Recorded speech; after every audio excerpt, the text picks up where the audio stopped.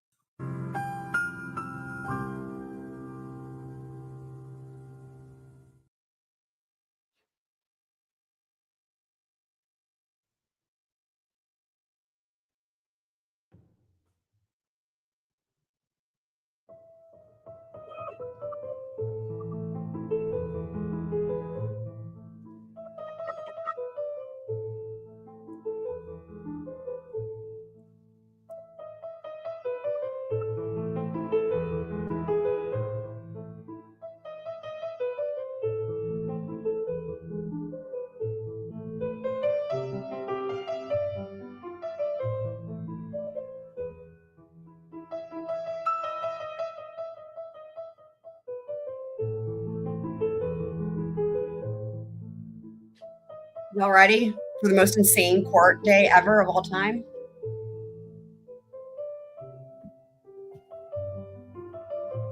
I don't think you guys are ready. I'm not ready.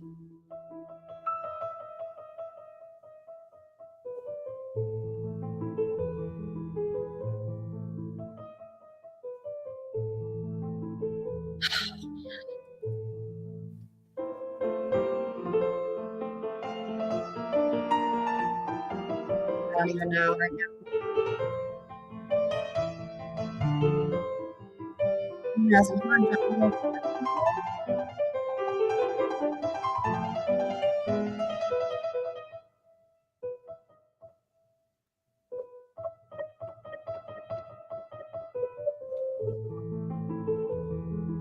During this defendant's testimony on the stand, something came out. I don't know what yet. We will learn together. No spoilers in the chat. Came out on the stand and they have arrested on Mello. So, you guys, we got him. Wendy's next. Did I miss something? Nick? Oh, is this what you're pointing to?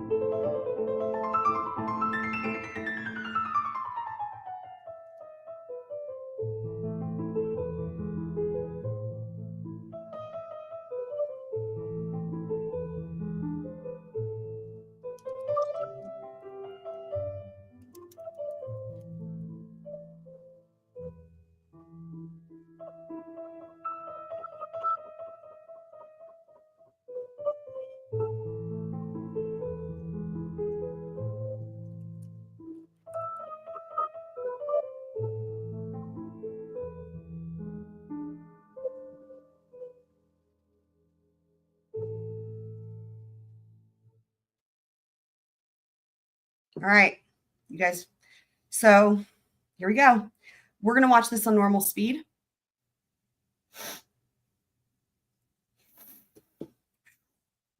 I am nervous for him. I don't even know why. Just am.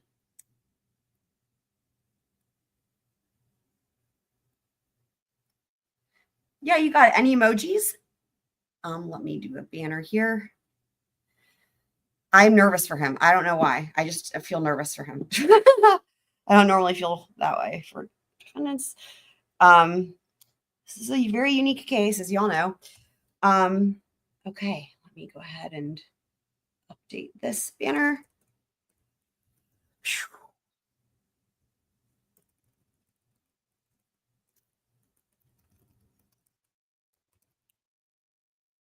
Wow.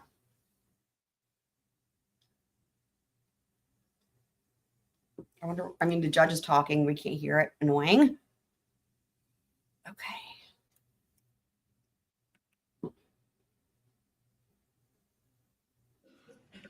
All right.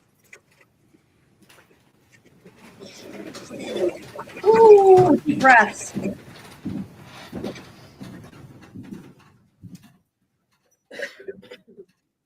Wait, hold on. Before this starts, what are you guys talking about me? I don't know what is. Did I miss something? I'm wondering if something didn't come in the chat. Is what over? Here's what I will say. From what, again, I've been abstaining. I just have been checking for updates to just make sure that nothing blew up.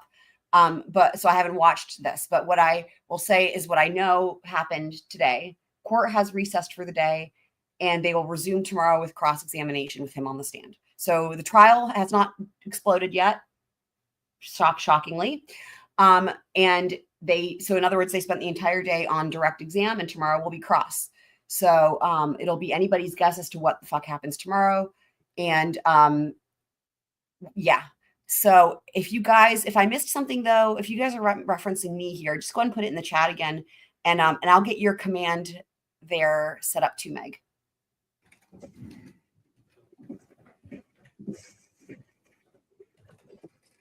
Good morning, ladies and gentlemen. Yes. May I be the court member of the Zachary Hughes? Oh boy. So like I said, we're gonna watch this on normal speed. I'm actually gonna turn the subtitles off. Let me know if you want them on. I think this might actually be better without. I think he's gonna be easy to hear, and I don't know. I feel like it might be distracting. So just let me know if you guys want them, but we'll see how it goes. Again, normal speed and no subtitles. Do you solemnly swear or affirm to tell the truth, the whole truth, and nothing but the truth, so help you God? I do. Thank you. Please be seated. All right, buckle up.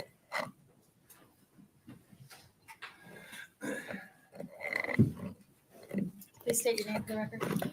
Zachary David Hughes. Zach, Oh, boy. how old are you? I'm 32 years old. Are you married? No. Do you have any brothers or sisters? Yes, I do. Tell this jury about your brothers. He and looks sisters. very Irish. I have 5 brothers and sisters. One is my biological brother, Eli, and the rest are my adopted siblings. At one point, did you have 6 siblings? Yes, I did. Talk about that in a minute. Where were you born? I was born in San Luis Obispo, California. Did you grow up in the entirety of your childhood in California? No, I did not.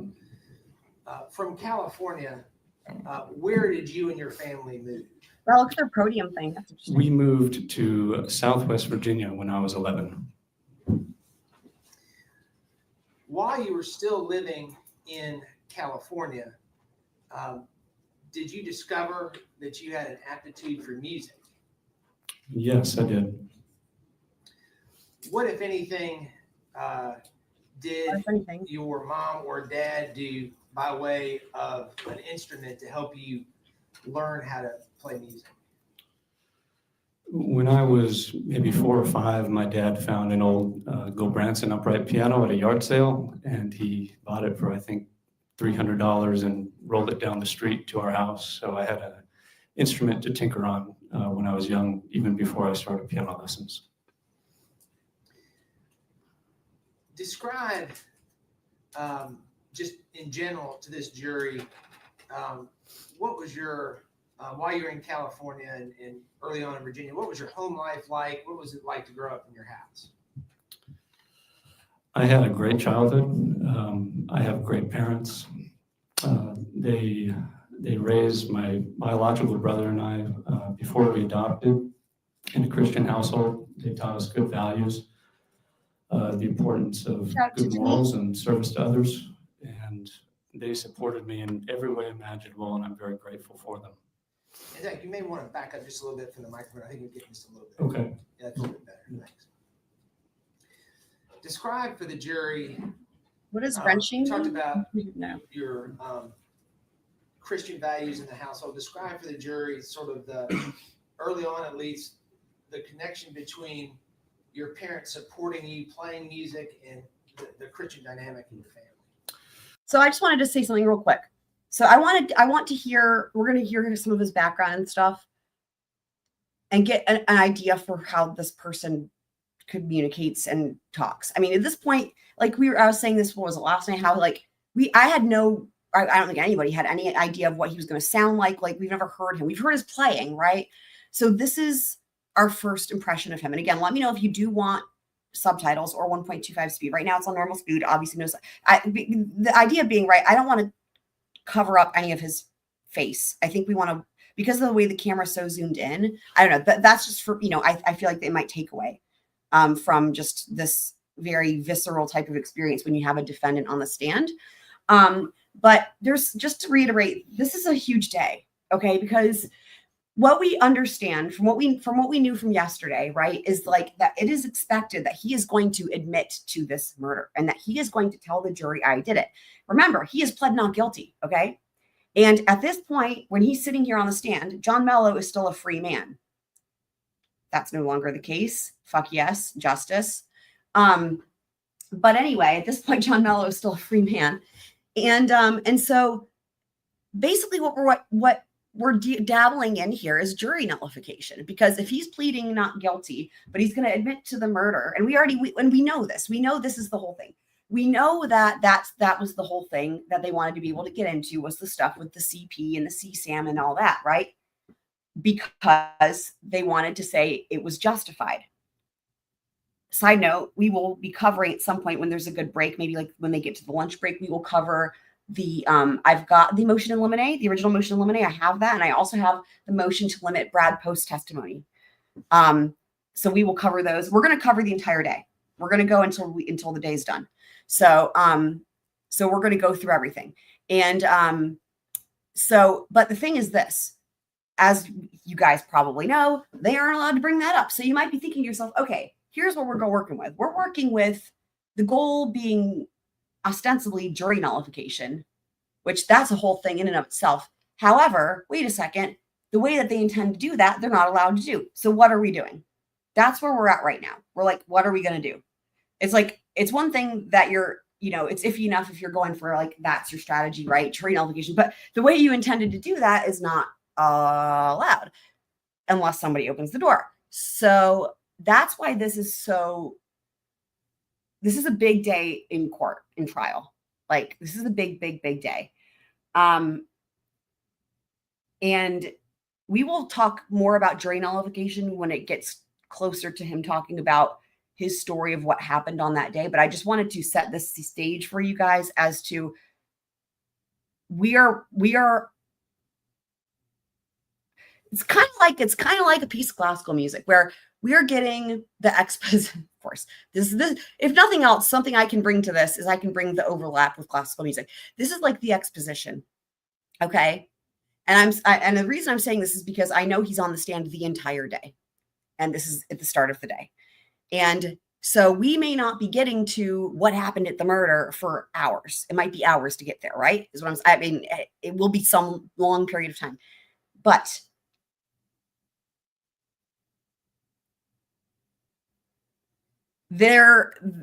I think that they are all, by they, I mean him and his attorneys, understand what a big deal this day is. And of course, it's always a big deal when the defendant takes a stand, right? But what I mean is, given all the things I just explained, that kind of what they're going for, like jury nullification. He pled not guilty. He's going to admit to the murder, and they can't get into all the reasons why. Think about, with that in mind, how crafted the line of questioning would have to be to dance around those issues if you're the attorney. But also, if you're the defendant, he wants to tell his story. That's clear. He wants to tell his story. But parts of his story are going to be limited. And so right now, this is like the exposition, like in a piece of classical music, where I feel like this is going to be easing us into, the development, which is when things start to get interesting again. Anyway, any of you guys, if Kit Smith were here, she'd be like, yeah, great examples. Anyway, because Kit Smith plays piano, classical music nerds. Anywho, so let me see.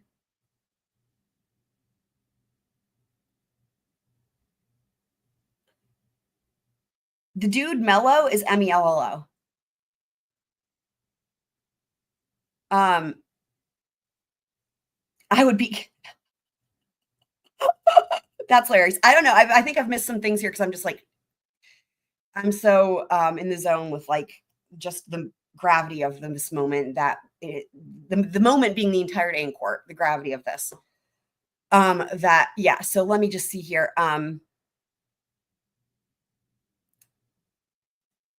Oh, I don't have mods. You guys know that. It's just me and Nightbot. That's just the two of us. Love you, Nightbot. Cute. Yeah, Mello is Mello.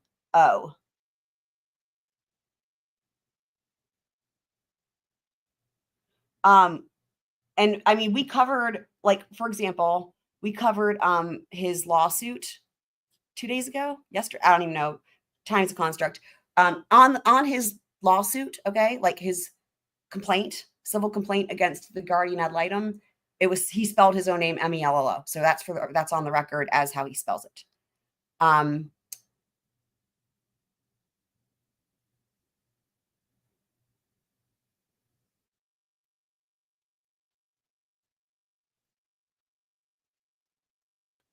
Was I going to say? Oh yeah. Okay. All right. Yeah. I was going to say something tonight, but because anyway. Okay. Let's keep going. Yeah. Originally, when I was 9, my parents started me on piano lessons. Our pastor's daughter taught piano lessons, and my dad wanted me to play hymns and family devotions. You testified earlier that you and your family moved to Virginia. Tell this jury where you and your family moved in Virginia. It was a town called Abingdon. It's right next to Bristol, Virginia, which is known for the NASCAR Speedway. Describe to the jury what your family's residence was like. Where did you live, and sort of describe that dynamic. We moved to a small 3.5-acre farm.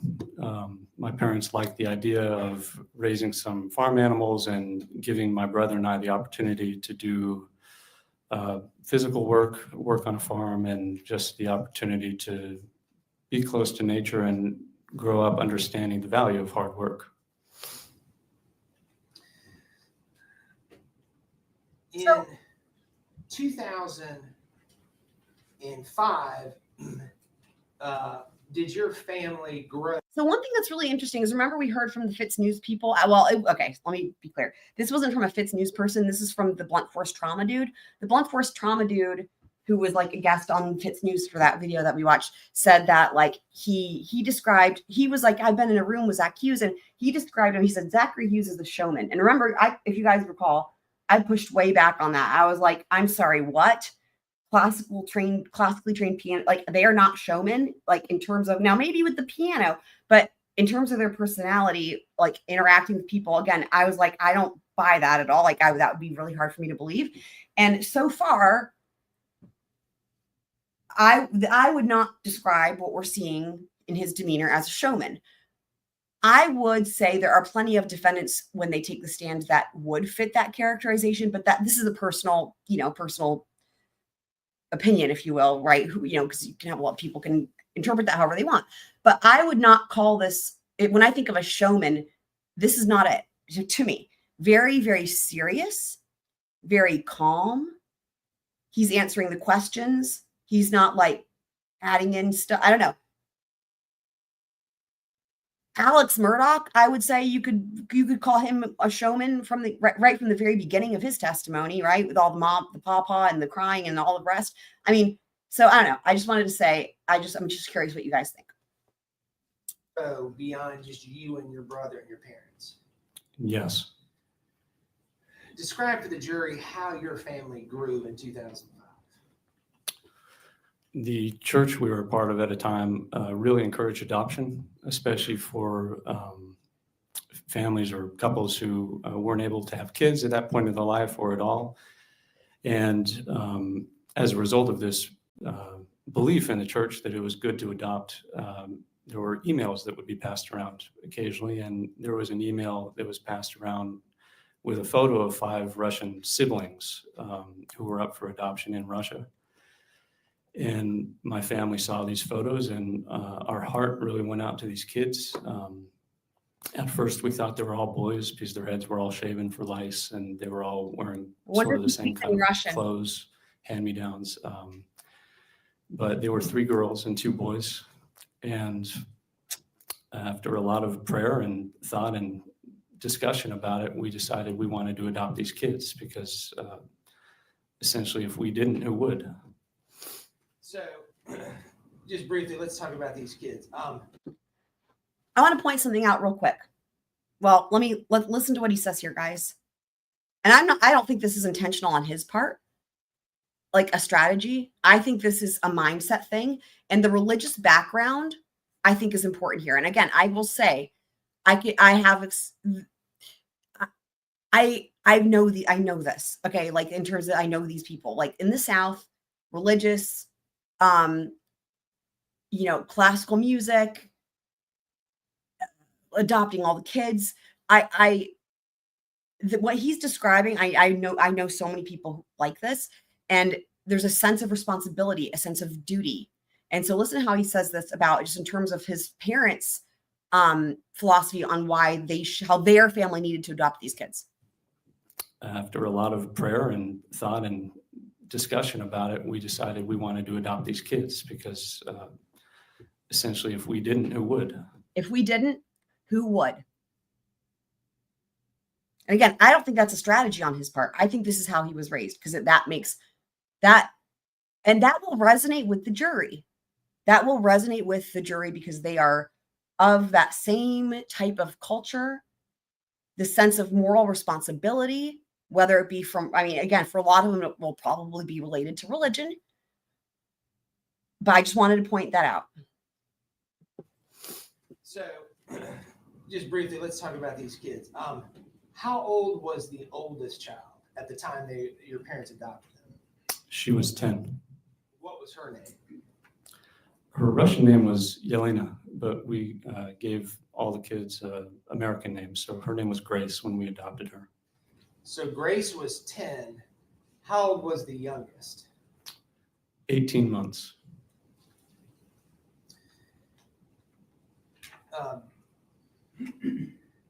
We're going to come back to them in just a little bit. Terrible news about the Frank's motion being denied in BK's case. Everybody says it's always a long shot, right? But it looked like there was, I don't know. The thing is that I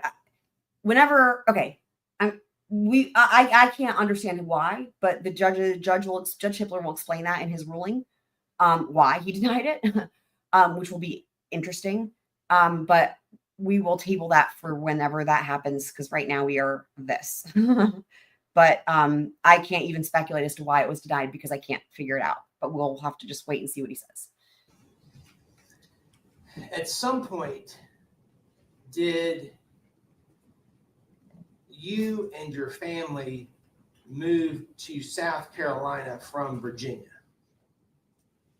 Yes. How old were you when your family moved to South Carolina from Virginia? I believe I was either 15 or 16. Where did you and your family move in South Carolina? We moved to Travelers Rest in Greenville County. Travelers Rest. That is so funny. I had one of my best friends in college was from Travelers Rest. She was a violinist, classically trained violinist. Wonder if she knew him. She was from Travelers Rest. So I know Travelers. I heard about it a lot. It's a very small town with not, that's funny. I have a good picture of that. This time, describe for the jury what is going on in your music progression, your life as a musician, and how you're progressing. Like I said, I started piano at 9, and when we moved to Virginia, I became increasingly more interested and motivated in it. So by the time I was, say, 14, 15, I was practicing on average 6 to 8 hours a day. Normal? We were homeschooled, so this allowed me to do this. Okay. And by the time we had... There's the missing piece. So when I was describing these families that I know that are in this, Lots of kids, many are adopted, they're religious.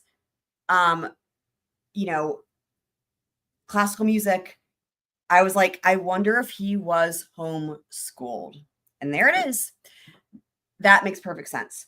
So this is very common with the families that again, the culture, you know, what you got lots of kids. The thing is when they're homeschooled, they can practice more than people that go to public school. I'm not saying it's why they're homeschooled. I'm just saying it's one of those things. So like you'll often see with these families, a lot of times, like, you know, again, I have violin students, right? Where it's like they've got, you know, multiple kids and they all play different instruments, or sometimes they might have the same instruments, but they all play, you know, and they're all homeschooled, right? And you go, they're all the different ages. And so again, going with like the social, this where the showman thing is so funny that dude said that, because like, you know, remember, like I was saying, classical pianists, they aren't really working with other people very much. They're mostly by themselves. And then you have homeschooled. So what, all that to say, okay, if you guys take nothing else away from this, Traveler's Rest, classical pianist, homeschooled, sheltered. I don't mean that in a negative towards anybody. It just means, again, not exposed to things that other people would be exposed to. I can guarantee you that. Yeah. That's what I would say about that. Had moved to Traveler's Rest, I was very convinced that I wanted to pursue music as a career. You testified you were practicing a lot. Did your during this time, did your father do anything to provide the rest of the family some peace while you were practicing so much? Yes, I like to practice late into the night and into the early morning hours. So my dad actually built me a soundproofed room out in the garage so I could do this without waking the neighbors. So as your question, what was the deal with the garage? Because I have questions. Did they ever clarify what type of piano? Because I know he had the initial tinkering piano. Like, you can't just take a piano. Okay, you can't take any of these instruments and just keep them in an area that is not climate controlled, right? Like, so a garage, okay, soundproof is one thing, but like it needs to be temperature controlled and humidity controlled. So I have questions about the care of this piano. I hope the piano is okay, is what I'm saying. your musical capabilities improved and increased while you were in high school, did you participate in any music festivals, specifically regional music festivals? Yes, Many. Music festival? Did you ever win a prestigious regional music festival? Yes, I wonder if you went to EMF. Describe to the jury what opportunity you were given in connection with the South Carolina Philharmonic Orchestra. In 2011, I participated in a high school piano festival in Columbia, South Carolina at the University of South Carolina called the Southeastern Piano Festival. And part of this festival, there was an international concerto competition. A concerto is a piece for a solo instrument in orchestra. So in this case, solo piano with orchestra. And that was the Arthur Fraser International Piano Competition. And I was awarded first prize. I've heard of that. And part of first prize was the opportunity at a later date to perform a full concerto with the South Carolina Philharmonic. And maybe a year later, we did Beethoven's Emperor Concerto. Oh my God. I was literally going to pause it and say, let me guess, did he do Beethoven's Emperor? I didn't pause it in time. Anyway. You testified about high school and your progression as a musician in high school. I want to talk about college. When it came to go for you to go to college, where did you apply to go to college? I applied to 5 different conservatories in the country. God. Which ones? Besides Juilliard. Were you accepted to any of those conservatories? I was accepted to 3. So that just goes to show you guys. Remember the other day we were talking about how arbitrary auditions are? Juilliard is one of the top conservatories on the planet, right? And so it would be rational to think, well, if you get accepted in Juilliard, then you're going to accept into all of them. He he got turned down by two conservatories. He got rejected by 2 conservatories, but got into Juilliard. That just goes to show you. There's your proof right there. I would love to know what the other 4 schools were besides Juilliard that he applied to. Are they going to get into that? I know it's not relevant to the homicide, but like I need to know. Where did you decide to go to college? I went to the Juilliard School in Manhattan. I guess not. That's a shame. The year you applied, Applied to Oberlin? what percentage of applicants were granted admission to Juilliard? I believe it was 7.2%. And you were one of those musicians. Yes. When you were accepted, what if I just want to comment on his demeanor. Polite, reserved, respectful, serious. This is what I would expect given now that we know more about his upbringing, right? Like the homeschooled, adopted kids, religious, living in Traveler's Rest. Like this is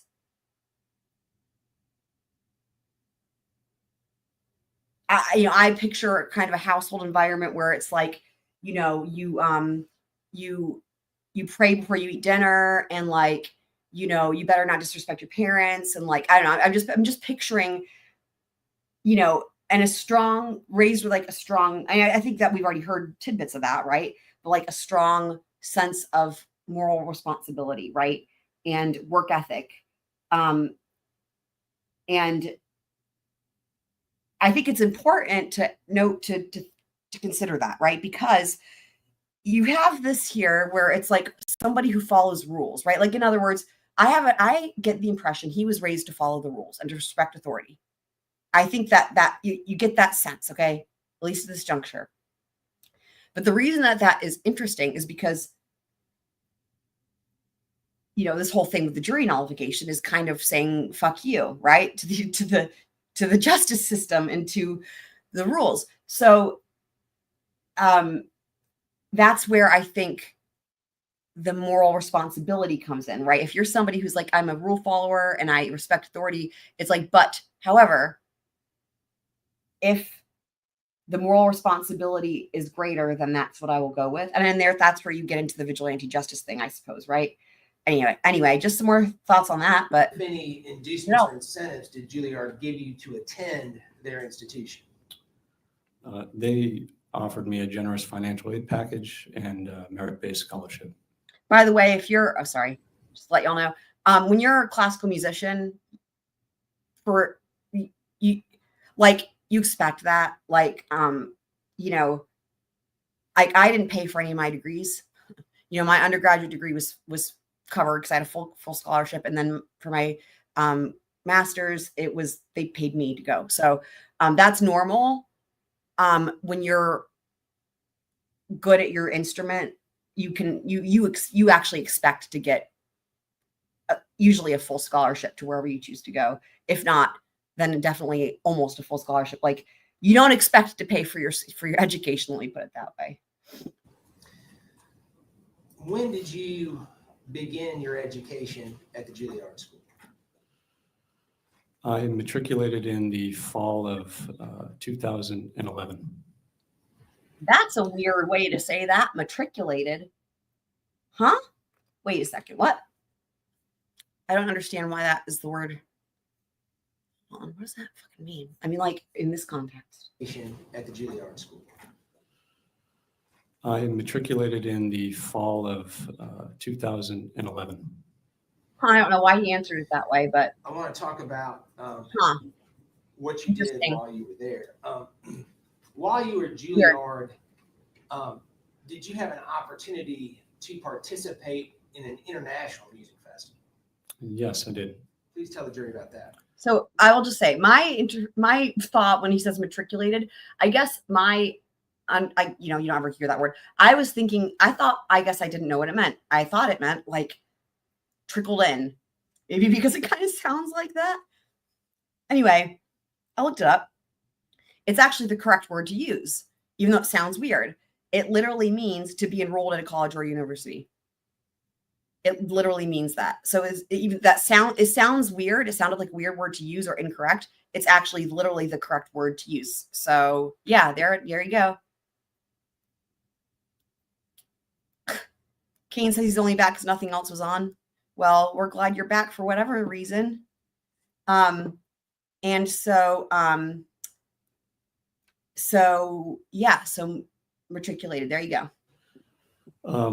There is an international music students festival in Kyoto, Japan, which is called I think the Rome Music Foundation sets it up. And they try to get music students from all over the world, from different countries. So they get a sampling of different countries, and they have a relationship with Juilliard. So an email was sent out to the student body asking if anyone wanted to participate, and I was selected to represent the states in Kyoto for this festival. And so how many students from around the world participated in this festival?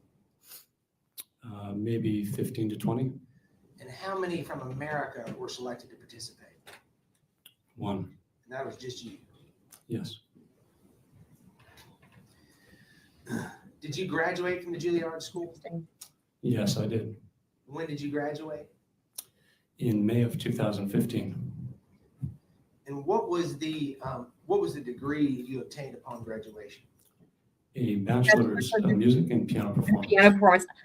I almost said violin performance because that's my, just automatically, I almost replaced it with violin. Yeah, bachelor's in piano performance. I wonder if he went on to get a master's. Find out. Just briefly describe to the jury, after you graduated, what did you do in the music field for employment immediately upon graduation? I did what a lot of conservatory graduates do who decide not to immediately pursue a higher degree. I did a lot of freelancing. I did some solo gigs playing concerts.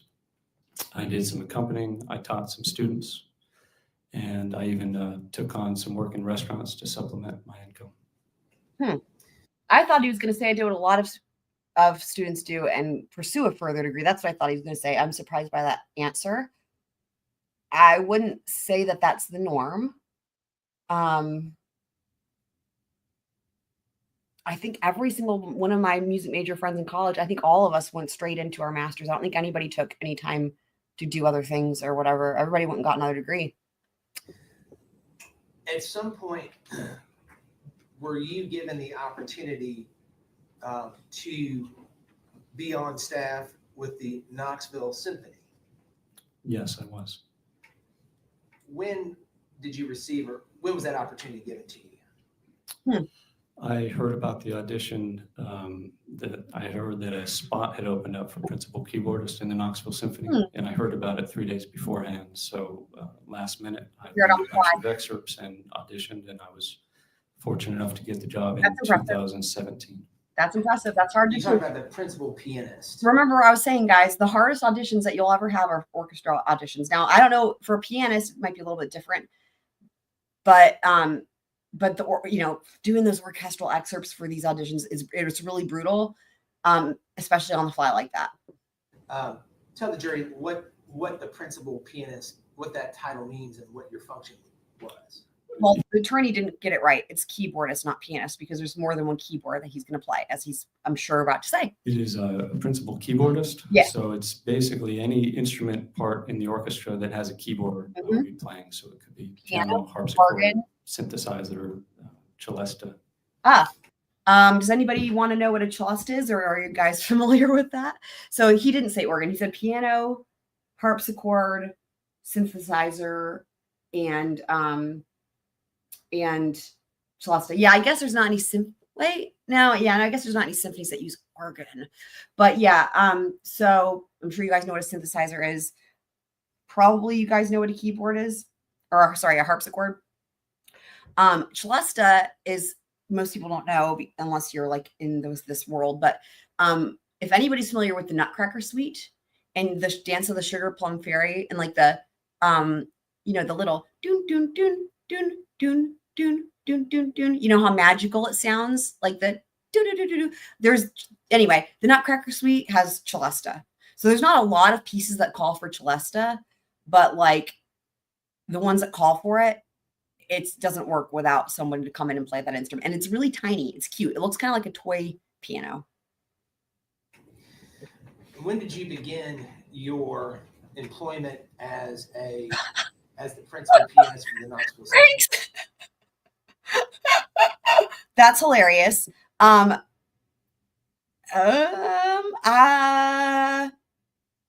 Maybe it's spelled differently. I don't know. I mean, are you talking about like a chastity belt from you know, there's all kinds of things that reference that, but yeah, Celesta. It's like a little tiny. So that's funny. So you actually, yeah, Celesta. Yeah, think Nutcracker Suite. Think little magical fairies. And maybe I'll see if I can pull up a picture to show you guys. In 2017. When did your employment end with the Knoxville Symphony? In 2018.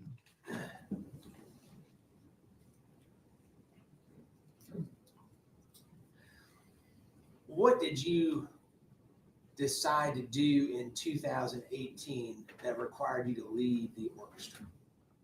Or the symphony, rather. I decided to enlist with the Marine Corps. Holy shit. Did not see that coming. So the Marine Corps? Classically trained pianist. Yep, that's crazy.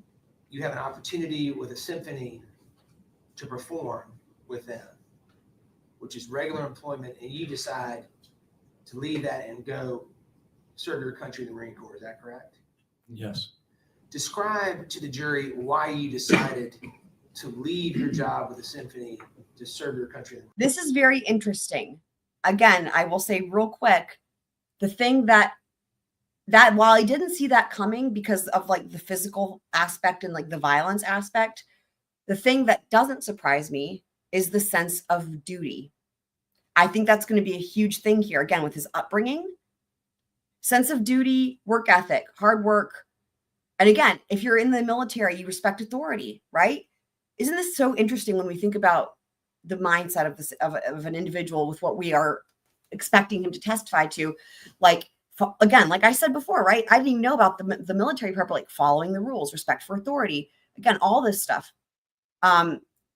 Sense of responsibility. This is very, very, very interesting. And I think this backstory matters. And I think that I will say also, it was probably around this time because it was, early on in his testimony. Again, I wasn't watching it, but I was looking for just updates just to see again if like the trial had blown up or anything like that. And Gigi from Pretty Lies and Alibis had like tweeted that the jury, just to give you guys an idea, remember what we heard about the jury from the people in the courtroom from the state's case in chief and how they seemed kind of bored. They definitely seemed confused, but even during the DNA evidence where they talked about the DNA under the fingernails, the jury looked bored and they were saying how, it didn't look like that resonated with them at all. And that should have resonated with them. There's a difference. Okay. So the report on the jury today was that from the moment he got on that stand, they said the jury didn't even blink. They were riveted. They wanted to hear his story. This resonates with them. This is so crazy. So, okay. So, now I'm just going to show you guys real quick here is a Celesta. Little cute, tiny. So there you go. Okay. Wow. Okay. Since about my sophomore year of college, it had been something I'd been thinking about, military service. And obviously there's a window of time that you're able to do that in. As you get older, you hit age limits and so forth. And it had just always been something I was interested in, the service of others, service to others aspect of it. Sense of duty, sense of response. How you guys, this is a theme. This is really interesting. I felt like, in a sense, I owed a debt to my country and to do some military service. And I also wanted the opportunity to experience a difficult training environment. And yeah, because being a classically trained pianist and winning competitions isn't hard enough. I get it. Literally, this is the mindset of being a classically trained musician like that, especially if you're like at a concert. I get this. This makes perfect sense to me. Frank's asking a good question. How do we know how tiny it is? Well, first of all, that's what she said. So second of all, let's do this. Let's just show you guys something here. Okay, hold on. So there's that. Now let's take a look. So when we're talking about people who play piano, okay, especially like when to this caliber, right, guys, we're talking about a grand piano because there's different types of pianos, and it is tough to get the scale. Let me see if I can find one that will make it obvious, because grand pianos are fucking huge.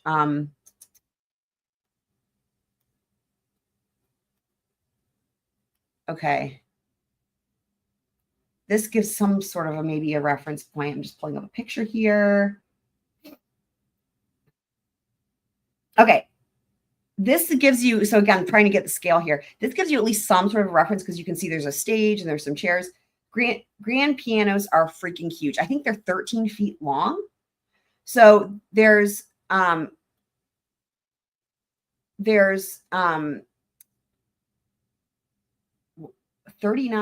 euros. Is this a picture of one? I don't understand. Anyway, so there's grand pianos, there's baby grands, and then you've got like your upright piano.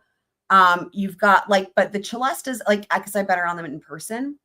Well, maybe if we would just do a little video of someone playing it, and that way you can see it in comparison to a person. Maybe that's how we should do this. Let's see. I wonder how many people have Googled Celesta today. Here we go.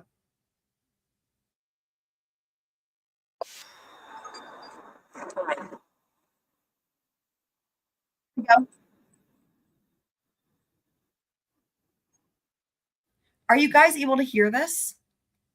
Are you guys able to hear it? I got a pop-up that says it's lost connection to screen share audio. Let me just unshare, reshare and see. I don't know why it said that. What is going on with StreamYard? Because you have to be able to hear it or it doesn't count. Okay. Wait, let me know if you can't hear this. The Celesta is a really fun instrument to play and to hear, and it adds such a magical sound to music, as in the Nutcracker. What I said.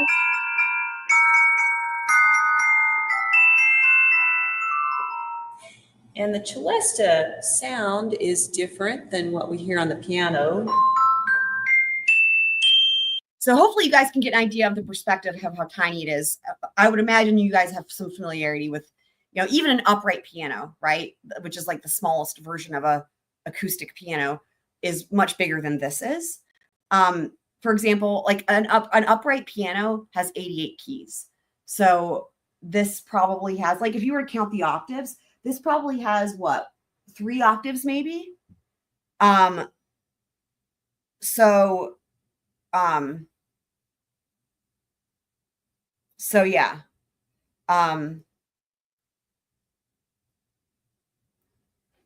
But 88 keys. So let's see here. Let me look it up and if it'll tell me how many octaves are on the, I'm guessing like 3 or 4 octaves, but let me just see. Because a standard piano, so 88 keys, 7 1/4 octaves. And then on a celeste or Celesta, I've heard it pronounced both ways. Yeah, it can have a range of 3 to 5.5 octaves. I think that's probably in the 3 octave range, without taking the time to like count it. But yeah, so much smaller than even an upright piano. Right? Twiz says, what, WTF, I thought those were played on bells or something. Right? It sounds like that, doesn't it? Isn't that wild? You would think it's a Celesta. Who is Richie Cunningham? What she said was, it was in my mouth. Yeah, so there you go. The sound is produced by hammers hitting on metal, striking metal, which is very different from the piano sound, which is hammers striking a string. So we could say this is a little bit more belonging to the percussion family. However, technically, piano also is a percussion instrument. If you want to know why, I can explain it. But technically, piano is a percussion instrument. It almost sounds Cool, like right? bells or vibraphone. There you go with the bells. How cute is it, though? Well, I love watching it work like that. It's like a toy, right? It's so cute. Some very famous examples of times that you might have heard the Celesta and not even thought about it would be. By the way, so let's just for contrast real quick, let's take a little listen to harpsichord, because I don't want to make assumptions that everybody knows what harpsichord is, because it is also different from piano and from celesta and sounds different as well. So let me pull up.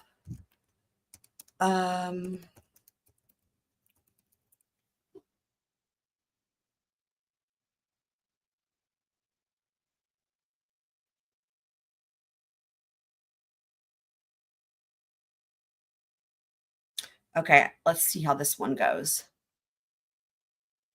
Okay, so let's take a look. So this is one of my favorites for harpsichord. This is from Bach's Goldberg Variations, and this is the aria. If you guys ever watched the show Hannibal, you might be familiar with this, or you might have heard it elsewhere. But anyway, I've got the sheet music for this because I sometimes play it for fun on my keyboard. By keyboard, I mean it's like an electric keyboard, I wish I had a harpsichord, but anyway.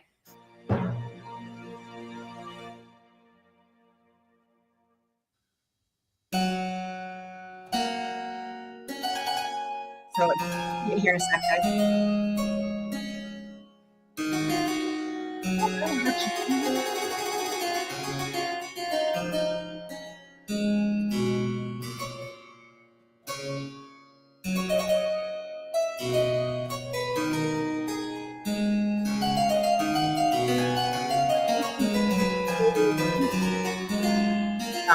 he's playing this.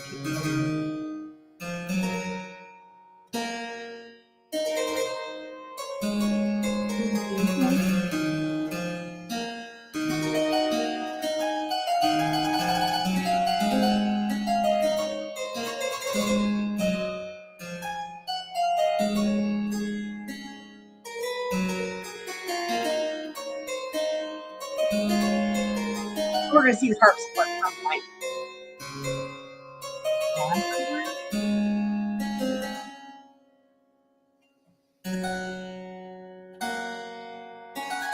So he's repeating the opening. Could listen to this all day. Bach is my favorite. I want you guys to see the harpsichord. Whoa. Was not expecting that.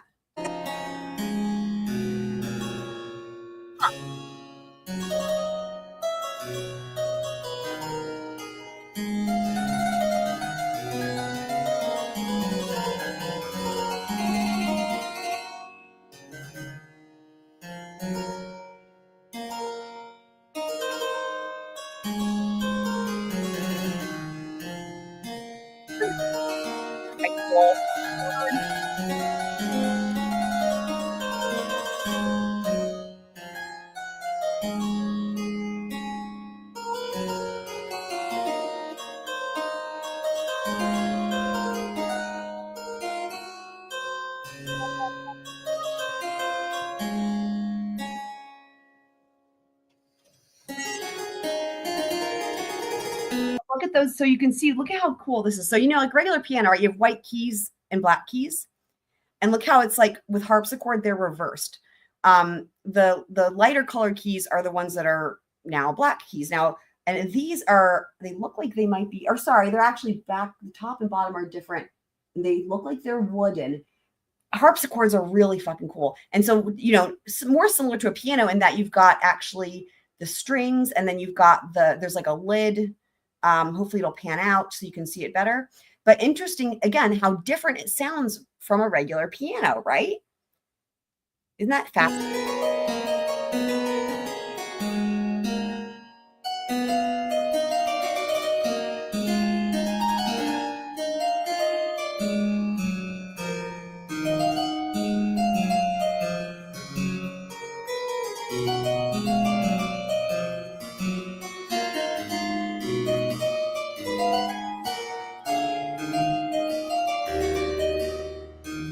So anyway, so Frank's, so Frank's was asking earlier, like, how do we know how big it is? Where's the perspective? So I wanted to show you guys, since we were looking at a Celesta, and then also since they mentioned harpsichord, or he mentioned harpsichord, the defendant, I figured we may as well take a look at harpsichord so we can have an idea of how it sounds and how big it is. And again, it's hard to get the perspective without seeing the person. playing it. So that's where we are at there. But we'll go back to the testimony here, and they are talking about his experience in the Marine Corps. I figured the Marines were You can in the Discord. reputation of being the hardest, so that's the branch I decided to go for. And share links in the Discord. What, if any, attributes of your childhood or the home environment as you grew up, what, if any, of those attributes played into your desire to join the Marine Corps? I think the way my parents had always instilled in us a good work ethic and an important sense of just a moral duty to others, it seemed like a very good opportunity for me to further develop some of these things. Literally, moral duty. How many times have I freaking said that? And there it is. Now he's actually saying what I was saying. Parents instilled in him a moral duty. Yep. It makes absolute perfect sense. It makes perfect sense. An important sense of just a moral duty to others. It seemed like a very good opportunity for me to further develop some of these things in myself. You testified that initially you enlisted in the Marine Corps. Ultimately, did your journey continue as an enlisted person in the Marine Corps? No. Why not? Tell this story. I was speaking with my recruiter, and they ask you a lot of questions, just trying to figure out who you are and what aptitude you might have for different aspects of the service you're going for.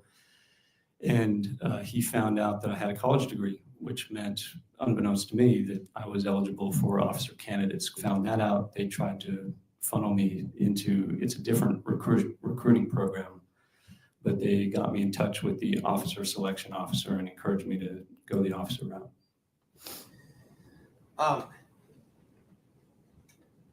During the selection process for officer candidate school, were you living in Tennessee at the time? Yes, I was. And briefly, if you would, describe for the jury during that period in Tennessee what the process was that was used for. Oh my God, sorry, did not mean to do that. Oh my God, hold on. Let me just go to where we were here. Let's see here. Where did you apply to go to college? Okay, we go past that. Endeavor. I don't know the exact number.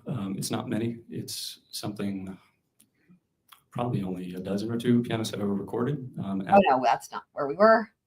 Initially, you enlisted in the Marine Corps. Okay, this is where we were. Ultimately, did your journey continue as an enlisted person in the Marine Corps?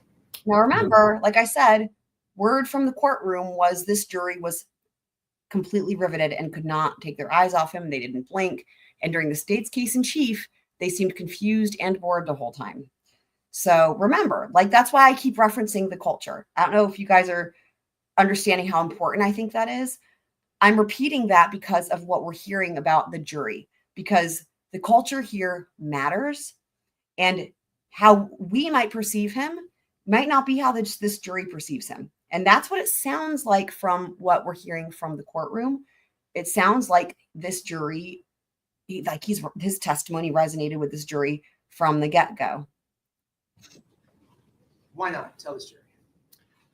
I was speaking with my recruiter, and they asked you a lot of questions, just trying to figure out who you are and what aptitude you might have for different aspects of the service you were going for. And he found out that I had a college degree, which meant, unbeknownst to me, that I was eligible for officer candidates. Found that out. They tried to funnel me into, it's a different recruiting program, but they got me in touch with the officer selection officer and encouraged me to go the officer route.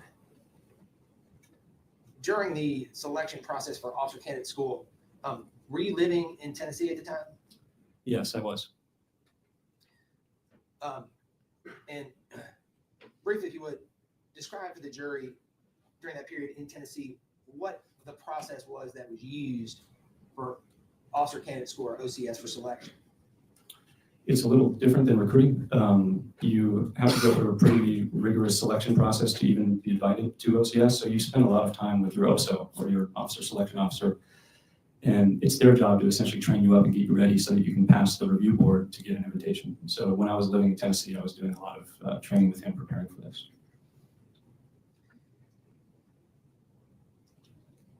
in Tennessee at the time, was there a board that also was tasked with reviewing Remember, applications? the other thing too, guys, we've heard again from people who are there in the court that he has a lot of community support.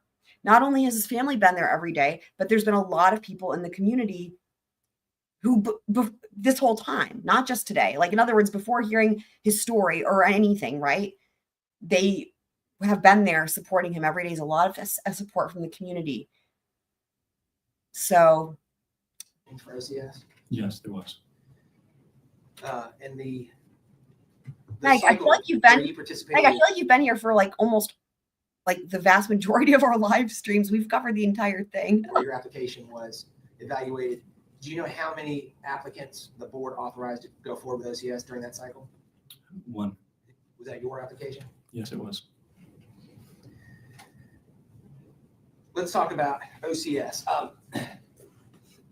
At the time you began your journey in the Marine Corps, Meg, did I'm not going to answer this question because we've talked about that so much. Meg's saying, why would he do this? We've talked about that so much, and because it's a good question. But you know what? Why would I speculate to that? Because we've got the defendant on the stand, and I'm sure he's going to answer that question himself. Marine Corps personnel try to push you to a different area than you wanted to go to? Yes, they did. Describe to this jury what they asked you to do or what they wanted you to do. As a recruiter, there are different boxes that I think you get bonuses in a certain sense if you can check, and one of those is the Marine Corps band. So when they found out I had a background as a pianist, they really tried to get me to join the Marine Corps band. Remember, guys, Mello When they was asked you to join the Marine arrested. Corps band, what did you Remember, say? Mello was arrested at some point during his testimony, and I bet we might be able to figure out where that is when we get there.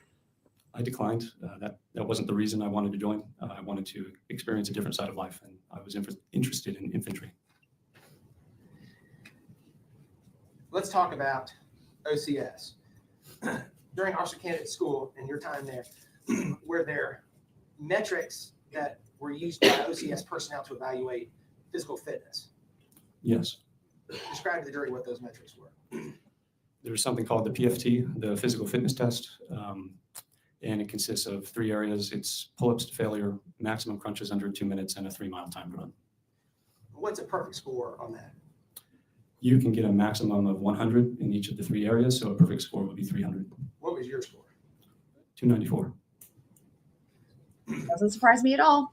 Doesn't surprise Ultimately, me at all. were you able to Classical complete Officer musicians Candidate telling you. No, I was not. Why were you not able to complete Officer Candidate School?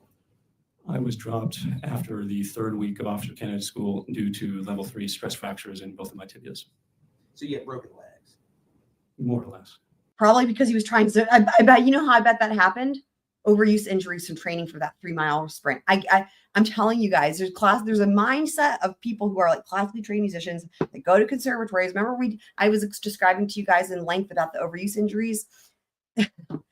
That's what that sounds like. Stress fractures. Anyway, just this all makes sense in terms of the classical musician and what we're hearing so far. I'm not talking about the murder, obviously. I'm just talking about his background here. So. Oh, for sure. At the time For you sure. were forced to leave Officer Candidate School, what percentage of the class were you in? I was in the top 3%. Overachiever mindset makes sense as well. Do you remember how many members were in your OCS class at this time? It was more than 400. When you left OCS, how did you leave it with the Marine Corps? The CO of Quantico, which is where Marine Corps OCS is at, asked me to return. He essentially told me to go home, heal, retrain, and come back.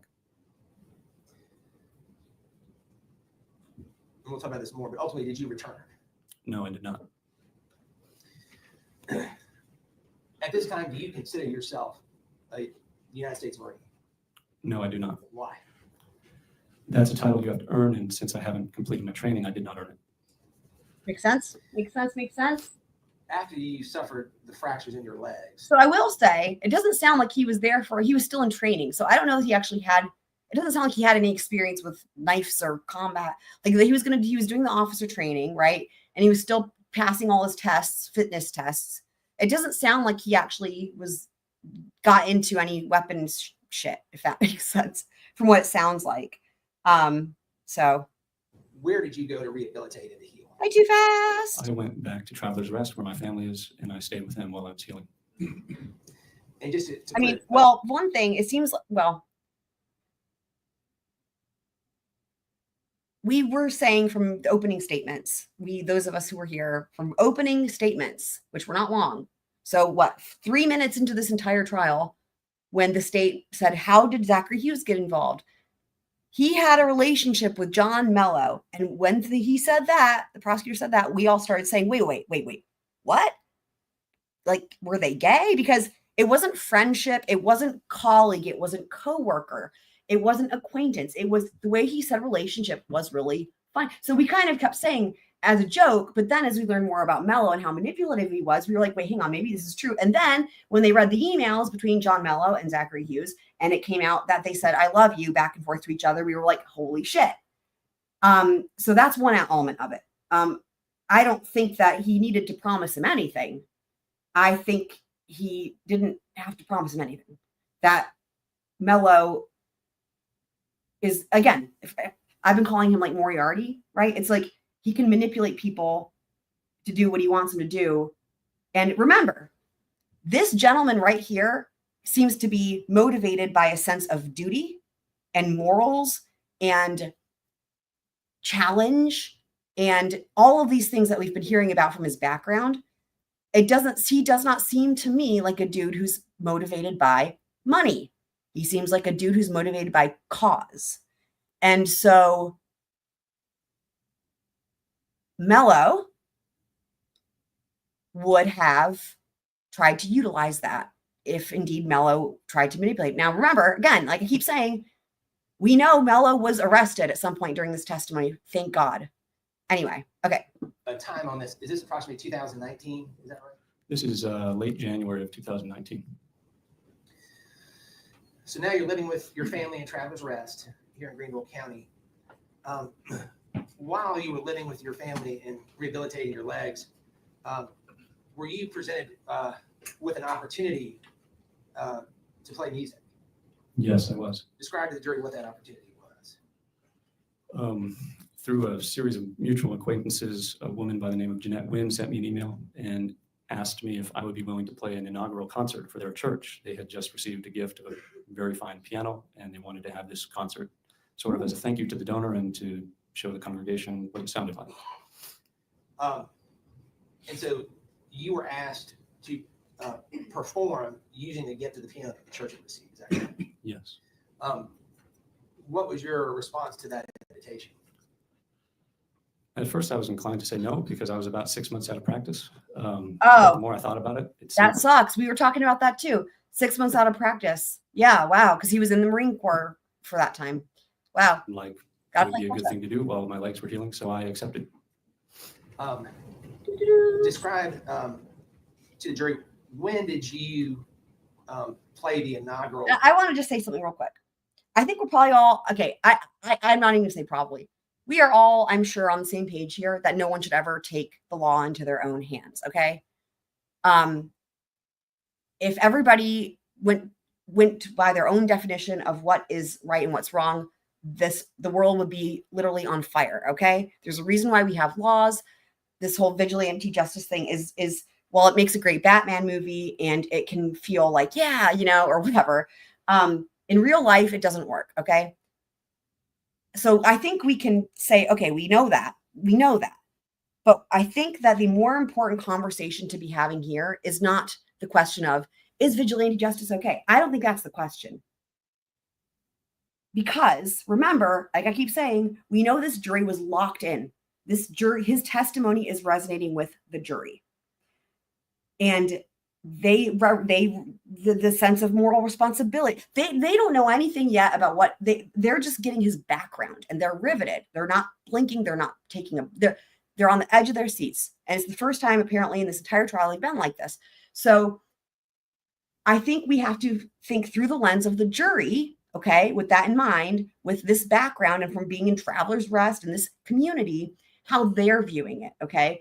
And that the more important points are things like what's going to happen when he gets to the part about, and no spoilers in the chat, please, if you've seen it, but when he gets to the part about, the day of the crime and what's he going to say and how's the jury going to react to that, right?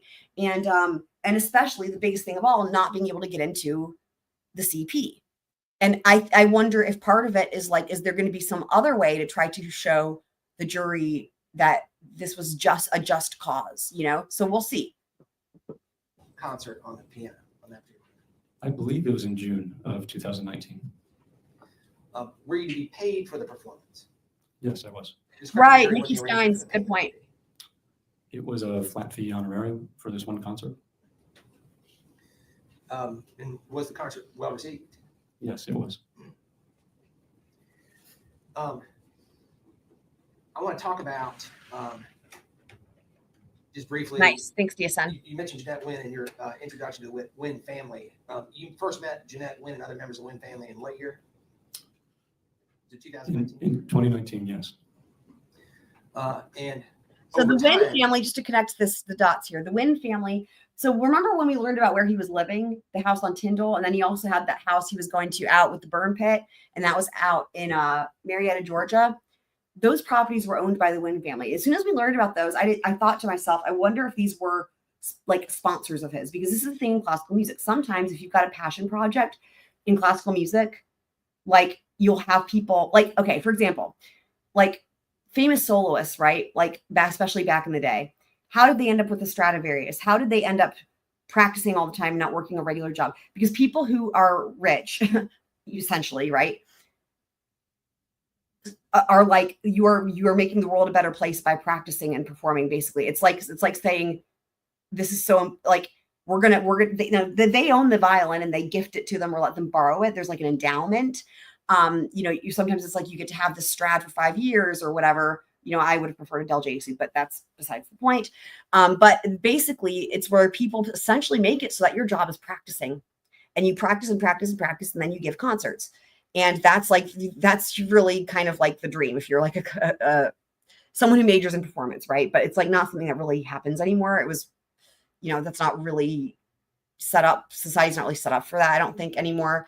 But anywho, but a more modern arrangement that could be comparable would be if somebody's like, hey, I've got this property and you can live there rent free. Now, I don't know if that's what happened, but when we first heard about the Wynns and he was living in his house, and then we learned there was this other property and they were traveling away in Europe, but he had full access to the other property. I thought two things. I thought, this isn't someone these are not his landlords. These are people that trust him. Like he has, as if he's a part of the family. He can go to this other property whenever he wants. He can go back and forth. It's like he's part of the family. And it's also not his own family because the last name is different. And so I thought to myself, I wonder if these are people who like kind of sponsored him.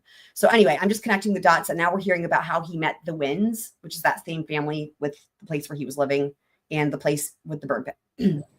Did you develop a friendship with the Wynn family? Yes, I did. While Yep. developed this friendship, did you That's a share- great point. Thanks for reminding us, DSN. Johnny Depp Hughes, buddy. Exactly. A sweet to pursue art. Yep. Just like that. Exactly. Same. That's a great example. Recent example. Thanks for that, DSN. Absolutely. It's a really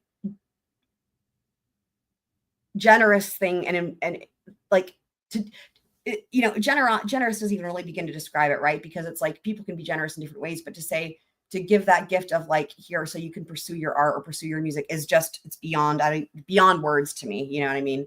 To have somebody do that. With the Wynn family, a long aspiration you had held. In the music Okay. context. And this is going to get to how he was able to start working on the Beethoven stuff, because that would have been essentially like a full-time job, I would imagine. Yes, I did. Yep. Tell the jury what that aspiration was. Growing up, Beethoven had always been my favorite composer and something of a personal hero. And in 2020, that was going to be the 250th birthday for him. So I had this dream that I really kind of put on the back burner when I was intending to go through OCS, this dream of playing all 32 of his piano sonatas in a series of concerts. And in passing, I shared this with the Wynns. And when you shared that aspiration you had Yep. with the Wynns, what was the reaction of the Wynns and their church members? They were very enthusiastic about the idea. And so, You know their what, support- Frank? It totally could be pronounced that way. The only way that we've seen it typed out has been on the closed captioning, and sometimes they type it out WIN, and sometimes they type it out WYNN. Although actually, having said that, the YouTube video that we watched the other night was him playing at their property. And I think it had the name on there. I'll double check and see if we can find it. But yeah, that's actually not a, that's a normal assumption. It totally could have been, right? But, you know, yeah. Part of your dream, what effect did that have on your decision to go back to the United States? Playing all of these sonatas is not something you can really just decide to do. You need a venue to present them at, so you need external support. And I realized how enthusiastic the winds and the church congregation and you need someone to basically sponsor you, essentially. About this, I realized that there was actually a real wave to do this. So it presented me with a very difficult decision, whether to go back to OCS or whether to do this passion project of mine. But I didn't think passion project. There it is. And I eventually chose to do the Beethoven sonatas. Good choice. Let's talk about this project. You said 32 Beethoven sonatas. Yes. How many pages of music comprises the 32 sonatas? It's over 600 pages. If you played those from beginning to end, how long would it take to get through all 32 sonatas? It depends how fast you go, but roughly 11 to 12 hours. That's what she said? To your knowledge, how many people have been able to accomplish this endeavor? I don't know the exact number. It's not many. It's something probably only a dozen or two pianists have ever recorded. As to how many pianists have actually done it, I don't know if there's a record of that. So let's talk about what you did to prepare. We're in 2019. When was the first concert on this project? When was that? When were you to perform that concert? When was that scheduled? In January of 2020. Where was that going to be? Where was that performance going to take place? At the Winds Church. To prepare for this inaugural concert, where were you living? At first, I was living with my family, and at a certain point, the Winds extended an invitation to me to live with them because they had a piano that I could practice on, and I think they wanted to hear me practice. There it is. They wanted to hear him practice. I can't tell you to the dude. Yep. There was a summer when I was in college. It was between my freshman and sophomore year, and I wanted to stay in Boone for the summer, but I didn't have a place to stay. No, wait. Between sophomore and junior. Not that it really matters, but anyway, between sophomore and junior, I didn't have a place to stay because the leases in Boone, because it's a college town, the leases all start like in August or whatever, and then they end when school gets out in like May, right? So it's hard to find a place to stay over the summer. And I already had a lease for the place to start upcoming in the next school year in August. So I didn't have a place to stay in the summer. And my mom really wanted me to come back home to Greensboro for the summer. I wanted to stay in Boone. And like basically, you know, she was like, well, you know, just you'll figure it out. If you want to figure out if you want to stay there, you'll figure it out. And I was like, okay. So like I put all my stuff in a storage unit and like I was winging it. I literally was winging it. It's so funny. And I ended up, it's just so funny. I ended up meeting people. These were other college kids. I ended up meeting people. I was playing guitar at like a coffee shop, and some people came up and started talking to me, and like I told them like I needed a place to stay for, or I just mentioned something about, you know, I don't know, my plans for the summer. Maybe they were asking, you know, but it came up, and they were like, at the time they didn't even know I played violin, but they were like, well, we actually have one of our roommates moved out. We have like an entire floor of a house completely vacant. You can just stay there. We don't have anybody staying there. You can just stay there. And I'm like, what? And like, yeah, you can have the entire floor. It's just like, you know, we'd love to have the company. And they let me just stay there for free. Like they were like, and I was like, huh? And then I was like, they're like, if you want to chip in for utilities, you can, but you don't have to, blah, blah. And like, basically though, but what's so funny is like, it was this whole floor of the house. But whenever I was practicing violin, if ever I was about to go upstairs to go get something or whatever, or leave, and I'd put my violin down and then I would go upstairs and open the door, the roommates who lived there, it was these guys, they would be all sitting there with their ears at the door, and they'd been sitting there listening to me. It's a thing. No, they spend the entire day on direct, and cross will start tomorrow. So let's talk about January of 2020. Did you have your inaugural concert for this project in January 2020? Yes. And where did you perform this concert? At the Winds Church. were you to be compensated for this concert series? The concerts were donation-based, and the church and I had agreed to split the proceeds 50-50. Did you perform that concert in January of 2020? Yes, I did. How Yeah. was it received? I have no doubt that shit's going to go down. But again, no spoilers. This is going to get insane. Though I have no doubt. What percentage of the project, meaning how many sonatas, did you perform in the first concert? I played 3 sonatas in the first concert When was the next concert? in February of 2020. How many sonatas did you perform in the second concert? I think 2 When was the third concert? in March of 2020. How many sonatas did you perform in the March concert? I believe 3. Was there were you able to perform a fourth concert in April of 2020? No, I wasn't. Why not? COVID had happened, which was making. Oh, right. Oh, that would, yeah. impossible at the time. So up until April of 2020, if you had to guess, what percentage of the project were you able to complete in those 3 performances? Maybe a fifth to a quarter. All right. During this time, were you working anywhere else to make a little extra money? Yes, prior I had been working at Gianna downtown serving, and at some point I started working there again after COVID had Again. happened. So remember, so people that are in that jury are going to, that apparently that it's like, he doesn't even have to explain what that is. It's like, everyone's going to know that restaurant, I guess. At Gianno downtown serving, like, okay, that's, you know what I mean? Like, that's what we're dealing with here. And remember too, guys, they couldn't seat a jury the first time because everybody knew about this case. I mean, I assume, right? Like, it was like, I think it's a small community, and it's like even though this maybe doesn't have a whole lot of publicity like nationwide or whatever compared to other cases, locally, case is a big deal. Keeping it local. Yep. Agree. He's definitely precise. But yeah, it just gives you, if there was any thought that the jury didn't know what that place was, there would have been more follow up on to what the fuck that is, but they just know that's what we're hearing. And I also took on some work with my dad, painting houses. Yeah. Like, think about this though. What are the odds that somebody in that jury is like, oh my God, wait a second. I think he waited on us one time. It's entirely fucking possible, right? If you're a server and you work somewhere and you've got regulars that come in, you get to know them. It's entirely possible that someone could be like, oh my God, he might've waited on us. And think about, I don't know, it's just interesting. I don't know. Crazy. Laying brick. Oh, he did some bricklaying. So when the pandemic hit, did that put a complete end to your music performances?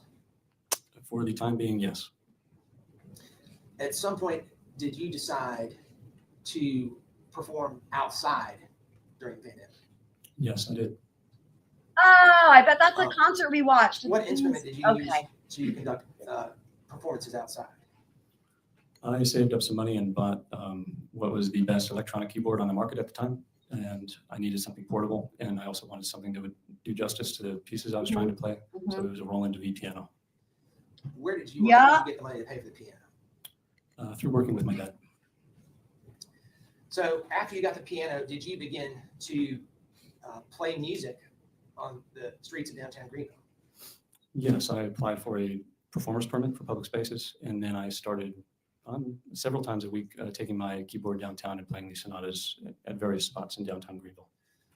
When did you start performing in downtown Greenville? It would have been sometime in the summer of 2020. Where were some of your most frequent locations where you perform music in downtown Greenville? Probably the most frequent was right in front of Spill the Beans at the entrance to Falls Park, where the fountain is. I want to talk about an evening in August. So he did busking. Interesting. I forgot. I did a lot of busking in college, both with guitar and with violin. Interesting. But that's really fascinating. So I will tell you this, you don't make money doing that. Maybe if you're in like the New York City, train stations or the airport, there's certain places, right? Maybe where you can make good money, but normally, especially in a small town, no. But I will tell you this. So this is very interesting. Him doing this, buying this piano or keyboard rather, right? And then playing outside, it was born out of the fact that he had this goal to play all these Beethoven sonatas and COVID hit. And now there's no music happening indoors. So this is very interesting. And, you know, also the other thing that would have gone away is his job waiting tables, which is probably why he did more bricklaying, right? Because remember, all the restaurants closed.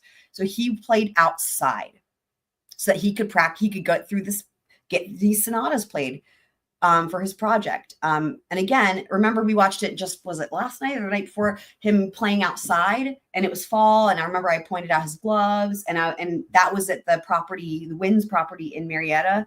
And that makes perfect sense because it was probably COVID at the time. So, that he was playing on the piano that he just mentioned. So, or keyboard rather, again, should be specific. While you were performing outside Spill the Beans, while you were performing, did anyone make contact with you and introduce himself to you? Yes. Who was that? Oh God. That was John Mello. Okay. The day he meets John Mello. All right. Wow. Was John Mello by himself, or was anyone with him? He was with his daughter, Aida Mello. Oh, wow.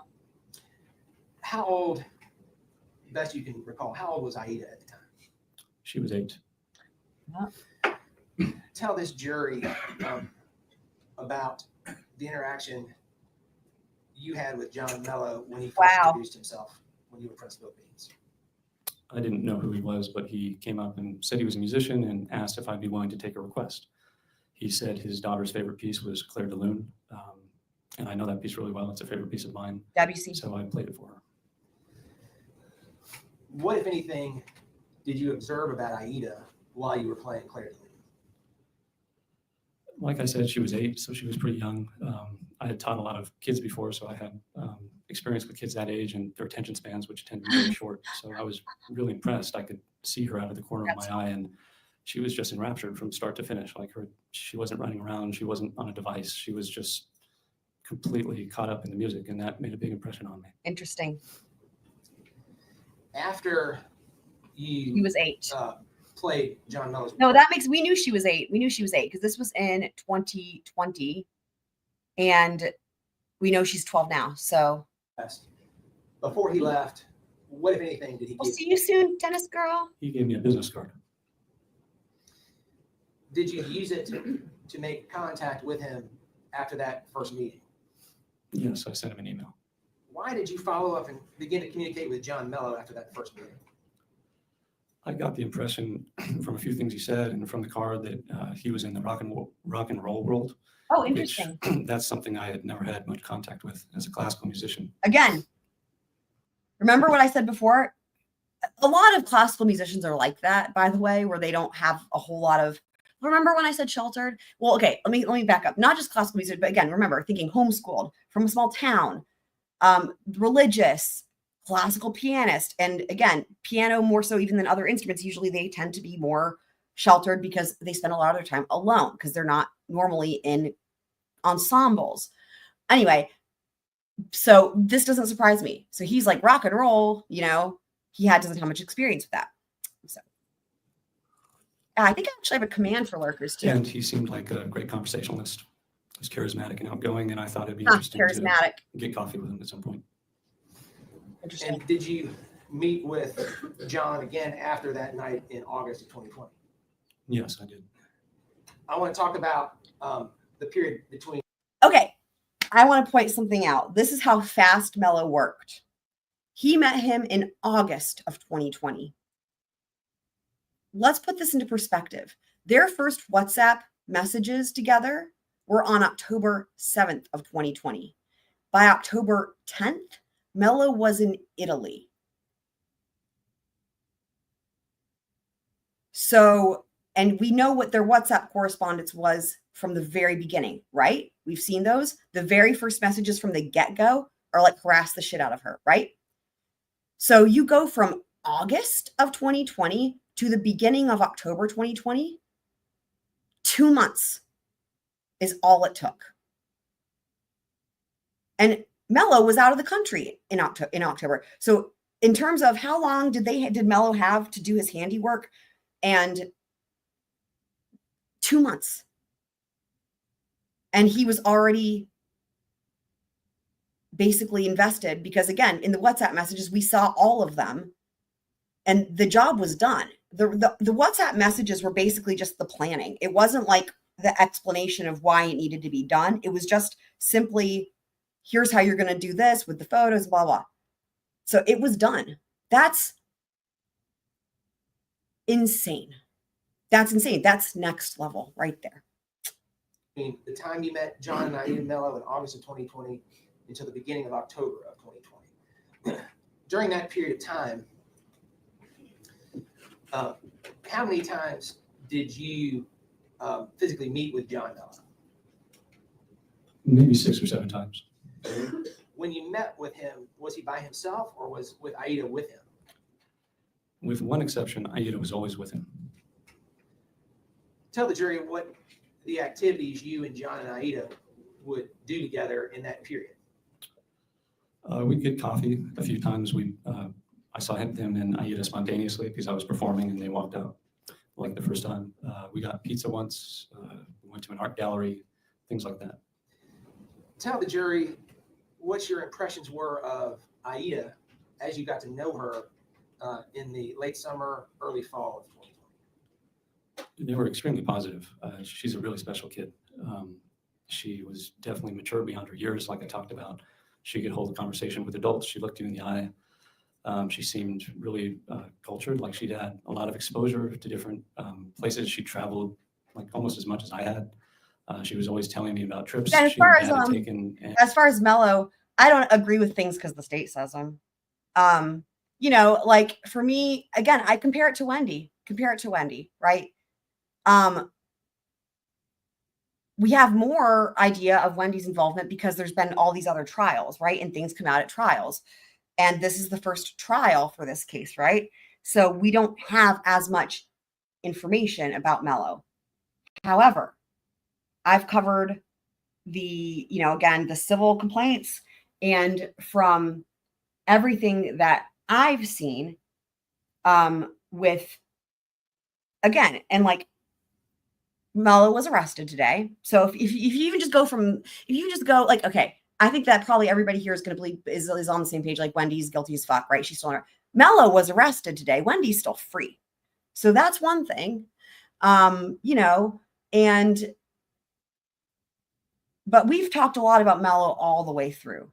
And like, I know there's so many layers to this case that it is easy to kind of forget some of the things that happened a couple days ago, because every single day in this trial has been like so many WTF moments. So I'm just saying that I feel confident that the evidence will follow. Well, again, Mello's already been arrested. I don't know what exactly they're charging him for. I haven't, this is all just unfolding.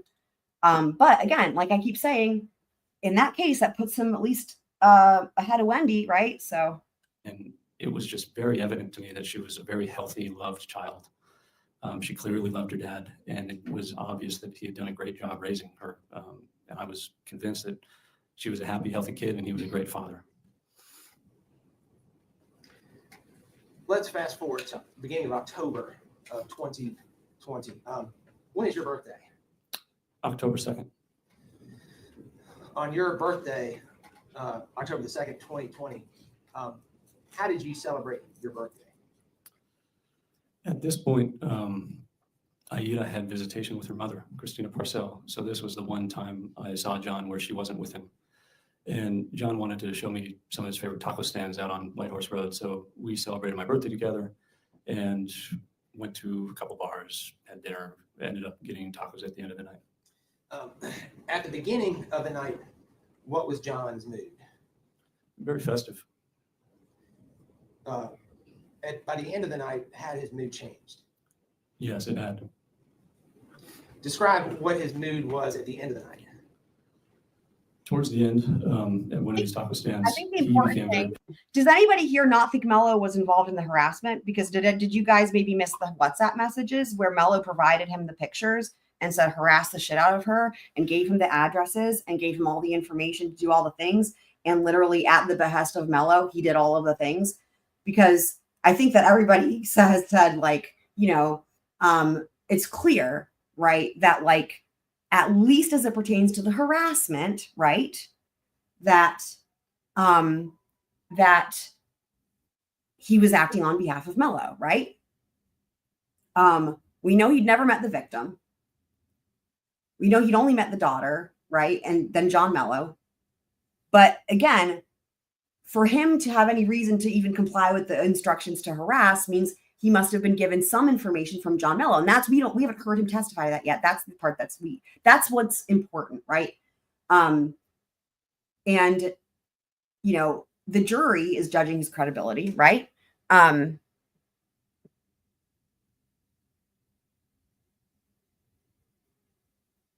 It is very cray-cray. Right. And so that's the thing. If it's everyone's on the same page that he was involved in the harassment, it's like, well, then there must be some reasons he gave him to motivate him to do the harassing, right? You see where, and like,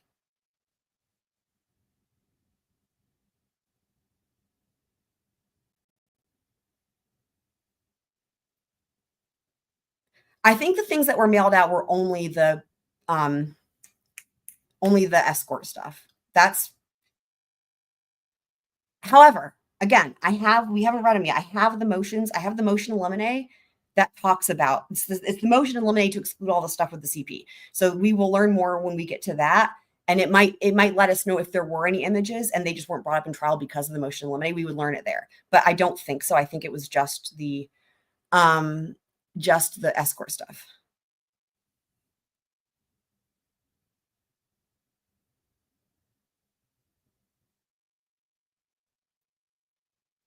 I don't even know what you're referencing. I don't think anybody's comments are dumb. It's just that I can't, I'm trying to catch up, and I don't want to take too long to stop the testimony anyway. So I try to read as many comments as I can, but I can't read everything, or sometimes I might just, accidentally skip it. So right, vigilant. I mean, we're kind of getting ahead there. I mean, I don't think anybody says it's a defense. Legally, it's not a defense. That's why the motion was denied. The defense motion from yesterday was denied because legally it's not. I mean, everybody knows that, right? It's not a defense. Not a legally valid defense, right? Now, in terms of, is it a defense as in you can say, this is my defense? That's what he's going to try to do. We haven't gotten there yet, but that's their theory. That's what we know, we've heard he's going to testify to, is it was justified. So I think, they'll just, no, in this trial, I don't know, so far, no one said vigilante. No one has said that in this trial, right? I know that's a way to understand it, but like no one has said that, and that's not come up yet. But what we know is we are supposed to expect him to testify to that he felt like this was the right thing to do to save somebody else, etc. Right? So again, that's not a legally valid defense. And that's where you get to the jury nullification, which is why I mentioned that earlier. And that's why it's so important. That's why the jury nullification is such an important factor here, especially because if it resonates, the jury can do what they want. Now, legally, they aren't supposed to. They're supposed to follow the law, right? But it can happen. Like the judge can't overrule. Like if this testimony resonates with the jury, and if the jury is like, we don't know yet. We're having, again, that's why I'm like, I want to answer y'all's questions, but sometimes I feel like we're having the discussion before it's more appropriate when we get to the part about the homicide. But anyway, I don't want you guys to think I'm not answering your questions. So, if we don't know yet what he's going to say, but for whatever he says, if the jury believes he was in the right and it was just, they can't acquit, like they're not supposed to, right? And I was telling Twiz this earlier in the Discord that where it gets more tricky with jury nullification is like, if you guys remember Daryl Brooks, he said the words jury nullification. Like he kept saying to the jury, there's a thing called jury nullification and you can, like he was like instructing them to not, or suggesting that, so in other words, you can't do that, right? Now, if he offers up a defense, like we can expect, where he's saying this was justifiable, but it's just like, here's why, it's like, here's why I did it. It's not like you can disregard the law, right? It's not like, don't listen to the judge. It's like, this is why I did it. They can do with that, you know what I mean? Like that's the thing that could maybe happen. Anyhow.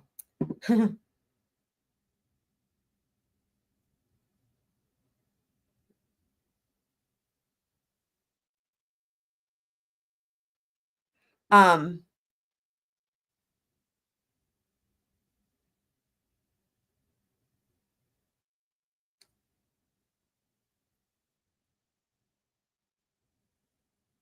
I mean, I'm not trying to stifle anybody.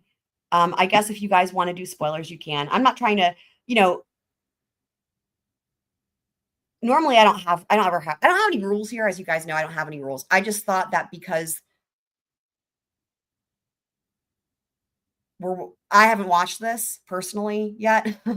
And because of the fact that there's still some people who still are getting caught up on what's even going on in the case or in the trial. Anyway, and it makes it, if I guess for me, right, if there's things that are talking about things that will happen later, it's hard to discuss them when they come up in chat because we haven't seen it yet, if that makes sense. But you guys can do whatever you want. I'm not trying to set rules. I'm just trying to make sure that we don't, end up having to skip over all this testimony to get to this one part to address a certain question that I can't answer because I haven't seen it, if that makes sense. Pensive and even distraught. And he started to tell me about really grave concerns he had about his daughter, specifically when his daughter was with her mother, Christina Parcell. And he essentially said that whenever Aida's mother had visitation, he just never could rest easy until he got Aida back. And that he just didn't trust her, and he thought that she wasn't responsible and that she might even hurt her at some point. Okay, hurt her? And are we going to get it? Frankly, it kind of, the mood of the evening took a big dip because of this. It was clear that he just was terrified. Hold on. Let me back this up. So this is where this is tenuous territory here, right? What's going to happen, right? But this is interesting because here they are, they're getting tacos. And then let's just see. Hold on. And he essentially said that whenever, I need the context for this because it seems like this was kind of out of the blue. Very festive. It was festive. It was festive. Okay, hang on. By the end of the night, had his mood changed. Also, I'm sorry, why is there an overlap with Wendy here with going to the food trucks and getting tacos? If Heather was here, she would be losing her mind. Heather, where are you? Getting tacos at the food. I mean, I kept joking that Mello is like Wendy, but wow, that's crazy. Yes, it had. Describe what his mood was at the end of the night. Towards the end, at one of these taco stands, he became very pensive and even distraught. Interesting. And he started to tell me about really grave concerns he had about his daughter, specifically when his daughter was with her mother, Christina Parcell. And he essentially said that whenever Aida's mother had visitation. So what's interesting is it was festive. They're having their tacos. They're walking around, whatever the fuck. And then the mood took a turn. He became very pensive and started just out of the blue talking about this situation, which I find interesting. I find that to be interesting. Could rest easy until he got Aida back. And that he just didn't trust her, and he thought that she wasn't responsible. I find that she might interesting. even hurt her at some point. And frankly, it kind of, the mood of the evening took a big dip because of this. It was clear that he just was terrified about the danger his daughter was in. So their festive night is now over, and now it's this thing. So when you were with John on your birthday on October 7th, 2020, where were Aida and Christina Parcell? I believe they were on a road trip to see family, maybe in Alabama or somewhere farther down south. When was she due back to Greenville? I believe the next day or in the next couple of days. When she returned, where were Aida and John going to go? They were going to go to Italy. Yeah. Did John tell you that? Yes. When John told you that he and Aida were going to go to Italy, what did you think about that? What was your reaction to that? I thought it was great. I knew at this point that John's parents were Italian, and Aida He reminds me to gain a great cultural experience from it. And I just thought if I had had the opportunity to travel and live. Does anybody else, does he remind anybody else of Daniel Day-Lewis? Not in looks. There's some characters, I think there's more than one character that Daniel Day-Lewis has played that I'm just now, it's like I couldn't put my finger on it, and it just now dawned on me. It's like the way he's sitting with his arm and like the the demeanor and the speech pattern. And I don't know. Does anybody else get Dane? I don't know if it's when he did Lincoln or if it was maybe from There'll Be Blood. I don't know. Some character. I'm trying to think. Anyway, I'm just like, holy shit. That's what it reminds me of. In Italy when I was 8, I would have jumped at that. So I was really excited for both of them. Did they go to Italy? Yes. So he meets Mello in August of 2020. They hang out a couple times. They go to this food truck. The end of the night, Mello tells him about these things that are going on. The night takes a turn. You know. And then after that, Mello leaves for Italy with Aida. So in October, John and Aida Mello go to Italy. Tell this jury what you're doing in October, November of 2020, musically and otherwise. At this point, musically, I was still performing on the streets of Greenville, and I was also talking with someone who curated a museum of historic instruments downtown, the Sickle Music Museum. That's cool. This man was Tom Strange, and we were discussing the possibility of revamping the Beethoven project I had been planning to do that got cut short by COVID by essentially doing the concert series again throughout 2021, but this time recording them so that we wouldn't have to deal with the issue of gatherings with COVID going on. I want to note something else too. Remember how he first met Mello? He said he seemed interesting, he seemed charismatic. He gave him his business card, and Mello said he was in rock and roll. Remember, Zach contacted him because he was like, "Yeah, I might want to do something with rock and roll." You know what's interesting? You know what never came to fruition? Anything involving music, apparently, which is weird, right? Like again, coming from this world, like if you contact someone for like, "Hey, we want to do this thing," and like it would be weird then, like, if like there's just that just never happens. Like it, in other words, it's not like it'd be one thing if you're like your friends, but you also do the thing. It's like he contacts him, he's like interested in rock and roll, right? Or whatever. But instead, they hang out, go to art museums, they get coffee a couple times, they go to get tacos at a food truck. And that end of that night tells him about Aida, and then leaves for Italy with Aida. And literally, Zach has completely forgotten about the original reason he contacted him, which was something related to music. It's just interesting. And did you and Tom Strange solidify a plan for resurrecting the Beethoven project? Yes, we did. Just generally speaking, describe for the jury sort of the intensity of the schedule, the intensity of the lead up to that project. Yes. So as a classical musician, at least, just because you've played a piece doesn't mean that like you know it forever and you're never going to forget it, and it's never going to cost you any more work. It would be like you may have run a marathon once before in your life, but if you haven't trained for a year, it's not going to be easy for you if you go and try to do it again. Yeah. So I was going to have to relearn all of this repertoire because I'd only been playing certain of the sonatas downtown.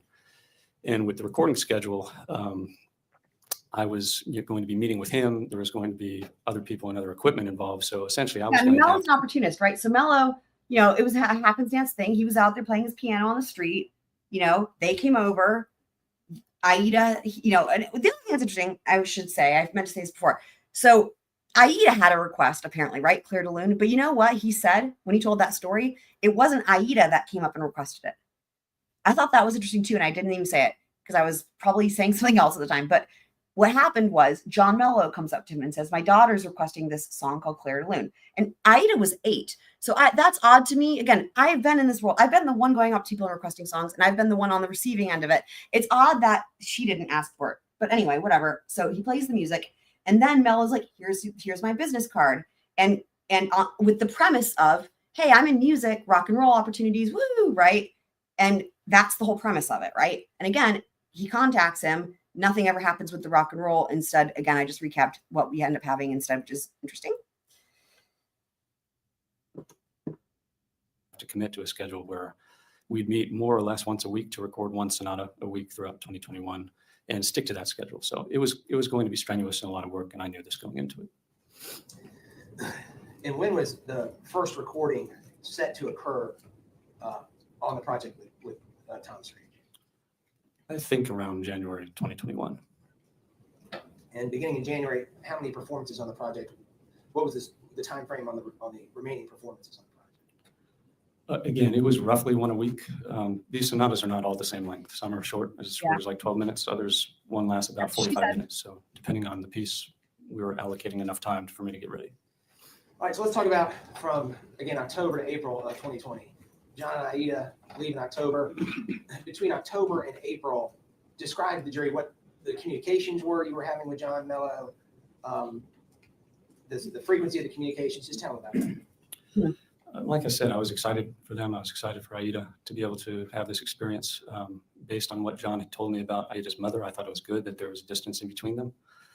And our communications had died off a bit after they left. John is interesting. He's also a lot. He's a very dramatic person. And it was a bit of a relief to just not be running into him downtown all the time, because I had a lot of practice I was doing, and sometimes I didn't have time to hang out as much as he might have wanted to. So our communications petered out. Were you relieved in some ways that your communications with him had slowed down or stopped? To a degree, yeah.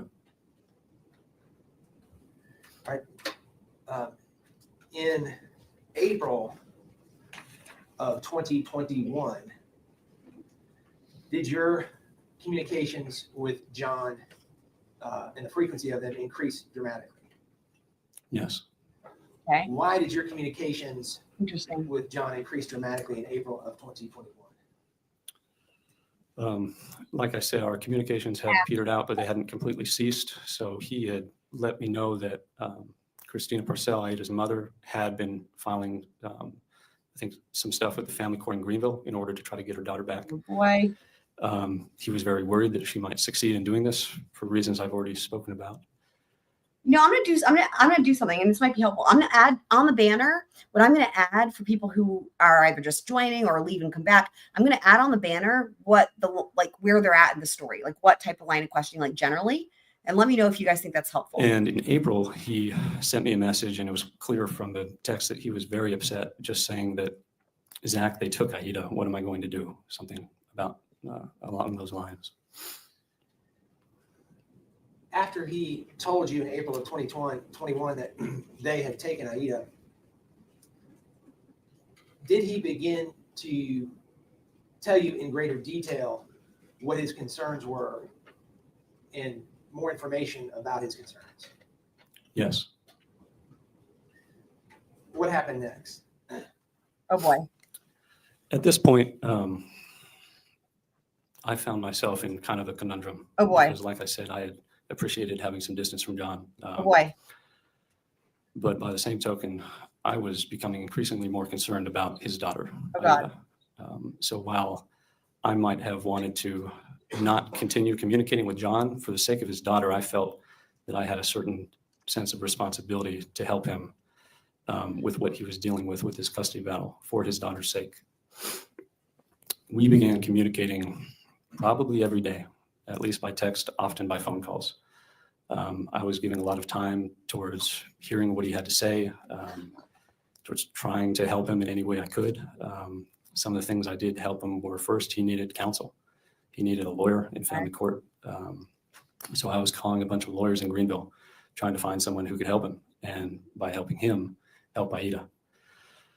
I ended up cleaning his house in Greenville. He had left it with a tenant who absolutely trashed it. It was like nothing I'd ever seen. Like the air was hardly breathable. So I was buying a dehumidifier, getting cleaning supplies, hiring Was there mold? Mikey Manigo, who testified last week, to help me clean out his house so that he would have a place to show family court. And, you know, that he had a home that would be a safe place for a little girl and him to be living in. I told him when he came back, I'd pick him up from the airport. But notably, while we were having these conversations, he began to tell me in much more detail what his concerns were about Christina Parcell. And, well, in order for you to understand what my reaction was to what he was telling me, you need to know what my experience was with my oldest adopted sibling, Grace. Okay, I think we're getting into another story. Let me pause that real quick. Iowa. I remember you've always had trouble. I will do that. I'll have to do that through YouTube. I can pin that though. I'll see if that is helpful. And I think we're switching into a different category. And let me know if it's helpful for me to update that on the banner for, I mean, again, it would be more helpful for people that are joining or if people were leaving and coming back. But anyway, yeah. That's so when weird. we Iowa, adopted that these you don't kids, get we that. really didn't know much about them. Oh boy. Hold on. Let's see what this is happening about. Hold on to get the context. The court, You can tell that means the state thinks that he had a home that would be a safe place for a little girl and him to be living in. I told him when he came back, I'd pick him up from the airport. But notably, while we were having these conversations, he began to tell me in much more detail what his concerns were about Christina Parcell. And well, in order for you to understand what my reaction was to what he was telling me, you need to know what my experience was with my oldest adopted sibling, Grace. So when we adopted these kids, we really didn't know much about them. Okay. So it sounds like the fact that the state is objecting there would be a good indication, right? That whatever is going on with this sister is somehow related, or they expect it to be related to the CP.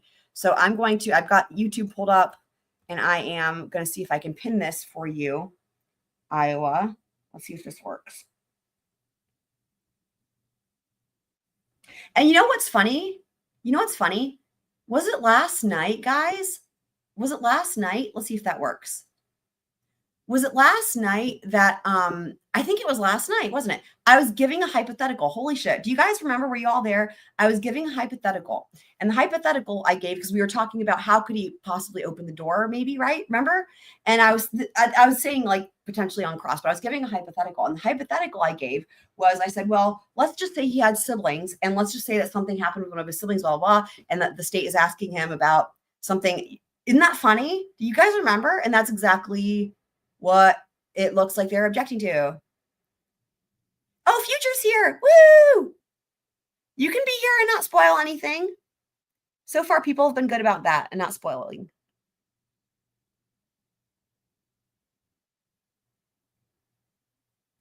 So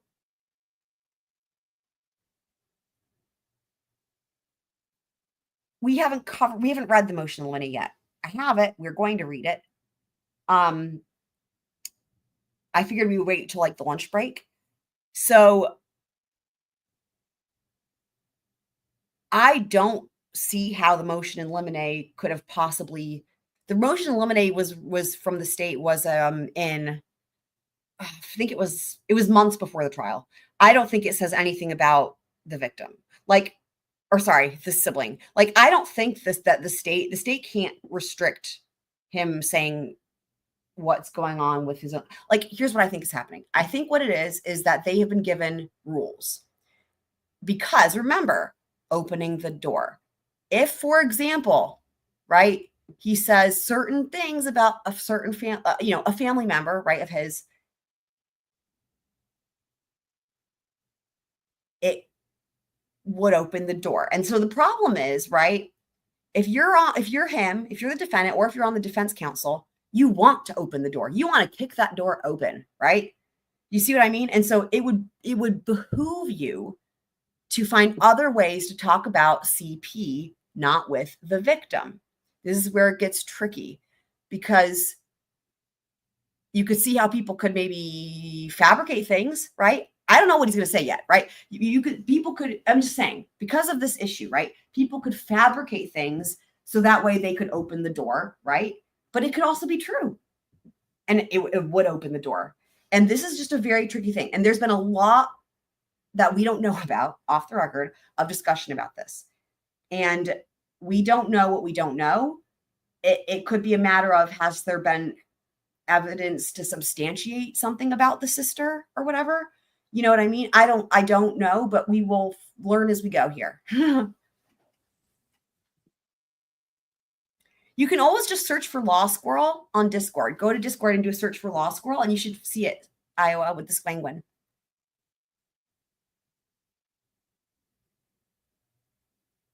And the thing is, if it was just like abuse, like I don't see why that wouldn't, again, like that seems like that should be totally fine, But But again, the fact that the state is objecting makes me think like it must be in that territory, or why would they wouldn't have grounds to like, look at this. They wouldn't have, okay. He doesn't look phased at all though, does he? That's there he is. He's just like cool as a cucumber. He's not even looking over at them. Normally that's what defendants would be doing. They'd be watching this fight.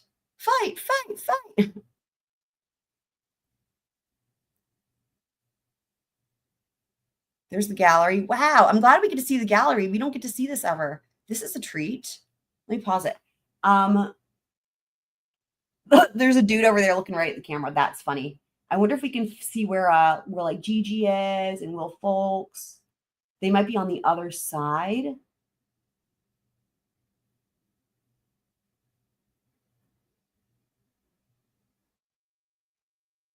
Although we're just seeing the back of people's heads, so you know. Will you please take the jury back to their... Oh boy. Now I remember something about, I think Gigi sent out another thing here saying, again, all I got was just these little tidbits because I was just like doing searches just to see like, is this trial still happening? Like, you know, and so Gigi was saying like that the jury was pissed because again, they're on the edge of their seats. They're listening. They're so engaged.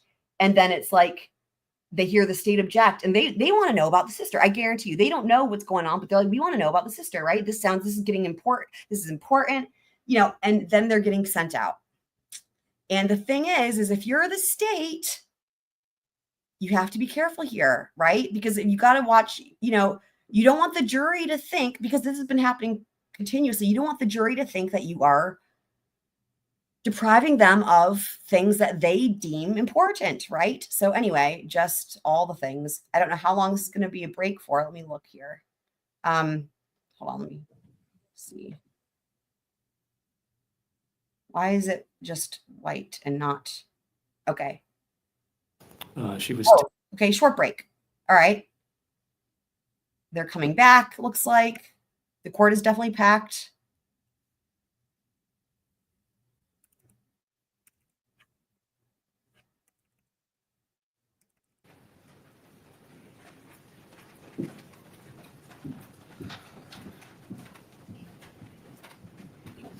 Yeah, future.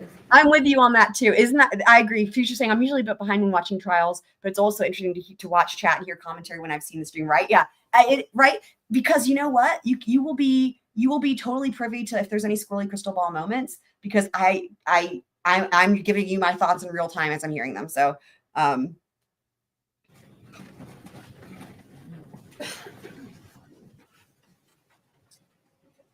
Please continue.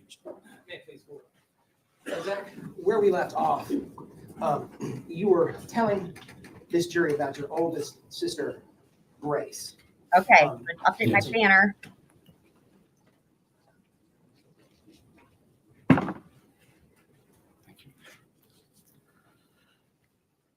Oh, the bailiff. I don't say this lightly, but my oldest sister, Grace, was the most evil human being I've ever met in my life. Oh, not what She was 10 when she came into our family. The Russian government didn't tell us much about the kids, so we weren't aware of any, if any, behavioral issues there may have been. And there were many, but specifically with her. Wow. I would describe her without reservation as an affectionless psychopath. Hold up. It wasn't that she was immoral. It was more that she was amoral. She didn't have a sense of right and wrong. Interesting. Okay, didn't expect this at all. Huh. Okay, didn't expect the thing about the sister being she's evil, right? Essentially. Am I paraphrasing? I think you might have said evil. She doesn't have a conscience, she doesn't have a soul. Anyway, didn't expect that. However, what doesn't surprise me is that the thing that seems to bother him is that she doesn't have a compass for right and wrong. Again, this is consistent with what he has been saying. I'm not saying I agree with his compass of right and wrong. I'm just saying, again, if you're thinking about this jury, right, and the type of culture that they live in, this is very important to them. And in him, this is how they're raised. And so they've heard consistently, I pointed it out from the very beginning of his testimony. It was like in the very first couple sentences, I was like, already you're hearing it there, this sense of moral duty and the sense of right and wrong. And The thing that bothers him about Grace, among other things, it sounds like, is that she didn't have a sense of right and wrong. Interesting. Her emotional compass. And like what I will say, the thing for me, just on a personal level, the thing that is tricky is that I don't think that it's fair for one person to say my sense of right and wrong is better than your sense of right or wrong, right? This is how wars get started. This is what happens with religion and politics. And anyway, I'm not going to go off on a tangent, but basically there are people that have all kinds of concepts of what's right and what's wrong, and they can be completely opposite of each other, right? And that's where it gets tricky. But anyway, again, all that aside, my point is just simply, regardless of what is right and what is wrong, the point being, it's that what bothered him was that she was lacking a compass of what is right and wrong. Like, not that they disagreed, but just that it didn't exist. That's what I'm saying. Was seemingly non-existent. She was just dead inside. Thanks, she was teacher. a masterful manipulator and deceiver. She could lie at the drop of the hat for reasons that might involve her personal gain or just for the heck of it. I wonder. The most absurd, crazy, gruesome stories just to get a reaction out of people. Twiz, yeah.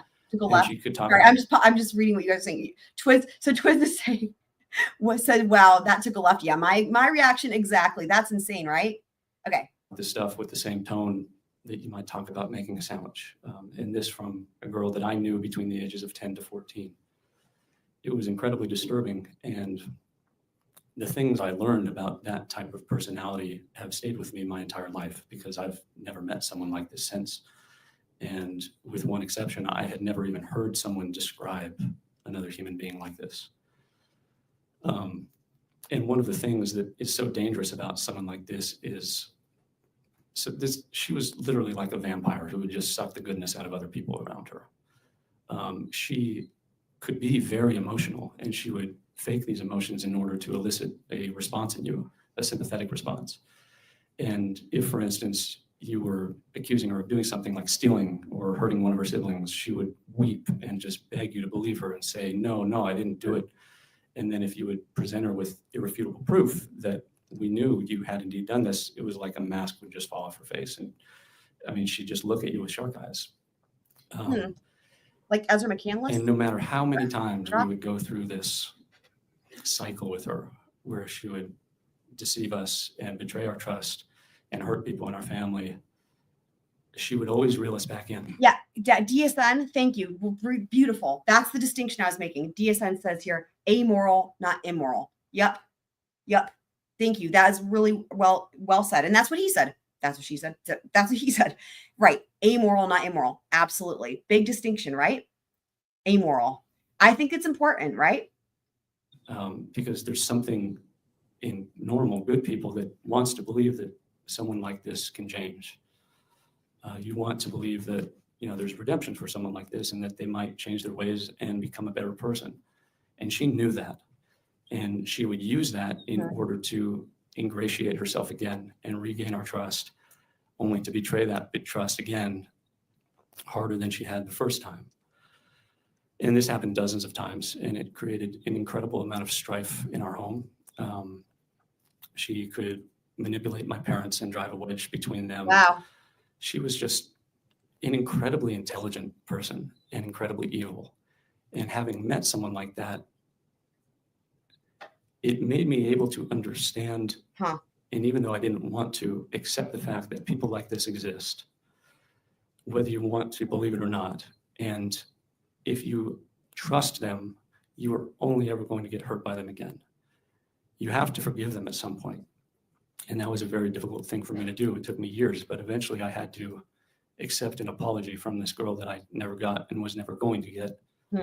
And I had to do it for myself. Okay, hang on. Apology. So that's important. He's speaking here. This to me feels very genuine, right? Like he's speaking like his cadence and stuff, right? And you can tell this is coming from a place. This feels to me genuine, and I don't know, it's just coming from a different place than the other stuff, which makes sense, right? This is where it's getting more emotional, versus like, what were you doing at this time, right? Blah blah. But this part, the part that just came out there about the apology,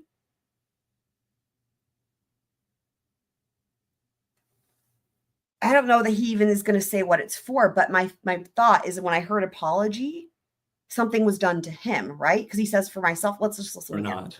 And if you trust them, you are only ever going to get hurt by them again. You have to forgive them at some point. And that was a very difficult thing for me to do. It took me years, but eventually I had to accept an apology from this girl that I never got and was never going to get. And I had to do it for myself. But I would never trust her again. Accept an And that would apology. be insane. Interesting. I wonder if she, I mean, yeah, I know Twist had said that a second ago, but like, wow, maybe he was abused. Interesting. Because, you know, again, the thought was, well, maybe it was a sibling that was abused, right? But maybe maybe he was abused. Interesting. That hadn't even crossed my mind when it comes to, like, again, him being so motivated with Aida, right? Like, if he was abused. Huh. Safety or for the safety of others. So Yeah, this is future. I agree. Futures again. I haven't even seen the full day, but I was saying this already. Like on day one of this trial, I was like saying what Future was saying. Future saying I've watched more trials than I can count, and it's quite unlike anything I've ever seen. Same. Anyone else feel the same way? That you guys who've got a lot of trials under your belts? an experience which I think is somewhat unique. I think most people have not met someone like this. And I mean, we might watch true crime documentaries or things like this, and we know that technically these people are real, but they exist on Netflix or in someone else's lives. And we never once believe that it could be someone we know, or that it could be someone living next door. Oh, that's or a that good it could be point. someone that our children play with. Or Oh, wow. That was a good point. Or he was accused of. That's a good point, DSN. Yeah. Accused of things that he didn't do. That's a good point. you know, someone we might allow to look after our kids. So knowing this is essential to understanding my reaction to what John began to tell me about Christina Parcell in April and May of 2021, after Aida had been taken back to Greenville. He started describing Christina Parcell's character and her personality. Oh, no. And as he was going through various points, he kept saying, Zach, I know you're not going to believe me. Like, I know this sounds overblown and dramatic, and you probably think I'm exaggerating. And under other circumstances, I would have, because John does, I mean, he's a big storyteller. And, you know, when people are talking about their exes, like everyone thinks their ex is the Antichrist. So, of course, I was sort of predisposed to be biased against what he was telling me. Y'all, I mean, I guess maybe some people, I don't know. I don't, that doesn't, I mean, that's sad if that's the case, right? I don't know. I hope that's not true about people. Except for the fact that point by point, everything he described about Christina Parcell was exactly the same as my sister Grace. Another thing that's interesting, we didn't hear about any relationships. I mean, you know, I'm just dawning on me because he said that, you know, not that they would have to, but, you know, they went through high school and college and all this, and we didn't hear anything about, you know, any girlfriends or boyfriends. Anyway. He told me that Christina Parcell was a master manipulator. He said she can lie at the drop of the hat and you'll never know it. He said she was incredibly charming. He said she was incredibly intelligent and talented. He used to say she was smarter than he was, but that her biggest fault was that she was lazy.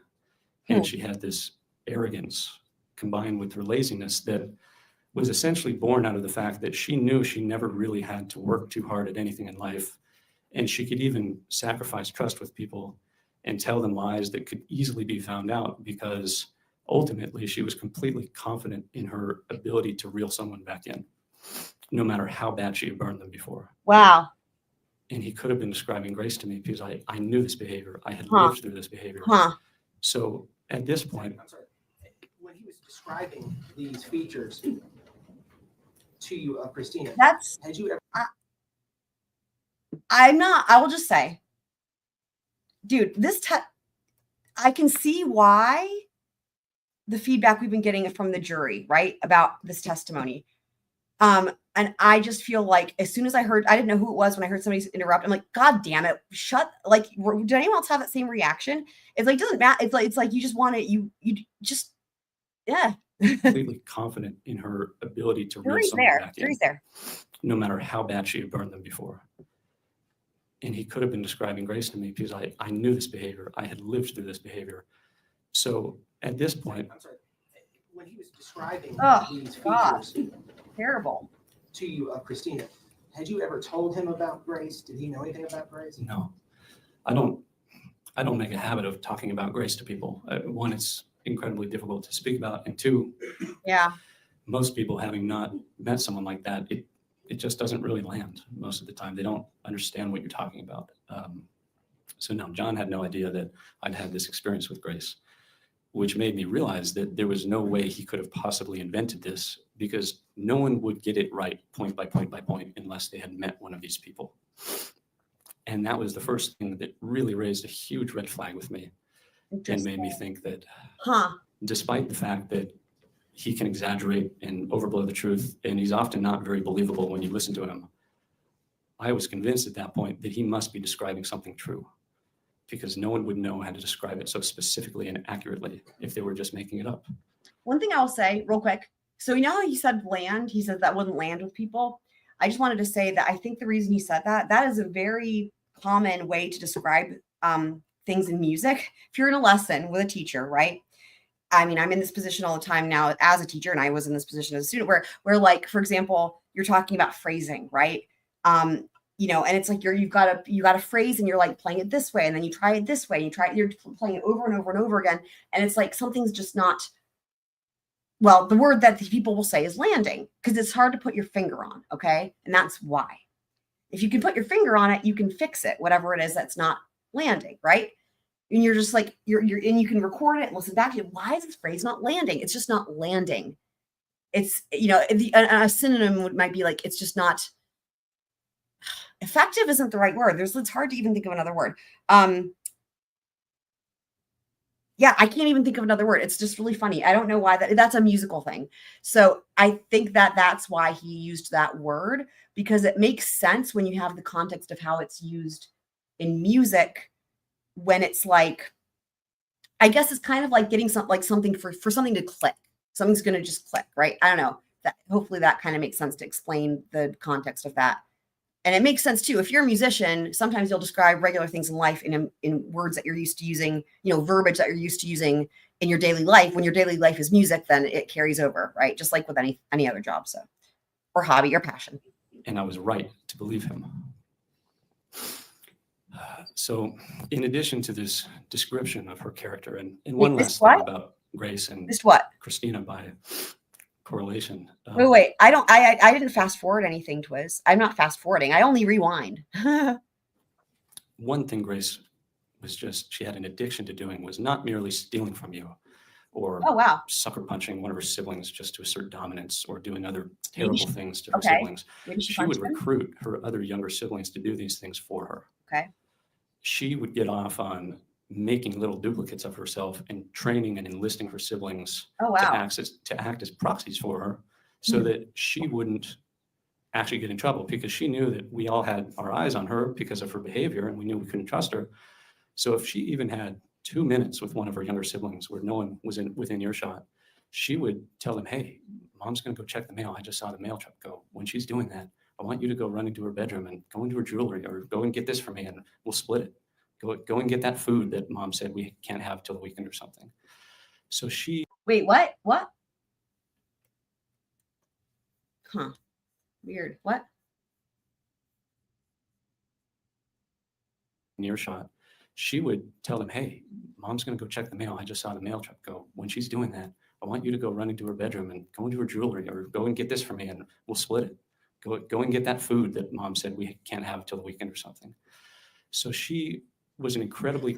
Is anyone else confused by that?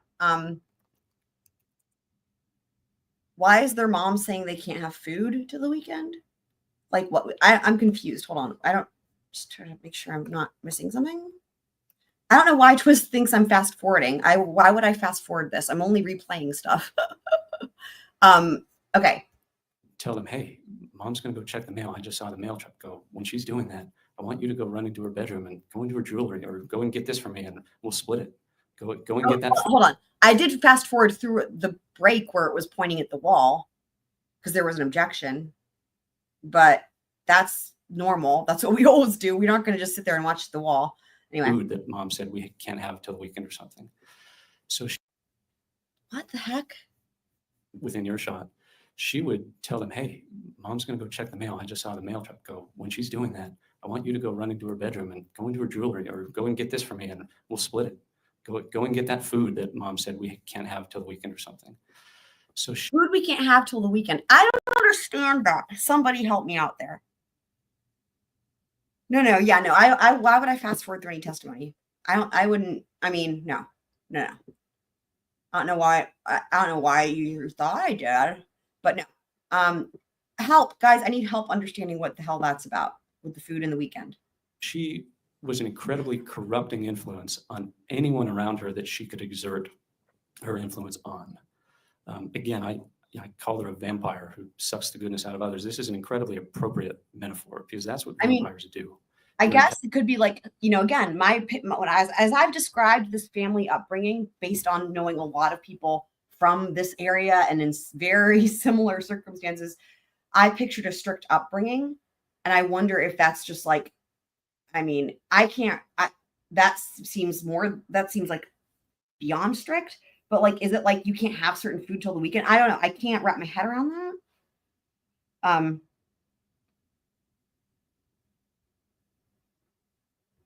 Oh, okay. I see you, Twiz.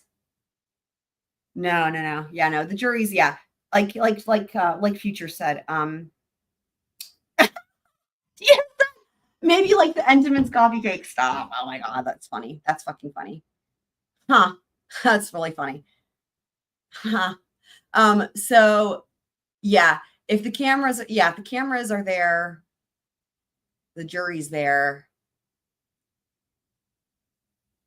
I don't know if that helps, because I guess I don't think he's going to be talking where we can see it without the jury. I think in other words, if they need to proffer any testimony of his, I don't think they're going to show that to us, unfortunately.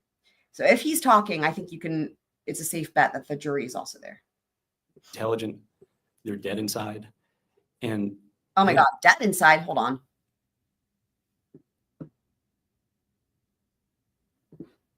Around her that she could exert her influence on.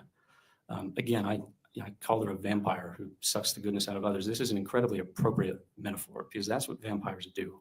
They're intelligent, they're dead inside, and they eventually kill the people around them unless they find someone who might be useful to them, and then they create a duplicate of themselves that they can control. And this is exactly what Grace would do. So when John was telling me all this, I realized that there was an incredible danger that what Christina Parcell was a future preview of what Aida Mello could potentially become if she was left in this woman's custody and was raised by her. And the facts have borne out that I was right. But Sustained. Oh. We'll instruct the jury to disregard the last comment. Thank you. Oh. Zach, at some point, Okay. was Grace. That was actually removed from interesting. your family? That was interesting because he said the facts have borne out that I was right, but what he was saying he was right about was simply these behavioral things like manipulating and all that, but like not even abuse, or I don't know. I'm surprised that was a problem there. I mean, I know we're in treacherous waters, but like that particular comment, I mean, I guess it could be like objection, speculation. I don't know. I just think I think that they should be saving these for when they need them desperately so that the jury doesn't get pissed, I would think. yes. Describe for this jury why, or the circumstance or the event that prompted her removal from your family. It had been 4 years of what I've been describing. She had been sent to different girls' homes around the country, many of which had records of never expelling a single student, and she was the first for one of them that they expelled and sent back to us. Oh God! Finally, it just got so bad that we realized she was going to be a physical danger to our family. I discovered a diary that she had made where she described in detail my parents having their eyes gouged out and dying, and how once my parents were out of the way and dead, she would be able to assume her role as rightful queen of the country. So she just had these psychopathic delusions of violence and grandeur. And we called DSS and asked them to remove her Wow. from the home. Oh, okay. So already a situation wherein DSS was called prior to him calling DSS, right? To our knowledge, from what we've heard, or well, it was in some of the court filings. But anyway, you know, okay. Remember, DSS is like CPS. Just every state has their own thing. Just you can equate it with CPS, right? Okay. We're going to come back to that in a second, or in a little while. You've testified about things that John told you about Christina. Did he also provide you with other information about Christina that informed Oh God. your opinion Oh, of dear. her or what you came to know about her? Uh-oh. Yes. What were some of the documents or other pieces of information that John provided you with? Uh-oh. Objection to hearsay. No, we're not offering it for its truth. We're offering it to show I kept saying uh-oh because I'm like, I feel like there's gonna be another objection. what he knew. It's State versus Vic. We're not Here. offering it for its truth. Go ahead. Oh, overruled. He offered me, among other things, 3 very pertinent collections of information. Oh God. One was the photographs that had been discussed that I sent in mailings to various people, along with advertisements from an escort website, which were connected with these photographs. These photographs were of Christina Parcell in various stages of undress. And John told me that they were prostitution advertisements from her previous career as a prostitute. And looking at these photographs, I love how he said career. Why do I feel, remember what I kept saying about him being sheltered? Why do I feel like he had no, like this? I feel like this was probably very shocking to him. there was no doubt in my mind that that's what these were. And I don't say this in any way to try to shame. It's simply that, I mean, who said it? Like pornography, you know it when you see it. Well, I think the same can be said in terms of these photographs. They were not cute, sexy, intimate photographs that someone might send to someone they're dating or something. They were lewd and tasteless, and there was a very clear element of advertising, a commercial element. So when I looked at these, yeah, that makes sense. The commercial element, I can see how that's a distinction that would be visible. there was a vacant, arrogant, almost derisive look in her eyes that reminded me so much of my sister. It was a look that said, Derisive, that's a I good can word. get you to do whatever I want because you want what I have to offer you. Well, And and doesn't that coupled make sense though, right? Because if you're an escort, especially when you think about like the sugar daddy thing, right? I don't know. That kind of makes sense that they would that look might actually be. Yeah, when we get to these okay, how do I say it? These more unconventional arrangements, say, okay, in this realm, you can see how maybe sometimes that look he just described is actually what people are looking for, right?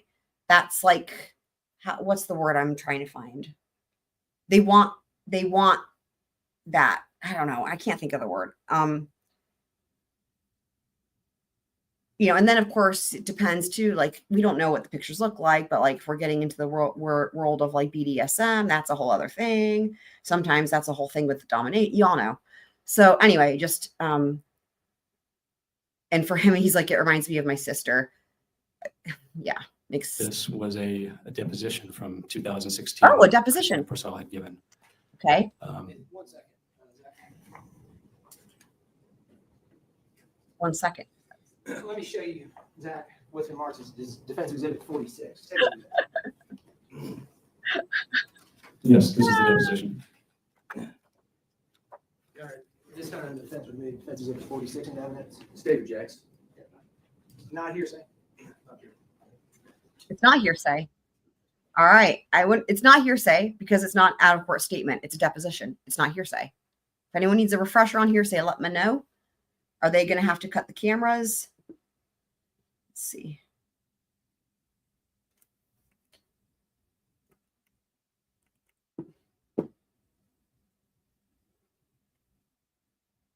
Wow, he's so still. I couldn't tell if it was paused or frozen, but it's not. He's just that still. Wow, amazing. I don't think I'm ever that still ever anytime, even when I'm sleeping. I'm too active. I'm too squirrely. I'd be like bouncing around. Can I stretch my legs? Oh, and there we go. Back to the wall. Okay. And the fire alarm thing. The fire alarm is the only fan of this trial. That's what it is. And then we get to the seal. See, the seal's normal. That's why the fire alarm is the only fan. Short break. Is this accurately? Looks like they've they've attempted to do timestamps, but they're not exactly correct. Okay, wait. What is going on, Court TV? Do they go? Is it like a fake out? They're like, oh, they're back, and then it's like, no. Wait, Kane, weren't you going to bed or something? But welcome back.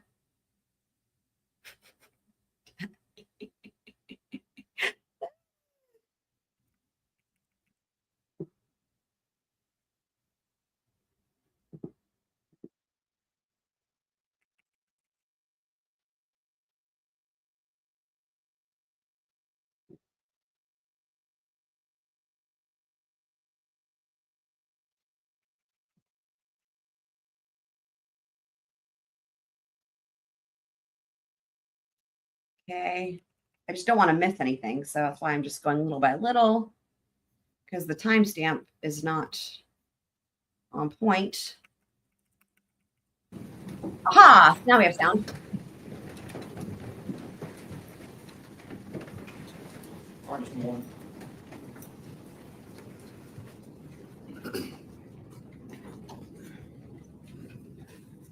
Now, just for the purpose of the record, you used to say that states objection. Is that correct? I did as far as that.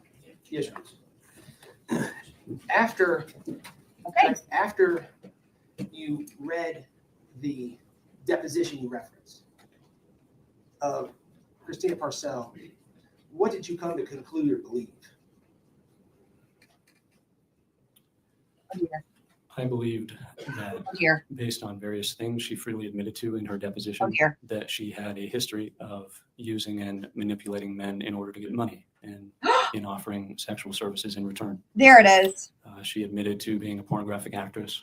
Oh my God. And producing a film in South Carolina where she rubbed her feet on a man's penis. Oh my God. She Oh my God. Oh my God. Oh my God. Oh my God. Hold on. What? Let me back this up. Wow. My mind is just blowing up. I don't even know. Okay. Let's try that again. Wow. What is happening? I believe that based on various things she freely admitted to in her deposition, that she had a history of using and manipulating men in order to get money and Oh my in God. offering sexual services in return.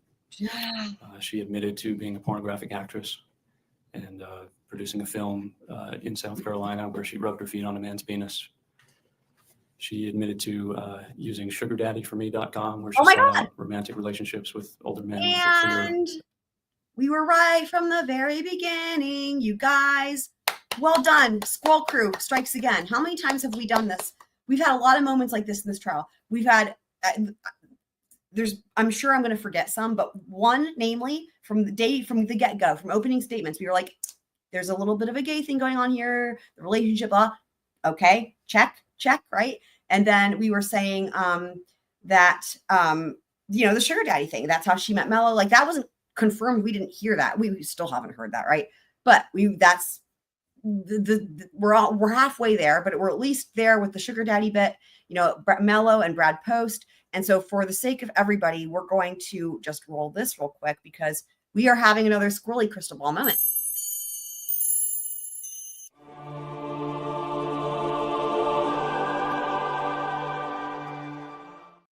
Also, there's an overlap there that fits nicely in with Meg's new command as well. So,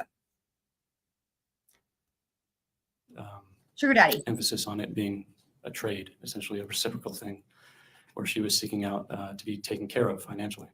Yep.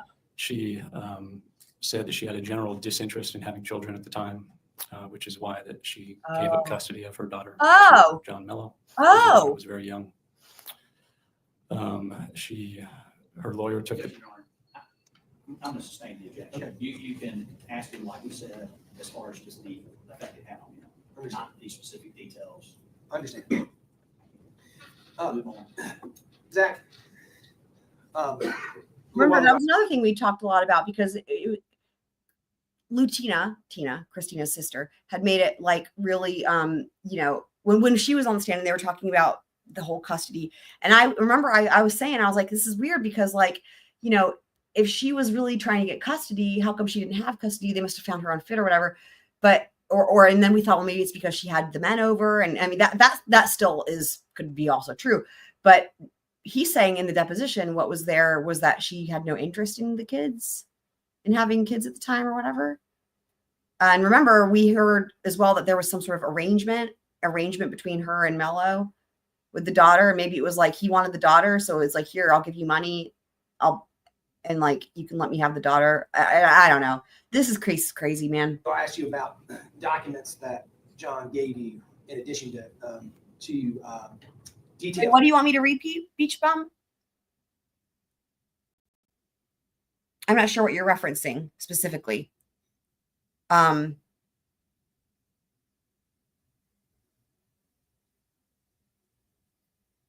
yeah, well, what I was just saying is like that. Well, I'll just back it up. That she didn't want custody or something essentially there.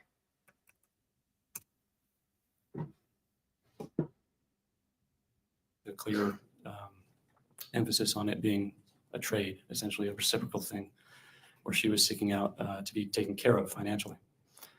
She said that she had a general disinterest in having children at the time, which is why that she gave up custody of her daughter to John Mello when her daughter was very young. Her lawyer took Yes, it. Your Honor. I'm going to sustain the objection. Okay. You can ask him, like you said, as far as just the effect it had on him, not the specific details. Understand. Move on. Zach, a little while ago, I asked you about documents that John gave you in addition to details he provided you information. We talked about the deposition. Let me show you Defense Exhibit 56.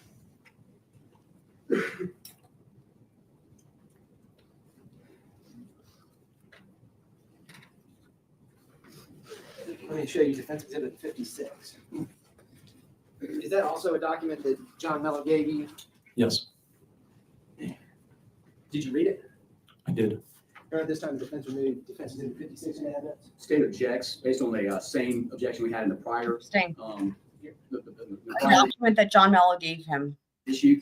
I think Your Honor's ruling was that he can talk about how it had an effect on him, but not to go into the details. Your Honor, this is a separate exhibit. It's different than the deposition. It's just you based on the evidence. Are you on this? I'm going to allow this to come in. Okay. Thank you very much, Your Honor. This is, so again, I renew my motion to enter Defense Exhibit 56 in evidence. And it's admitted. Is that correct, Your Honor? Okay, that means it's going to go back with the jury, guys. Wow. Zach, take a look at Defense Exhibit 56.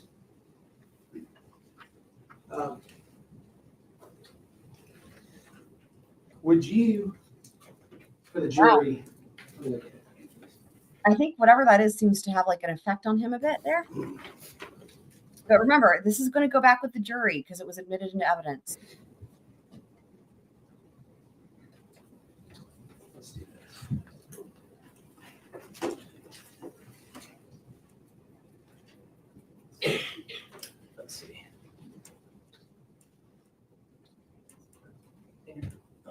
Oh, are we going to see it? Oh my God. Oh my God. Oh my God. What is it? Zach, this is an affidavit of a man named Alex Fields. Is that correct? Yes. And I just want to go over this affidavit for you, or with you. Based on your understanding of this affidavit and your communication with John Mello, how did John become aware of this information that led to this affidavit? Oh my God. John posted an ad on Craigslist asking for information about a woman named Christina Lorraine Purcell, aka Caroline Warren, and he provided photographs to identify her by. Is page 2 of the affidavit, Wait, what? this advertisement on Craigslist? Yes.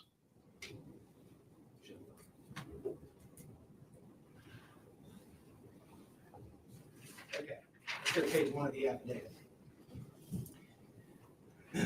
Would you please read Okay. I was gonna read it, but he's gonna read it, so never mind. the second paragraph of this affidavit? I was at Hall's Chop House in downtown Greenville, South Carolina, when a woman approached me. She said hello and proceeded to ask if I was looking Oh my for a God. date. She said something to the effect of inviting me to bed for an amount of money and that we would not be rushed at all. When I refused her proposition, she proceeded to offer me narcotics. I refused and ended the encounter at that point. Would you please read just the first sentence of the third paragraph? There is absolutely no doubt in my mind that this woman is the woman that I saw on Interesting. Craigslist. And that, again, the woman in this advertisement on Craigslist, who's that woman? Christina Parcell. So, hang on. What's interesting, you guys, this is interesting. Look at this last part here at the bottom. I'm a recently discharged United States Marine. I was honorably discharged due to medical reasons. Interesting. Okay.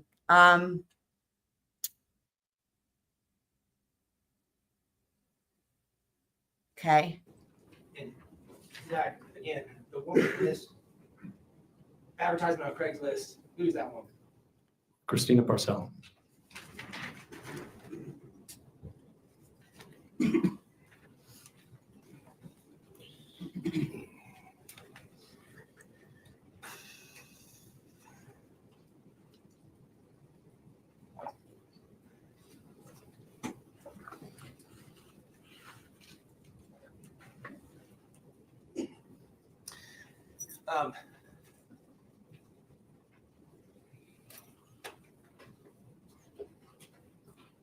Zach, I want to talk about Oh no.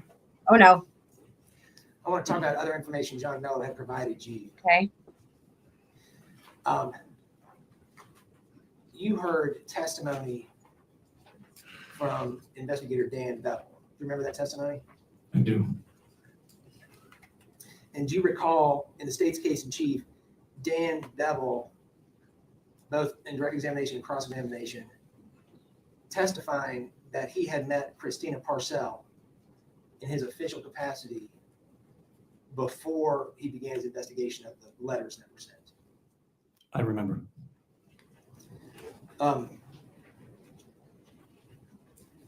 And isn't it true that John Mello shared information with you about interactions he had had with Dan Bell? Objection. Your Honor, I need a curative instruction on that. You know, I totally disagree, and I'm happy to argue.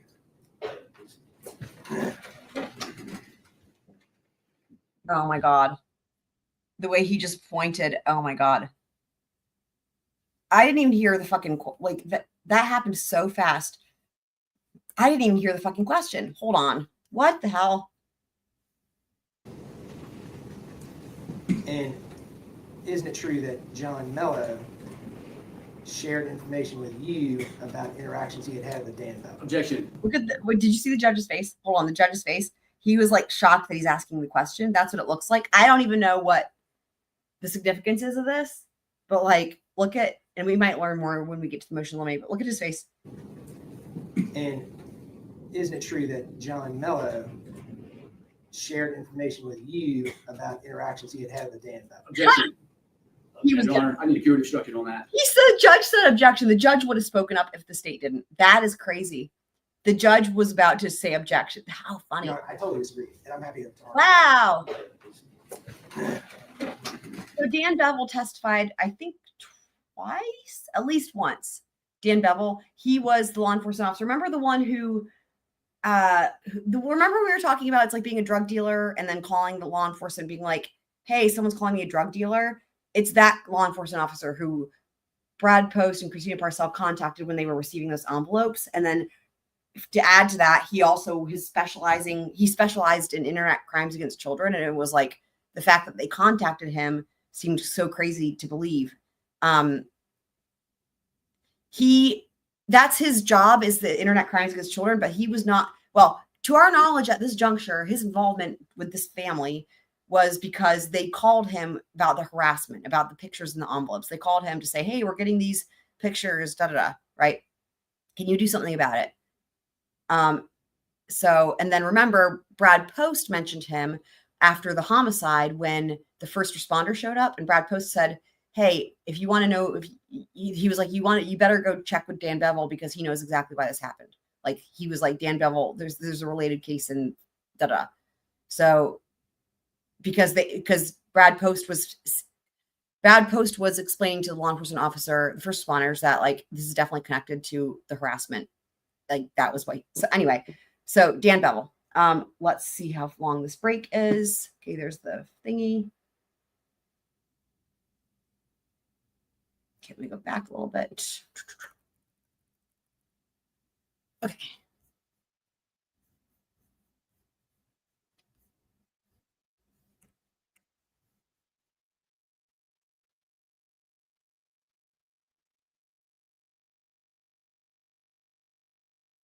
Okay, there's no sound yet, but Judge is there. Let me update my banner.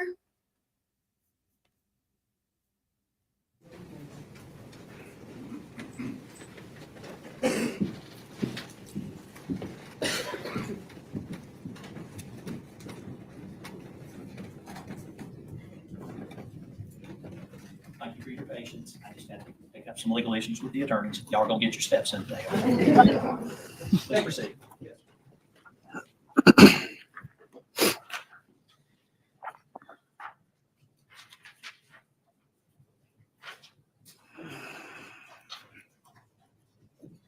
So, Zach, you testified about information that John has provided you related to concerns he had about Christina Parcell, especially in conjunction with Aida Mello. We talked about the time period, April. I want to move to May. Okay. May. In May of 2021, were you and John Mello continuing to communicate about the situation? Yes. In May of 2021, what, if anything, did John ask you to do for him? Given the extremely grave nature of John's concerns for his daughter, especially while she was in the custody of her mother, Christina Parcell, and potentially being exposed to her mother's boyfriend, Brad Post, Oh God. who John believed was a pedophile. Oh my God. Is a pedophile. Objection. Oh my God. Staying. How did he get that first one out? Oh my. Hold on. Oh my God. Oh my God. Oh my God. Oh my God. Oh my God. Oh my God. Oh my God. Oh my God. Oh my God. Oh my God. Oh my God. I need where's my goat? There it is. He got, dude, the state was asleep at the wheel on that one. He got it out once, and I was like, they aren't. And then listen, you guys, the state was asleep at the wheel. How? I did you guys hear me? I perked up when he said Brad Post. I was like, oh, like I would have been like in my mind. I'm like, danger, danger, danger, right? Actually, a boyfriend before Brad Post, boyfriend. It's like, oh no. And then like, hold on, we're gonna watch this again. Like, what was going on with the state? Were they asleep? Oh my God. Oh my God. It's so funny because I was literally just thinking before he said that, I was literally just thinking the jury's got to wonder what is this such severe danger because, you know, describing, oh, the danger and danger. It's like, okay, we all know that like mental abuse or being, you know, like the stuff he described with Grace, right? You know, he did say sucker punching, but like, you know, it seemed to be more of the psychological stuff, right? We all know that's awful, but like the way it's transitioning. It seems like it's transitioning into something that is more than that. And I was thinking to myself, if you're this jury, you've got to be wondering what is the more than that and why don't we know? And then this comes out. Yes. In May of 2021, what, if anything, did John ask you to do for him? Given the extremely grave nature of John's concerns for his daughter, especially while she was in the custody of her mother, Christina Parcell, and potentially being exposed to her mother's boyfriend, Brad Post. Right there, objecting. I don't know why they didn't object. Blows my mind. You know Who where John this is believed going. was a pedophile and is a pedophile. One more time. We're going to hear it one more time without the goat so you can hear just how insane it is that the state did not object sooner. And then we'll do it one more time with the goat. Especially while she was in the custody of her mother, Christina Parcell, and potentially being exposed to her mother's boyfriend, Brad Post, who John believed was a pedophile and is a pedophile. Objection. They were literally asleep. What are you doing, state? The jury heard that. The jury heard that. The jury heard that. Now they know. You know what the jury's going to do now? They're going to be like, oh. Now it all makes, the jury's going to be now going back through this entire fucking trial and being like, that's the big secret. That's the thing. That's the thing. And they're going to be like trying to fill it in now that they have that. Dude, holy shit. I ask you to do for him. Wait, did I not rewind? This is crazy. This is crazy. Holy shit. I hope these jurors speak out afterwards. I want to know what they thought of this We trial. talked about the time period, April. I want to move to May. In May of 2021. Yeah, he can say post, but see, that's why you have to object before, when they say the toothpaste is out of the tube, you can't unring the bell. You know that when Bradley Post comes up, you know where it's headed. So what you do is when he says boyfriend or Bradley Post, what you need to do is object and then ask what the rest of and then ask what the question was going to elicit, right? You find out because you don't know where it's going to go. That's how doors get opened, people. That's how doors get opened. Because, man, this is the strategy.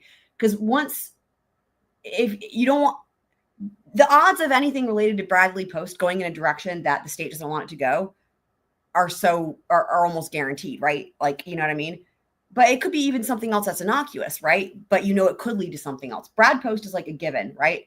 But anyway, because what can happen, sometimes there's an objection and they'll be like, no, it wasn't going to go there. We were going to talk about the car he was driving or something else, right? Like just to give an example. And it's like, oh, that's fine. And then you just continue on.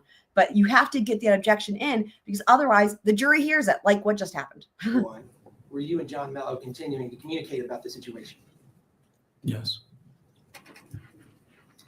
In May of 2021, what, if anything, did John ask you to do for him? Given the extremely grave nature of John's concerns for his daughter, especially while she was in the custody of her mother, Christina Parcell, and potentially being exposed to her mother's boyfriend, Brad Post, who John believed was a pedophile and is a pedophile. I can't. I instruct you to totally disregard the last And this- comments made by. And they all say that. The jury doesn't, they can't, they're human, right? Dude. If the door gets opened, here's how we will know. Here's how we will know.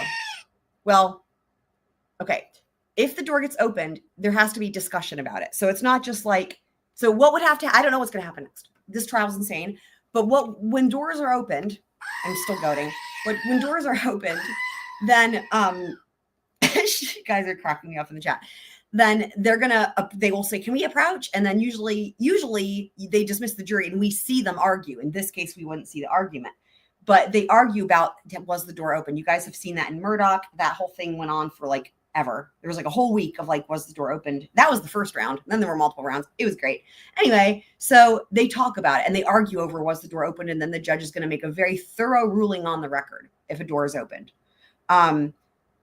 Now, how we would learn about that if that happens in this trial is from the people who are there in the courtroom that update us as to what happens outside the presence of the jury because they cut the stupid cameras. I hate it so much. Sorry, the cameras aren't stupid. Cameras are doing a good job. I hate the rule about it. So that's how we would know. Because basically, it's not like the judge is going to bring the jury back in and say, hey, jury, door's open. Like, it's not like they make an announcement in front of the jury. All that shit happens outside the presence of the jury. And unfortunately, they cut the cameras because of the court order. So that's a good question. I don't, Twiz, I don't remember how you said that, but that's a known fact. I mean, I think that just makes that's like common sense situation. Twiz is still impressing DSN. Love it. Another good follow-up question. Why would you want to? Great follow-up question there from DSN. And Zach, could you just tell this jury what John asked you to do? Yes. Given his concerns, Oh God. Oh God. Oh God. John oh God. asked me Oh God. that if I believed his daughter Oh no. was in grave danger, Oh no. would I be willing to kill Christina Purcell for $5,000?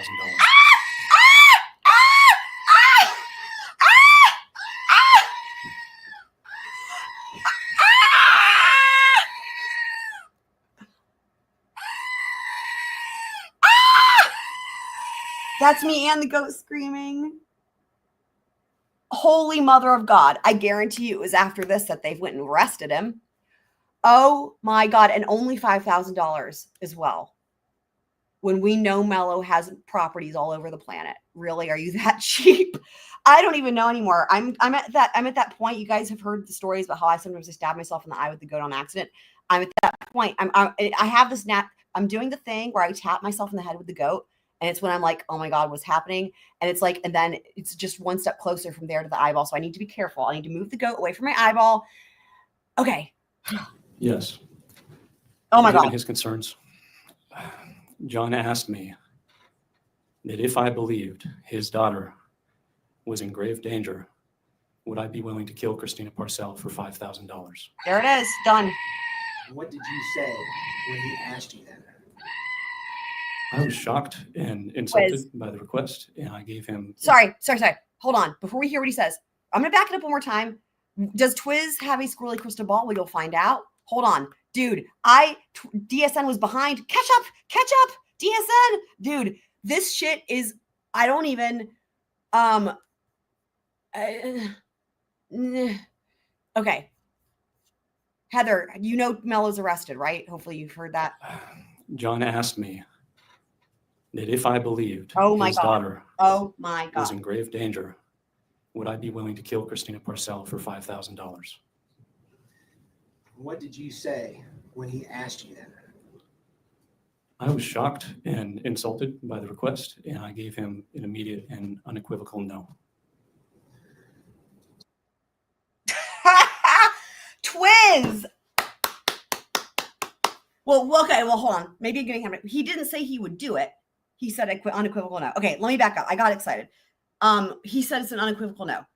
So it might be no, because why would I do it for money? Anyway, we'll see.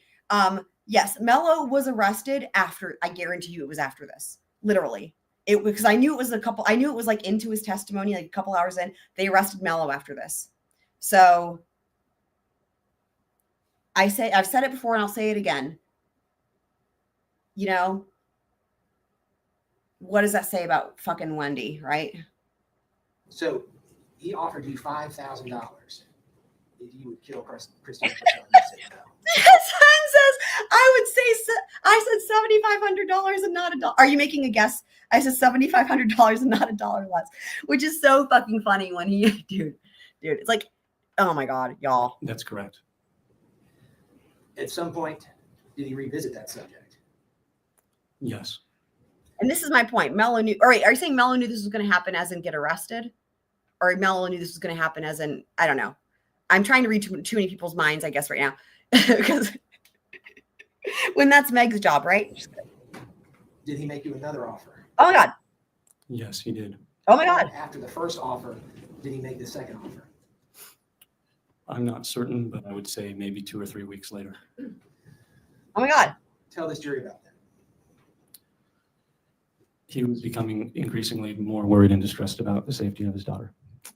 I was as well. The more I learned about this situation and everything. So hang on. Hold up. Hey, no time for rapping. No. Okay.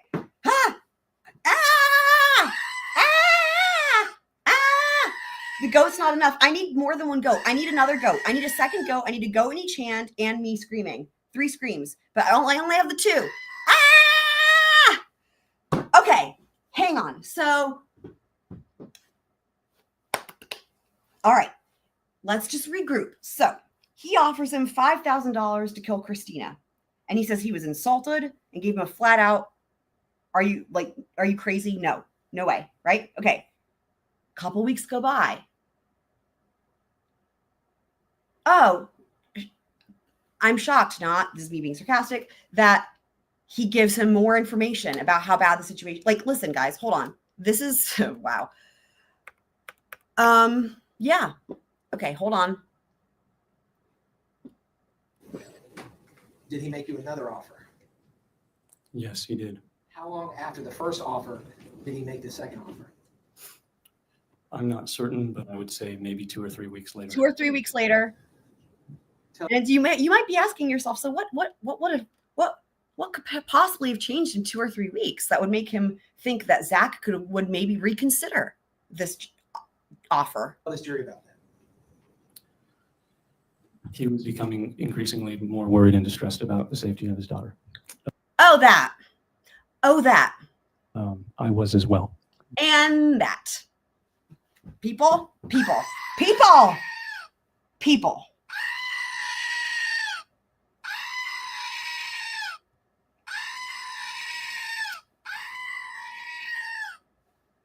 Yeah.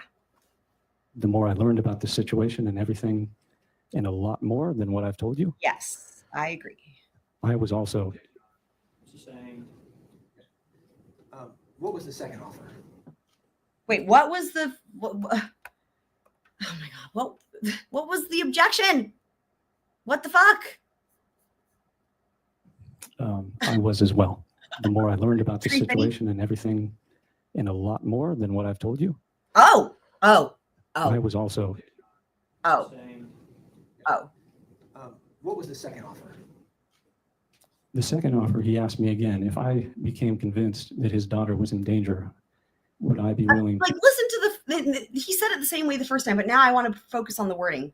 The thing is, if I could, he's saying, like, if I became convinced that his daughter was in grave danger, not if, listen to the distinction, not if Aida was in grave danger, would you da-da-da-da, right? It's like Mello saying to him, if you became convinced. Do you see the difference, though? Do you see the difference? That is so crucially important here. It's like,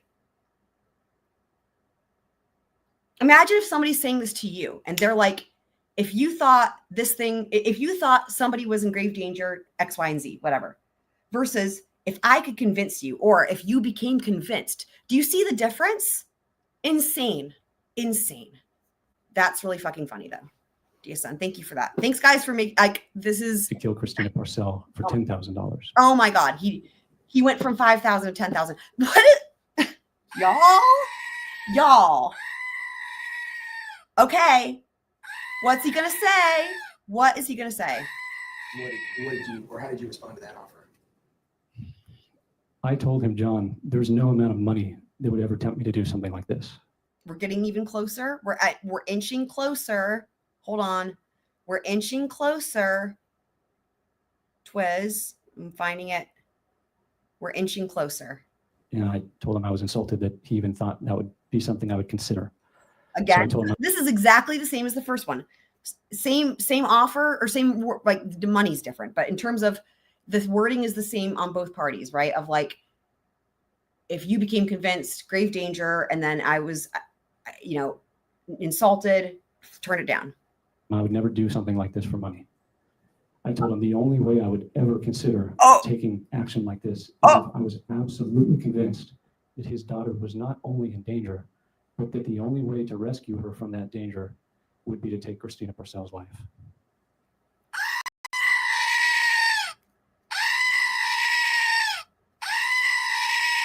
My jaw is on the floor. Oh my God. Oh my God. Oh my God. I guess he figured the more he could manipulate, then the less money he'd have to spend. This is, why does, oh my God. Oh my God. Also, Twiz gets millions girl points for being a psychic here this time around. Oh my God. This is, oh my God. Oh my God. him, John, there's no amount of money that would ever tempt me to do something like this. And I told him I was insulted that he even thought that would be something I would consider. So I told him I would never do something like this for money. I told him the only way I would ever consider taking action like this is if I was absolutely convinced that his daughter was not only in danger, but that the only way to rescue her from that danger would be to take Christina Purcell's life. You remember I said this at the very beginning of his testimony, back when it was talking about playing music on the streets or something like that, early on. And I said, this is someone who puts morals above all else. And it's his own definitions of right or wrong, right? Which again can be problematic, obviously. But what I said was, this is a dude. I didn't know this. I said something like, this is a dude who's not going to be motivated by money. He's motivated by morals. I said that not because it's just crazy. I was just saying that to make, to highlight how important the moral aspect is for him. Like, that's just his, that's come up time and time again. And to say like, this is somebody who would put that above money, and not a lot of people wouldn't do that. Right. But I didn't expect any of this. Like, this is insane. I'm sorry that I scared everybody. I was screaming too. Oh my God. Iowa, I will do it for free. Great. Let's do this. Which is a great follow-up from Mello. Always love to bargain. I mean,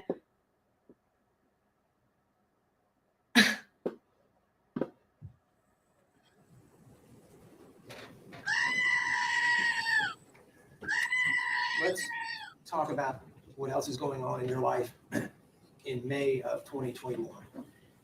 Tell this jury. Yes, what else is going on? What the fuck type of transition is that? Hello? We're just going to switch gears? Are you kidding me? What you're doing with the music project with Oh my God.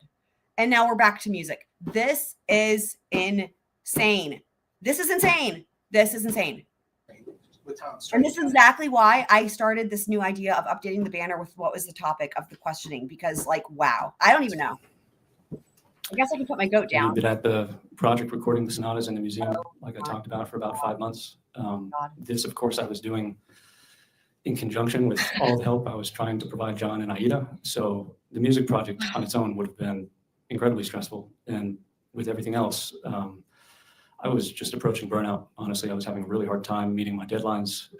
And I was worried that the quality of the work I was doing was going to be going down. And I was just at the point where I needed a vacation, honestly. And we're going to get to that in just a second. Oh, is this when he goes to Italy? Right. It makes sense, right? It's like part of why he's saying he's burnt out is because this has got to be when he goes to Italy. Part of why he's burnt out is because of the stress related to his now being roped into and pulled into this entire thing, right? Killing people and whatnot. And Mello is gonna. Here's what I think is gonna happen. Mello is gonna be like, "Oh, I have an idea. Why don't you come on a vacation? You need a vacation. Come to Italy." Man, oh man. Because you know what it's like? It's like if somebody's like got, I don't know, somebody's got tuberculosis or something. I don't know. And you're like, oh man, it's like, you know what you need? You need cancer.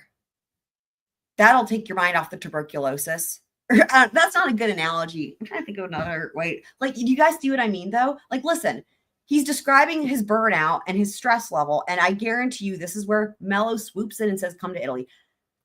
But of course he does, right? Because you know what? Yeah. After those recent revelations about I'll do it for free, fucking hell. Oh my God. This trial. Hi, Kimmy. Welcome. Let's talk about what else is going on in your life in May of 2021. Tell this jury what you're doing with the music project with Tom Strange, how that's going. We've been at the project recording the sonatas in the museum, like I talked about, for about 5 months. This, of course, I was doing in conjunction with all the help I was trying to provide John and Aida. So the music project on its own would have been incredibly stressful. And with everything else, I was just approaching burnout. Honestly, I was having a really hard time meeting my deadlines, and I was worried that the quality of the work I was doing was going to be going down, and I was just at the point where I needed a vacation, honestly. And we're going to get to that in just a second. Incredible. Tell the jury about your compensation Yeah. as it relates to the music project with Talent Strange. It was just an arrangement of a flat fee for all 32 sonatas. I was going to receive $5,000. And if you broke that, Interesting. So Kimmy's asking if I'm surprised he testified. Well, I wasn't today because I knew, we learned yesterday he was going to testify. But when then we learned that, was that yet? Yeah. When we learned that yesterday, I was shocked. In fact, what I said on the live stream was I hadn't even entered into my realm of possibility, which is weird because like every trial, it's always like, is the defendant going to testify? I forgot that was even a thing. I don't know why, but that just goes to show you how like literally I never it didn't even enter into my mind. I wasn't even thinking about it. The question that I had was, is the defense going to put on a case or not? That's where my mind was at. So, I mean, but the thing is like, this trial is surprise after shock after bombshell. I mean, there's just that's what this trial is. Literally every second of every hour is like so yeah. that down on an hourly basis, how much were you getting paid per hour? Probably less than $1, but it was a labor of love. During this time, were you also doing other things to try to make money to support yourself, or was it? Yes, I was. This matters though because of the fact that he turned down money for murder. He turned down money. Again, the morals are more important to him. I mean, that's clear. But again, it's just it's like it's not that he didn't need the money. Doing some. It's that for him the cause was more important. Or concerts on the Wind's lawn, and these were donation based, so people were supporting me financially in that regard. You talked about needing a vacation at the end of May. Describe a little bit more to the jury the fatigue and why you believe at the end of May that a break would do you some good. Well, I needed a break.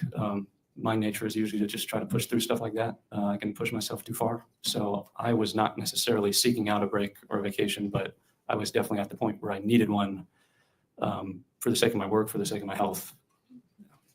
Did you get that break? Yes, I did. Describe for the jury how that came about. Like I said, John and I were communicating pretty much every day at this point.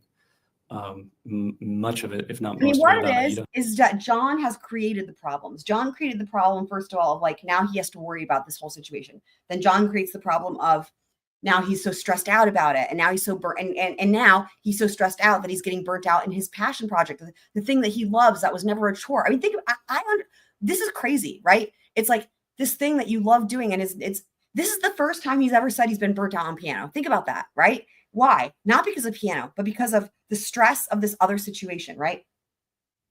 So John has, you can go back further than that. Like first, John brings up the whole thing about Christina, then it's Aida, and then it's John has created this pressure, created this problem, created this stress.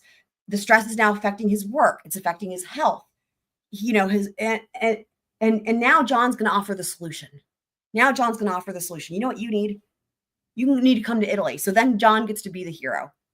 I've known people like this. They create the problems so that then they can offer the solution. And then they can look like the hero. But I was also mentioning to him what I was doing. Certainly times when he needed me to do something and I would have to say, I can't, I'm practicing, I'm recording something like this. So he told me, I'm sorry, I have to say, I can't, I'm practicing is life. Like that is like your slogan. Like I can't, I'm practicing. If I had a penny for every time I've said that, I can't, I'm practicing. It's like all day, every day, especially when you're in conservatories. And anyway, it's just, I have fond memories of saying that. Believe it or not, like that's not a bad thing. It's a good thing. Point. Anyway, much of it, if not most of it, about Aida. But I was also mentioning to him what I was doing. Certainly times when he needed me to do something and I would have to say, I can't, I'm practicing, I'm recording something like this. So he told me, I think he said, like in the rock and roll business, we say you have a monkey on your back. Like the project is starting to own you and you just need to step away from it. You're too close. Again, still, it's crazy though, right? What that John brings up the rock and roll thing when like That was how they got connected, and they're not even doing. They said there was never any other mention of rock and roll, just murder. Essentially. Close to it, and you've been in it for too long. So he suggested that I come and visit him in Italy. Of course he did. Did you take him up on that suggestion? Yes, I did. Incredible. Initially, what was your reaction to that offer? Initially, I didn't want to. Like I said, it's my nature to just kind of push through things. But with some more time, I realized that some time off from the piano would probably do me good. Right, and with his influence, encouraging you to do that. So when did you go to Italy to visit John? I think in either the very last days of May or first days of June, 2021. Who paid for your travel? I did. When you arrived in Italy, where did you stay? I stayed at John Mello's apartment. How long were you there? Between 3 and 4 weeks. Do you remember where in Italy you were? Yes, it was a town called Rovigo. It's not too far from Venice. Wait, I want to know, did you sleep in the same bed? How many rooms are in that apartment? When you were visiting in Italy, where was Aida Mello? She was in Greenville with her mother. Oh my God. They had a one-on-one romantic vacation in Italy. Did they go do all the cheesy stuff that you do? They do in the movies? I don't even know what it is because I don't watch those movies. You guys just let me know in the chat what the cheesy Italy stuff is. Did they do all this? Like this is, I was picturing already like, oh, the two of them. And then but that's right. She was already back with her mom. Just the two of us. And doom, doom, doom, doom, doom, doom, doom. Oh my God. Wait, hold on. Just the two of us planning murder every day. I don't know. This is just 3 to 4 weeks. Maybe it's like you're burnt out, you're stressed. Here, I know what you need. You need a little. Oh, wait, hold on. I have a sound clip. Wait. Hold on. I can do this better. It's like you're stressed out, you're burnt out. You have a monkey on your back. You have a monkey on your back with your passion project. Okay. You know what you need? You need a little bit of.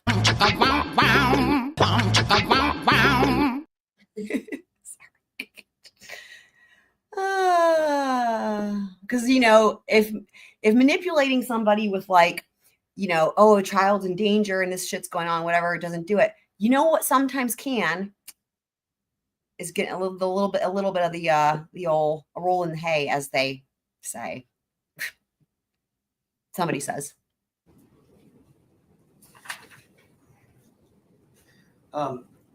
Even though Aida was not in Italy, while you were in Italy, did you have an opportunity to see Aida?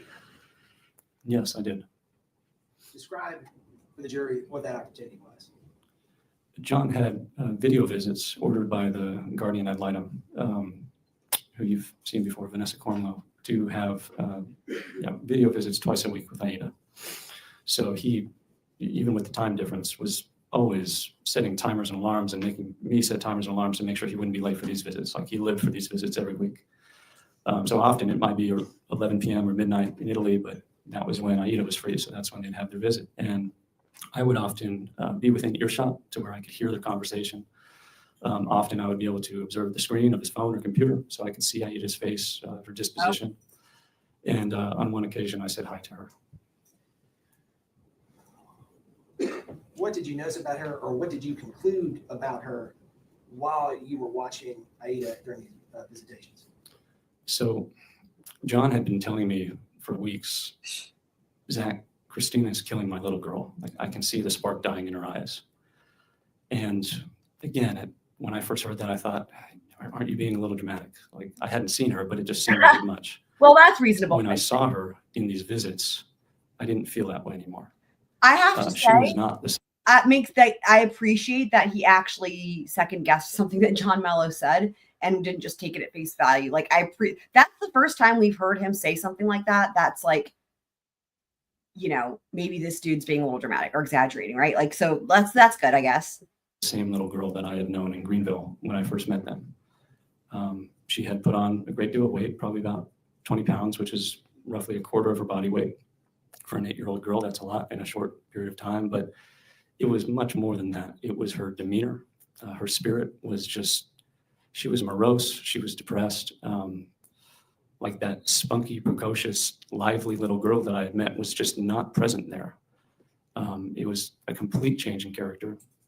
And I mean, John would ask her how she was doing, and she would always try to give a good response. Like she would try to smile and say, "Oh, I'm fine, Daddy," and try to put on a good face. But it was clear that she was doing that because she didn't want to worry her dad. She didn't want him to realize how poorly she was doing. And it just reminded me so much of myself when I was a little older than she was with what I've previously described with Grace. It's this, you internalize things. Like she's a strong person.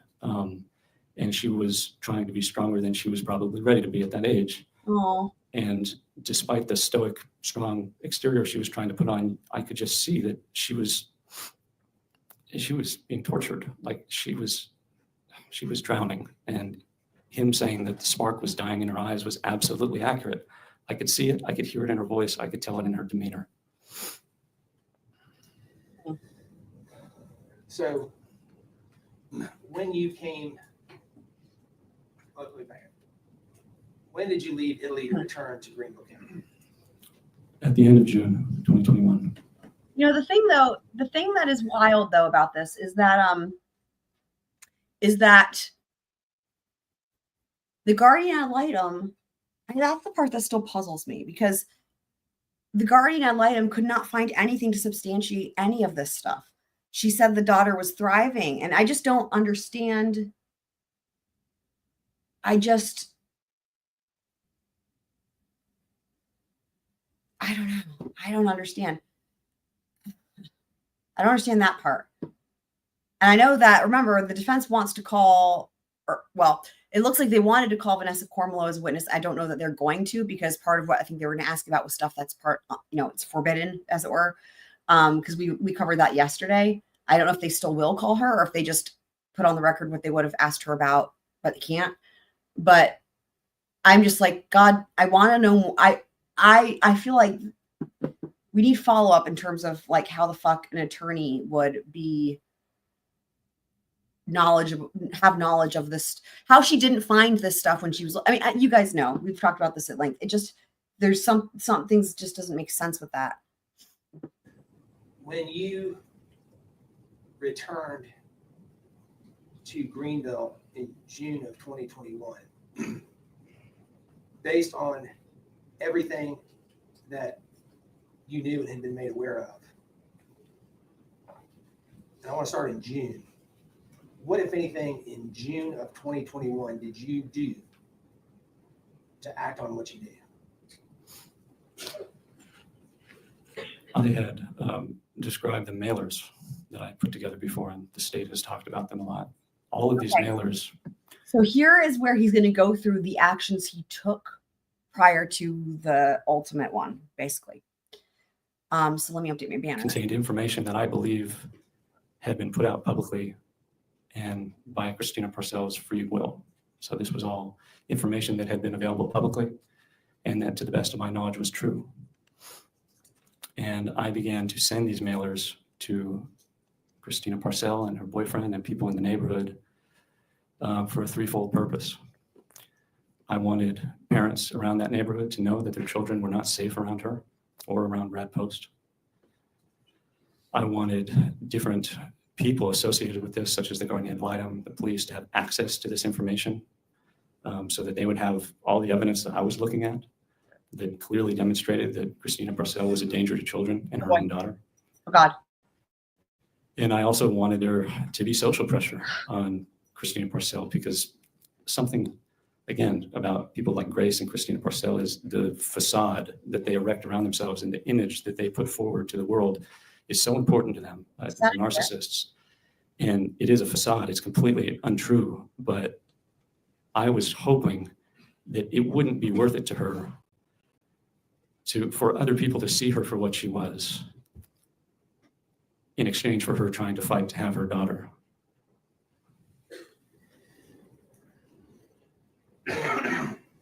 You said. So that's basically that's basically him all admitting to the harassment charge, right? Like, is what that is there. Not that that matters really in the scheme of things, but anyway. Going into July of 2021, is that right? Yes, I did. Did those mailers and the effect those mailers had do anything to alleviate your concerns? No, they didn't. If anything, Right. Christina Porcel and Brad Post just dug their heels in deeper.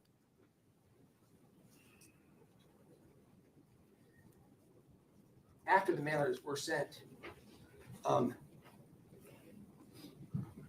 you know whether or not they had any effect on? I want to talk about after the mailers were sent. Did you learn of a video call or about a video call that John, who was in Italy, had with Aida, who was in Greenville? Yes. What did you learn about that video call?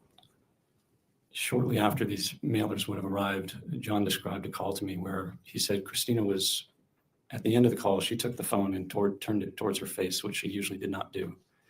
And he said she was more angry than I've ever seen her. And he would often talk about how you would never see her angry. Like she was very good at controlling her emotions and not showing if you had made her angry. And she took the phone and didn't say anything, but just slid her finger across her throat as if that she was threatening that she was going to have him killed for what she believed he was doing. What?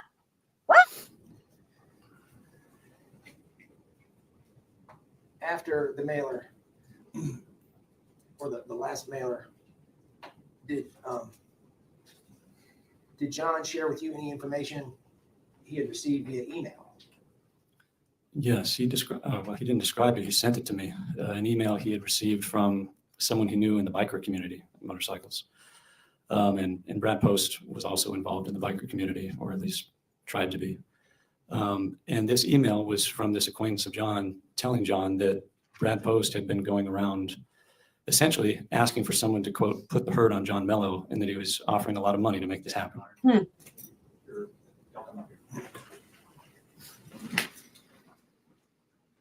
Hold on. I was getting some more water. I missed that. I was like, oh, let me go walk away for 1 second and get more water. Oh, yep, no, missed something. Of course. Didn't describe it. He sent it to me. An email he had received from someone he knew in the biker community, motorcycles. And Brad Post was also involved in the biker community, or at least tried to be. And this email was from this acquaintance of John, telling John that Brad Post had been going around essentially asking for someone to, quote, put the hurt on John Mello, and that he was offering a lot of money to make this happen. What? What? Interesting. So everybody was trying to kill everybody. Oh my God. I haven't seen the website. I've seen that there is a website. I don't know anything about the website. That's all I got with that one. What the heck? Okay, they're coming back.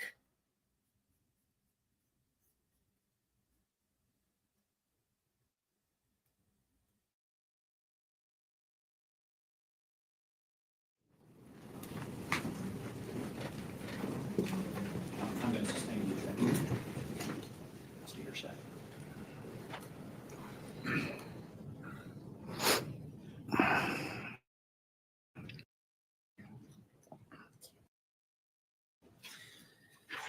Zach, we talked about the fact that you testified that you sent the mailers, you explained why. I want to talk about something else you did for the purpose of acting on a concern.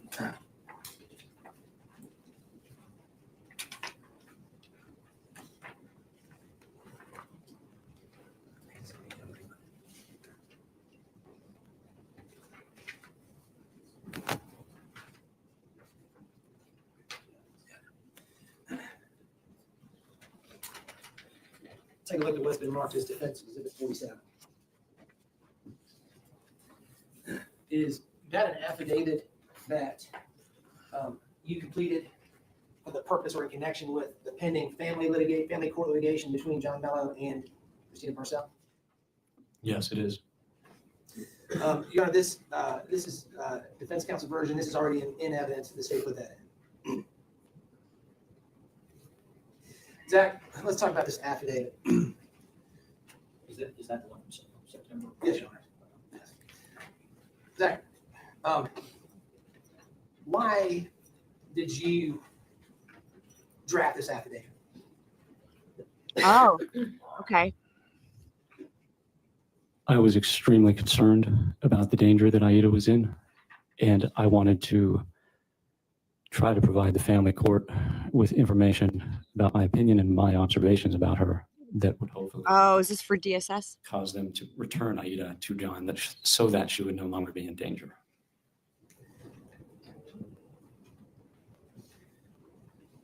Did this affidavit, well, let me back up. To whom did you send this affidavit? I had it notarized, and then I think I scanned it and probably emailed it to John or left it with his family court attorney, Notarized. Samantha Larkins, at the time. That's a good point, Twiz. Thank you for reminding me about that. I didn't. Yeah. Yep. Yep. Let's see.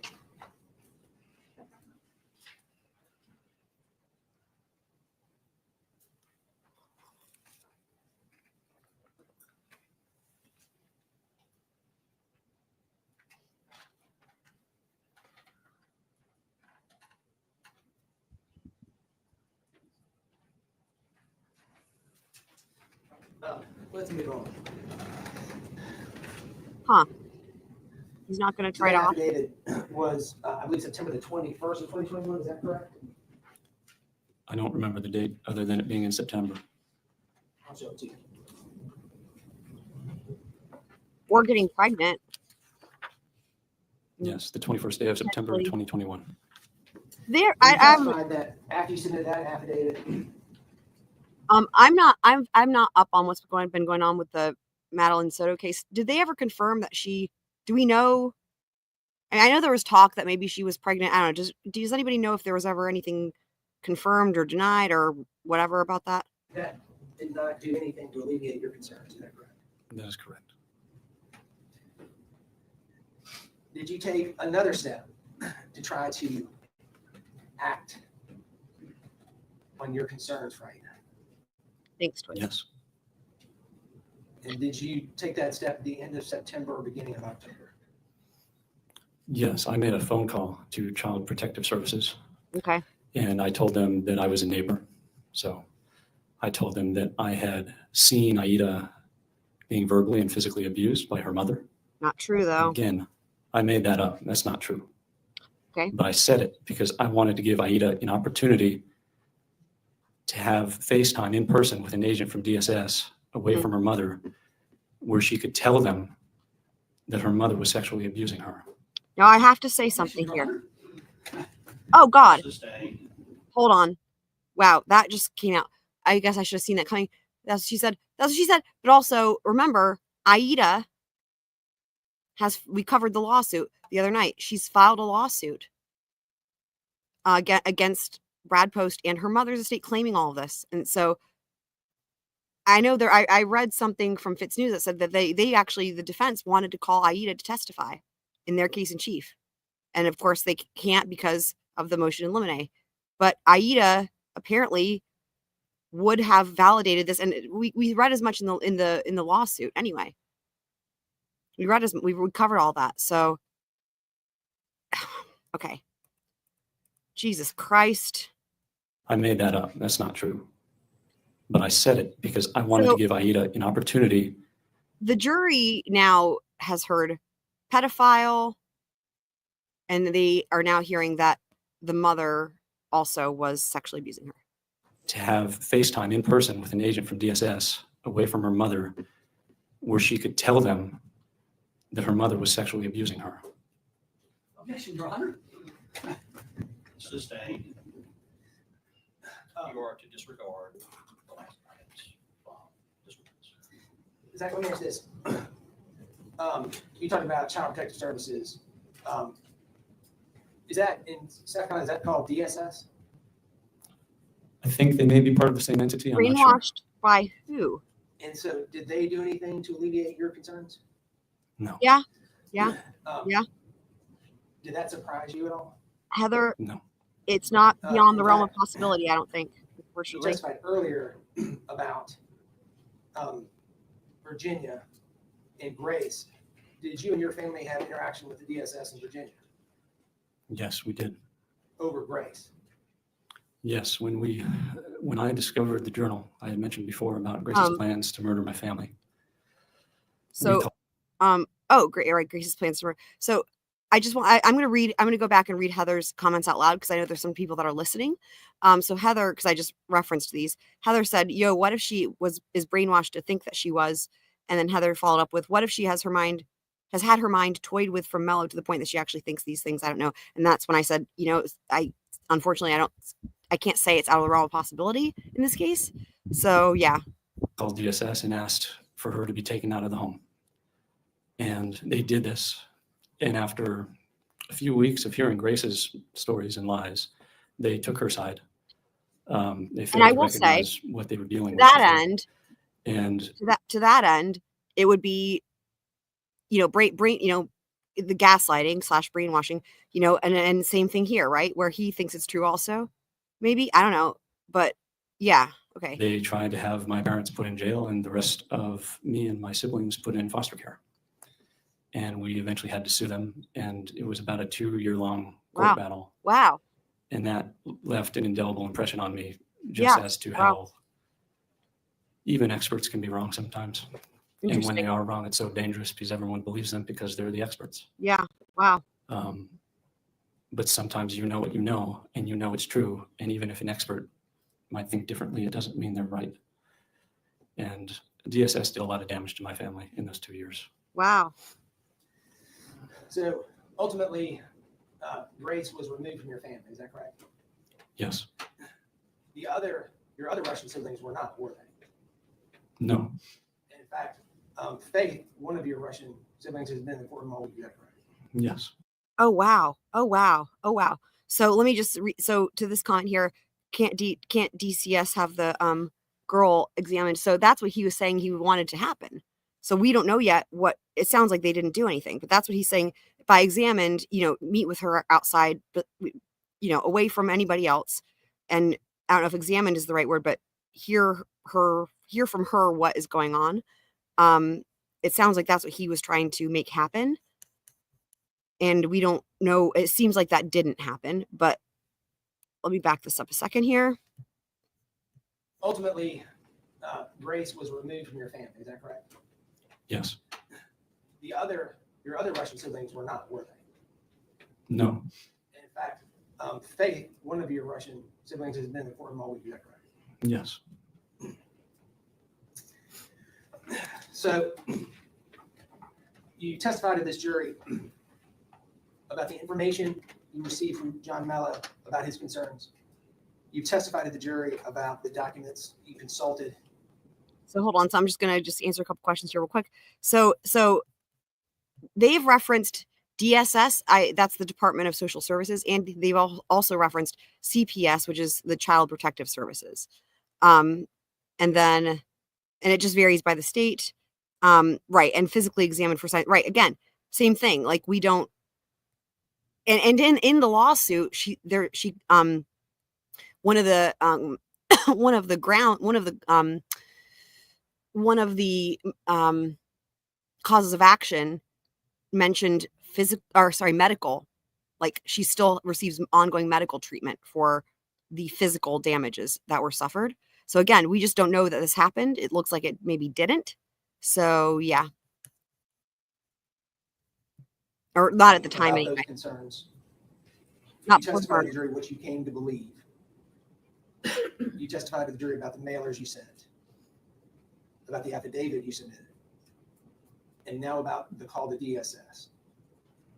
After you had done all these things to act on your concerns, and nothing had been done, tell this jury in early October of 2021, what's going on in your mind? What are you thinking?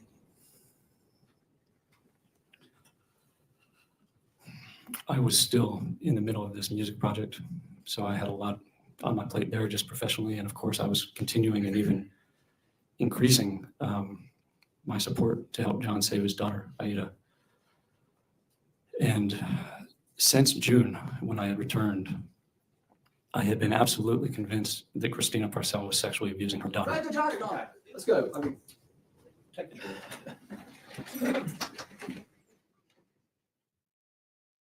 I mean, that already came out. So I don't know why at this juncture, you know, that's already come out. But I guess the difference there is the absolutely convinced part. I don't know. Let's just go past this.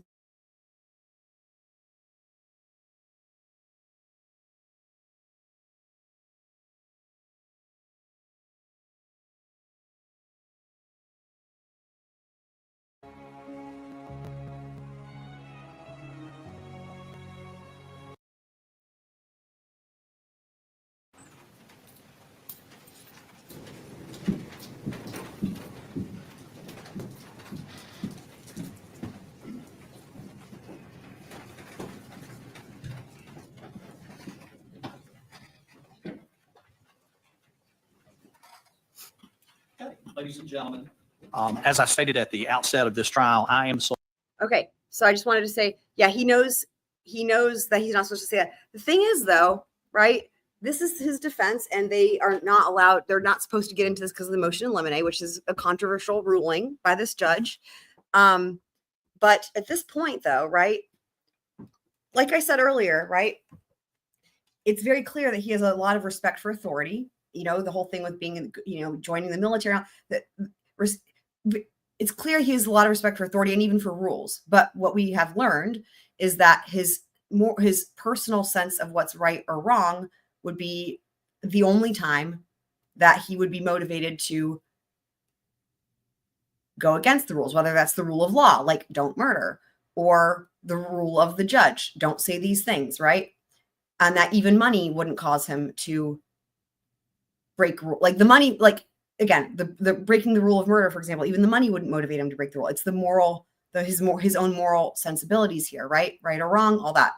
So I think that pertains to not just the murder, but also things like following this rule. Like he's on the stand because he wants to tell this, he wants to provide his defense, and he wants, you know, if you're him and if you're his defense attorneys, right, you want the truth to come out, right? The truth, that's what they're, yeah. And again, we know that these things are being kept out from the motion in limine, but also on top of all of that, he doesn't actually have anything to lose, because this could, like, one of the things that this could result in, right? If this, you know, they're still here. That's like I kept saying, that's why I kept checking to see, did the court blow up yet today? You know, one of the things that could happen if this continues is it could result in a mistrial, and then they just do this all over again, right? Or best case scenario, he says these things and the jury hears them and then they acquit. Jury nullification, right? But in terms of what his own, like he could be sanctioned, or sorry, he could be held in contempt of court, right? And then that could be like, okay, you have to spend X amount of time in jail. But like, okay, so if you weigh it out, right? If he is convicted and he has to serve a life sentence, then tacking on X amount of time in jail for being held in contempt for saying this isn't going to matter. And if he's acquitted, then if he's acquitted because he said these things, then spending X amount of time in jail for being held in contempt, again, it's going to be minimal, right? Is better than not saying it and risking a life sentence, right? So in other words, there's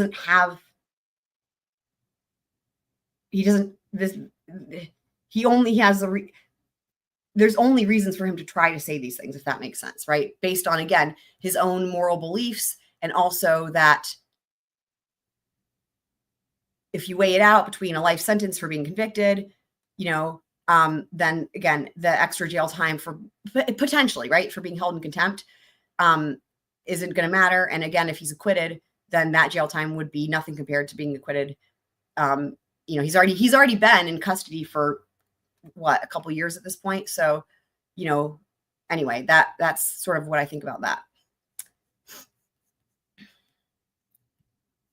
Sole judge of the law in the case, while you, the jury, sit as the judge of the facts. And part of my role is to make determinations about what evidence can and cannot be admitted and presented to you, the jury. The gatekeeping role rests solely with me, the judge on the law, and I want to instruct you that you're not to consider any testimony that I have instructed you to disregard. Furthermore, you should not even mention or discuss any testimony that I've instructed you to disregard, and I instruct you not to discuss any topics that have been ruled improper when you go to do your deliberation room, okay? So what happened was over the break, the state asked for a curative instruction as a remedy. And that's what that is. He just read them a curative instruction because the options would be mistrial,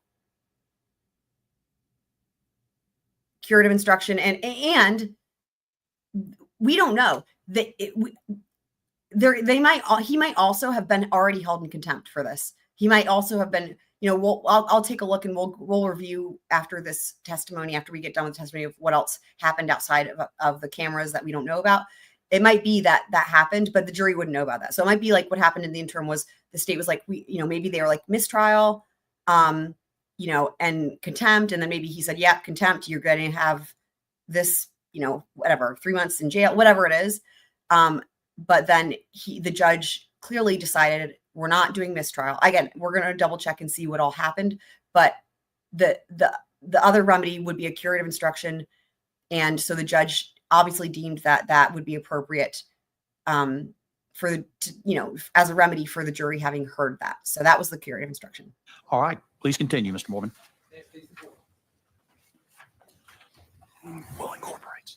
Zach, before we broke for lunch, we were in the time period of end of September, beginning of October of 2021. Remember that?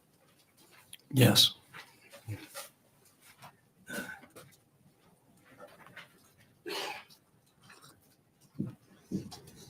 And Zach,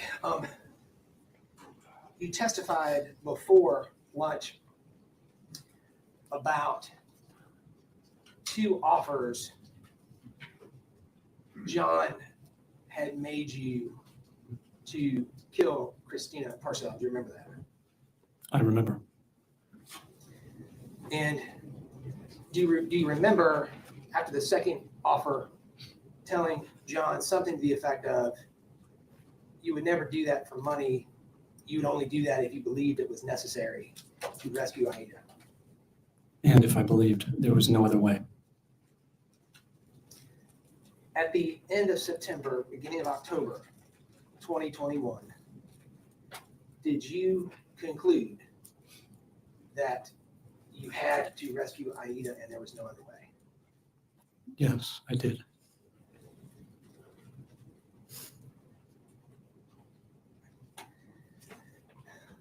Let's talk about what's happening in your life in the beginning of October 2021. And specifically, I want to talk about the status of the music project you had been engaged with Tom Strange in the City Hall Museum. I also want to talk about other employment opportunities. So tell the jury what was going on in your life on that front at the beginning of October. At the beginning of October, I was just coming off finishing the project at the museum. We finished in September at some point. And as I mentioned before, my birthday is October 2nd. So I had arranged to play a private home recital at the Wynn's home, where I would play the last 3 piano sonatas of Beethoven on my birthday. So these are very, very difficult pieces of music, and some of the greatest pieces of music ever written. So I was very one of the ones we watched preoccupied yesterday, trying to give my best to these pieces. And shortly after that, a friend of mine reached out who had done some work performing on cruise ships. There's an organization called Lincoln Center Stage that recruits conservatory trained musicians to form either a piano quartet or a piano quintet to play classical concerts on cruise ships. And they had a pianist drop out at the last minute. And long story short, I interviewed for this job and got this job, I think on October 12th. But it was about that time, maybe a little earlier. Oh, wow. The day before. That's wild. Where were the winds on October 12th and 13th? They were in Europe.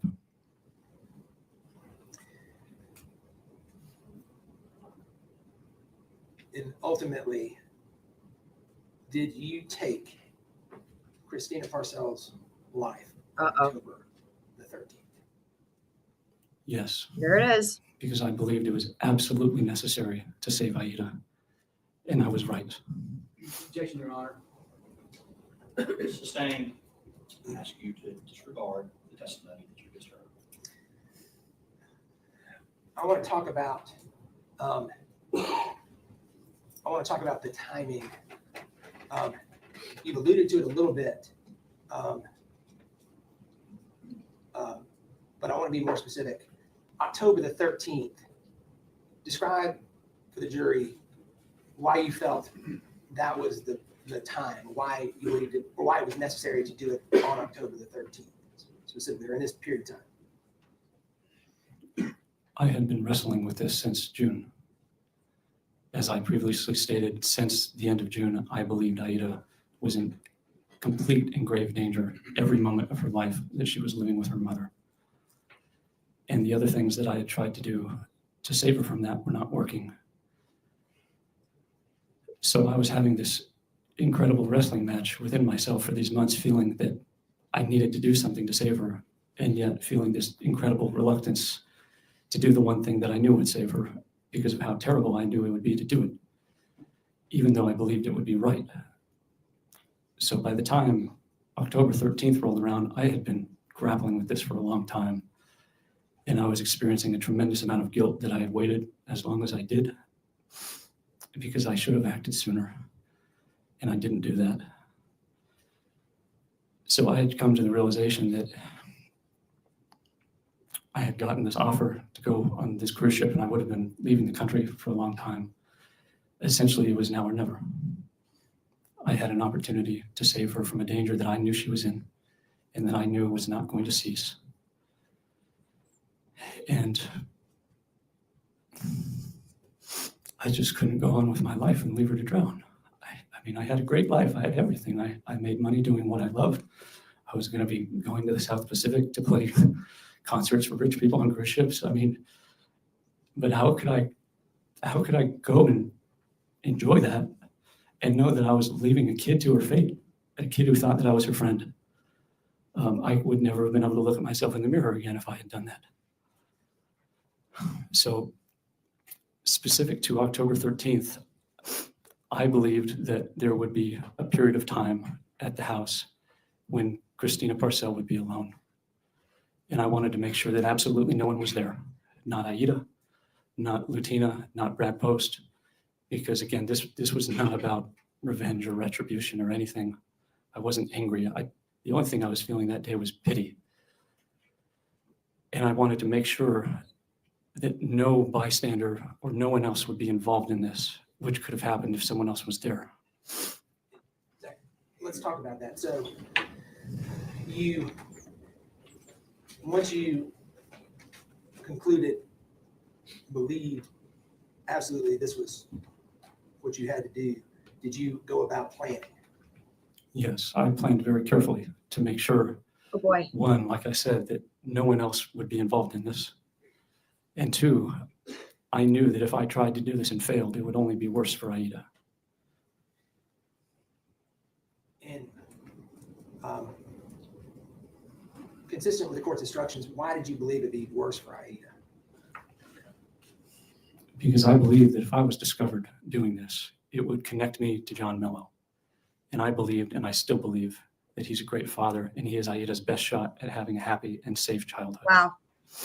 Let's talk about the planning. Well, the other thing I will say is this. To my knowledge, Aida had been still living with John Mello after this, right? And we know that he got custody and everything. We heard that from all the different testimony previously. But, that was referencing what happened after the homicide. But again, like recent reports from like the people that are local there, like, yeah, she's living with him and they're living in Greenville. And I just, again, hadn't even thought of this with John Mello's arrest that just happened. I wonder, like, now Aida is back without a parent, and I wonder what's going to happen. Will she go live with Lutina? Awful though. Wow. You had a gun. Yes.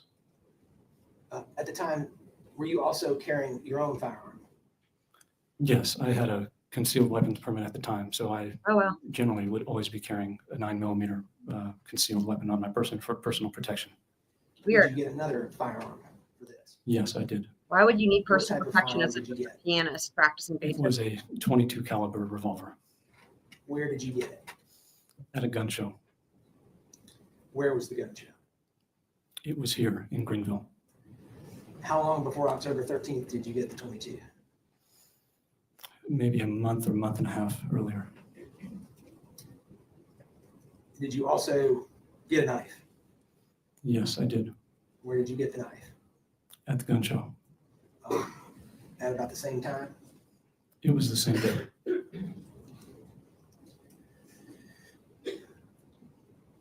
Let's talk about what else, what other planning you did. Did you obtain gloves? Yes, I did. Do you remember where you got the gloves? No, I don't.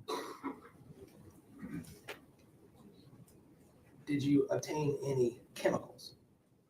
Yes, I bought some paint thinner because, again, I didn't want to be connected to this because I wanted to make sure this would actually do something to save Aida. So in case a glove had broken or I had left a fingerprint or something, I wanted to be able to clean it with the paint thinner.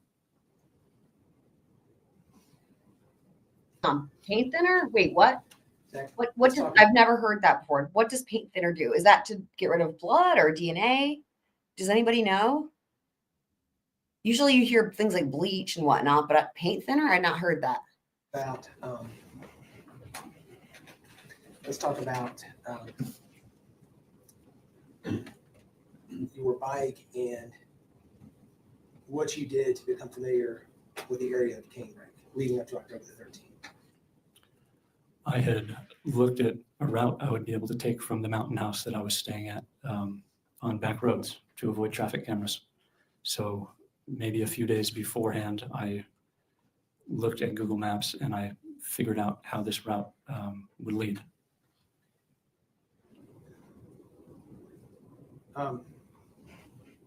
Let's talk about October the 12th. Did you originally plan to do this on October the 12th? Yes. Zach, consistent with the court's instructions, describe to the jury why you didn't do it on October the 12th. I woke up that day and I just felt such reluctance, and something in my gut told me it wasn't the right day. And I waited one more day. Let's go to October the 13th.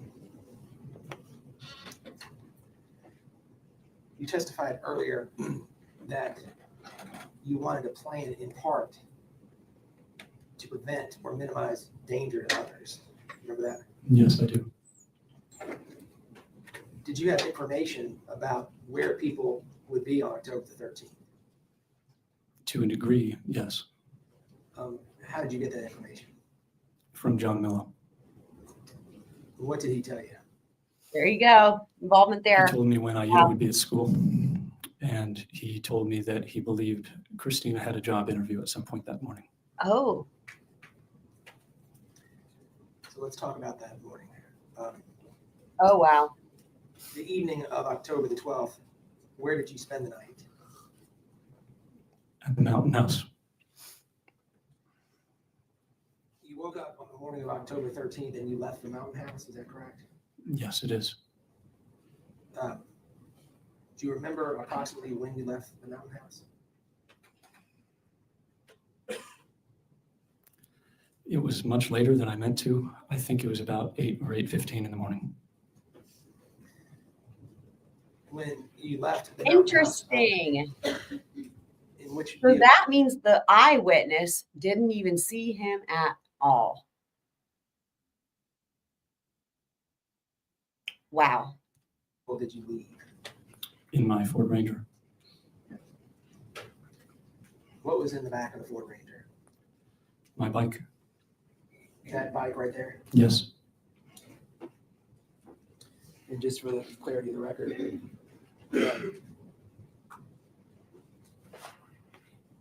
this is a state's exhibit. I don't have the number that was introduced.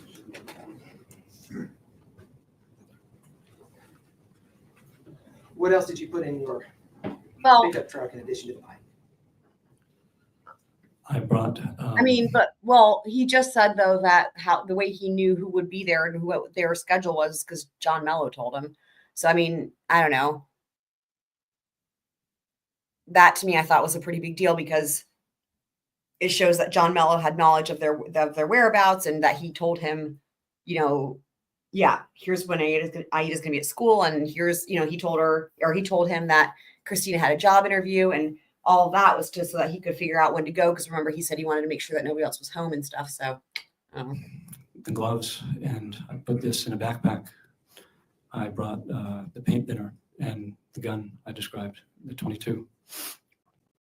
I brought a knife, and I brought a box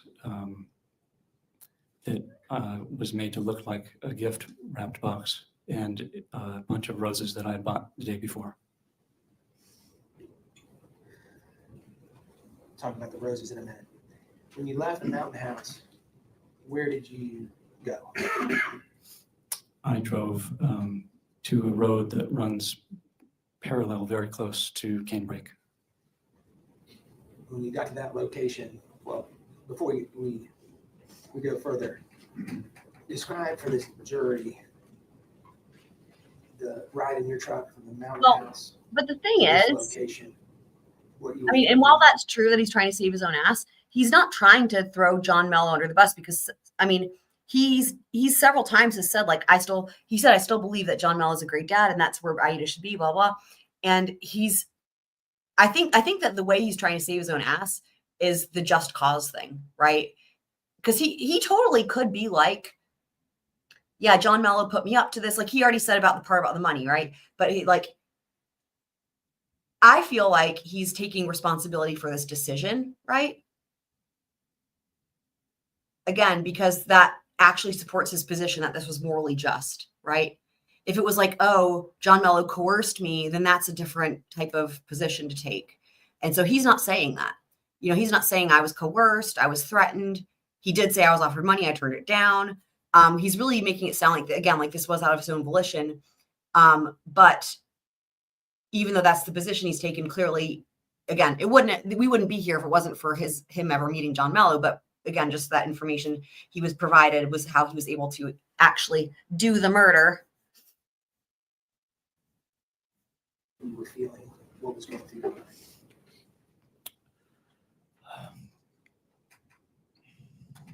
Like I said, I had wrestled with this for months. I had come to the point where rationally I knew that the only way Aida was going to be saved from what she was enduring was for me to take this route. I knew that. But there's another element, a human element, which is just so reluctant and revulsed by the idea of taking a human life. So I had prayed a great deal about this. I had prayed like I'd never prayed before, because even knowing that logically this was the right thing to do, it didn't satisfy that emotional and human aspect where I felt that I needed permission to do this. And I was so terrified that somehow I might be doing the wrong thing. Like I knew that it was right logically, but there's the emotional aspect was just reeling against this idea. And more so because she was a woman. I was raised to always protect my sisters and mother, and I opened doors for women growing up. So this idea was just repugnant to me, even though I believed it was necessary to save a child.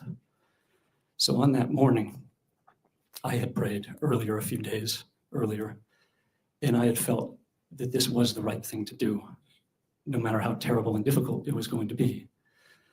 So like I said, I didn't feel anger. I felt pity because I realized that this was just the only way to save a child. And it felt like a foregone conclusion because I knew that I had a duty to do this to save a child. So physically driving my truck there, I was experiencing a level of anxiety and physical illness that I had just never experienced due to stress before. My hands were shaking. I was in a cold sweat, and I was fighting the urge to vomit before I even got close there. A few times I thought I was going to have to pull off to the side of the road because I could hardly keep my truck straight. My hands were shaking so badly. But the whole time I was just thinking, if I don't do this, if I turn back, then I'm consigning Aida to her fate, when I know that I could have done something to stop what was happening.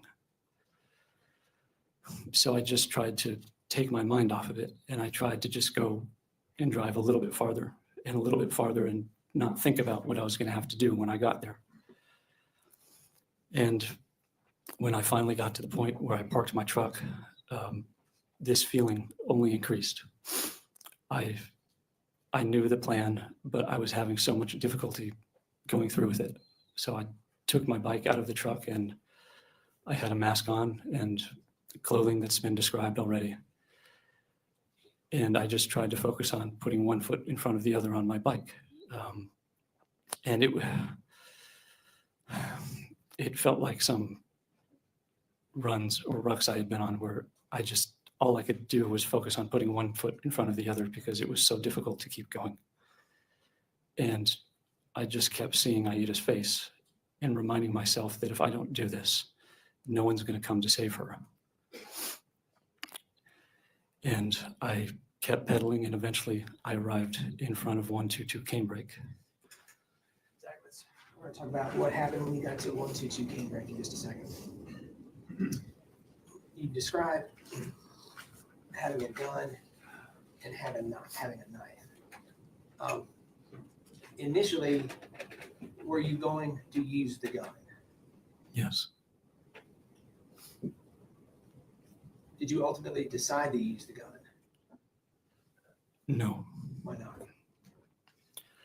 I was very concerned about using a gun because of how loud it would be. And I didn't want to alert a neighbor or a bystander who might come to investigate and get involved.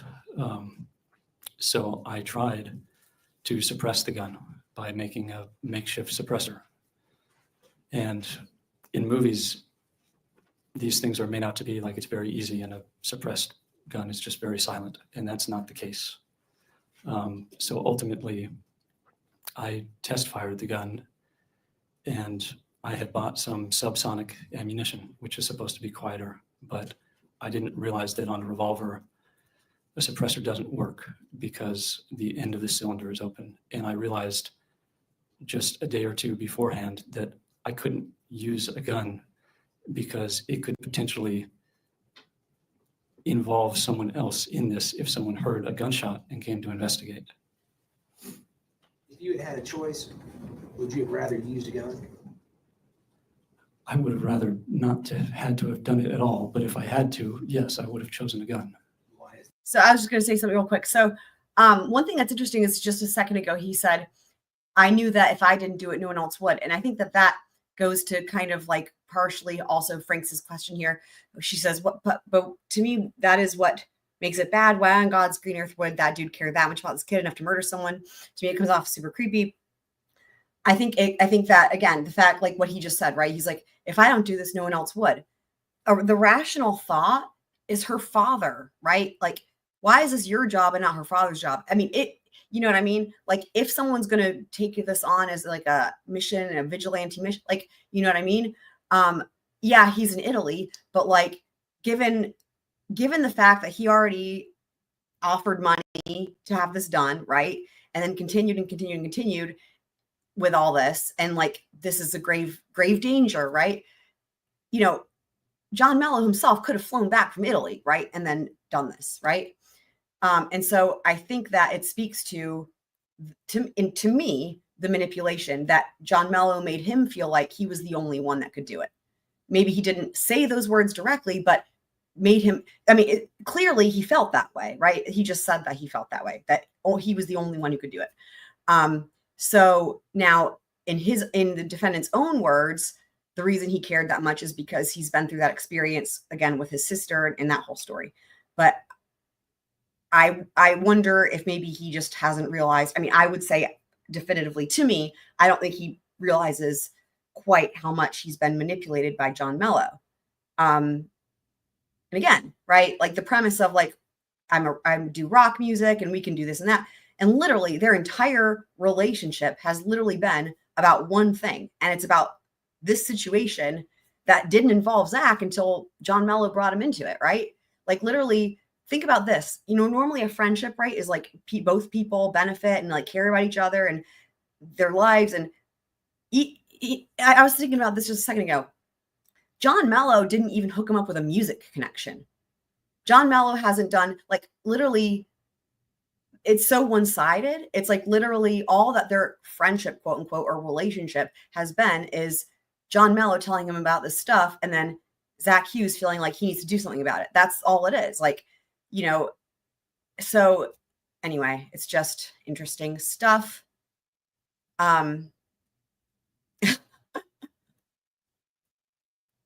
Yeah, it seems so predatorial, right?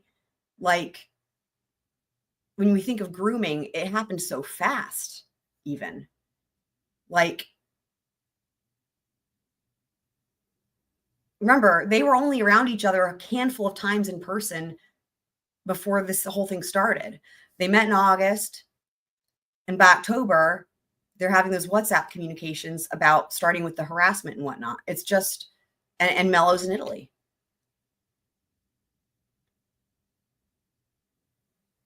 So within a couple of times hanging out, getting tacos, John Mello was able to, at that point, at the very, you know, already he was on board for the harassment stuff, right?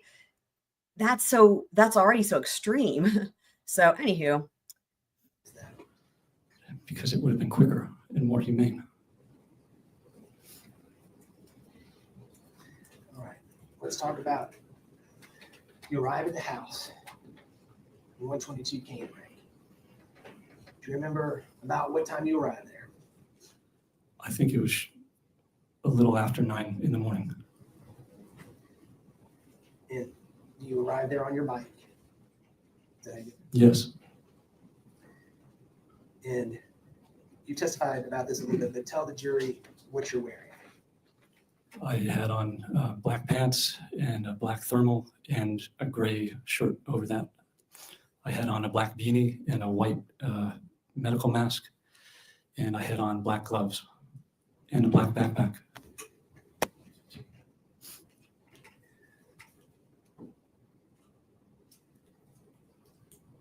Do you remember how many vehicles were parked in the driveway when you got there? One.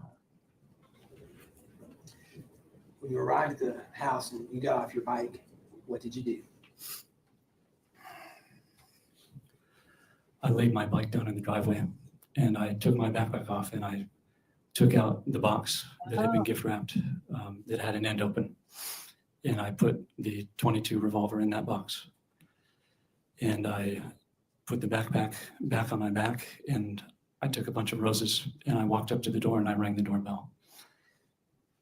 And I was shaking and freaking out at this point because there was nowhere I wanted to be less than at that house on that morning. And when I rang the doorbell, the door opened and a woman came to the front. And I thought it was Christina Parcell, but I wanted to make sure. And I also wanted to make sure that no one else was home. So I told her that while I was holding the box and the roses, There that I it is. had a delivery for Lutina Parcell, her sister. There it is. And she told me that Lutina wasn't home. So at this point. So that's the part. So Twiz, you might have missed it when Heather was here, but I want to pull up Heather's comment real quick about the CP. I'll just pull this up. So she said, what if she was brainwashed to think that she was? What if she has had her mind toyed with from Mello to the point that she actually thinks these things? So we were talking about that a little bit ago. So anyway, and, you know, I said to her, I said, it's not out of the realm of possibility. Right.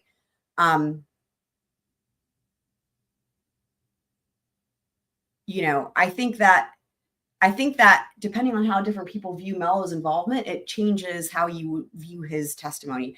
And for me, I really think that he's been gaslit the fuck out of. That's where my personal view on where Mello fits into this is. He just fucking, you know, used him. And he found somebody who had such a moral compass, or to him, right, his own sense of moral compass, if you will, right and wrong, to where most people would have thrown Mello under the bus, even if it wasn't, you know what I mean? Like, again, the normal thing would be to say somebody put you up to it or coerced you or whatever, even if that wasn't true. And it's just, there's a very interesting dynamic here between all these different people. And it's obviously there's a lot of complexity. And he met her that one day, the first day they met, and then he said he saw her on video a couple times when he was in Italy and Aida was in the US. So, you know, the thing about it's an opportunistic thing. Like, he just gave him, okay. Some people, right, you know, that are like this ultra level of like Moriarty, right? You know, you guys hear this, right? They can sense it and pick up on people right away, right? I don't, so that could be the case. Or it could be the case that he just met him and then gave him a business card and then went and didn't expect to hear from him again. And then Zach Hughes contacts him and they meet up one time. And then from there, he realizes, okay, you know what I mean? Like, I don't know. It's not, he doesn't have to meet, he wouldn't have to meet someone and be like, oh, this person's willing to commit murder. The thing would be you meet someone and you're like, this is someone who I could manipulate or something, right? Like, you know, like the predatorial aspect of it. This is someone who I can use. And it might be, you don't even know what you're going to use them for yet. It could be, maybe it's just, I'm going to use them for the harassment. I don't know. And then you just see where their limit is, right? And eventually you learn that they're willing to do these other things, right? And it's like, you know, the conversations they had about the money, and then it became clear he was willing to do the murder, but not for money. You know what I mean? Like, and the fact that he offered it twice, right, just goes to show you. Mello, you know, he made the offer and then he fed him more stuff about all the shit that was going on and then tried again. And so, and had he said no again, maybe it would have been, okay, fine, you can continue with the harassment. And then maybe Mello would have gone to somebody else for them. I don't know. I'm just saying that these things happen, you know, over time. And in this case, happened really quickly. The time frame was very short. So, and remember, Aida, like I was just saying, Aida was on the defense witness list and was going to testify for the defense. But she isn't and can't because of the motion in limine. So there's that. Oh yeah, thank you, Twiz. That's a good point. Yeah, that's right. He did say that. Yeah. I'm not saying that at all. I'm not saying that at all. Why would I say that? What I'm saying is that, I mean, for any of you guys who've been watching this from the beginning, and I'm just giving you my thoughts as we go along, what he's saying is completely in line with what, as this unfolded, with what my view of it based on how I perceived Mello's interaction with him. This is how this has looked to me from the beginning. So it's not like I believe him because he said he would tell the truth. It's like this. He is explaining this exactly as I would expect for someone who has been completely manipulated and gaslit by somebody else and who preyed on their vulnerabilities and all that, right? And all the rest, like we keep talking about. And somebody who has this sense of right or wrong and all that, right? Just this makes sense to me based on what I already thought was going on. So, I mean, right? For sure. I know. Twiz is like, yeah, that's funny. So.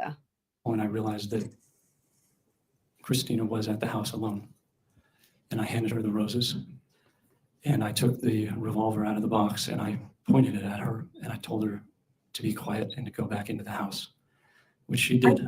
To this end, though, to this end, one could say because he's admitting to the murder, that could be a lie too, right? So it's like, how can you believe him? How could someone say, yeah, I believe him. I believe he did the murder. I believe, like the part we're hearing now, I believe all this happened, as he said, with the roses and the gun. And then I believe all this, but I don't believe other things, right? You know what I mean? Like, that doesn't make any sense either. So, Am I making sense? Like, I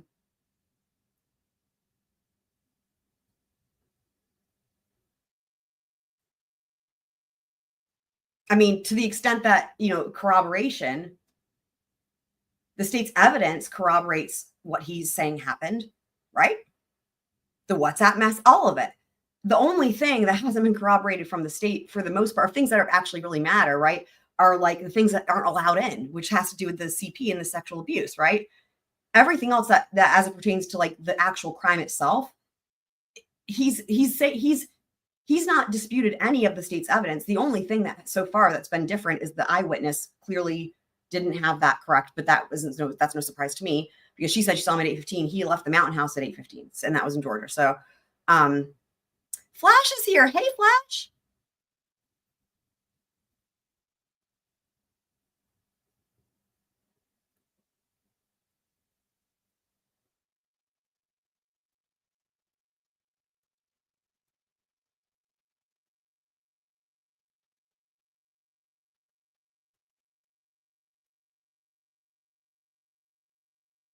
But I mean, the thing is this, like, what would most defendants do? Most defendants would either not take the stand, or they would take the stand and they would try to say they didn't do it, right?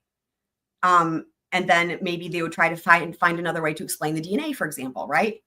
So if somebody did that, are those people more truthful than someone who says, I did do it, and explains it and says it exactly as it happened according to the state? You know what I mean?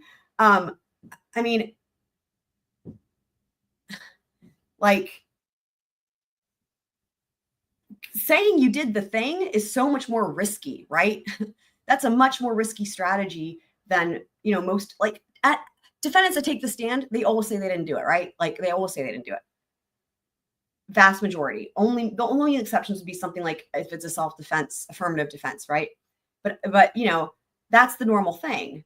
And this is an anomaly where there's not an affirmative defense like self-defense, where you have to admit it, where he's actually saying, I did the thing. It's just very, it puts it in a unique position. I don't know that you can really, and also this individual's mindset is very different. I just don't think you can really put it into a category like this is not a normal trial, and this is not a normal case. I mean, there's that. But I'm happy to see you, Flash.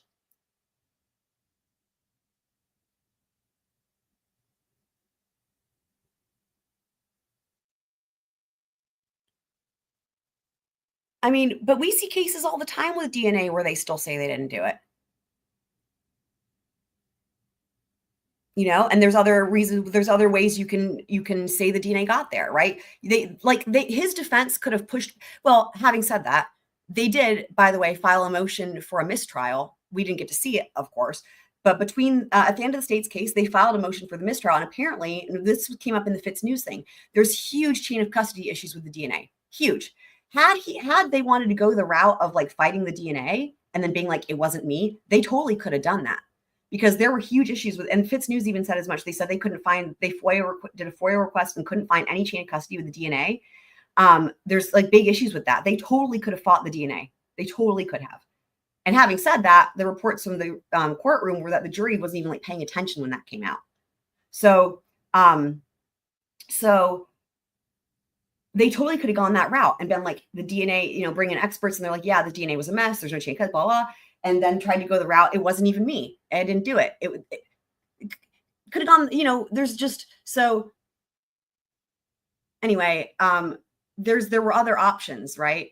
But they didn't go that route with again, they still filed the motion for a mistrial, but in terms of their defense strategy, they like, even though that was denied, right, they still could have gone with a defense strategy of fighting the DNA by bringing in these witnesses and people coming in and saying the chain of custody was terrible and all that. And then he could either take the stand or not. But if he took the stand, he could be I didn't do it, right?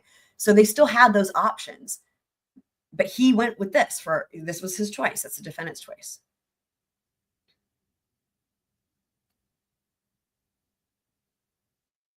What if who shows? I mean, they can't.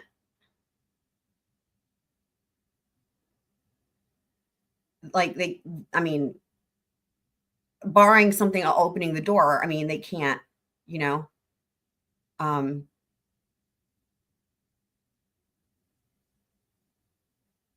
I mean, we'll see when it gets to Brad Post's trial. We will see. Yeah, Flash. I don't know. I'm so happy to see you. This case is insane. Let me back this up a little bit so we can see where we were here. Actually.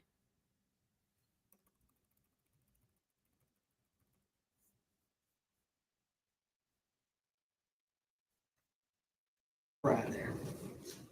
I think it was a little after 9 in the morning. And you arrived there on Yeah, your bike. and Franks, I agree with that. At this juncture, I mean, we're not done with him. I agree. I still think, yeah, where the state rested was a complete and utter disaster. And I think that might still have been the best strategy. But we heard this again from the Fitz News people. The word on the street was that he really wanted to testify. And they had other experts and all these other witnesses they were going to bring in that couldn't come in because they all had to do with the stuff from the motion in limine. But they had a whole case in chief. But like, yeah, I still think that potentially, you know, now let's just say if it wasn't for the motion in limine, I would have a different perspective. Then I would say, yeah, like without the motion in limine, then they could have brought in all these other witnesses. This would be a different case in chief. But with the motion in limine that we have, then I do think it probably would have been better to just rest because the state's case was just, yeah. But again, if the defendant really wants to testify, that's their right. And then there you have it. So yeah, we don't know anything. Right. That's true.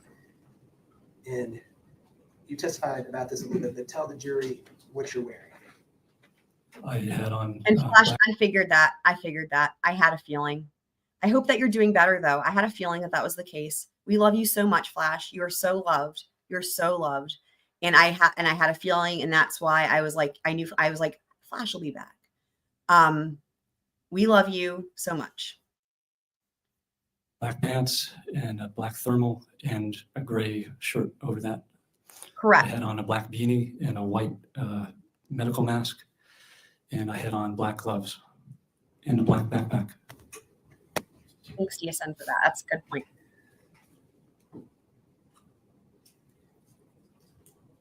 Do you remember how many vehicles were parked in the driveway when you got there? One. When you arrived at the house and you got off your bike, what did you do? I laid my bike down in the driveway and I took my backpack off and I took out the box that had been gift wrapped that had an end open. And I put the .22 revolver in that box. And I put the backpack back on my back and I took a bunch of roses and I walked up to the door and I rang the doorbell. And I was shaking and freaking out at this point because there was nowhere I wanted to be less than at that house on that morning. And when I rang the doorbell, the door opened and a woman came to the front. And I thought it was Christina Parcell, but I wanted to make sure. And I also wanted to make sure that no one else was home.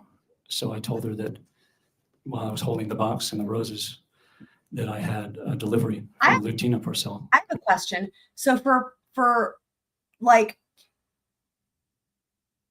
anyone that's thinking that like this is just all bullshit, we don't know. I'm not saying it's not bullshit. I'm just saying for anyone that thinks it's bullshit, like everything is just bullshit, that he's saying, I just have a question. So if everything is bullshit, what do you guys think is the real reason he did this? Because he's admitting to doing it, right? Or okay, do you think he didn't do it? But if you think he did do it, what is the actual reason? If not for what he's put forth as to saving a child, and it was the moral issues there. Is there some other reason? That's what I'm curious about. Her sister. And she told me that Latina wasn't home. Sorry. Flash, I love you so much. Flash says, is this that ventriloquist trial? To begin, what is a ventriloquist trial? What? Oh, Flash, I love you so much. I love you so much. Oh my god. Oh my god.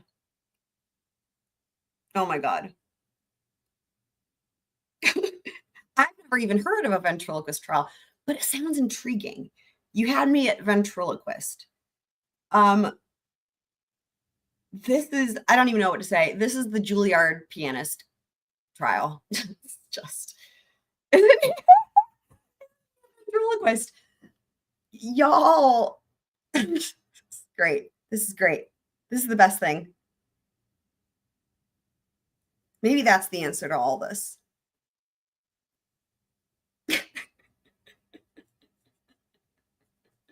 Is there a ventriloquist trial? What the hell?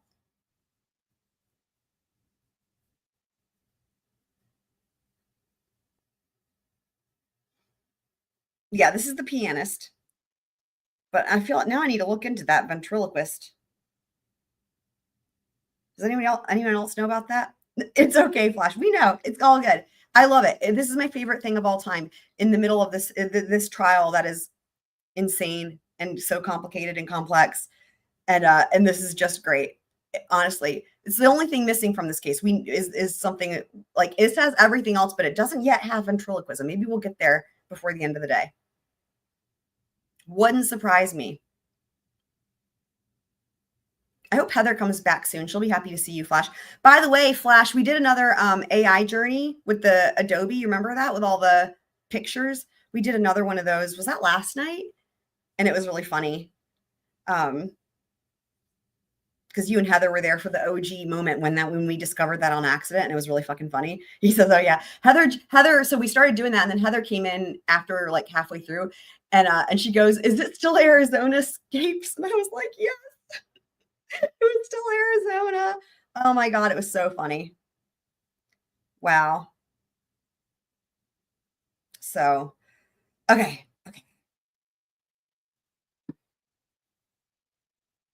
So at this point, I realized that Christina was at the house alone, and I handed her the roses, and I took the revolver out of the box and I pointed it at her, and I told her to be quiet and to go back into the house. So now And we know finally how he got into the house. This is the only part of the entire trial today that I heard on accident and Twizznos, because I was trying to find out if he was still on the stand. Again, I was trying to figure out what was going on. I was at the vet with my dog, and I was trying to figure out what was going on, but I didn't want to like accidentally get a spoiler.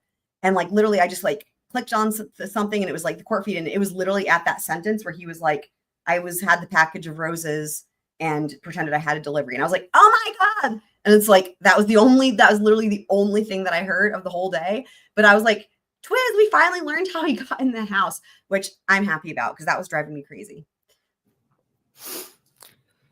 And I followed her into the house, and I Now, shut the again, door. I believe that. Why? Because it's the only explanation for how he got in the house. I don't think that's bullshit, because this has been a puzzler. Why did he have the roses, right? That's been a whole, why did he have the roses? And we had actually said, many of us had said it, we had thought, well, maybe it was the premise of like, there's a delivery, or maybe you're here for an escort thing or whatever. But regardless, the flowers being like a means to get in the door, that he was let in by the victim, right? Because again, there was no damage to the doorknob. There was no signs that the lock was picked. He got in the door really quickly, all that stuff. So I don't know. Does anybody think he's lying about how he got in the house? I mean, this seems to make sense. This is explaining the state's evidence that didn't make sense. Like, and again, if he's just trying to tell a story to fit the state's evidence, right? Like, okay, the state presented this evidence with the roses, and hopefully we'll get to the cocaine and all the rest in the door. And we're like, what? This doesn't make sense. How da. I mean, we tried to figure it out, and we're all of our powers combined and our heads combined, and we still couldn't really quite get it. So maybe he's just that brilliant that he could make up a story to fit the evidence when the evidence was all over the evidence is crazy in this case, right? And it would also be a lot of work, right, to try to make up all these details to just to fit the state's case. Like, why would I do them that many favors, right? And if you have to do it, clearly the state's case sucks, and you leave it at that, right? Oh, I said cocaine. And I was, oh yeah, yep. I was experiencing such anxiety that my body wasn't really doing what I was telling it to do anymore. Like when I realized that I couldn't use the gun, which was unloaded at this point, my plan had been to try to knock her unconscious, because I didn't want to cause her or anyone any pain. That wasn't my intention. I just wanted to save Aida and to make sure that no one else who was a bystander would be involved in this or could be endangered in any way. So I tried, while she was holding the roses, to strike her on the head and knock her unconscious. But my body was fighting me because even though I knew Facts. who she was and what she was doing and the danger that was putting Aida in, I was still looking at her and I was seeing a sympathetic figure. I was seeing a woman, and I had always been taught never to hurt a woman, to always protect women and children. So when I went to strike her with the gun, my hand didn't really do what I was trying to tell it to. I essentially pulled my strike. It felt like the time I had been cliff jumping with friends. I have a big fear of heights, and there was a 30-foot face that you could jump off and jump into a deep pool of water. And when I would run up to the edge, That sounds fun. I would try to get a running start and jump off the edge, and I just couldn't. Like, my body would stop me against my will. And I had to try to do this 10 or 15 or 20 times before I could actually get myself to go over the edge. So when I struck her on the head with the pistol, that's what happened. It didn't knock her unconscious, and I hardly struck her at all, to be honest. That explains that injury, the blunt force trauma. That was minimal. So I tried again. And Oh the wait, same but thing hold on. But maybe he's just saying this to help the state out with their case. happened. I just couldn't bring myself really to strike her. And at this point, she realized that I was hesitating, and she began to try to move herself and to get away and to fight back. And during this period of time, the roses had dropped and the petals and stems had scattered.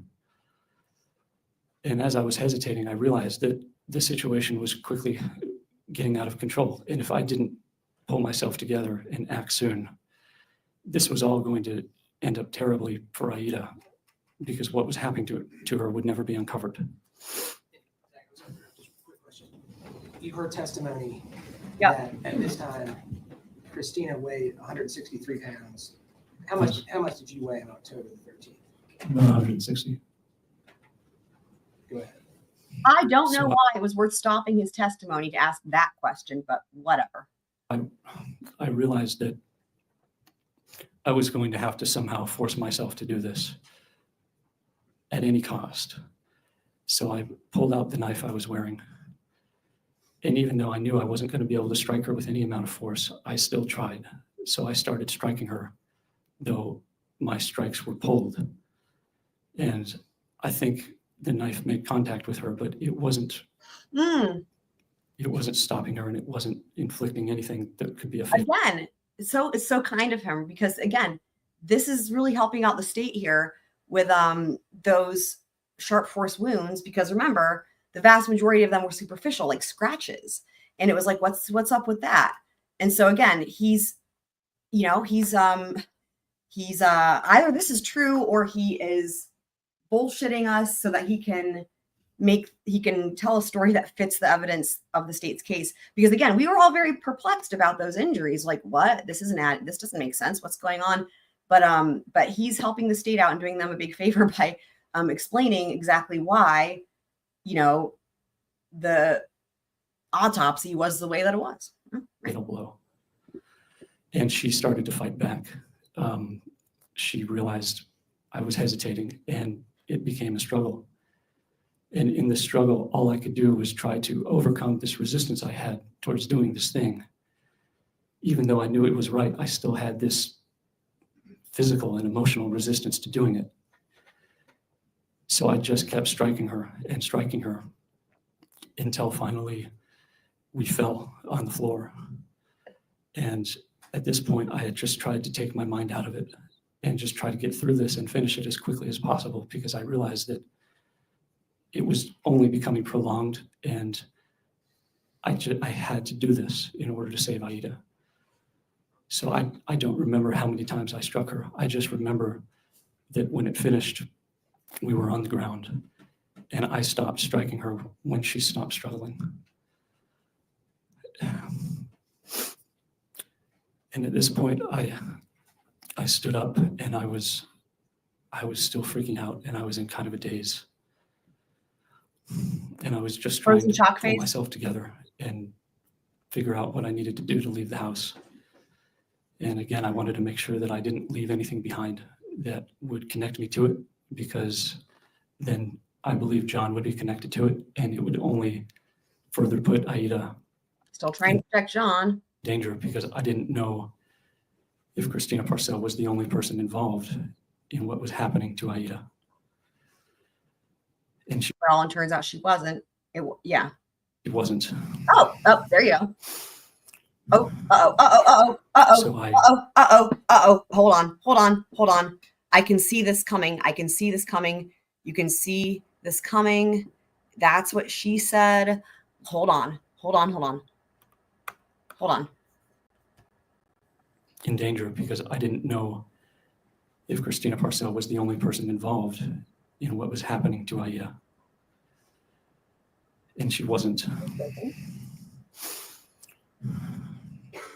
So I quickly looked around to make sure I hadn't left a mask or a glove, and I started to pick up the rose petals and realized that I just didn't have time to do that. Okay. Okay. So I thought maybe there was one of those crazy freak out moments coming, but we're okay. I think we're safe for now. I can put my goat down. Again, I was concerned that a neighbor might have heard the commotion and that a neighbor might come by to investigate, and I didn't want that. So I drew the blinds and I moved her body away from Interesting. He was planning on picking up the rose petals. the door, which had windows, because I didn't want someone to come to the door and see her. And I put my things back in the backpack, and I looked in a mirror That's what she said. before I left to make sure everything was in order, and I saw that she had scratched my face in the struggle. And of course, I realized that this could leave DNA.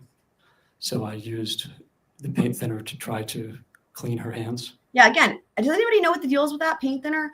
I, again, had not heard that. Usually you hear about bleach or whatever. What's the deal with that? And then I changed my mask and I took off my outer shirt because there was blood on it. And I put it in the backpack.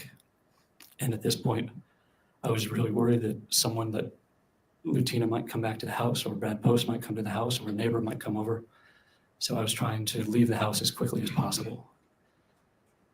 And before I left, when I realized that I had probably left my DNA there, despite my effort not to, I prayed again and just said that I believe that what I've done is the right thing, and I believe that I did it for the right reason. But if it's your will that I be connected to this, then I will turn myself in and I will.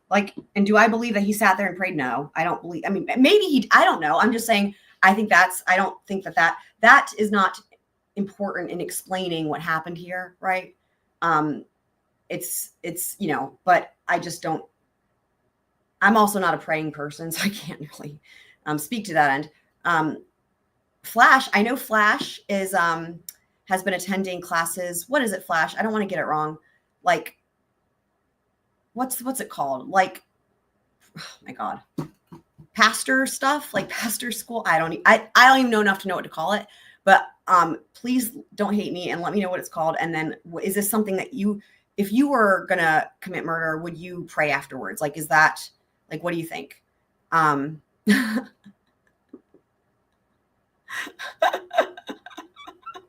Y'all are so funny. Minister development. Okay, excellent.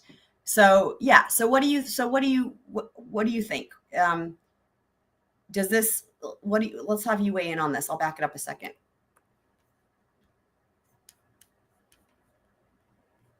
What I've done is the right thing, and I believe that I did it for the right reason.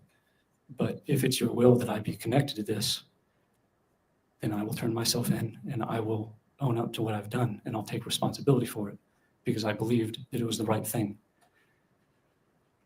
And then I think he believes it's the right. I think he did believe it was the right thing. I think that the circumstances that led up to that are, again, I think that has to do with Mello and all that stuff, right? But I think that given what he was told, right, and led to believe, he believed it was the right thing, right? Incited for like this, vigilante type of justice thing. And I believe he believed it was the right thing. But I don't believe he intended to turn himself in, because he didn't, right? I mean, we heard the testimony about how they came and got him at the house, and he was standing in the doors with his hands up. Like, once they had him, he was like, fine, right? But then also he came and pleaded not guilty. So, you know, so again, I think he felt like it was the right thing to do. I think that's true. I don't agree with that. I'm just saying I think that's what he thought. But I don't think that he wanted to go to prison for the rest of his life, because that would suck. You know what I mean? Left. I exited out through the door, and I got back on my bike, and I pedaled my bike back to the truck, and I drove back to the mountain house. And I was still completely freaking out, and it felt entirely surreal. But there is a big difference in how I felt in that. I mean, don't get it twisted now. I've never once said he's a good guy. Never once said he's a good guy. And well, once it was like, yeah, he said he was going to, when we learned yesterday that he wanted to testify and he's going to testify and say he did it, right? Because yeah, remember, it's like, okay, he was a suspect. The state's case was a mess. Innocent until proven guilty. I firmly believe in that, right? So I wasn't sitting here like, yeah, he's a killer. But once we knew he was saying, yes, I did it, that was going to be part of his defense strategy and whatever. And he's saying he did it, right? Again, unless it's all bullshit and he didn't do it. There's that, right? But if we're saying he did it, he's saying he did it, you know, and we're all on the same page that, let's say this is true, he did commit the murder. I have never so in other words, the presumption of innocence is shifting, right? Now that he's saying he did the murder. And now it's just about more like along the lines of the jury nullification, right? Was it justifiable? Again, I don't condone it. I'm just not. But my point is this. I'm not saying that anybody that kills somebody is a good guy, and I never would. And hopefully, I don't think any of you guys could think that. I mean, obviously, right? Like, I don't agree with crime. Criming is bad. Obviously, don't crime. I completely believe in the presumption of innocence. I think it's really important. All of that, you guys know. But you know, I've never said he was a good guy, period, even with the presumption of innocence, because I don't know him. Why would I say he's a good guy? I don't know him. I've said he's a really talented pianist. I don't think anyone would disagree with that. And then I've mentioned that he has all this less support in the courtroom. That's just what the facts are. Yeah, that doesn't mean I think anything. In other words, you could say, well, maybe his family and the community, the people that show up and are there to support him, maybe they think he's a good guy. Yeah, it's not for me to decide. I don't know him. But what I keep saying is that he thinks what he did is right. It doesn't mean I don't think it's right. I've made that very, very clear. I'm trying to go off of his own psychology that he felt. Because again, if he didn't think it was the right thing to do, there's literally, well, I guess actually Frank said that she thought maybe he got paid. I don't know.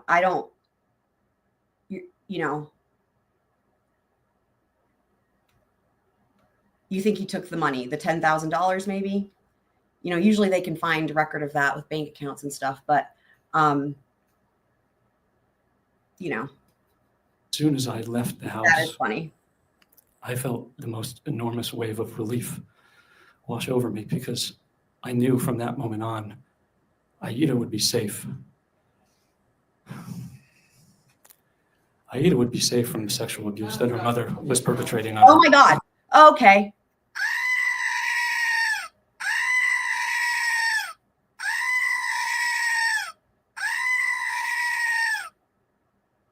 Okay. Back up. So first of all, we need to make a distinction. The comment that I was referencing here is a good guy. So there's a difference between not all killers are murderers. Okay, right? Like what Future is saying. I agree. That's not what I was saying. I was commenting on, would I ever say that a killer or a murderer is a good guy, right? I mean, and I think that the thing is this, right? Commenting on if somebody's a good guy or not, that's like personality, that's like commenting on their personality. I mean, I don't know how we can do that without knowing them personally anyway. But killer versus murderer, and if there's a defense or not, all of that is legal, right? That's how that is determined. So, okay, let me back it up. Okay. And I was still completely freaking out, and it felt entirely surreal. But there is a big difference in how I felt in that as soon as I left the house, Guys, I felt the most enormous wave of relief wash over me, because I knew from that moment on, Aida would be safe. Aida would be safe from the sexual abuse that her mother was perpetrating on her. And there is proof to that the state is hiding from you.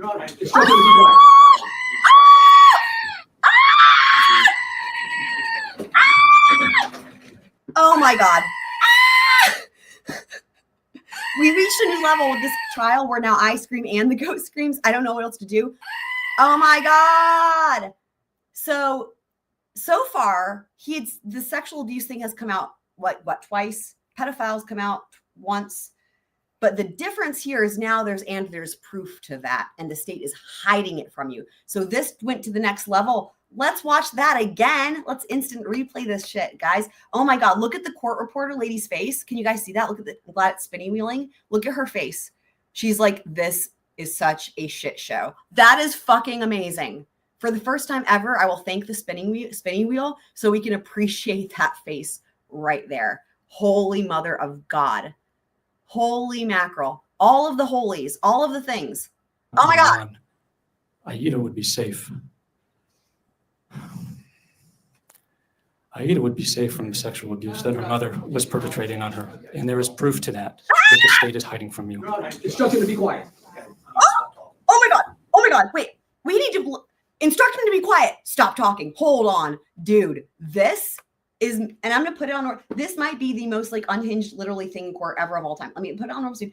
Oh wait, did it just back it up? Oh fuck, hold on.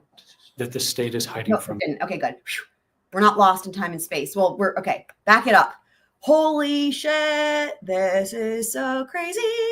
Oh my God. But there is a big difference in how I felt in that as soon as I left the house, I felt the most enormous wave of relief wash over me, because I knew from that moment on, Aida would be safe.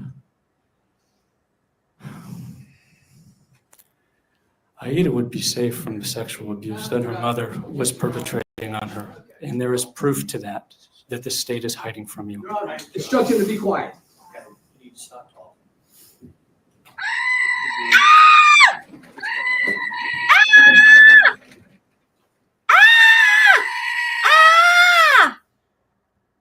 Oh. Okay. Let's regroup.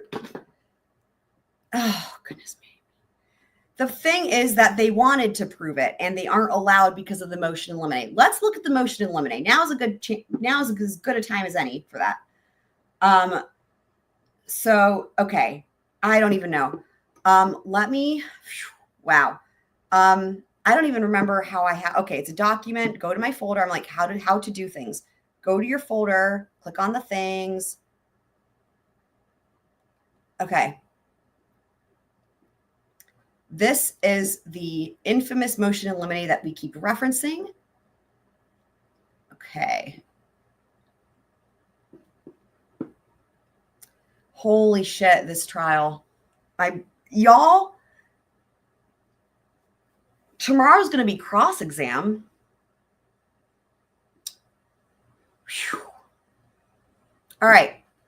Here's the motion in limine. This is from the state, filed September 12th, 2024. Okay. Comes now. By and through counsel, blah, blah, that the state moves to exclude any reference to the jury or evidence presented by the defendant related to child pornography in reference to the victim, Christina Parcell, and her juvenile daughter. Yes, you guys are hearing that. If you're not familiar with this case, yep, this is part of it. Or Bradley Post. For anyone who's new here for the case, I mean, again, Christina Parcell is the victim, the juvenile daughter. They've already said her name in court. It's Aida. Bradley Post was the victim's fiance. He's in custody on a number of charges related to the child pornography and is currently awaiting trial. Here's the background. Mello is alleged. Well, let me read it for people who are new. In the months preceding the murder, Parcell was involved in a custody battle with the child's father, John Mello. Hereafter Mello. Mello is alleged to be an associate and close friend of the defendant, footnote 1.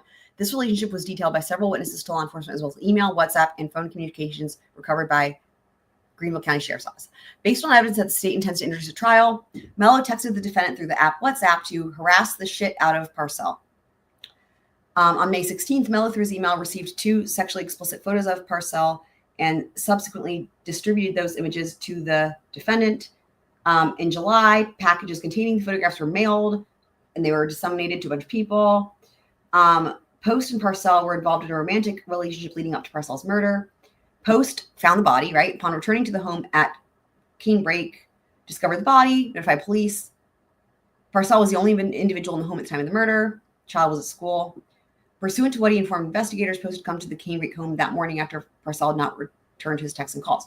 Law enforcement interviewed and met with Post on several occasions investigating the murder. In the course of that investigation, specifically in determining his whereabouts during the murder and potential involvement, Post relinquished his phone and electronic devices, leading to the discovery of a high volume of child, we'll just call it CSAM, on those devices. Post was arrested on October 19th and faces 6 charges of child sexual exploitation of a minor related to that electronic material. Those charges remain pending with the Attorney General's office. Shout out to Alan Wilson. Based on the phone extraction, Post text and call history confirm his communication with Parcell that morning. Further, Post Life 360 app places Parcell's arrival at the home at 9:07. Now you might say, what the heck is that? That's because he had a clone of her phone, a copy of her phone. So it's a whole other thing. The murder investigation led law enforcement to a Ring camera located across the street from her home, which recorded and confirmed Parcell entering. Including, let me read this photo. Included among the images discovered on Post's devices are images of both Parcell and the child Aida. Several images of Parcell and Aida are sexually explicit. Here we go, guys. In Aida's interview with the Julie Valentine Center, she denied any involvement or subjection to sexually explicit activity. Interesting, because she's now filed a lawsuit alleging all those things, and we covered that the other night. That's interesting. I hope it's too bad Heather's not here because we were talking about interesting. So she denied the involvement, but again, we know now that she was on the defense's witness list to testify for the defense, and also that she's filed a lawsuit alleging all kinds of fucked up shit. It's insane. Followed by an individual entering her home at 9:15 with a gray hoodie and a black backpack. Ring cameras recorded. So we just heard him discuss, like, he just said all this. So let's get to the part more about the stuff that can't come in.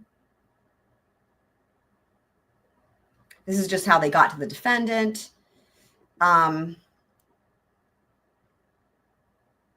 DNA. Okay. Argument. The CSAM evidence is not relevant to the defendant's charges. Any evidence relating to Parcell, Post, or Aida regarding allegations of creating, participating in, possessing, or distributing child CSAM is not relevant to the determination of whether the defendant committed the murder of Parcell on October 13th.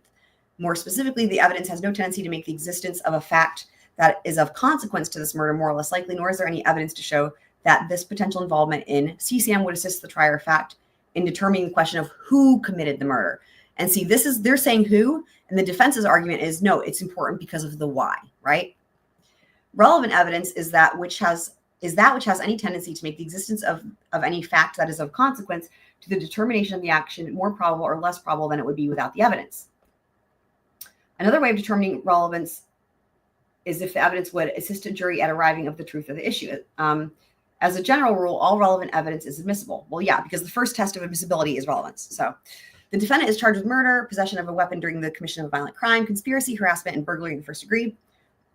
For all charges, Parcell is the sole victim. The state anticipates that at trial, the defendant will attempt to introduce testimony from Post and law enforcement regarding Post's pending CSAM charges and the discovery of the CSAM during the course of this investigation. In essence, the defendant will attempt to assert that because Post was in possession of and associated with the CSAM, he is more likely to have committed the murder.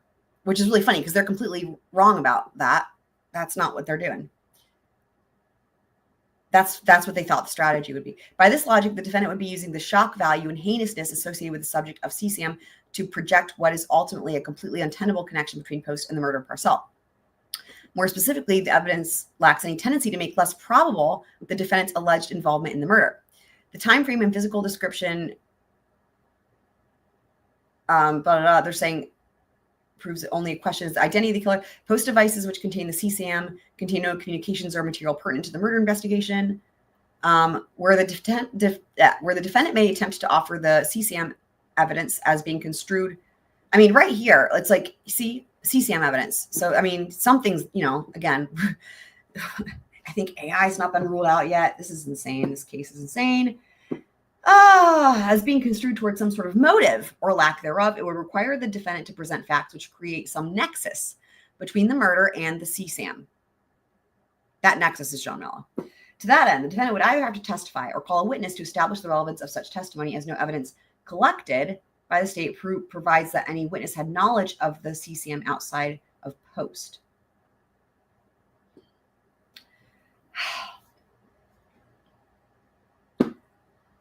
Again, John Mello started filing lawsuits alleging the CCM was going on starting in 2017. All right, the evidence is not applicable toward third-party guilt. I'm not even going to bother reading this one because that's not the route they're going anyway.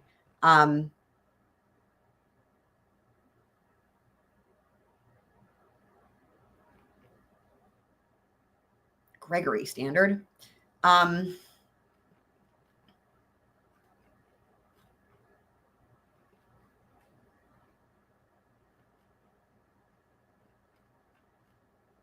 What's their next argument?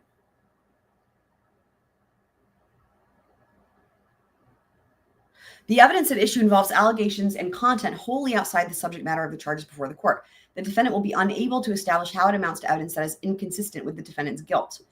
As a threshold matter for introduction of such evidence, the defendant is required to present the requisite train of facts or circumstances tending clearly to point out Post as the guilty party. Again, that's not what they're going for. The defendant will be incapable of reaching even the level of evidentiary connection to the charges at issue that our courts have routinely excluded. The evidence is improper impeachment improper impeachment evidence of Post. Again, that's not their goal here.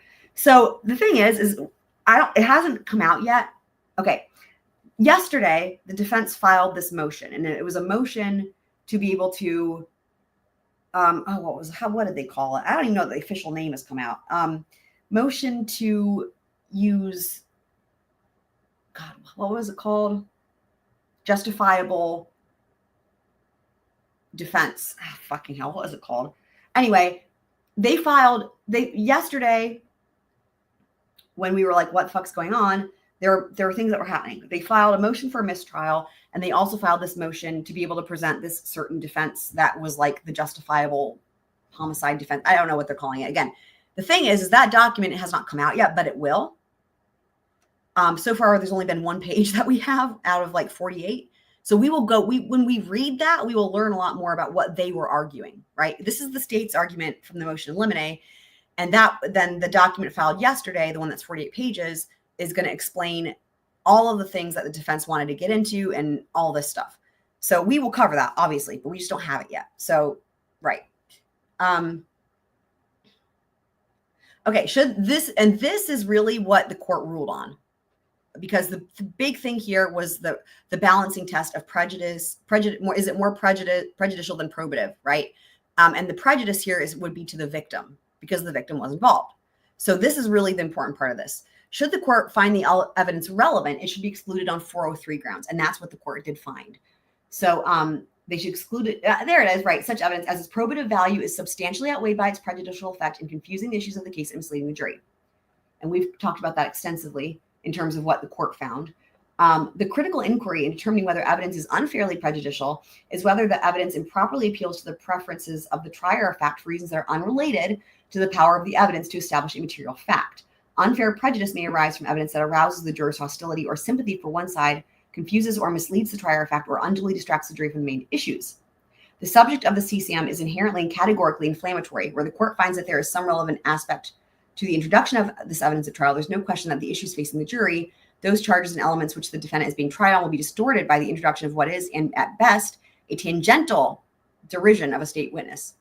On this point, our Court of Appeals has, we're not going to go through all that.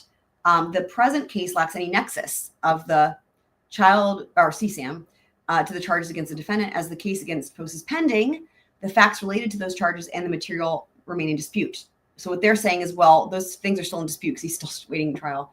Nice of the state to say that, right? To allow introduction of CSAM through any method by the defendant would incontrovertibly prejudice the state, right? Through the injection of patently inflammatory subject matter to the jury, which distorts the issues which they will be charged to determine. Accordingly, this court should find it relevant. It should be excluded on 403 grounds. Now, there's a subsequent filing here that we're going to go over real quick. And I'm just going to try to power through these, and then I'll see what you guys are saying in the chat, just because it's easier for my eyeballs as I'm reading. I can't, it's just hard to go through. Easier to read the comments as we're watching things like, testimony, but reading, because I'm reading on a different screen. I have a second monitor. I'm reading anyway. It's chats on one screen, documents on a different screen. Okay. So this is filed from January 9th, 2025. This is around the time when they were trying to seat a jury the first time. So this is another motion from the state, motion for limitation of scope of cross-examination of Bradley Post. We know the background because we just covered that. And then here's these images that were mailed. We've talked about that. Again, a lot of this is kind of the same. Okay, the state intends to call Bradley Post as a witness for the following specific factual bases. 1, to explain the discovery of Parcells. So what they're saying is they're only going to use him for a limited number of purposes, right? To explain the discovery of Parcells' body on the morning of October 13th. 2, to detail the receipt of the envelopes mailed to him and the neighbors. And that's so that they can prove, or, the state's offering that for to prove their harassment charge, right? That's why they want him for that.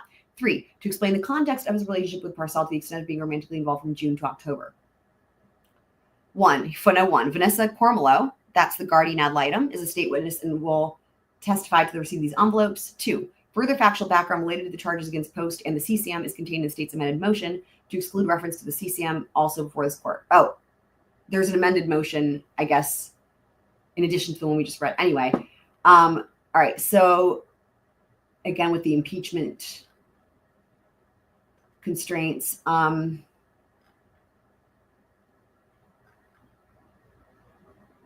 application to the present case and Post's testimony. The present case distinguishes itself, is not an eyewitness to the crime, but rather found the body. He's a victim of the harassment charge. Interesting.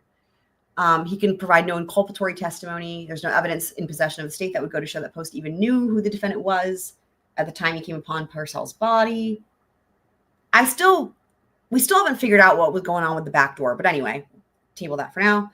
The fact that Post will not and is not, in fact, capable of providing inculpatory testimony in this case should restrict the extent of cross-examination with regard to pending charges. The thing that isn't in these documents is specifically what is off limits, but it seems like it's more like anything related to the CSAM, right? Post testimony on the discovery of the body will be corroborated through the 911 call. That 911 call was insane, as is everything in this case. The receipt of the envelopes will be further corroborated by Vanessa Cormelo, Daniel Bevel, and Mike Nicholson of the U.S. Postal Service. He was that dude that we watched all those people, of course. The fact that Post is currently in the Greenville County Detention Center and is facing pending charges will necessarily be elicited on direct examination. Moreover, he's been offered no deal or bargain in exchange for his testimony. Where Post's testimony is limited to the 3 points the state has set forth, defense counsel should be restrained from cross-examining him on the inflammatory substance of pending unrelated charges. These charges provide no bearing on his credibility for overwhelmingly corroborated points of fact that in no way inculpate the defendant. Again, with the impeachment. Hey, it must be emphasized that the facts underlying the charges facing Post remain in dispute. To open the door to allow defense counsel. This is the important thing. To open the door to allow defense counsel to interpret the facts as they see fit. And then in parentheses, in the worst possible light, close parentheses. Oh my God. On a separate pending case is wholly improper. In the worst possible light. That's funny. How the fuck do you pronounce that? Anyway, let's just see if there's anything else of note.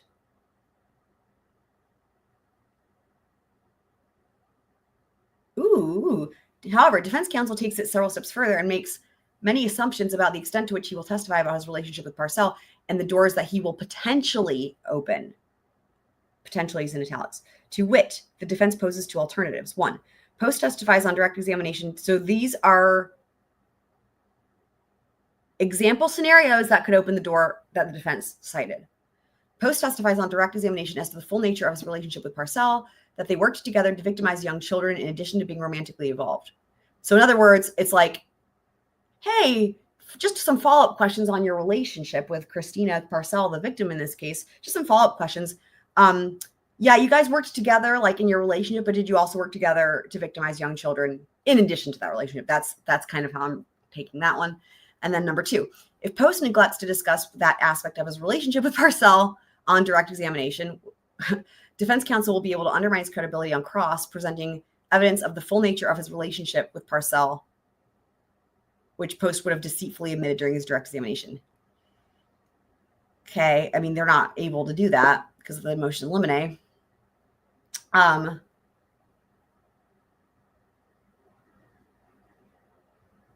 Right. Keep reading, Chelsea. Remember when I just said that, guys? They can't do that because of the motion in limine. It says, in reality, this is an attempt to circumvent the impeachment standard by way of attempting to introduce impermissible character evidence under the guise of impeachment. And in case it's like character evidence, that's the character evidence referenced in the motion in limine and Rule 403. Moreover, it clearly amounts to unsubstantiated victim shaming testimony. And nothing more. It does not open the door to impeachment through speculative collateral characterizations of that relationship.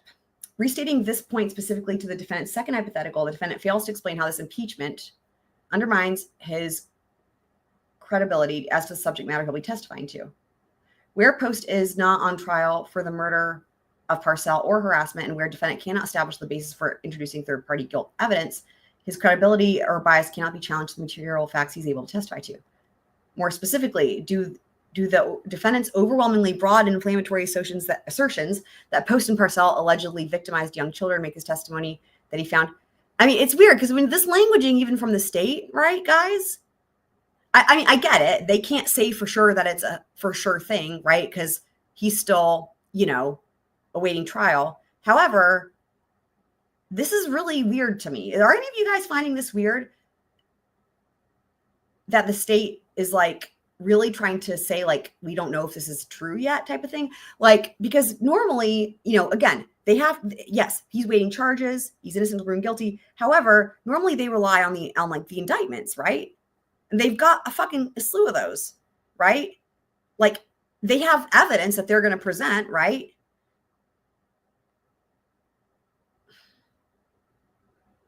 So that's odd. It's odd. Does anybody else find it odd? I mean, the first time it wasn't that weird, but it's like now it's been a lot of times and I've skipped over a lot. I mean, they're like really hammering that. Allegedly victimized young children make his testimony that he found her body and received envelopes less voracious. Such an attempt at impeachment of Post serves no other purpose but to get the subject of CSAM in this trial by one means or another. And then South Carolina courts have routinely noted improper instances where parties have attempted to show propensity by way of the open door doctrine. I'm sure that they cited this one, and this came up a lot with Murdoch as well. It serves no legitimate purpose and has no legitimate avenue of entry into this trial should the testimony Post be limited to the state's 3 factual bases. That's important. Should the testimony, right? What they're saying here basically is, yeah, look, we gave you the 3 things that we're going to ask him. It was very limited. It's like, if we were to ask him other stuff, then fine, we've opened the door, sure, fine, right? But given we're going to keep it really limited to these 3 things, there you go. That's the thing. The state's request. The state and defense agree that a pretrial ruling on post-hypothetical testimony serves no purpose where the court cannot account for what his testimony will ultimately be. However, due to the sensitive nature of the evidence at hand in light of maintaining the integrity of its trial, exemplified by several pretrial motions before its court, the state seeks the following directives. 1, to exclude the defendant from cross-examining post regarding the naming of his pending charges. And 2, should the court allow the defendant to elicit the specific charges to bar the defendant from delving into the substance of the charges. And the court didn't allow that. The court excluded the number 1 was granted. No name of the pending charges. Nothing came up that actually out loud said anything about child stuff with any of it until the defendant took the stand. Okay, so now, as promised, let me scroll up a mile and see what you guys are saying here in chat.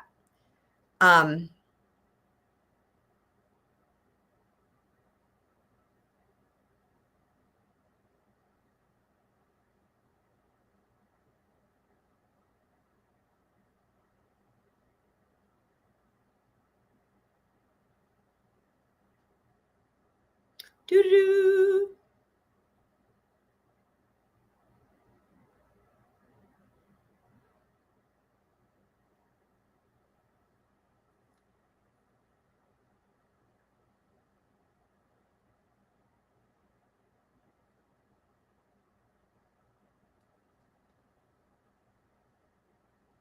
Right. It's really, that's where, and you might have commented this, Iowa, before we got to that. It is weird because that footnote was like, she denied it, right? But then we covered the lawsuit and it's the opposite.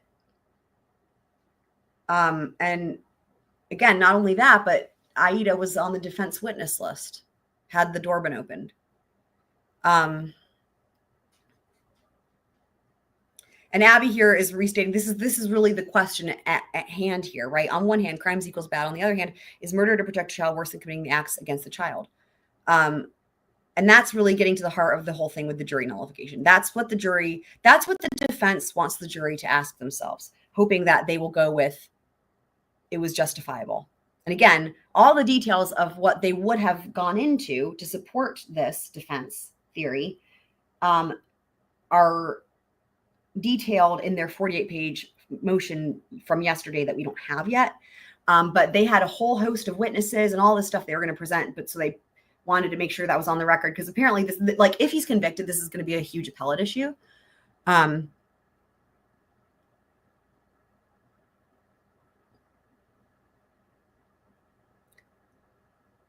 the thing here, and this is so interesting, right? I agree with what Future is saying, right? That there are other legal avenues. However, again, what this defendant testified to was that he tried them and nothing happened. And we know that happens, sadly. We know that happens where they don't intervene. I will say that the one thing he didn't do was actually call law enforcement. He did that. What did he do? He started with the pictures. I mean, I don't know that is really a good thing to try to, I don't know that didn't make any sense to me in terms of using that to try to stop it, but whatever. And then he had the affidavit and then he called the CPS, right? And there might've been something else in the mix, but the thing he didn't say he did is contact law enforcement about what he thought was going on. So again, would that have made a difference? Who knows? We can't say now because it's in the past.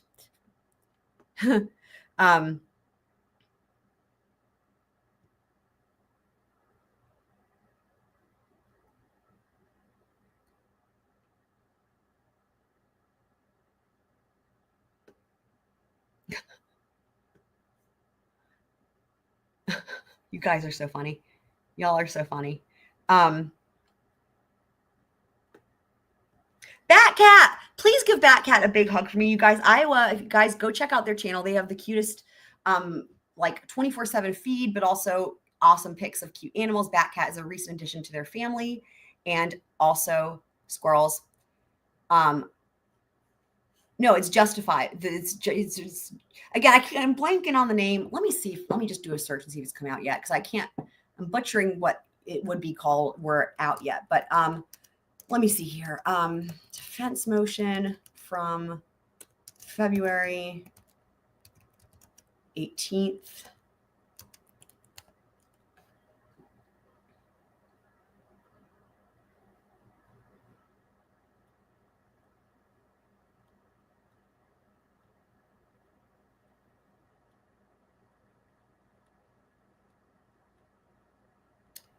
A just cause. I'm seeing something about that. I don't think the document is up yet. Still, just see.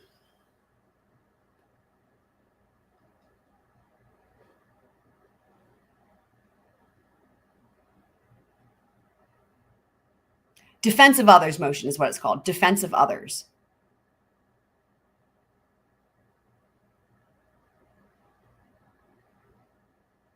And we read the one page that's available. We read that yesterday.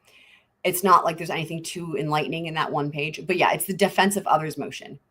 That's what they're calling it. Defense of others. And it's 48 pages long. And whenever it's available, we will cover it.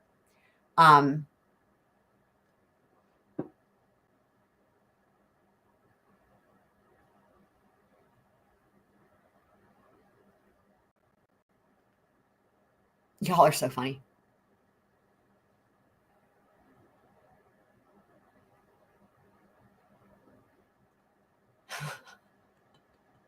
I mean, it's insane, right? It's insane. Again, for anyone who missed it, they arrested John Mello today, mid-testimony, after the defendant said that John Mello offered him money twice to kill the victim.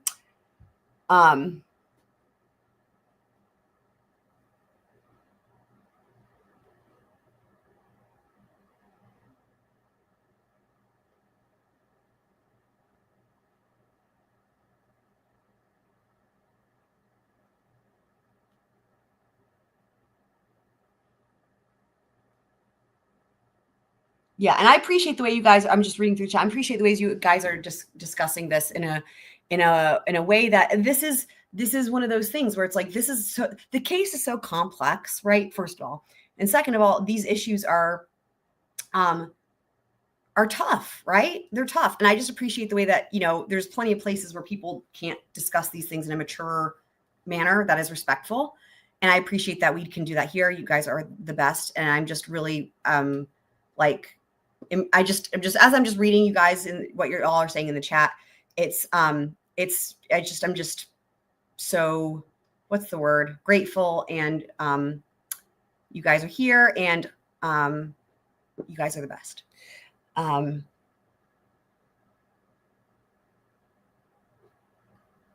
Having actually good, intelligent discussion that, it's tough because sometimes,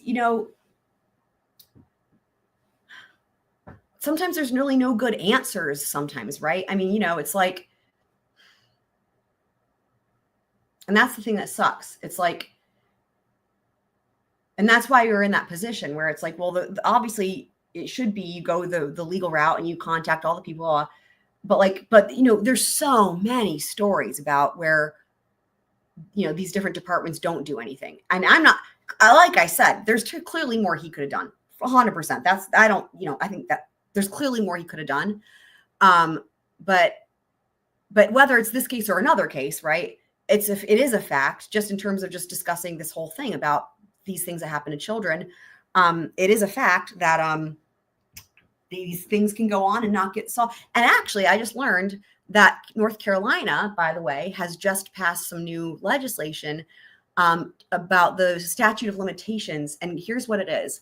As it pertains to, and it's child sexual abuse, believe it or not, where it's a specific thing. It's when children have been sexually abused, and it's as for prosecuting or bringing forth any type of litigation against large businesses or corporations that basically condoned it, like had knowledge of and condoned it in some way or worse, right?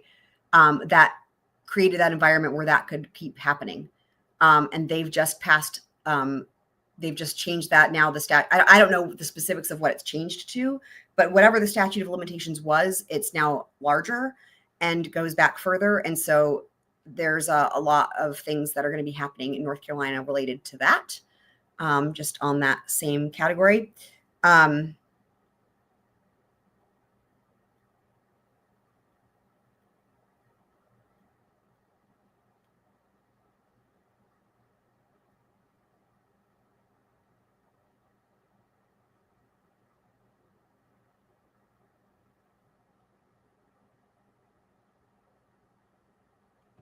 So I think Twiz, I think here you're referencing the lawsuit. Maybe I should try to pull that up again real quick. How did I have that? Hold on. Let me see here. Let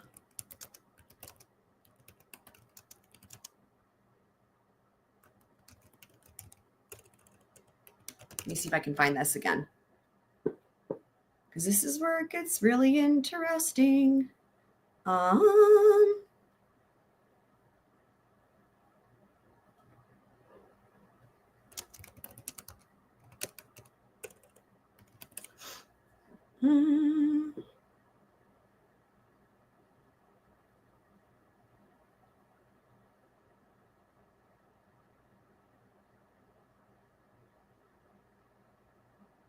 So I need the one, this isn't the right one. Hold on. Just looking for it, guys.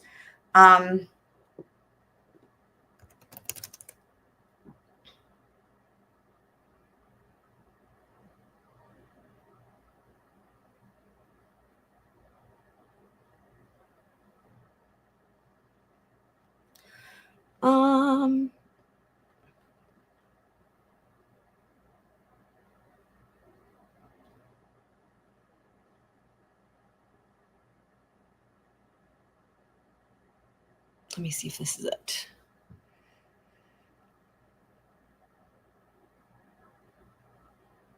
Okay, I found it.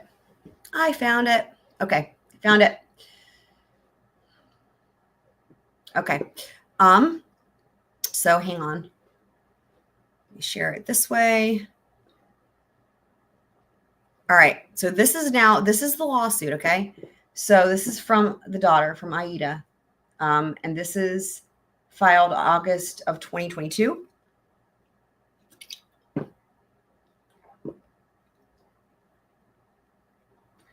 And the defendants are Bradley Post and the estate of her mother. Again, if her mother were alive, it would be the mother herself.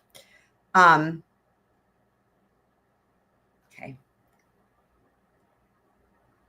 Jurisdiction venue. So here we go. So Jane Doe is a minor child under the age of 14.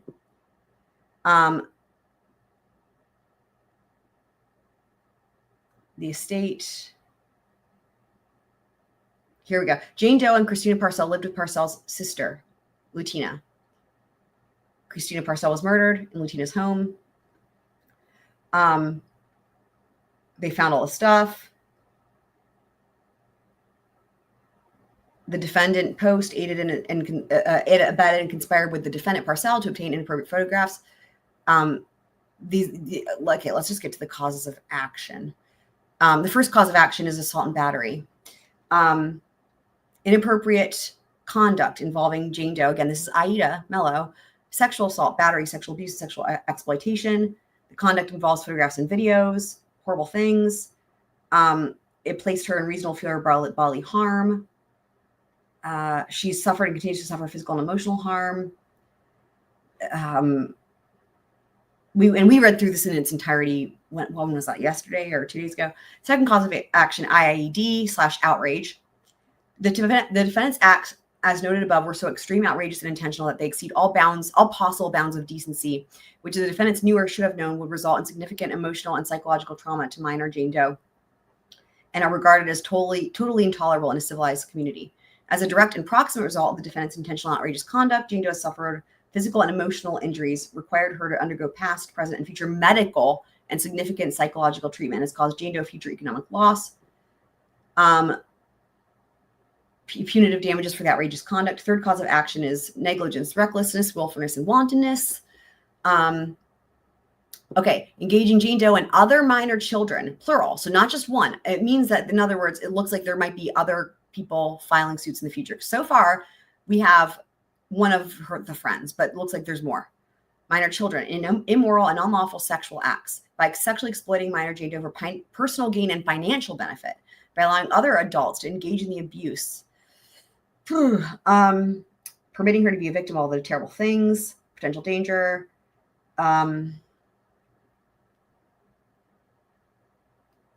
Fourth cause of action is invasion of privacy. Fifth cause of action, motion for injunction and appointment of a receiver.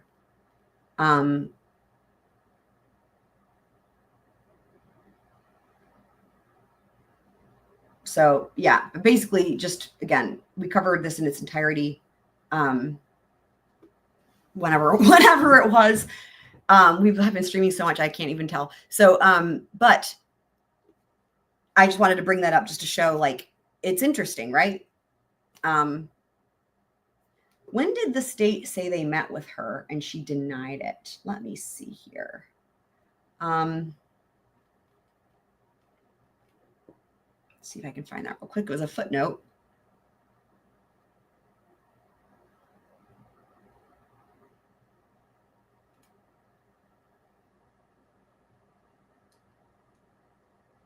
It must have been in this document.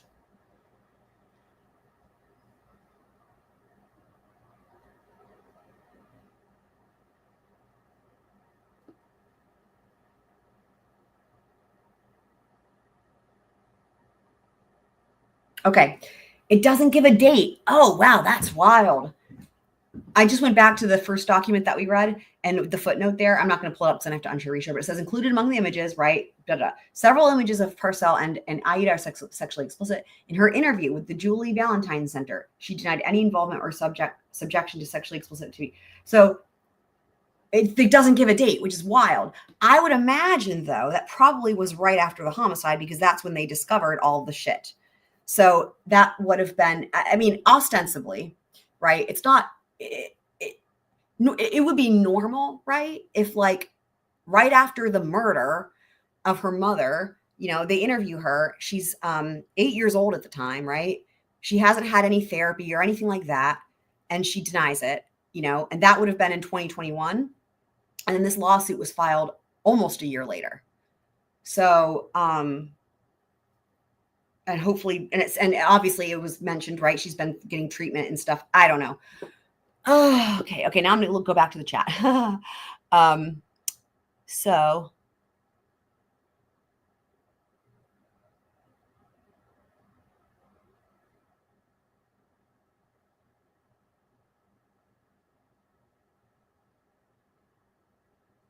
Well, I should be impressed. Well, I mean, we're impressed, but I'm not sure what you are.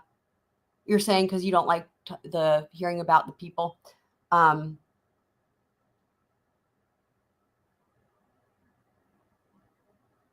imminent threat was not in those documents. That was in the recent documents right before the trial started. And I can't remember if we go, dude, I can't even remember. Though that was mentioned. Okay. I don't know that those documents have come out yet. I don't think so. What we have, okay, at the beginning of trial, they weren't out. I looked for them and they weren't out. All we had was the pretrial, like, they did a couple things, thank God, on the record, right? It was like there was something the day before trial and then another one the day of trial, the first day of trial, and they discussed it on the record. And that's where the imminent threat was mentioned. Unless I'm crazy, did we have a document? I can't fucking remember, man. I have so many fucking documents. And I'll tell you what, Karen Reed, it's like 50 bazillion pages. And I still have to, I'm way behind on those. Anyway, but we did talk about the imminent threat, but it's not in these documents because these are way before trial. The imminent threat also, I think, was brought up as it pertains to what happened yesterday with the motion for, I already forgot the name of it, where I was like, what are they calling it? Whatever the thing was that they're calling it, that's not out yet. You know, it was just sort of, we got some summaries from people in the courtroom and then we had that one page. So in other words, we will have to wait to get these full documents that fully flesh out the whole thing with the imminent threat. So yeah. Yeah, because these documents, again, these were long before it was known. The imminent threat thing became applicable when I think the defense made that motion yesterday. I think that's what it was. Yeah. That's what it was. Good night, Iowa. Yeah, that's what it was, because that's why the judge denied that motion.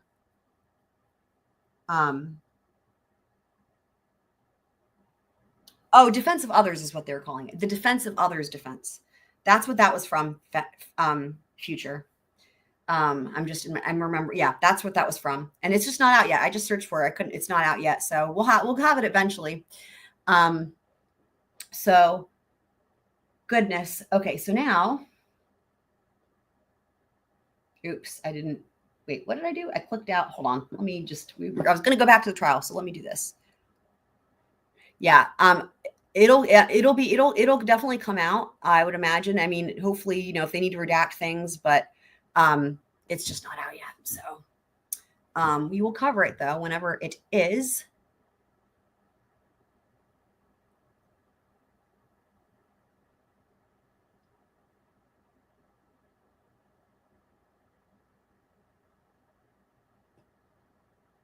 Okay. So,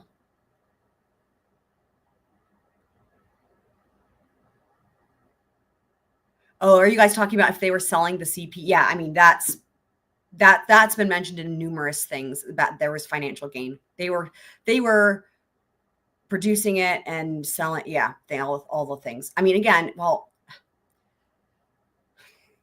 this is where it gets so tricky, right? Because even like remember when I was asking you all the question about in that one doc, and I was like, God, the state seems to be really like trying to push back on the fact that they don't know if it's evidence. I don't know. That is weird. You don't usually hear that type of languaging from the state, from their own charges that they've brought, right? Then when you got in all those indictments, I don't know, it's just weird. Okay. But we are here where all this shit just happened, craziness, shit hit the fan, and I'm sure they're going to go on break.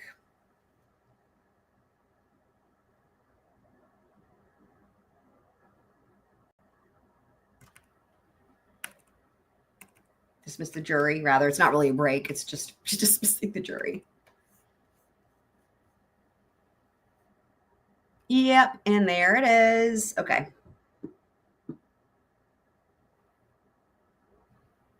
I wouldn't be surprised if it's oh, wait, there's a head.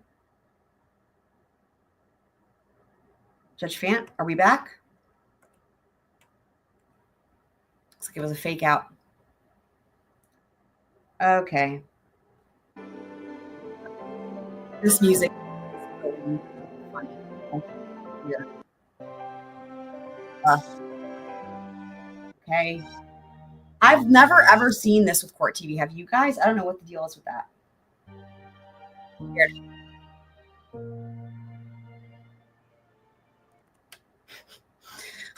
I guess they thought it was fitting because of the piano. I don't even know.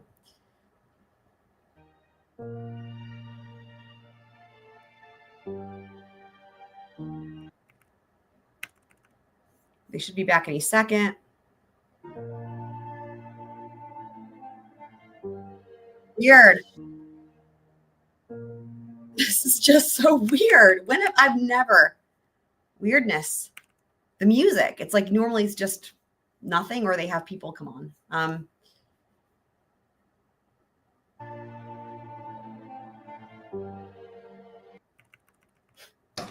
Okay, we're back. Thank you all for your patience as we go about this trial. I want to instruct you to disregard the last comments that you heard.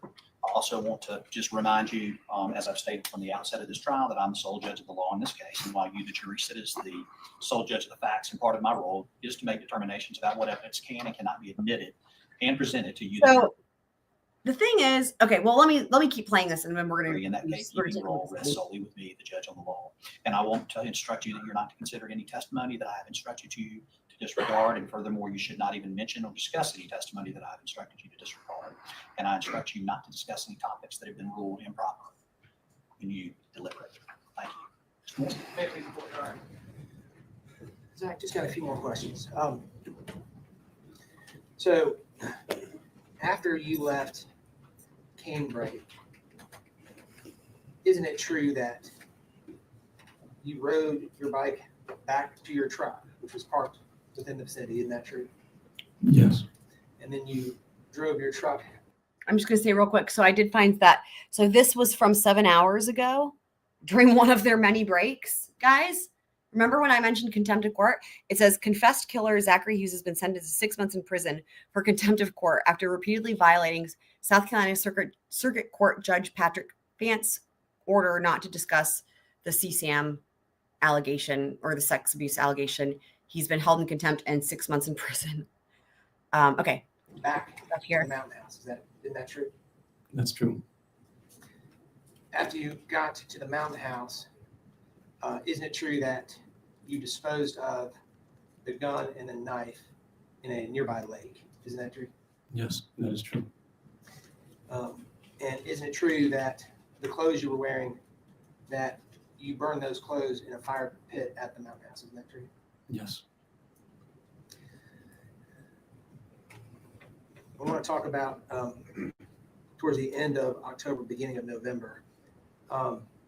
Isn't it true that at the very beginning of November 2021, you had obtained a plane ticket to fly overseas? Isn't that true?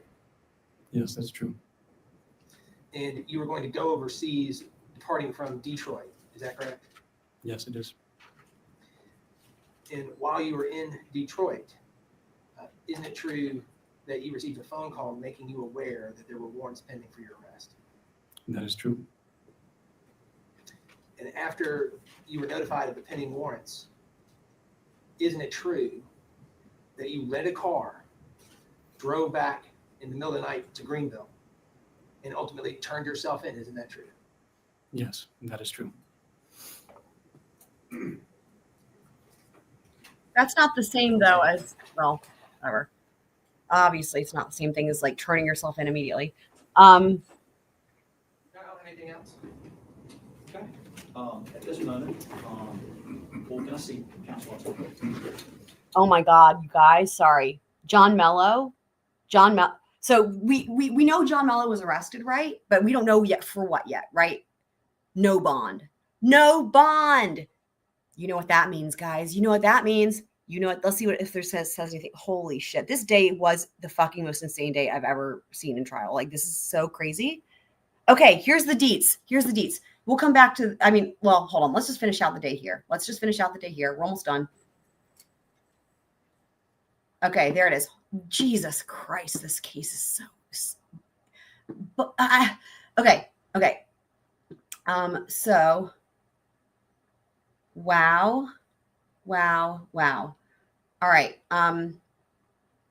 Okay, hold on. Wow. Okay, because it's like, but wait, there's more. Like, I knew there was going to be more because I'm like, I want to find the things that happened outside the presence of the jury that we don't know about and all the other things. So, okay, no bond, and there he is. That's not his picture. That's an old picture. That's not from his mugshot. And okay, what do we have here? So here we go. At around 1:30. So that was like during their lunch break, probably. Wow. They showed up at his home located on Blake Street. Wow. Y'all. He was booked into the Greenville County Detection Center on accessory before the fact to a felony and solicitation to commit a felony charged. They're going to upgrade those. That's just that's what they will do. They're going to upgrade them. They just needed to get him in custody so he doesn't try to go to Vietnam. Mello appeared in bond court the same day. Fuck. He appeared in bond court today while fucking Zach was still on the stand. Bonkers. Wow. That is blowing my mind. Because that testimony that implicated Mello came out hours into the day. By 1:30, they have him arrested. And same day, while Zach is still testifying, he's having a bond hearing. Wow. The sister of the victim, Tina Parcell, spoke after the judge issued no bond for Mello. Wow. Parcell brought the ashes of her sister Christina and said they have waited 1,224 days for this day. So clearly, Tina thinks he deserved this. Thinks take that for what you will. And here's oh no. Holy fuck. No way. Guys, there's a video. Oh my God. Would you like to say anything to the court? Oh my God.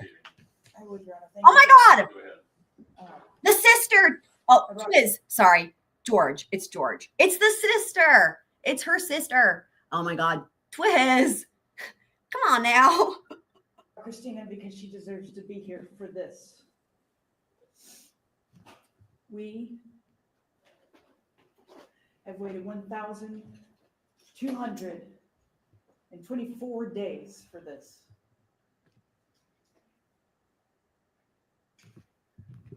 And I wish I could tell you it felt really good, John, but it's not going to feel good yet. I've been at every day of this trial. I've borne witness to what you all have done. Every day of this trial, every day out of this trial, with my family, with your family. You did this to your family. Wow. Oh, wow. Your child Wow. has to know that you did this to her family. Wow. I don't know where I will be when you go to trial, but Wow. I assure you, if I am at all capable, I will be there every day. Wow. When you are convicted, I will be there at every parole hearing. Everyone. You will never get rid of me. And that is your own fault. You did this to yourself. Wow. That's all I have, Your Honor. Thank you. Fuck. Well, clearly, well, there you go. I don't even need to say. You guys heard that. So, holy fuck.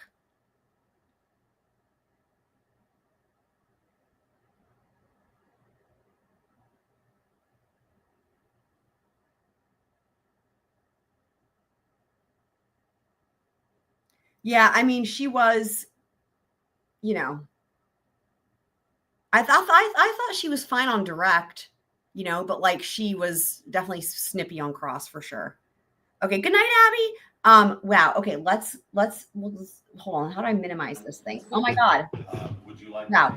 Pause. Okay. So wow. There we go. So her voice might have sounded different because whenever we were watching the testimony, it would have been at 1.25 speed. Her hair does look different. I agree. I think it's because of the fluorescent lighting. And like I will say, like in the courtroom, when the defendant was sitting with counsel, his hair looked blonde. And when he got on the stand, it looked all of a sudden really red. So if you imagine her hair is gray like that and she's under this fluorescent lighting, and then you imagine the lights maybe at the witness stand are really warm, that could be her hair looked brown. Like she looked like a brunette, right? On the stand. That's what I thought. Yeah.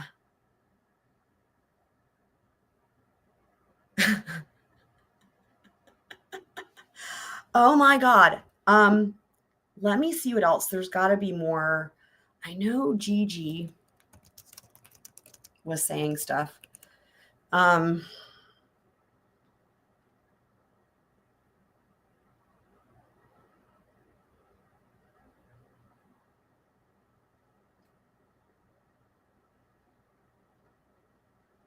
I'm trying to go to her Twitter. I don't know if I need. Do you need an account? I think. See, I was talking about this with Twiz. I don't have a Twitter, so I don't know if it's like it lets you see all the things. Oh, now it makes me do my 8. I'm not gonna do all this shit.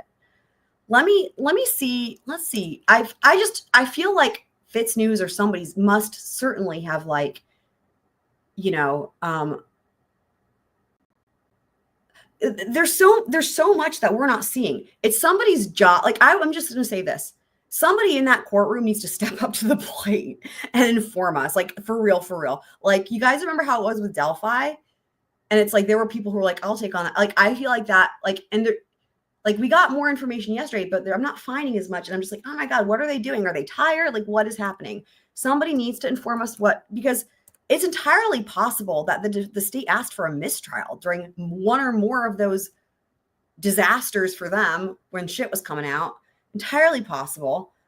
And even if we can't read the document, I want to know about it. So let me see.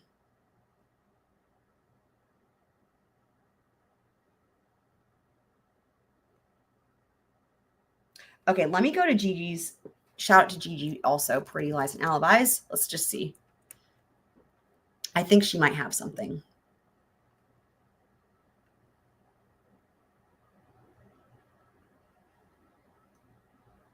Okay, I found something. Okay. So I don't know what, I haven't seen this. This just came out. This is her recap of the day. Now she's going to talk about the testimony. Well, I don't know. It's probably worth watching because she's going to, you know what she's going to do? I will say this much. And I'm not trying to, you know, I'll put a link. I'll put a link to her channel. Gigi's awesome. Freaking love her. I'm not trying to, you know, do whatever. I'm just trying to get the information here. But yeah, so I will, you know, this is just the only thing that we have, but she was tweeting all day and talking about what the jurors were doing. That is really interesting. So,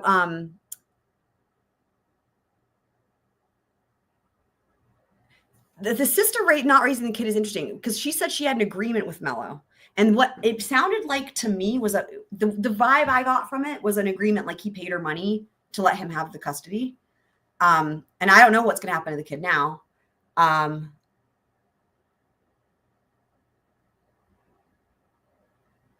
That photo was not his mugshot. That was an old photo. It was the same one that I actually have from, I don't even know when it's from. It's not his mugshot. Oh, is that available? Hold on. Let me look for that because it wasn't.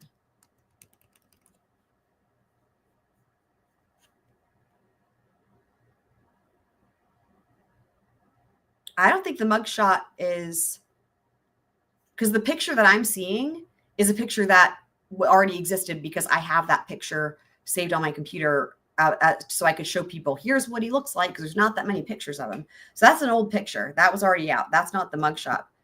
I mean, it is definitely a jump scare as well, though. But yeah. Right. The whole bed thing. And that was one of the things I was, you know, wondering about too at the time. I was like, the question's about the bed. So anyway, yes. So Gigi will be able to tell us what the jurors were doing, all the tea. So we will just, and she's awesome. She was there for Murdoch as well. She's local journalist in South Carolina. So let's, big shout out. I'm grateful that she, at least, I'm like, Fitz News, you didn't do anything, you know, but somebody's got to tell us what happened from their perspective being in the courtroom. So thank you, Gigi, for being that person. You can be my hero, Gigi. Anyway. Welcome to another episode of Pretty Lies and Alibis. I'm Gigi. It is Wednesday, February 19th. Y'all, I have to say, this was the craziest day in court I have ever sat through. Hands down. We are going to jump into it. But first, if you're watching on YouTube, don't forget to hit subscribe. Facts. And remember, she was there every single day for Murdoch. Subscribe, like the video, share it with your friends, and you can click that little bell icon if you want notifications of when I post new content. Today, for example, lots of YouTube shorts because John Mello was arrested at 1:30 today in connection to Christina Parcells' murder, pretty much based on testimony Zachary Hughes gave today when he was on the stand. So let's jump into his testimony and the craziness that ensued throughout. He gets on the stand and tells that he is 32 years old, he's not married, and has 5 brothers and sisters, 1 biological sibling, and the rest were adopted. At one point, he had 6 siblings. He was born in California, and the family moved to Southwest Virginia when he was 11. He learned he had an aptitude for music when he was about 4 or 5 years old, so his parents bought him a piano. He said he had a great childhood, great parents, grew up in a Christian household, raised with good values, good morals, and the importance of service to others. When he was 9 years old, he started taking piano lessons with his pastor's daughter. His family really wanted him to play hymns and devotions. They moved to a 3.5-acre farm. They wanted to raise farm animals and have the kids work on the farm to be close to nature, and also so the kids would understand the value of hard work. In 2005, the family adopted 5 children from Russia. The family saw photos of these kids and their hearts just went out to them. He said that in the photo, their hair had been shaved due to lice. There were 3 girls and 2 boys. And after a lot of prayer and discussion, the family decided to adopt them because Zach said if they didn't, who would? The oldest child that was adopted was 10, and her name was Grace. The youngest was 18 months. When Zach was 15 or 16, they moved to Travelers Rest, South Carolina. Oh, wow. Y'all are right. It is a different picture. It's so similar. Dude, that's wild. Like, in terms of like how close up to it is to his face, he's wearing like the same shirt. You're right. It is different, but it's like So similar. That's crazy. And he looks happier in the mugshot picture than he does in the one that I was referencing. That is wild. How the fuck do you have these two pictures that look? You guys see why I thought they were the same picture? Wow. I got it. Thank you, Franks, for posting that. Holy mackerel. Yeah, that's crazy. That's crazy. Carolina. It's maybe a 15, 20-minute drive to downtown Greenville, just on the outskirts. Great little town. Love going up there for good food and some good shopping. When Zach was 14 or 15, he was practicing piano about 6 to 8 hours a day, and he knew he wanted to pursue music as his career. When Zach was practicing, it was typically late night into the early morning hours, so his dad built a soundproof garage so that he wouldn't disturb the neighbors. When he was in high school, he participated in a lot of regional music festivals and won several of those. He was in an international competition and won that, so he was invited to perform with the South Carolina Philharmonic Orchestra. That's where she's just summarizing the testimony because we heard it, and get to where we get some of the tea. This is background. We were there. Been there, done that. Got that t-shirt. Beethoven.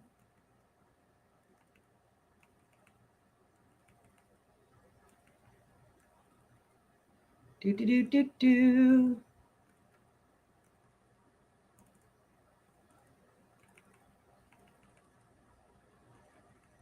Maybe she's going to like summarize all of the testimony. No, maybe she's going to go until they get to the first big, huge bombshell moment where they have to go on court break. I wonder if that's what it is.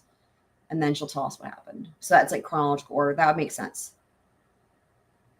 Okay, here we go. Here's T. Okay. Custody battle for the sake of the child.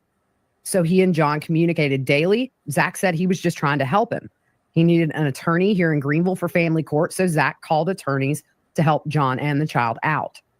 He also cleaned John's house, which had been rented out and had been trashed. Zach was the one that hired the witness that testified last week because John needed to be able to show the family court he had a safe place for the child to live. John told Zach in detail about his concerns with Christina. And to understand, Zach tells the jury about his oldest adopted sibling, Grace. There was an objection. And the state says he's going to say that his siblings were abused in Russia. And that's a backdoor way to bring in the child abuse materials. We couldn't hear the judge wouldn't allow that line of questioning due to his prior ruling. And the judge told Zach that he can't talk about the abuse of his siblings. Okay. The jury was sent out for that. They came back and Zach said, I don't say this lightly, but Grace was the most vile human being I've ever met.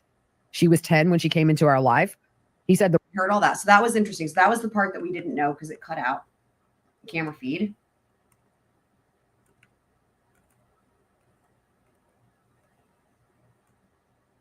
Okay. Worked too hard in life. He could. John did not know about Zach's sister, and people usually don't get what you're talking about when you're talking about somebody like this. But he knew John Mello couldn't just invent this. It was too familiar to him. And he said, I was right to believe him. Grace and Christina, by correlation, she had an addiction to stealing or sucker punching siblings, and she would recruit her younger siblings to do things for her. Grace would steal things from ago. The first time, the facts have shown I was right. The judge tells the jury to disregard that statement. Ultimately, Grace was removed from their family. She had been sent to different homes around the country, and she was the first to get expelled from some of these schools. They realized she would be a physical danger to her. And so the family called DSS. And Zach said things like 3 very pertinent collections of information. The first, the photos I sent in the mailings. There were 2 ads from escort websites connected to those photos. He said, John told me they were prostitution ads from her previous career as a prostitute. Zach knew the photos were proof, and he said, I don't say it to shame. They weren't cute, intimate photos you would send someone you were dating. They were crude.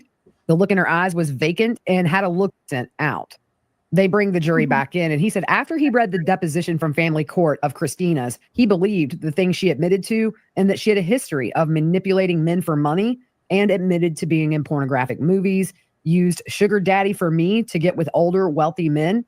She said she was disinterested in having kids, which is why she gave John custody of their daughter. They talk about Alex Fields, the firefighter that she propositioned for sex and drugs. And when John posted that ad on Craigslist asking for any information about Caroline Warren, aka Christina Parcell, and posted those photos, Alex responded, and they have Zach read from that deposition. And this was from Alex Fields. He said, I was at Hall's Chop House in downtown when a woman approached and said hello and asked if I was looking for a date. She said we wouldn't be rushed at all. And I said no when she offered me narcotics. He said there's no doubt that this was the woman he saw John Mello post on Craigslist.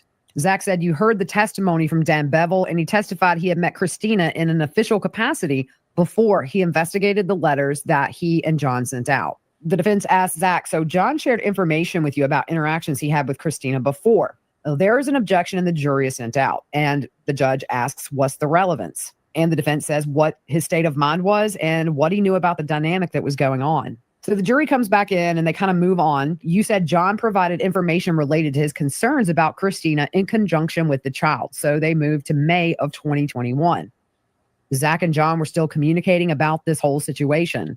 Given the grave concerns John had since the child was in Christina's custody, and he was worried Bradley Post was a pedophile. So John asked him to mail off the nude photos. So there's an objection, but get this, and this is part of the reason John Mello was arrested today.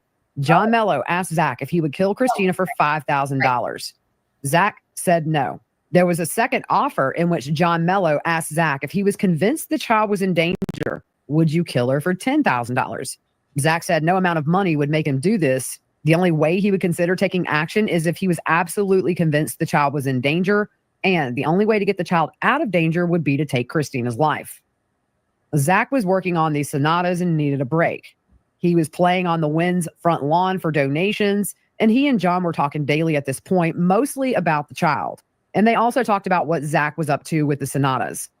John told him, it's a music term, you have a monkey on your back, and you need to take a break and come to Italy. So Zach took him up on it. Awesome. He joined Mello in Italy. He said he's a little girl. There's no spark in her eyes. And Zach said on 20 pounds in a very how she was, and you internalize her eyes. He was correct. And put that stuff out publicly. Show Christina was a danger to her child and had a change to fight to have her daughter. Okay. The mailers did not alleviate Zach's concern. Christina and Bradley Post dug their heels in deeper. He learned of a video call John had with a child who was in Greenville at that time. And at the end of the call, Christina turned the phone to her face, and she was more angry than John said he had ever seen her. She slid her finger across her throat in a perceived threat to Mello about the mailers. John sent Zach an email he got from someone in a biker community and said Bradley Post tried to be in that community. And this acquaintance of John's said that Bradley Post had been asking others to put the hurt on Mello, and it would be for a lot of money. There was an objection. It was sustained. They move on to an affidavit that Zach wrote and had notarized and left with Mello's family court attorney at the time. That was on September 21st of 2021. He said at that point, he was extremely concerned about the danger the child was in and wanted to tell the family court his opinion and his observations so they would consider sending the child back to John Mello. He said that didn't alleviate his concerns either. The end of September to the beginning of October of 2021, just shortly before the murder, Zach called CPS and said he saw the child being verbally and physically abused by her mother. He admitted he made it all up because he wanted to give the child a way to talk to DSS and tell them that her mother was sexually abusing her. There's an objection that's sustained. This is really the first time he just got it out. I will say the jury looked stunned. They sort of looked at each other, looked out at all of us sitting there, kind of moved uncomfortably in their seats, but they were shocked to hear that come out. They move on. Zach said nothing was done. He had DSS interaction with his sister Grace, and he said DSS tried to have his parents arrested. He said when he got back from Italy, he was convinced Christina was sexually abusing her daughter. At this point, the prosecutor literally yells. One of the jurors was startled by that and kind of jumped, and they send the jury out. The prosecutor said that Zach is intentionally trying to taint the jury, says we're not going to ask for a mistrial, and the judge tells Zach you cannot say anything about sexual abuse in your testimony. They're not. The state says based on the defendant's violations of your rulings, they want the judge to instruct the jury to disregard. The jury comes back in and the judge tells them that he determines what evidence can come in and what can't. They can't consider any testimony. Okay. I'm going to back that up because this is really important. This was that huge moment. Twiz, I will send it to you, or I'll put it in the Discord in the Scroll Docs, and that way any of you guys that want to have it can have it. But maybe I'll message it to you too, just in case that's easier. But yeah, okay. All right, let's just hear this. This is the crucial. So it sounds like you said they're not asking for mistrial. That blows my mind. That seems like a given. Crazy. Stunned. They sort of looked at each other, looked out at all of us sitting there, kind of moved uncomfortably in their seats, but they were shocked to hear that come out. They move on. Zach said nothing was done. He had DSS interaction with his sister Grace, and he said DSS tried to have his parents arrested. He said when he got back from Italy, he was convinced Christina was sexually abusing her daughter. At this point, the prosecutor literally yells. One of the jurors was startled by that and kind of jumped, and they send the jury out. The prosecutor said that Zach is intentionally trying to taint the jury, says we're not going to ask for a mistrial, and the judge tells Zach, you cannot say anything about sexual abuse in your testimony. The state says based on the defendant's violations of your rulings, they want the judge to instruct the jury to disregard. The jury comes back in and the judge tells them that he determines what evidence can come in and what can't. They can't consider any testimony he's told them to disregard, such as the last comment by Zach. They move on to 20 and say, you talked about 2 offers from John to kill Christina. And after the second offer, you told John you would never do that for money, but only if you believed it was necessary to rescue the child. And Zach says, if there was no other way. Did you conclude you had to rescue her and there was no other way? And Zach says his birthday was October 2nd and he was having a private concert at the Wynn home shortly after a friend reached out who had performed on a cruise ship and also recruits pianists to perform on these international cruise ships. So Zach interviewed and got the job on October 12th. And then he said, timing of this was crazy. That a job, I guess part of that is because it's explaining why he was going to leave the country. I mean, the defense could object to facts on evidence here, right? Like, for example, like they could be objecting like facts on evidence, like produce the, that's true with a lot of what he said, right? I mean, it just depends. In some trials, they would be objecting to all the stuff that, that he's talking about when it comes to like shit like this, right? Like produce the contract, right? Or whatever it is. Anyway, but they didn't. This case is, there's nothing normal about this trial. So we just add that to the list. Maybe a little earlier. At the time, the Wynn family was in Europe. And the defense goes right into it. Did you take Christina's life? Yes. I believed it was absolutely necessary to save the child, and I was right. The judge tells the jury to disregard that comment. He said he had struggled with this since June and thought the child was in danger. What he didn't work with writing to DSS, so he wrestled with knowing what he had to do. And by the time October 13th rolled around, he felt guilty he had waited as long as he did and that he should have acted sooner, but he didn't.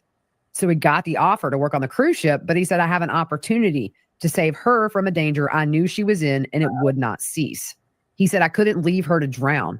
I've had a great... So for anyone who wants the motion to eliminate, I've messaged it to you, Twiz. I've also put it in the Discord _docs. I probably need to just create a thread for this case because it doesn't have one yet. And I know a lot of you guys are like, where do I go? Probably. But also we learned there was an amended motion to eliminate referenced. So I'm going to see if I can find that. Life. I was going to the South Pacific to play music for rich people. But how could I leave her to that fate? South Pacific. That day, I believed there would be a period of time when Christina was all alone. And when I did it, I didn't want anybody there. He said this was not about revenge or retribution.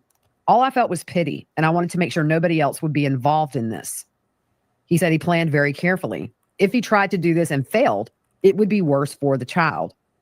I believe if I was discovered doing this, it would connect me to John, and he's a great father, and I still believe he's a good father and the best chance she has in life. He explains that he had a CWP and would always carry a 9mm for personal protection.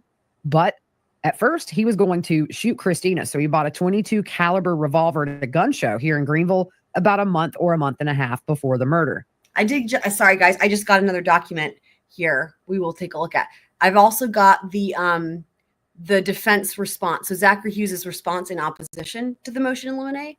So that, remember, the state filed that one on, what was it, sometime in December of 2024. Anyway, this is their response also from December of 2024. So now I'm going to see if, because again, there should be an amended motion to eliminate at some point. So I'm going to look for that still. But yeah, at least got one new one. He also bought a knife at that gun show. He said he got gloves and he got paint thinner just in case a glove broke or he left a fingerprint. He wanted to be able to clean that up. He looked at a route that he could take from the mountain house on the back roads to avoid traffic cameras. He looked at Google Maps and planned his route. He originally planned to do this on October 12th, the day before he actually murdered her. But he woke up that day and felt a reluctance, and something in his gut told him it wasn't the right day. So he waited until the next day. He said he found out where everybody would be on October 13th in the house from John. He knew when the child would be at school, and he knew Christina had a job interview that morning. So on October 12th, he stayed at the Mountain House. And then on the 13th, he said he left a little later than he wanted to, around 8:15 a.m. in his truck with his bike in the bed of that truck. They have the bike in the courtroom and show it to the jury. He said he put gloves in a backpack, paint thinner, the .22, a knife, and a box that was made to look like It reminded me, I meant to also look up the whole thing with the paint thinner. I've never heard of a that. gift. It was a wrapped box. And a bunch of roses he bought the day before. He drove to a road that ran parallel to Canebrake. And on the ride, he said he knew the only way to save the kid was to kill Christina. But he said there is the human element that's so reluctant to take a human life. He said he prayed a lot about this and he knew logically it was right, but he was also reeling against it. Plus, she was a woman and he was raised to protect his sisters. That morning, he felt this was the right thing to do after he prayed. He didn't feel anger. He felt pity because this was the only way to save the child. He said he knew he had a duty to do this to save the kid. I can't find anything. He said driving there, he was experiencing a very high level of anxiety and a physical illness he had never felt. He had sweaty hands, an urge to vomit. He was shaking a lot. But he was thinking, if I don't do this, I'm consigning the child to her fate when I know I could have done something to stop what was happening. When he parked his truck, he said the feelings got worse. He knew the plan, but he had so ahead to where it gets to more of the stuff that, you know, the state had no issue with him talking about how he committed the crime. So we're going to go ahead with where there's some more shenanigans.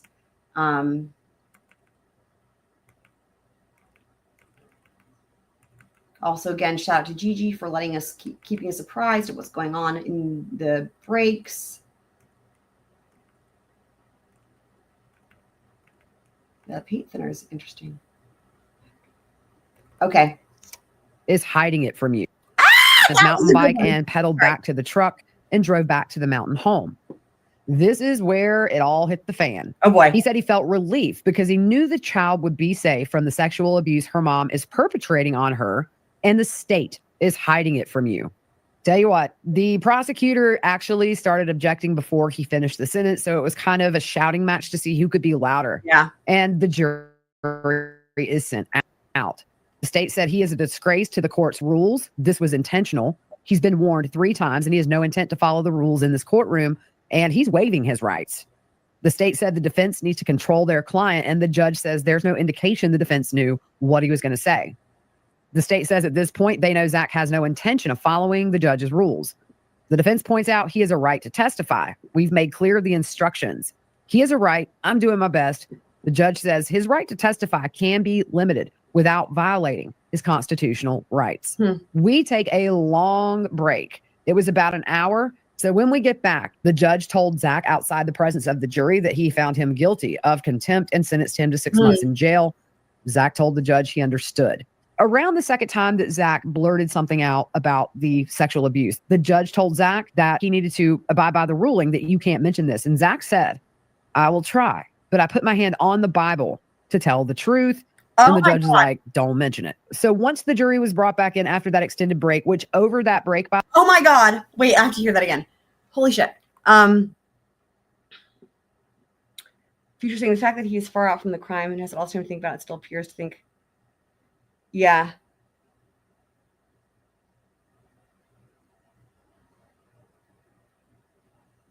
Oh, does it have the whole thing?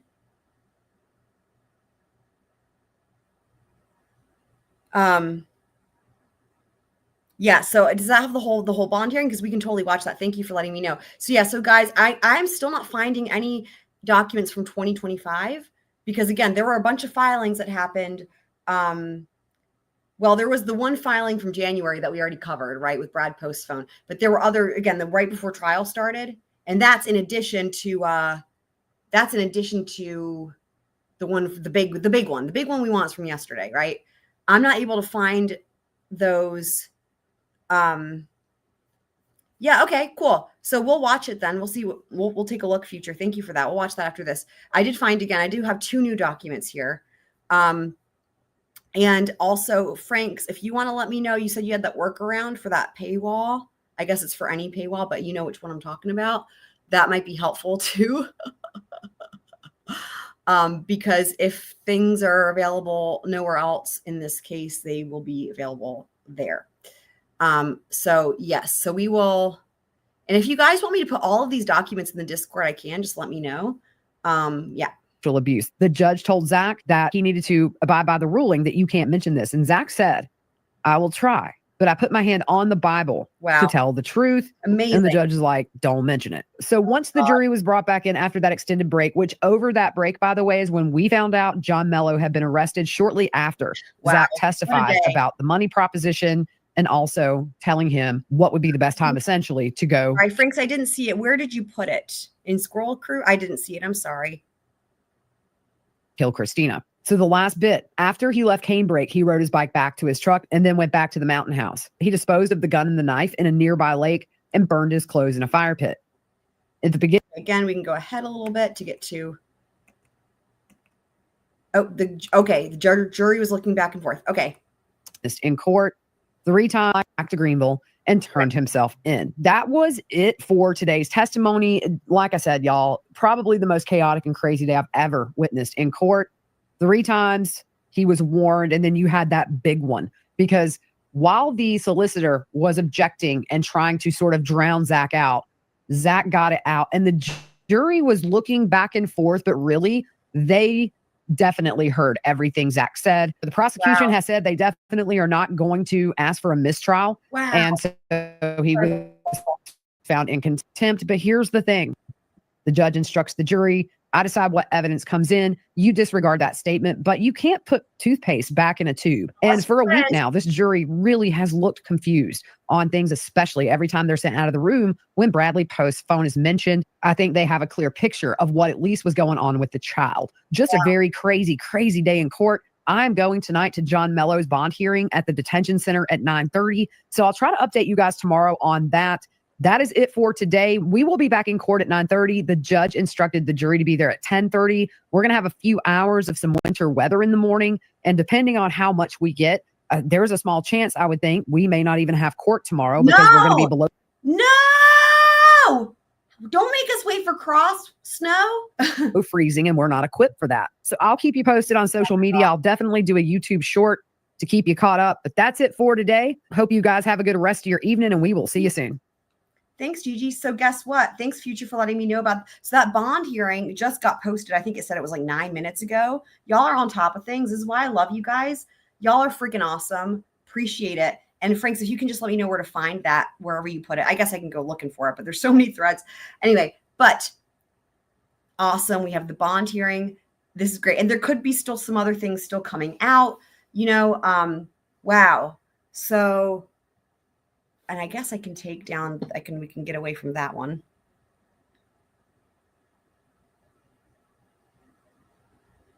Okay. I see you. I'm just curious. In which chat though? Oh, okay. Are you saying you put it in chat like in the live stream? I did not see it. Was it a link? Because it might have gotten booted. I did not see it if you put it in like in the chat. I guess I was thinking you meant Discord, but it says chat.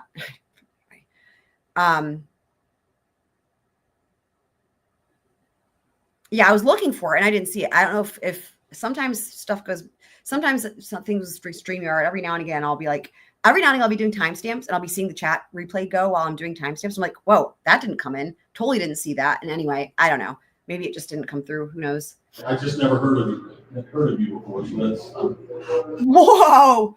Wow. Starting out strong. I've just never heard of you before. What the fuck? Okay, let me put on closed captioning. Wow. I see you. I'm just curious. Okay, I just never heard of you before. So that's,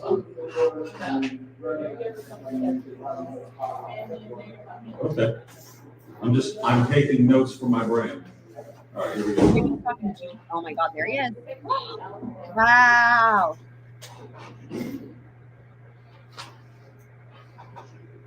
All right, are you Mr. Mello? Yes, sir.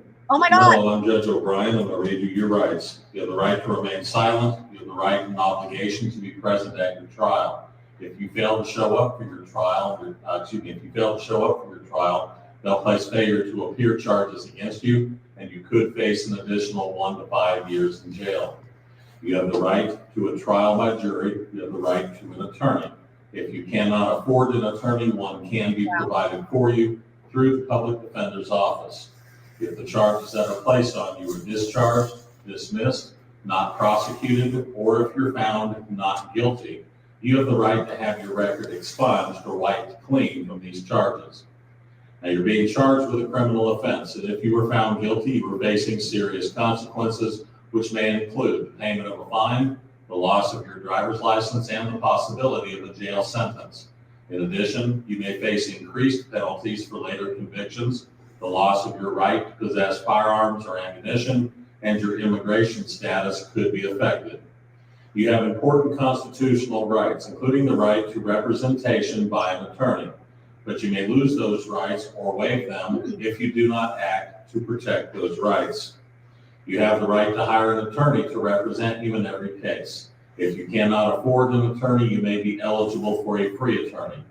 If you want a determination made as to whether you are qualified for a free lawyer, then it is your obligation to be screened at the location identified in paragraph 5C of the bond checklist form that I'm going to give you today. If you do not hire an attorney or go to be screened, then you may be. I mean, it's hard to see him very well through all the things, but like he still looks kind of like he's smiling. He's like, yeah, this is, I mean, I don't know. Okay. Found to have waived your right to an attorney at your trial. You also have the right to represent yourself. However, you should be aware that self-representation can be dangerous. I hope he does For that. example, there may be certain factual or legal defenses to your charge that you were not aware of, or legal issues related to the conduct of your trial or guilty plea that an attorney would know how to preserve for an appeal. If you exercise your right to proceed without a lawyer, then you are responsible for complying with all applicable rules of court, including rules of evidence, procedural rules, and proper behavior before the judge and jury. If convicted on the charges filed against you and ordered to pay a fine, you may request a reasonable scheduled payment plan to pay that fine. It is your obligation to keep up with your trial date and to obtain an attorney, either by hiring one or by being screened and found eligible for a court-appointed attorney prior to your trial date. If you do not appear at your trial, your attorney, you may be deemed to have waived your right to have an attorney represent you. And finally, you are required to keep the court notified of any changes of your address until the completion Heather, Mello was denied bond, so we're watching his bond hearing. of your case. You understand so far, sir? Yes, sir. All right. Mr. Mello, you're being charged with solicitation to commit a felony Yeah. and accessory before the fact of murder.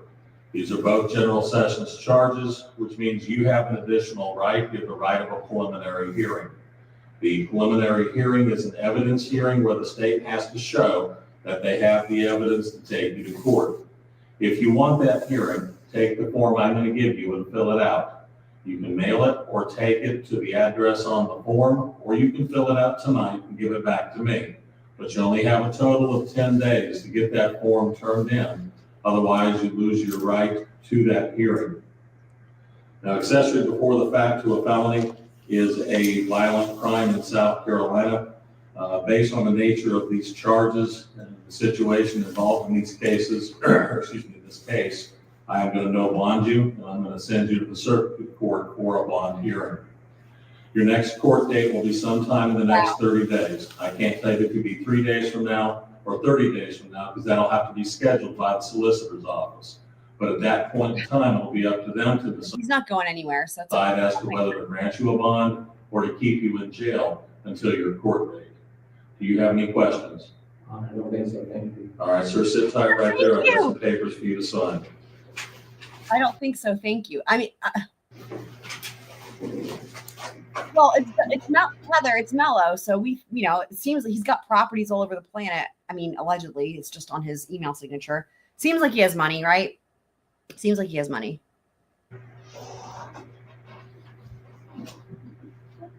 Yeah, I don't think he's going to qualify for court appointed counsel or anything like that. He at least has assets in the sense that we know he's got a house in Greenville and we know he's got a house in Italy. So there's at least those. But again, he lists a ton of properties on the email signature all over the place. So, right? I know. Because again, like DSN said, right? Like he's always trying to save a buck or whatever it was. And then he comes back with a second offer of 10, which is hilarious.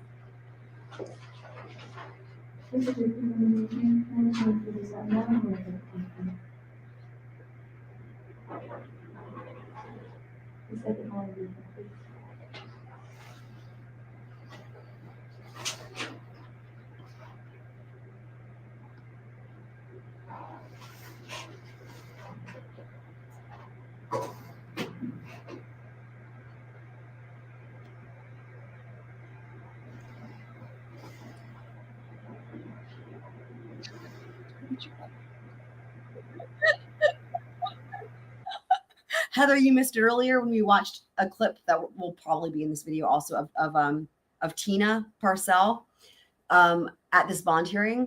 And it was a great moment because Twiz was like, "Who's that?" And I was like, "It's George." It was so great. Classic Twiz. We love you, Twiz. And also, when you finish that, sir, just sit tight for a moment, okay?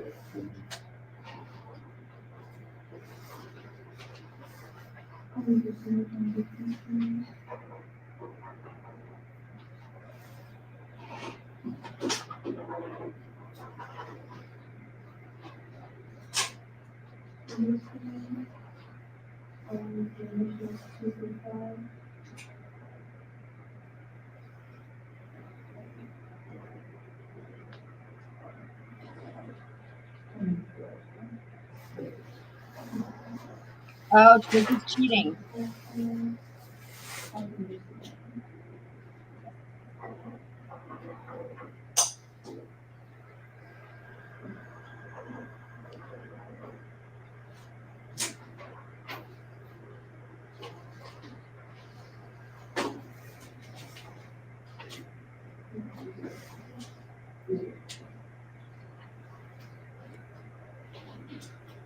All right, Mr. Mello, one more thing. It's my understanding that Tina Purcell is in the courtroom. Tina, as I understand it, you're the sister of the victim. Is that correct, ma'am? Correct. Would you like to say anything to the court in reference to this proceeding? Please, go ahead. Oh, this is a different angle, I think. Wow. 1,224 days for this.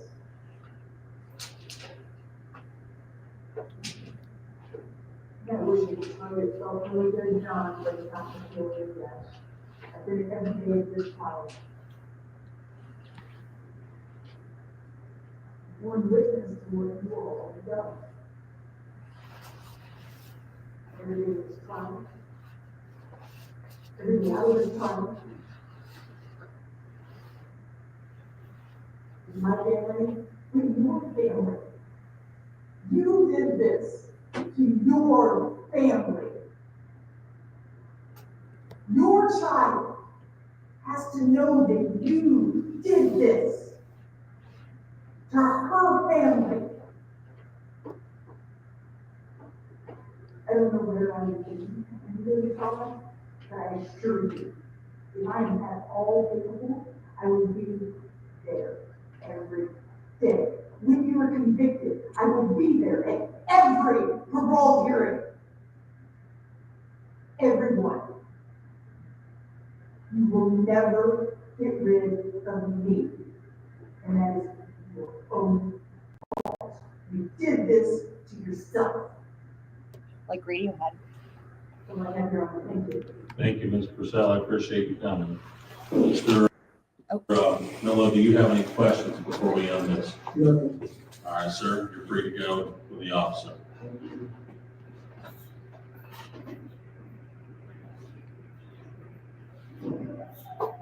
Do it to yourself, you do.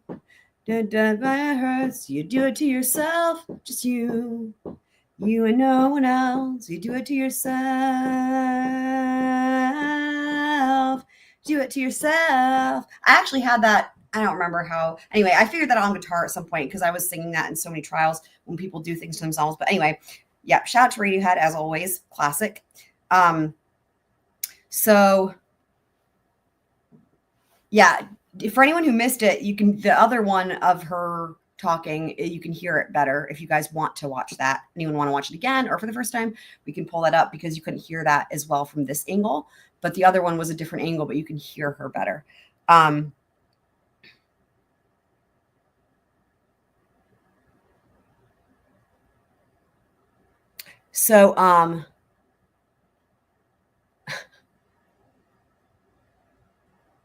Yeah. So anyway, so I was letting y'all know too, I do have a couple new documents. Still working on getting the ones from, again, they're not out yet, but the two new ones I have, I've got the defense motion to the defense response in opposition to the state's motion limine from December 2024. And then I also have filed the same day the defense response in opposition to the state's motion for a gag order, which is interesting. I didn't even know. I mean, I don't even know if it was granted or denied. I've never heard anything about a gag order. So this is like news. I guess I should try to find the initial motion. It's just, again, there's the trouble with the firewall, like I was mentioning, or firewall, paywall. Is that the same thing? I don't even know, you guys. She just said it's just a possibility depending on the weather. Like at the end of the day, the judge said that he was going to push it back to 10:30 just in case of like the weather or whatever. Although he said, the way he says it, let's listen again. The way he says it, it sounds kind of like they're still getting there early, but they are going to have shit to do, which, not surprising. So that's a little bit different, right? It's almost like maybe he wanted to just tell them, oh, because the weather. Anyway, the thing is, when you're a judge in these situations, you try to do your best to make it seem like there's not a bunch of shit hitting the fan. You know what I mean? So, so let me just go to the end of that. We'll pull that back up.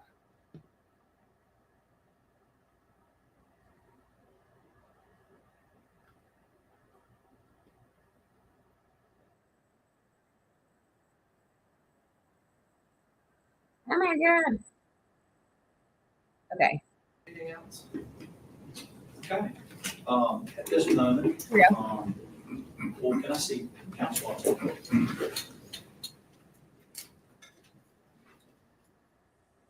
They come right back from that, I think. That's right. At the end of the day. Great stuff. Good stuff. He's so funny. I would never be able to sit there and not be like leaning over, like, what's the scuttlebutt whenever they do this? Because like y'all know, this is the tea. Like that's why the Deputy Heard sidebars were such a big deal, as you guys know, because this is the tea. This is where it's at. I'm using my mouse and it's not showing my mouse for whatever reason. But like now you can see it. This right here. That's what you want to know. Now he's looking over. But like anyway, I'd be like climbing, half kidding, climbing over the thingy. Anyway, you guys are the best. Future checked the weather in Greenville. That's amazing. There's a 50% chance of snow at 7 a.m. for an hour. The rest looks clear. Okay. Did you see what the accumulation was? My brother, again, being a professional storm chaser, he's also has like all the special weather. I wonder if I can ask him if he can give me like the literally most specific. I don't know. Also, he was supposed to be storm chasing today, as in storm chasing the snow. I don't know. I haven't even looked into that because I've been doing this. Mr. Hughes, you can sit down. I understand. Yeah, right? I know. Oh, hold on. Did he just say something? Hold on. I mean, by he, I mean the defendant. Mr. Hughes, you can sit down. I understand. Oh, he did. He said, I understand. Interesting.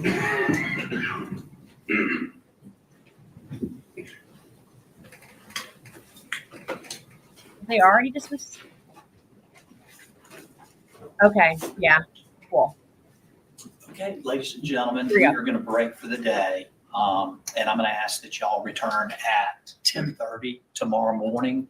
I'm hoping that we're not going to have bad weather, but just potentially that will give a little extra time and also for me to take up a few things that I need to do with the attorneys. I want to, again, thank you on behalf of the state of South Carolina and Greenville County for your service. I am so grateful for your attentiveness and abiding by all my admonitions to you. And again, I just remind you, do not watch anything on this. Do not discuss this. Do not begin deliberating until I tell you. Okay? I hope you all have a wonderful evening. Thank you. Thank you. How much you want about these jurors go home and it's like, honey, how was your day? You will not believe the shit that happened in court today. I mean, you know, they're not supposed to talk about it, but good God, like they could say that and then just leave it at that, and that would be okay.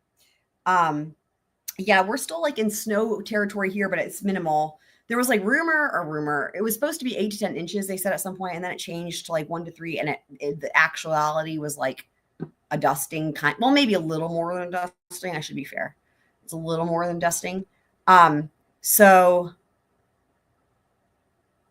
let's just see. I'm curious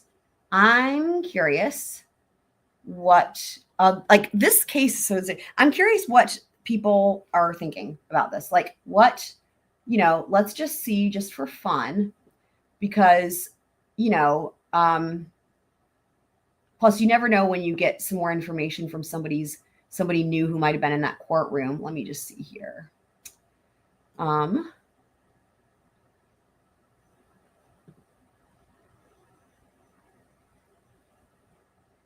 Okie dokie.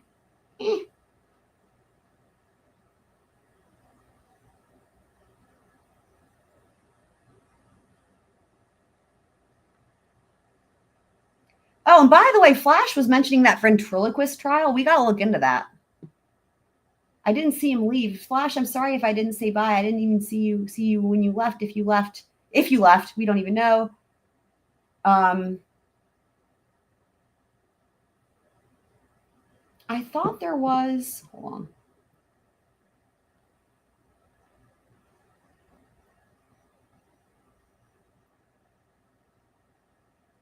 I thought I saw something else. Let me just see. Do you guys see anything else where somebody's got info on this?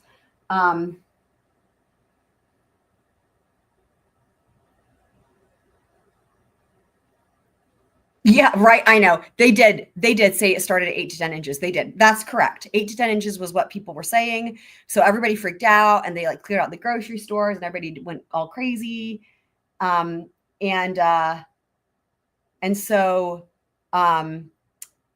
it ended up being a dusting. Hey, here's something. So here we've got Courtroom Confidential had Recovery Addict on.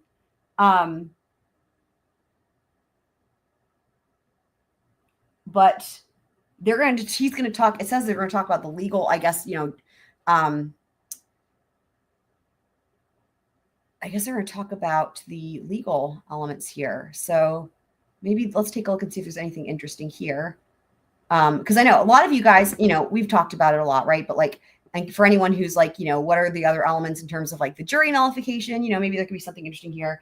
Plus I love Josh Ritter. Hopefully you guys know Josh Ritter. So let's just see if it's lame. We can just not watch it. But again, any of these things that I'm pulling up from other channels, I'll put the links in the description, of course. Yeah, let's see here. We'll just sort of see. You don't need that. Wednesday Night Live from Courtroom Confidential, the fastest growing true crime news channel on YouTube. Tonight's going to be fun. Tonight is very exciting. Josh Ritter's been kind of fun. I mean, I don't even know if he's been watching it, right? Because that's kind of hard to do if you're like practicing trade. But I know he's been following this case, somewhat. So a lot of really interesting stuff to talk about. Some just fireworks. Not to overuse this term of you never see this happen, but you never see this happen type stuff in court. So I asked Kaylin ahead of time, how are you feeling before we started? And she said she's juiced. I am juiced. You all should be. And I know why you're here. I know why we. Wait, Heather missed so much craziness of what? And then you're confused. Let me just see here. Confused about the motion to eliminate. He was saying he schmucked her for SA. Her daughter has nothing to do with the motion. What do you, I'm not quite sure what you mean. I do love Josh also. Oh, gotcha. Thanks, Future. I'm not quite sure what you're confused about. Can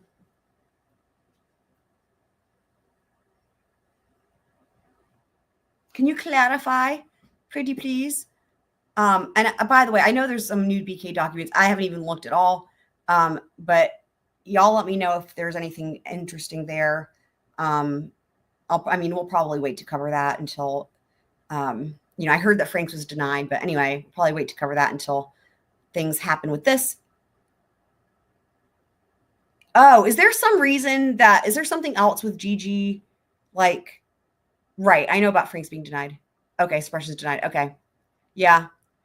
I don't know. Is there some other Gigi? I was talking about Gigi from Pretty Lies and Alibis. So anywho, okay. We've got a lot of people already in the chat.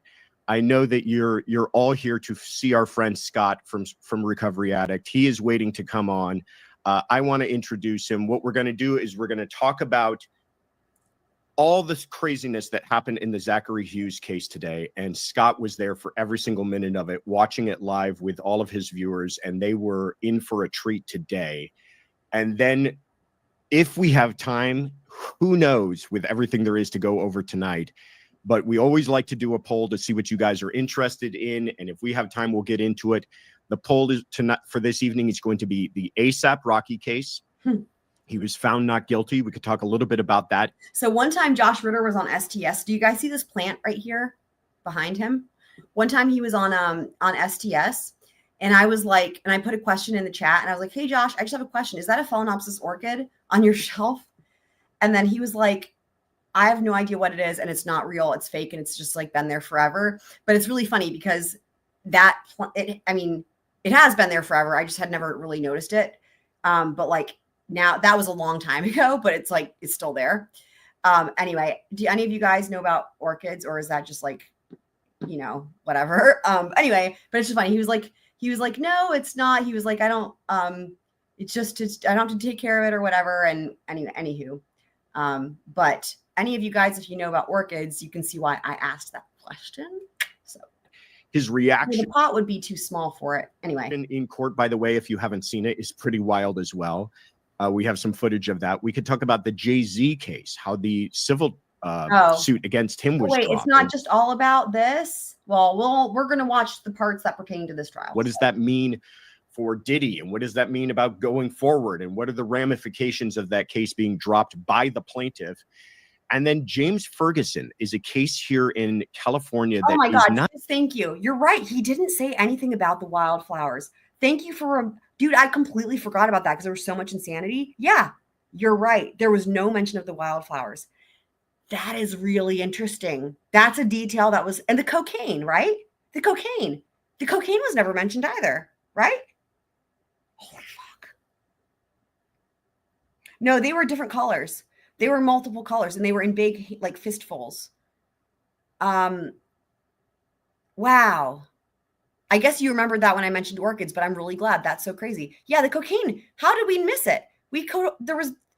So I don't think Frank's is still here, but I was making jokes earlier about how he's totally explaining the state's case for them, but he forgot these two key details.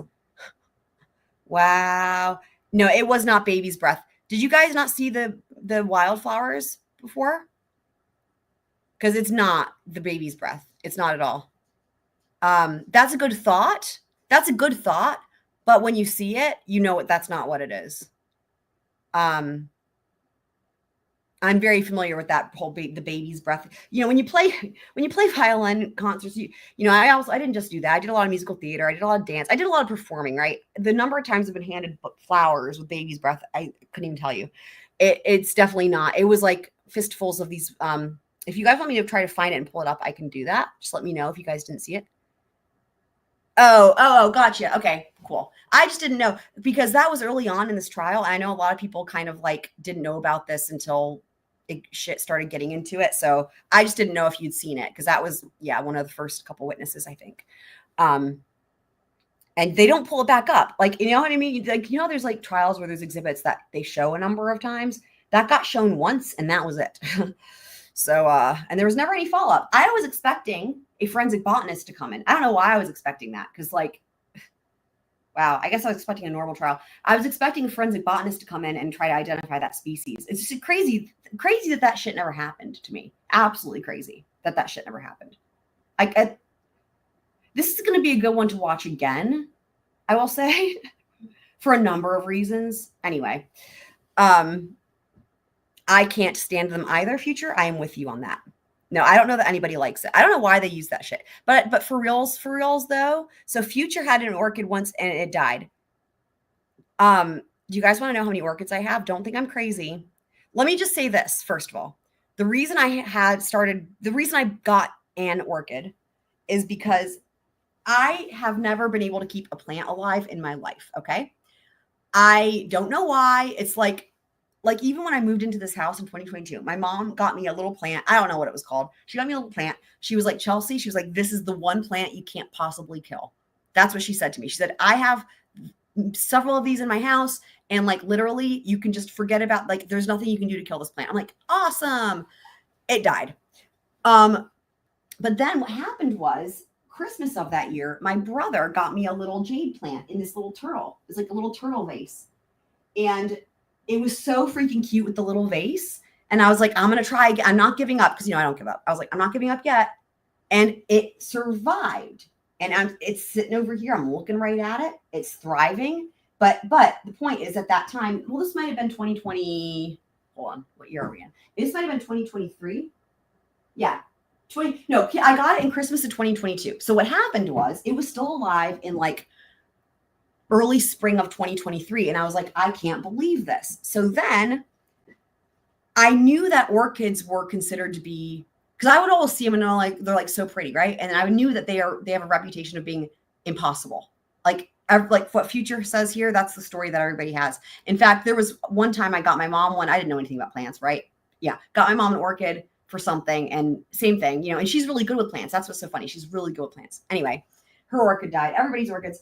And so, but I was like, damn it. The fact that they're impossible and now I've kept a plant alive, I'm like, now I have to try it. So it becomes a whole thing. So I got an orchid. From the Trader Joe's for Future. I know you love Trader Joe's. Trader Joe's is the place to go for orchids, people. I'm telling you.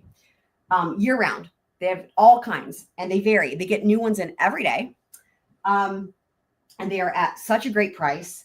So anyway, and you all know I'm always there shopping. So anyway, I got an orchid, a small one. And I was like, I'm not going to fail this orchid. And I named that orchid Persephone. We're on an orchid tangent briefly. I named that orchid Persephone. And the orchid kept alive. So after a couple months, because I'm at that Trader Joe's all the time, I was like, well, let me get a second one. Now I should preface this. It's not just like it stayed alive, like, stay alive, like the song. No, it's like having a baby. Maybe more difficult. I don't know. It's like to keep this orchid alive. The amount of research, y'all would think I'm absolutely certifiably insane if I told you. But again, remember, I said, I'm not going to let this orchid die. So I learned everything I could about orchids. This is going to be good when I get to the end. Okay. So I got a second one. And then, if you guys know Super Planner Girl, I started talking about orchids at the time on live streams and like in the chats and stuff, because had orchids on the brain. So then, and this is during the Karen Reed trial. Okay. Cause I remember this very well because she got 2 orchids and she named one of them, what did she name them? She named them like Jackson and Unetti, I think, or maybe she got 3 and she had like Karen and she had Jackson and Unetti. Anyway.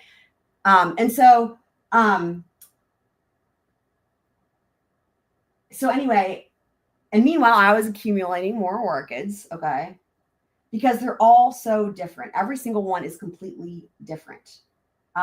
They have, well, I could go into it. They're incredible plants, first of all. They are really interesting. If you guys want to know about orchids, I can tell you why they're so interesting, besides the fact that they're beautiful. They are really interesting plants. And, but you guys are gonna think I'm so crazy. Remember, there's all different sizes. And they live for like, they can live for like 15 or 20 years. Okay. And they continue to grow. They can also produce keikis, which are like clones of themselves. There's a whole thing. So let me see what you guys are saying though. Let's see here. That's so funny. If you're interested, I can teach you everything you need to know to keep an orchid alive if you want to go for it again. Oh, your latest TJ's obsession, Greek nachos. Wow. I mean, the food obsessions are limitless with TJ's for sure.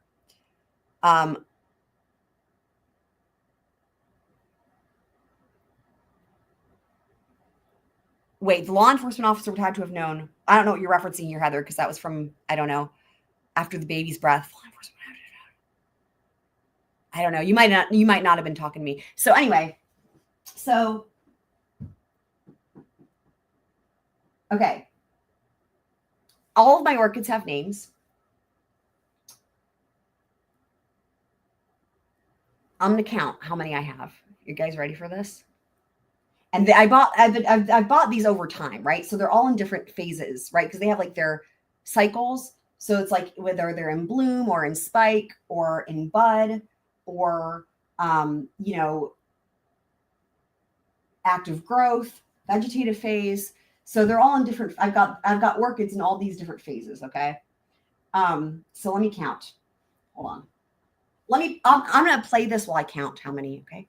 Not getting as much attention, but it really should. It's about an Orange County judge who shot his own wife. And it was after she had kind of dared him to do so, if that makes sense. He had pointed finger guns at her and she said, "Why don't you use the real thing?" So he pulled out the real thing and shot her dead right there. And then confessed to everybody who would listen about it. So he's going on trial. And it's just beyond all the things that are fascinating, is fascinating because he is a judge. He was a judge sitting in criminal courts in Orange County. And now he's in a very different spot, sitting in front of a different judge, finding out whether or not he's going to go to prison for the rest of his life. So 17. No, they're all, I'll tell you all their names. I know them. They're all so different. It's like, it's just so funny. It's like having pets or something. So, okay. 17. All right. So this is got my newest one. If you guys want pictures, I can put them in the Discord. Now, there is an orchids thread. I haven't put anything in there in a really long time. But God, those pictures are going to be from such a long time ago. And if I were to look back on those, I'd be like, wow, I thought I knew what I was doing then. If I only knew what I didn't know, like I know so much more now. Like I would consider myself like kind of an expert now. It's kind of insane because these are all thriving. I've only had like 2, I think, bite the dust, but they had issues before I got them. And actually, I took them on as like charity cases. Like, in other words, like I'm at the point now where it's like normally when you buy an orchid, you want to buy one that looks like it's going to thrive, right? There's things you can look for, you know, and I can tell people that want to know what to look for, and then you can get. But when you get really good at orchids, and then you see an orchid that's like really, you can tell it like has so much potential. It's really beautiful, but it's like literally suffering from so many ailments, and there's a lot of ailments they can have. Then you sometimes, this is what I've done, you buy them to try to save them. And I'm not joking. You buy them to try to save them. And I've done that with several orchids, and I've saved several orchids. But I had 2 that couldn't be saved, and it's horrifying to think about. You feel like you want to have a funeral. I'm not even joking.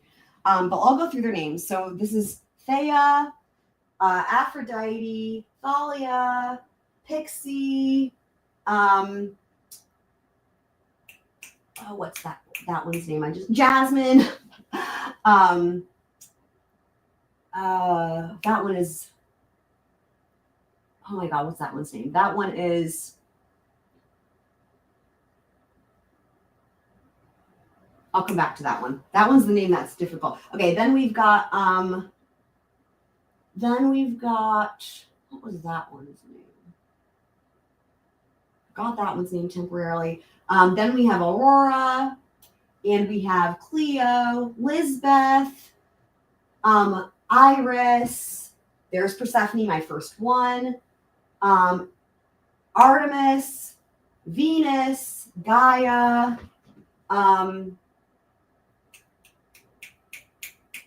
Blanking on that one's name temporarily. Their names will come back to me. And then Juliet. Oh, the one I just said, the most recent one, that was Ophelia. That name came back to me. That was Ophelia. And then, oh, and the other one I missed was Circe. That was the other one I forgot. And the first one I said I temporarily forgot was Mirabelle. No, Miraflor. That's it. That's all their names. Anyway, you guys, yeah. So just name that one, George. That's so funny. So anyway, but they are, it's a whole thing. It's really incredible though, and really rewarding to have them. Like it's like one of those things, right? And that's what everybody says. Like once you get one and you can keep it alive, it becomes like this, then you're an orchid person. Like that's what it is. And it's like, honestly, that's people that are orchid people usually have like, it's insane. Like this is actually not that many. And they're all over here in one area. It's not like they're not big. So anyway, it's just like a table and then like a little stool, and they're right here next to me. And so it's really, it's a really cool thing. It's a thing that people really get into. Like that becomes like, they say you start with one and then next thing you know, you have like several dozen or whatever. Anyway, okay. There is no test. Yeah, I mean, I forgot. I'm sorry for the three of them. I forgot three of them's names, and then I remembered. So even I forgot a couple. Yeah. But yeah, there's no test. It's funny because Meg's always referencing the test. It's really funny. But yeah, anyway, if anybody does want to ever, I wonder what my most recent pictures look like there. Who did I have? I probably only had a couple of orchids whenever I last posted pictures, but there is an orchid thread, and it's for that purpose because I knew that there would be people that might want to. Oh, Kit Smith's put some nice pictures of roses. That's nice. There's a little video from June 23rd of 2024. That was during the Curative trial. Look at that. Well, you can see a couple of them for anyone that wants to see them. There's a little video there. I had only a handful of orchids, but you can see a couple. And all of those ones that you can see, by the way, in the little video from June, they're all still here, but some of them they're on different phases now. And there's some other pictures, but anyway. So, oh, and you can see Super Planner Girl's orchids as well, if you scroll up too. Okay, anyway. Orchids. That's really funny. Future, did you ever say that you wanted a custom command? I can't remember. I don't think that you did. But anyway, all right. So let's see. That's our poll. We will put that up now. Oh, there's a poll. Well, they better get to okay. Well, yeah, here we go. It's been a wild day. Oh, there's Lady Draconis. Yeah.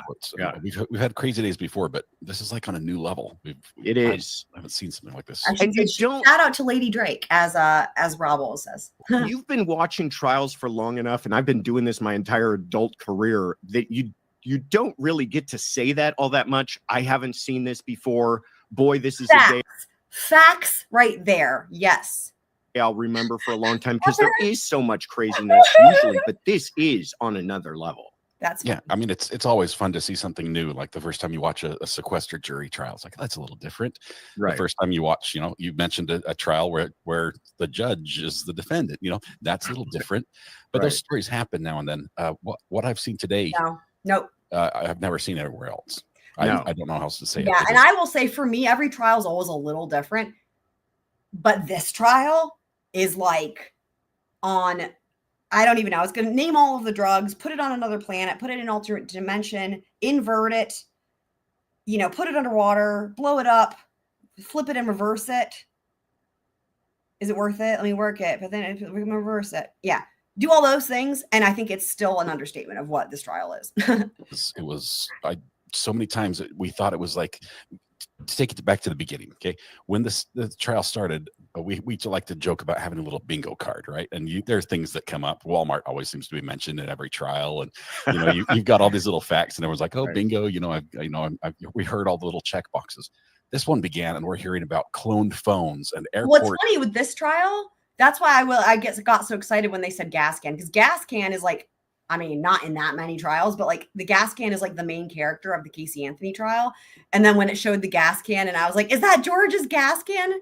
Do you guys remember that? Those of you guys who were there, I was like, "Is that George?" Because George, if you take George's gas can, then he will call the authorities and try to have you arrested. So proposals and international child custody disputes with the Hague Convention involved. And it's like you never hear these things in court, and that was the prosecution side.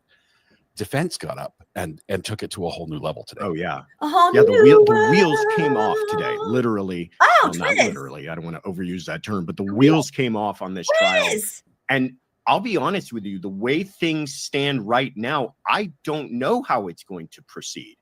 Meaning, I don't know if it is going to proceed, but if it does proceed, how will it proceed is really kind of an open-ended question, because it is one of those things that you just do not see happen. So there's not only just sing Disney songs too, guys. A lot of experience for people to fall back on. Before we get started, I want to say that you look especially sharp this evening. You seem to be a very sharp. It must be my camera. It's, nice. Look at that. Oh, that's funny. Twinsies. That's funny. That's why he said that. That's hilarious. Tisha S says we're twinning. We are. It's a great shirt. I highly recommend it. Oh, thank you. And he didn't pay me to say that. You're always incredibly kind to us and to the channel, and so we really appreciate that. And for coming on tonight, you're coming on a little bit of short notice. I will say we love having you on, but we had talked to Gigi from Recovery Addict about coming on, but she's did you hear what he just said? That's hilarious. Oh my God, Gigi from Recovery Addict. Yeah, it's from pretty. She's got obligations where she's kind of boots on the ground for some news channels, and so she needed to do some reporting and didn't know if she'd be able to squeeze in enough time. And I felt like we need to really dedicate some time to this. And we were watching you during the day, and I turned to Tiffany and I said, just text him, see if he'd be willing to do it. So while you were still live, you're responding to us saying, yeah, I'm in. So that was fun. And I appreciate you being so kind of flexible. When did you think I'm the girl? You've got to give props to Gigi. She's been in the courtroom watching this and live tweeting. We're at a sort of disadvantage because the way the judges ordered this. Anytime the jury's out of the courtroom, the camera audio has to be turned off. That's really funny. We don't get to see what happens. So Gigi has been filling in those blanks. We've got some people from our channel there as well. Christy's down there. You've got Law and Crime has their people. We've got Fitz News. Just some great reporters in the courtroom keeping us updated on things we don't get to see. And that's where some of the big spice has been. Yeah. Oh, there's spice. Yeah. This gadgets and gizmos. Yeah, good. And for Gigi, she picked a heck of a case to be like, I'm going to go watch this one in court. I mean, it sounded interesting to begin with because, everybody's been calling it the Rose Petal trial and all of that stuff. But boy, I don't think anybody knew what she was in store for. So, Scott, if you don't mind, give us just like the briefest version for people who may not. Oh my God. How is he good? Y'all, the way that I feel when somebody's new, it's like, hey, and I'm like, don't ask, please don't ask, please don't ask. And then it's like, what's going on? And it's like, it was easier earlier on in this. Anyway, I mean, but he's being asked this question. I feel for him. I don't want to be in this position. I wonder what he's going to say. I know, right? This is like the hardest question of all time. I mean, and that's why it was so fucking funny for anyone who missed it, dude, earlier. I love Flash, and Flash comes in, he's been away, and comes in. That was one of my favorite moments of all time. And he goes, and he said, is this the ventriloquist case? It's like, so not only is it like knows literally nothing, but like of all, and it was like right at that moment where it was like the crux of the testimony about, oh my God, and then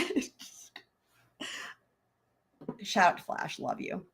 Know all that much about the case. It's a gentleman by the name of Zachary Hughes.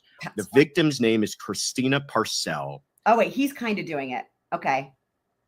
And there's these allegations that well, first of all, Hughes is on trial for murdering, stabbing her to death.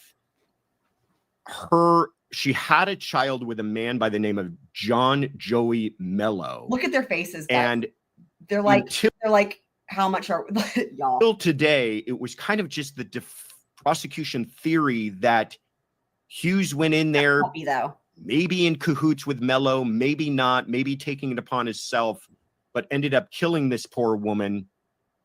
But there's kind of my setup. You tell us a little bit more about what's going on. I have to just say, until today, it was when we learned some things as it regards to these. See, I look at this picture and I'm like, oh my God, that cute puppy. And then I'm like, oh, right, there's that. Who done it?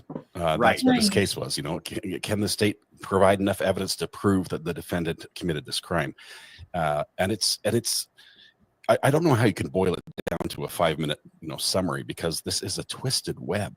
There's so many players that connect differently, and you sort of have to have a chart and a graph. And, it's more than that, though. Strings and red string and, that's not pieces together. All the string in the world won't save you. Board and the push pins, the crazy wall to connect it all. Yeah. But the defendant was a friend of Mr. Mello.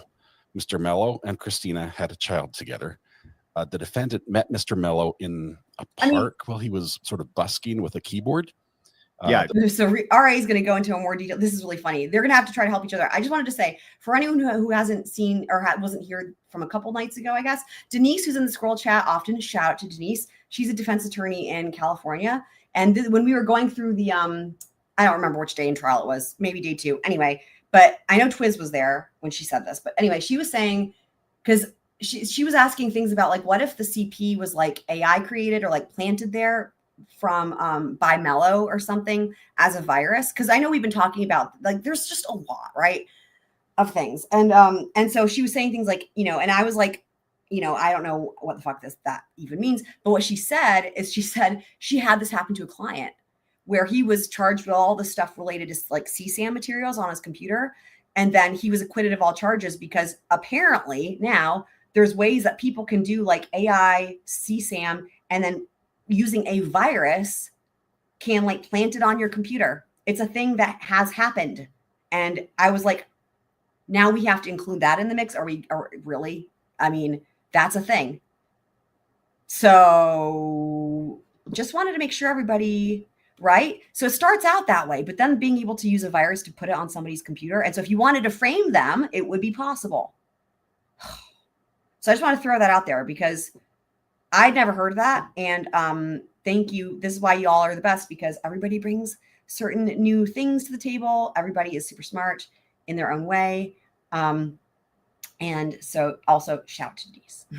Hughes is a classically trained pianist. Like that's the other kind Juilliard right. level. You don't Juilliard level. He went to Juilliard. Anyway. It's better than him. Just incredible. I mean, he performed with the orchestra and everything. And so they met, and he said he felt this connection immediately with the child, with Mello's child, who becomes a major part of this case that the judges said we really can't talk about. But the child was very attentive, was very interested in the piano, and so he sort of felt this connection. And as his friendship with Mr. Mello continued, he kept being interested in the well-being of this young girl. Well, custody Mello battle ensues between Christina and Mello. Mr. Mello goes to Italy. There's a point where he takes the daughter to Italy, and the Hague Convention involved. Senator Lindsey Graham steps in. They're trying to negotiate and fly the girl back. There's a proposal at the wedding when they bring her back from not Mello, but from Mr. Post, who was the fiance of Christina. Right. They turn out to be a bad couple, according to allegations. Mr. Post is currently incarcerated for something that the police found out when he called 911 to report the body of Christina. Right. So you've got like every time I try to start this, I don't know where to begin. Yeah, because it gets so convoluted. Christina was murdered in her house. Mr. Post shows up, boyfriend shows up, finds her dead. The way, you know what, I feel for him. The way I feel like it's the same thing. It's like, for me, it's like I try to answer one simple question and then it's like, and then it's like, and then you end up where he's at, where it's like, okay, but hold on, let me just go back. And then the level of stress that you feel of like, how can I fucking possibly try to explain this without like, you know what I mean? It's just, because you feel like you want to make sure you get all the details. But anyway, there's like so much, and yeah. Anyway, Ed calls the police. The police, in their investigation, clearing him of anything, take a look at his phone. His phone has some bad stuff on it that implicates him allegedly and Christina in activities and the child, with the daughter. Yeah, right. Illegal. Right. Bet you guys can use your imagination about as bad as it can get involving a child and this man and photographs and everything else. And lots of it, apparently, right? Like tremendous amount of this terrible. Evidence. Yeah. The where Mr. Hughes here comes in. Mr. Hughes was friends of Mello, did some work for him at one of his houses, cleaned it out. Also worked with Michael Manigault, who was a gentleman we saw briefly, a funny guy. It'd be interesting to see if they noticed that the wildflowers were not explained and neither was the cocaine. I completely forgot. I kept thinking, like, when it was getting to that point, I was like, okay, make sure you listen for the cocaine. But then once that whole thing went through and then there was some other crazy, disaster. And then I completely forgot, and it's like, fuck, how the hell did that happen? You know what I mean? That briefly appeared. But Mr. Hughes became like really close to Mr. Mello. He takes an interest in what's going on in the relationship. Mr. Mello saying, hey, we're having this fight. And Mr. Mello starts disclosing some of this bad stuff that he believes is going on with his daughter when the daughter's with Christina. Yeah. And yeah, I died. We watched that several times. And actually, Denise had to like dip out during that point because she had like family over. And I was like, Denise, you have to go back and see this part. Cause it was like, it was, we watched and we were making some jokes. I think Heather, was it you? Somebody made a joke when he got on the stand, cause we were like giddy at that point. We've had a lot of these long streams and it was like, sir, is your jacket made of rose petals? Anyway. Oh my God. The scroll crew is the best. And we just died laughing for sure. It was really funny. Hughes gets this under his skin.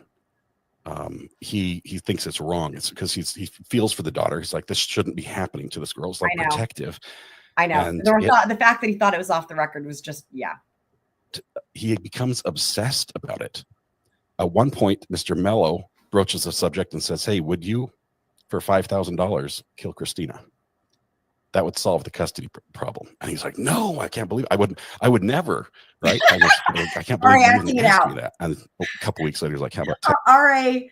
acting out Zach Hughes, which is really funny because Zach Hughes isn't animated at all. Like when he's like, I told him no. I mean, so serious, like completely the opposite, but it's really funny to see because R.A. is really expressive like I am. Anyway, this is just really funny. It's like R.A.'s interpretation of Zach Hughes, who's like the complete opposite. This is hilarious. Christina. That would solve the custody problem. And he's like, no, I can't believe I would never. That is so funny. I can't believe you even asked me that. And he didn't make a couple weeks later, he's like, how about 10? 10K enough? Yeah.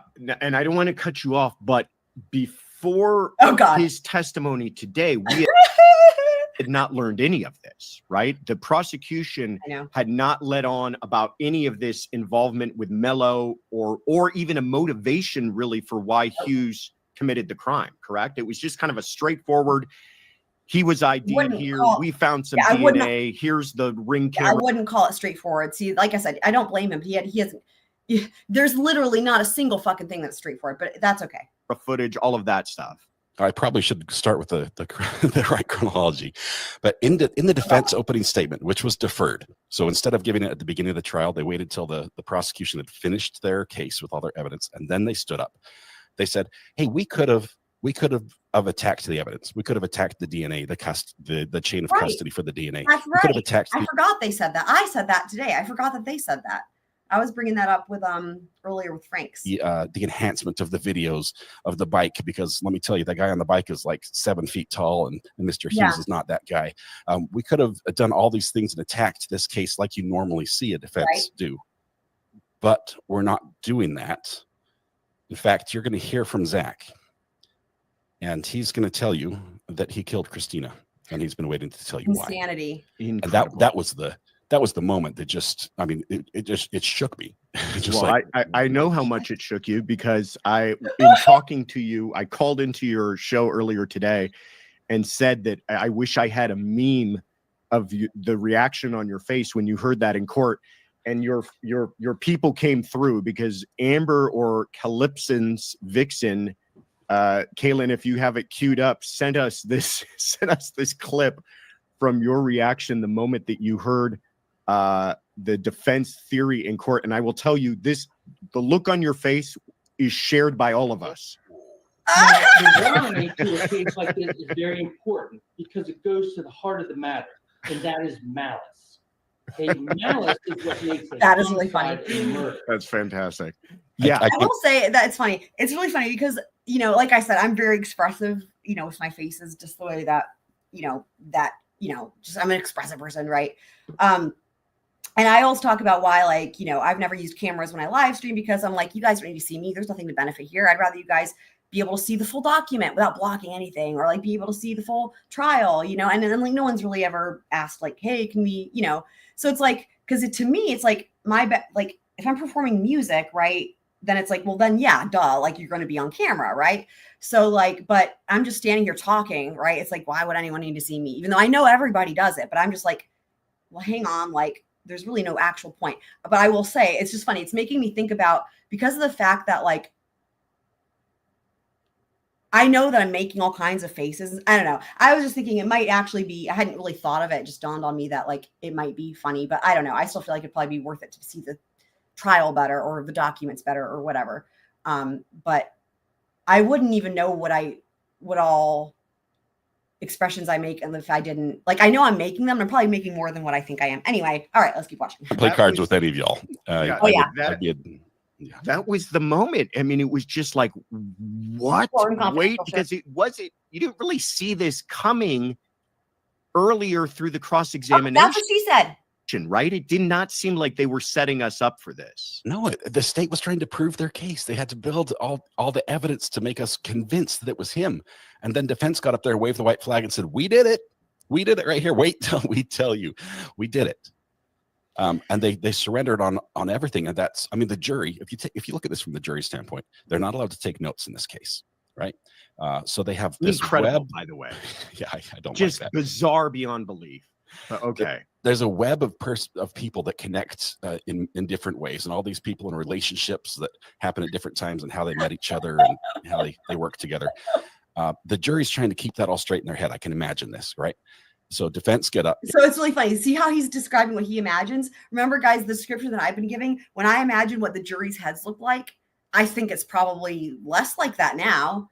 But I think up until today, what was inside their head, if you could see inside their mind, was that big question mark. That's what I picture. So we just need to see what he says. Gets up. And the first thing they do is to say, don't worry about that. We're admitting everything.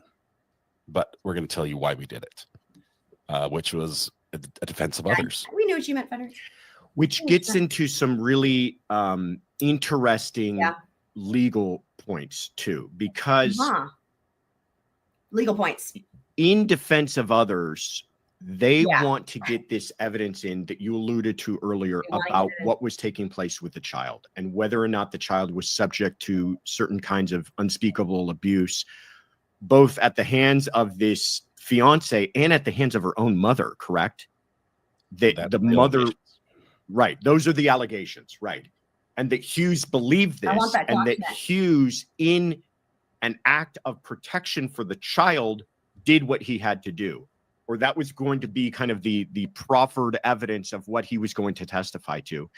And the prosecution challenged it, and the judge agreed that that's not how self-defense or defense of others works.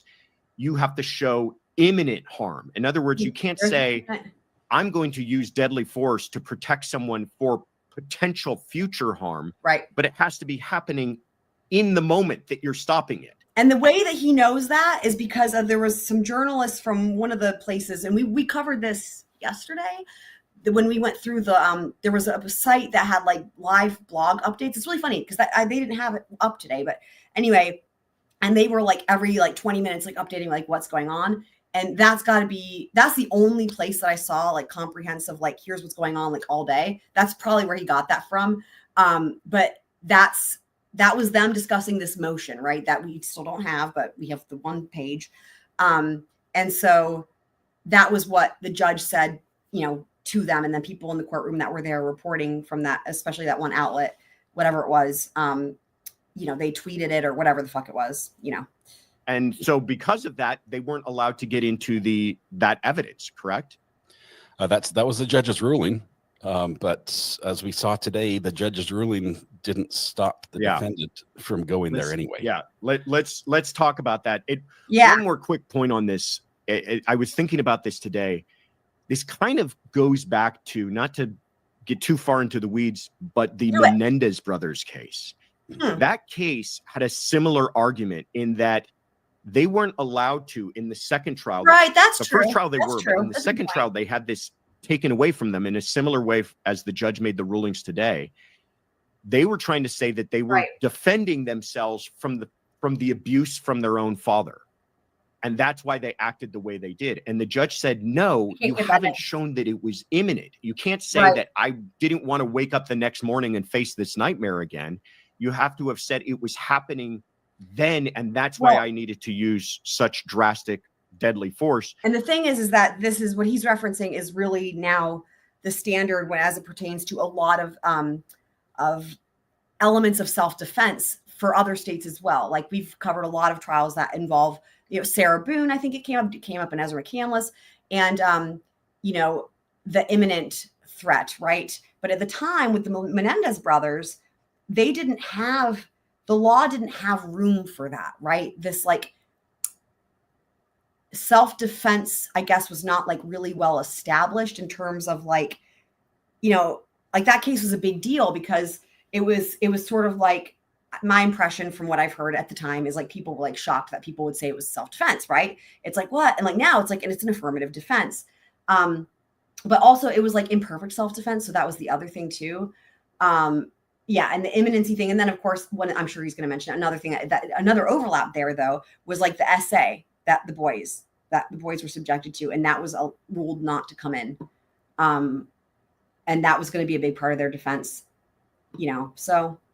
Because they didn't demonstrate that, the judge didn't allow that, which is the same reason he didn't allow it here. But and point, sorry, I should be more specific. The thing that didn't exist at the time was the battered spouse defense. And this case, a lot of people have commented on this, right? But like, had that case been tried now that there is more room for this battered spouse defense, it might have had a different outcome, but that didn't exist then. And Hughes was having none of it. So set us up a little bit to what happened, and then I have a clip I want to show everybody. Okay, so when Hughes takes the stand, we start by learning about his life. He was born in California, moves to Virginia, about 15 years old. They moved to South Carolina. I think it's a Travelers Rest area. By that time, he knew he was going to be, he wanted to be a musician, a performer, in the music world. And while Hughes is telling this story through the questioning from his attorney, he has a proper posture, a very even sort of demeanor about him, and a very deliberate answers. He leans forward to the microphone and clearly speaks his answer, and then resets to this position. And it's sort of unique. It's like a performance, but it's extremely consistent. His blink rate is very low for those who are concerned about his blink rate. He's making eye contact. He's communicating at a higher level than just saying the words and expecting them to be heard. He seems unbothered. No, there's no remorse. There's no shame. There's no, he seems like completely at peace with where he is in this. And that in and of itself, as he's telling this story, is crazy. But he goes on, he tells his background. He tells about his parents adopting 5 Russian children. And the oldest one was Yelena. I think Yelena. I can't remember what it was. Her name was Yelena. They changed her name to Grace when they adopted her. And he starts to say, to understand my actions in relation to why I'm here, this crime I've been charged with, you have to know what happened with my sister Grace. And of course, the prosecutor. It's interesting to know again because this came out from what the camera cut, so we didn't hear part of this, but we learned this from watching Gigi just a few minutes ago. That the thing that he was going to say was like that they had to stop before it came out was like that these children had faced abuse back in Russia, right? And And so that was not allowed. And so then it was instead how Grace, treated the family or whatever. You should objection. Don't go there. We think this is a backdoor way to get to that issue that the judge said you can't bring in. It's not admissible. It's so funny because when you compare that to what happened later, that was nothing. Like they, a lot came out. The judge allows him to move forward. And we're all expecting him to say, my sister had been through a similar experience or something. And he says, my 10-year-old sister is the most evil person I've ever met. And we're like, whoa, excuse me? And he proceeds to describe her as just the cold-hearted, then just everything terrible, everything evil. He says she has shark eyes. He describes her as a vampire. Shark eyes. That's true. Just sucking the life and the will to, all goodness out of people. Josh's face is really funny. Josh's face is so funny. Around her. And I'm just, wow. And he says, and that's exactly what Christina was. This is really funny because getting other people's reactions to this, because this trial is so fucking nuts, man. It's wild that not more people know about it, because once they start learning about it, even if all they know is they hear roses and like cocaine and like the piano, like they just get the teensiest tip of the iceberg, and they're like, what the fuck, you know what I mean? And like watching people's reactions or hearing them or reading them is so funny, because it's like, I don't know, it's like a whole thing. One could do like a whole compilation video of like people's reactions to as they learn more about this case, and like, I don't know, it'd be funny. But again, there's like so few people that seem to know, but glad we know, right? We're in the know. Woo! The same. Mr. Mello. No, he had never met Christina. As a matter of fact, he didn't even recognize her when he showed up at her house to kill her. Wow. He had never met her. Everything he knew about Christina was from Mr. Mello. He had never witnessed any of this alleged abuse, that he was, the reason why he's doing this. And it just blows my mind. They go on, and every time they get approached to the reason of why he does this, he gets too close, right? Yeah. I think you've got a clip of him doing this. I'm not sure what you're going to do. And there's an objection from the state. Right. And rightfully so. The judge has ruled pre-trial it's not coming in. And the objection sustained. And the judge tells the jury, oh, you're talking about unring that bell. We're going to put that toothpaste right back in the tube. Pretend that didn't happen. There we go, Twiz. All the things that you're magically, the toothpaste and the bell and the shit in the horse. and now let's move on. And it doesn't stop. Every time he keeps telling the story, every time he gets to that that point, he says, and this is the reason why, because there was abuse that was happening at the hands of her mother. And they're like, whoa, objection. And he gets admonished by the judge, saying, hey, you can't go there. And he does this, I understand, thing to the judge. We didn't see that all in person. We heard that from court watchers. Yeah. And he did understand, but he had no intention of complying. Yeah. It's just like not following. I mean, again, I just think it's interesting to say, just like not following the law. Like, again, my impression of him is he's been a rule follower all his life. And I think, for the most part he is, but like you get these exceptions for certain things when it's like, it's that mindset. This is more important in my, in his opinion. Right. And, I will add this for people who are religious, right?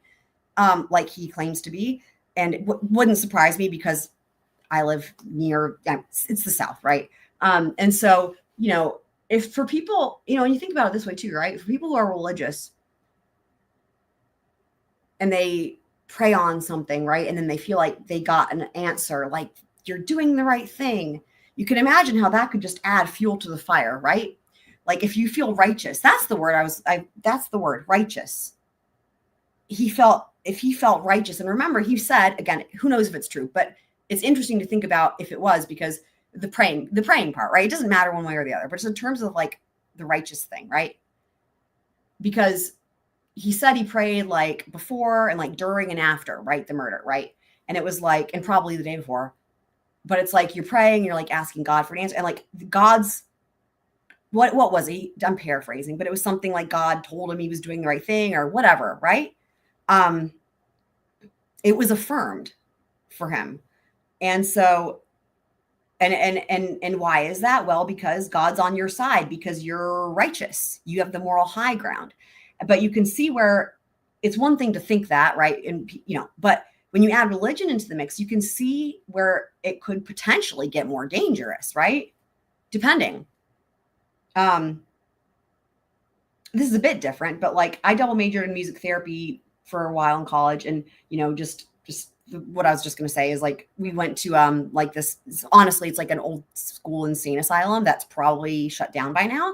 That was creepy, and it was like the things in a horror movie. And there was like, we were working with like, you know, elderly people. It was for the criminally insane, right? These are the people that pled the NGI, right? NGI, and they actually were successful because that's where they put them, right? So it's like a institution, like a prison, but it's for the insane, you know, criminally insane, whatever. So but there were a lot of elderly people there. And so we were doing stuff with them.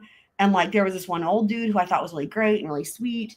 And like, I kind of befriended him. And then like, as we were leaving, and there's all like in the scary movies, all those heavy doors that lock behind you, whoosh. And then there's another one, whoosh. And it's like, if you were to accidentally get stuck in that thing, it would rip you in half type of thing.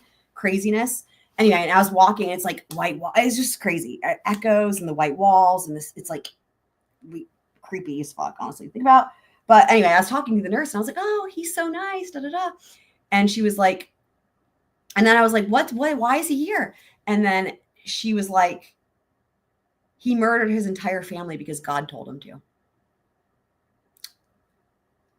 And he apparently, as I learned, she said he's schizophrenic, and he's great if he takes his medicine, but if he doesn't take his medicine, bad things happen. Now, again, completely different in terms of the mental thing. But my point with what made me think of it is the part about God told him to.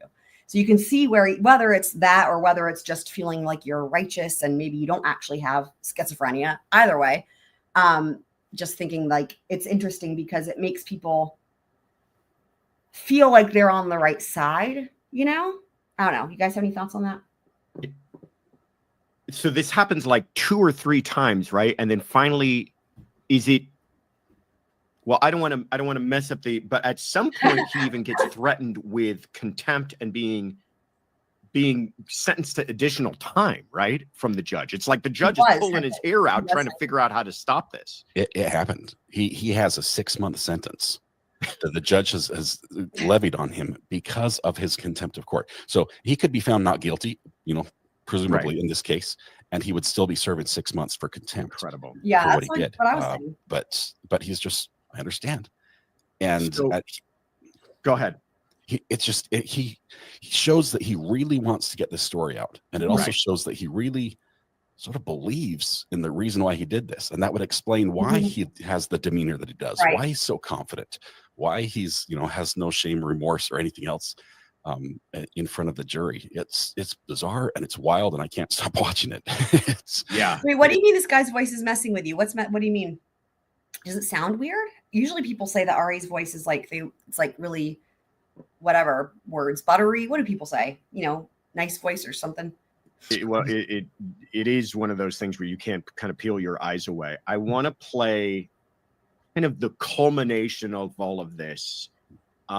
When he's already been admonished more than once at this point about not bringing up this information. And like you said, says to the judge, interesting.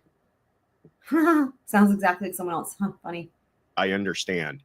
And then it kind of culminates in this moment right here. And then after that, let's take some questions, because I know we're getting a lot of questions from people watching, but let's just watch this really quick. Just make sure, Kaylin, to let me know that you guys are hearing this.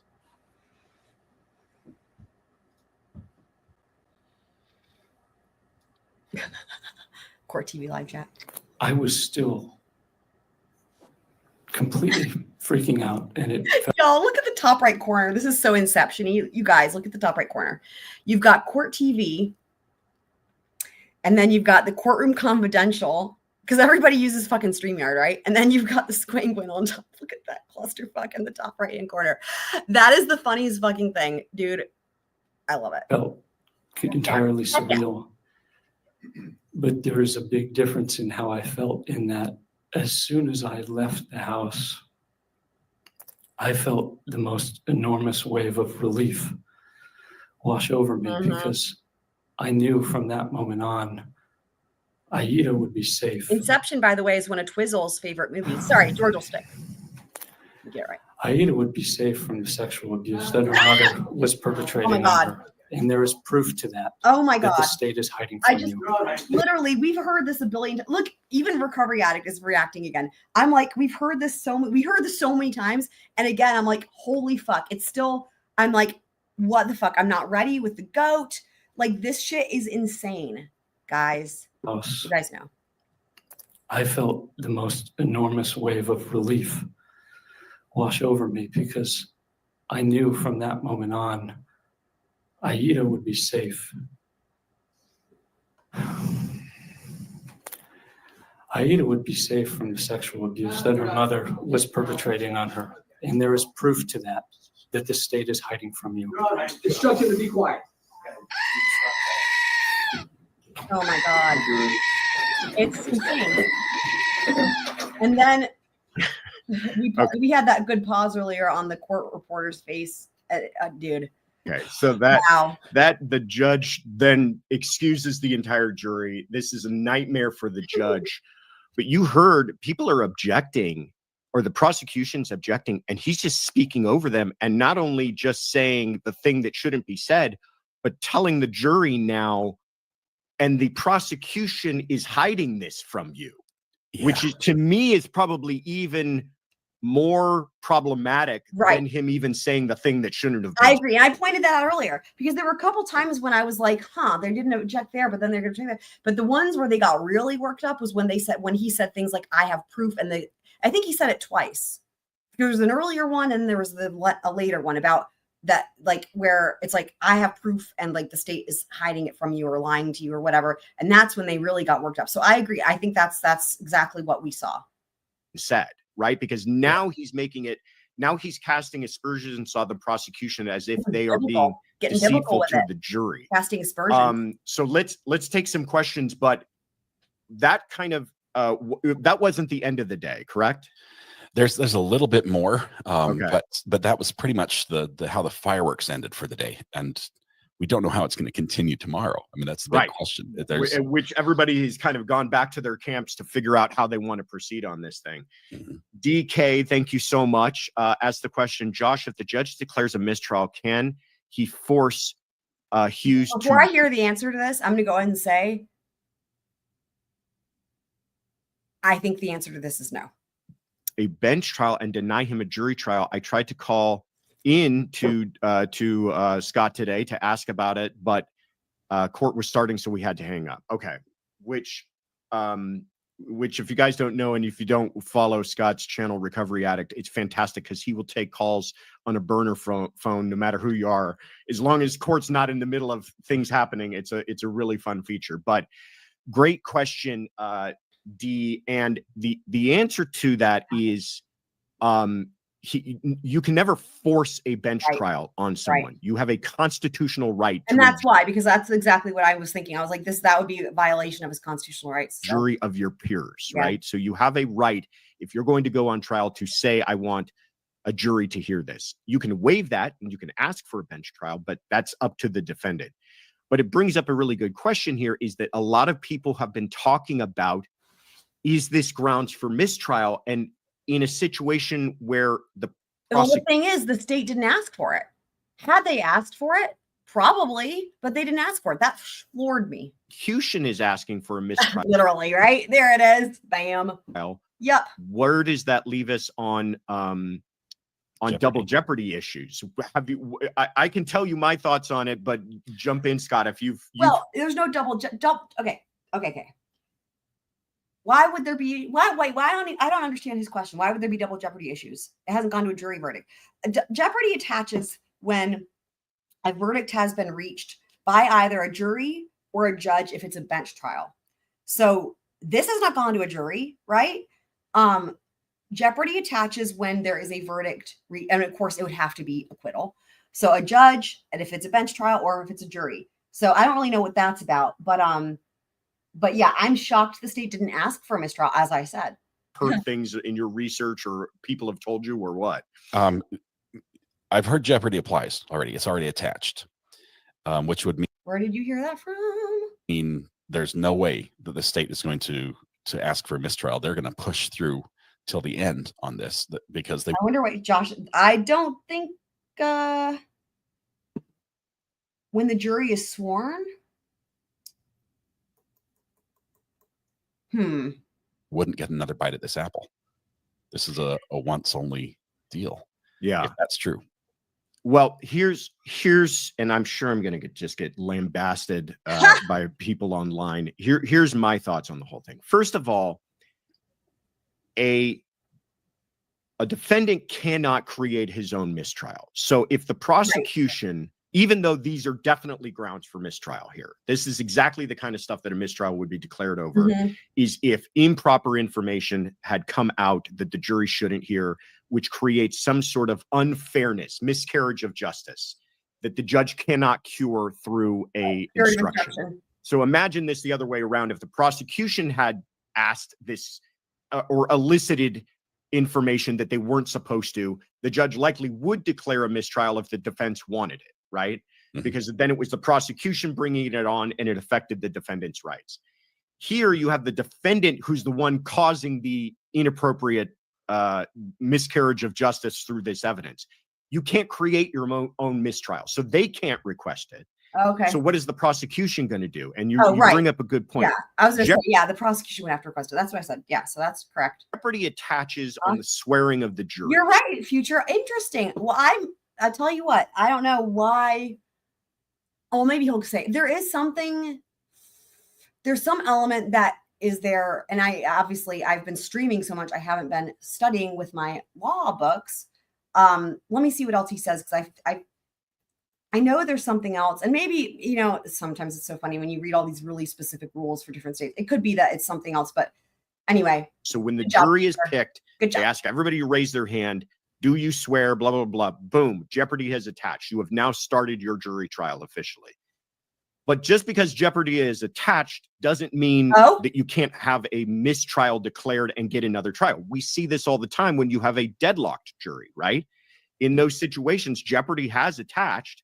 It's just the judge is declaring that because they were unable to. Okay. So it's that's why. And that's why. So because the way that it functions in reality, practically, right, is that it would only really matter if there is a verdict. That's why. Yep. That makes sense. To reach a verdict, a mistrial will be declared. So the distinction is that, yes, it's correct. It attaches when you're sworn in, but the reason why I defined it the way that I did, and that makes sense, is because otherwise, if a jury's hung or there's a mistrial for any other reason, then it would mean that it's too late. You can't try them again, right? So yeah, and that we all know that's not true, right? If there's a mistrial, you can try them again. So that's why, even though that's true, in the way that it functions is when there is a verdict that is reached. I'm sure he'll explain that. Declared, and they'll get to go again. Okay. And mistrials can be declared for different types of reasons.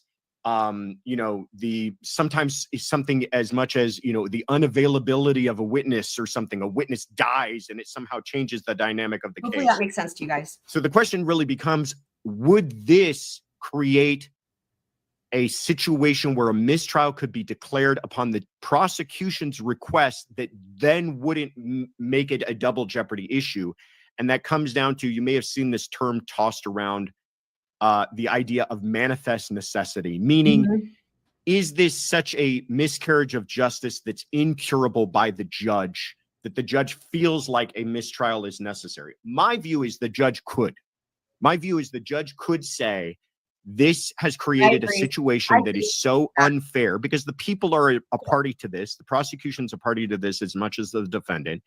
It's so prejudicial to the prosecution that I'm going to declare a mistrial, and he doesn't get the benefit of then just walking away, because that's not how this works. So I view it, and I could be wrong, and that it could create a situation where he could declare it a mistrial. But it really becomes a question of, do they want it at this point, or do they just kind of roll with the punches and avoid maybe appellate issues? That's going to be a question that they have.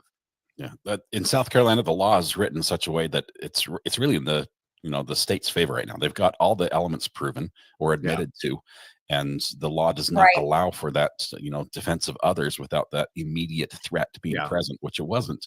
Yeah, so it should be in the bag, unless the jury does something that sometimes juries do, and then who knows what's going to happen.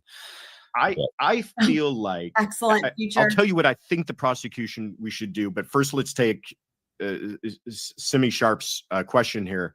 Do you think he did that on purpose in an effort to cause a mistrial? I'm curious. You kind of have a better finger to the pulse of this gentleman. Do you think he was doing this to encourage a mistrial? My personal take is no, but let's see what Scott thinks. That's just my personal take. I don't think that's what it is. I don't think that's his motivation. Or just because he felt like this is the truth. I think the latter is the case. I think, first of all, if this doesn't end in a mistrial, the second trial is going to have the same problem. And I think the state knows that. Absolutely that true. He will do the exact same thing because he wants this. So I thought of that also. And I was also thinking too, guys, by the way, that this is where you can compare this to like Daryl Brooks, right? How did they handle this with Daryl Brooks, right? Different reasons, but the solution could be sort of similar, right? Where it's like, although I don't know how you do it if somebody's tested, like with Daryl Brooks, right? Separate room, mute button, that type of thing. So like if he goes further, like if the defendant were to go further, like they can, you know, the state or the judge or somebody can press a mute button, you know what I mean? So that he stops. Because the thing is like, the objection has to be there, right? If he's, you know, it's one thing that's like, yeah, don't say this. Okay. But if he starts to say it and there's no objection yet, which I commented on that earlier when he said pedophile, he got it out once before he said it a second time and then the state objected. But it's another thing when it's like state has objected and then he keeps talking, right? So if they had like a mute button, because yeah, I've been thinking the same thing. This would be a problem on the second trial and they might need to impose something like that if that ends up being the case, right? So I don't know who Brett Weinstein is. Story to get out. He believes this story. He believes in the reason why he did this. And he took action before trying to raise this issue. Granted, it was in weird ways, you know, sending pornographic images of Christina to family and friends. That's not the normal way we try to alert someone to a crime that's in progress. But he took action to try to raise this in the eyes of the authority. They did nothing. And now he says, you know, you guys need to know you have to see what was happening here. And I think that is his overriding goal here. So mistrial, no. I agree. But get the story out, yes. Yeah. I think if I were the prosecution, and it's so easy for me to sit here in my comfy chair and play Monday morning quarterback. I knew he was going to say that. If I were the prosecution, I think you quit the charade of trying to hide this from the jury. That cat is well out of the bag. I think that's a great idea, personally, right? It is well out of the bag. It is well out of the bag. They've heard pedophile. They heard sexual assault. They've heard now all, and then they heard the thing with the mom. They've heard it. Now they know, right? And again, like I said, now they're going to be going back and filling in all these gaps and be like, okay. And they're going to, it's as good as out there, right? Who is Brett Weinstein, people? You embrace it and you just cross-examine him on the idea of what you just pointed out. You didn't even know this woman.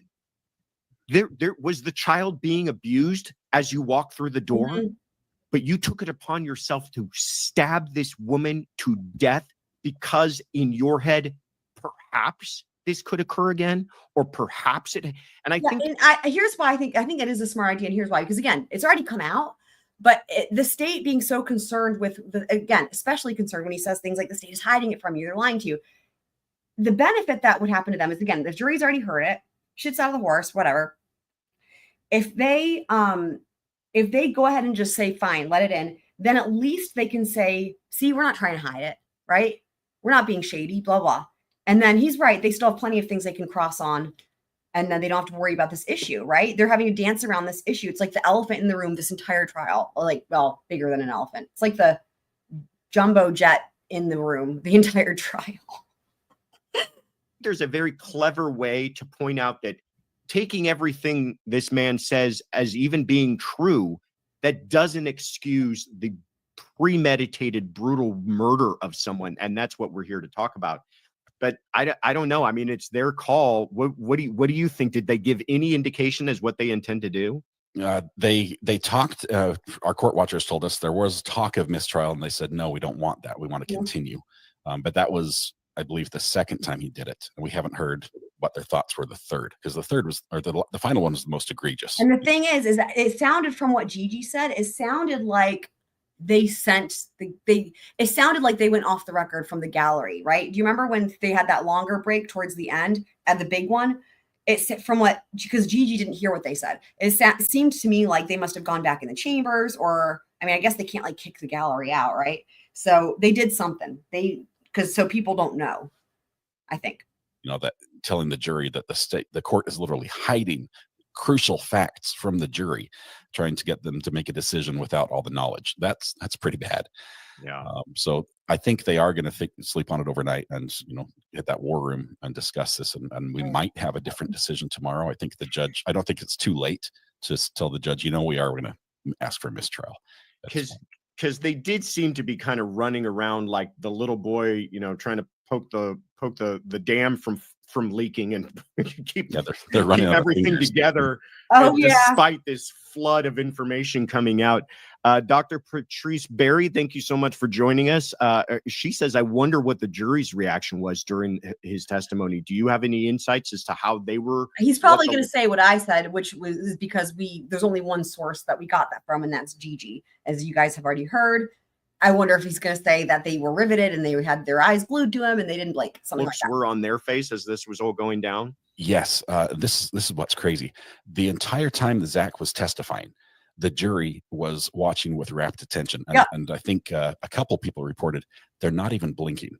Like the jury is fixed on him hearing all this, because it was an unreal experience to hear somebody describe in detail the process mentally, internally that they went through, as well as the physical action they took as they committed a murder. And that's why I'm saying, like, they would have to do like Daryl Brooks style and put him in something, or, in a room where he's got like a microphone and then there's a mute button that they can control from the outside to mute him if he keeps talking.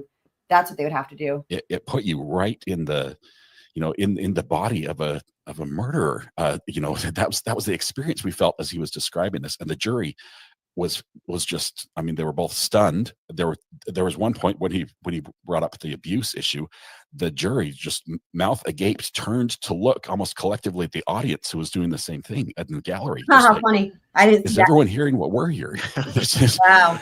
It's unbelievable. This jury is getting their money's worth out of their service. This is incredible. Yeah. DK has an interesting thought, and I'm curious. It kind of goes back to this idea that you talked about earlier, where the defense deferred to make their opening statements later. I always think this is kind of a clever strategy on the defense. Sometimes the defense, there's two ways of thinking about it. They can go right after the prosecution so that for anyone who missed it, Denise, again, defense attorney in California, Scroll Crew friend, says she always does this. She always waits to give her opening statements until it's the defense case in chief. The whole narrative is set from the beginning. But I also think that there's sometimes a very clever way to say, I'm going to wait till my turn. And then now, after they've heard everything, I get to kind of reset the narrative and give my story. And I've heard everything the prosecution has to say, so I don't have to feel like I'm eating my words later on. Mm-hmm. DK, again, thank you, says, I feel the defense could have gotten, and I was mentioning this earlier too, right? There's all these problems with the DNA evidence, and we didn't get to see all of it because when they were talking about it, that was the motion for mistrial. And again, that document hasn't been released yet. It was off the record.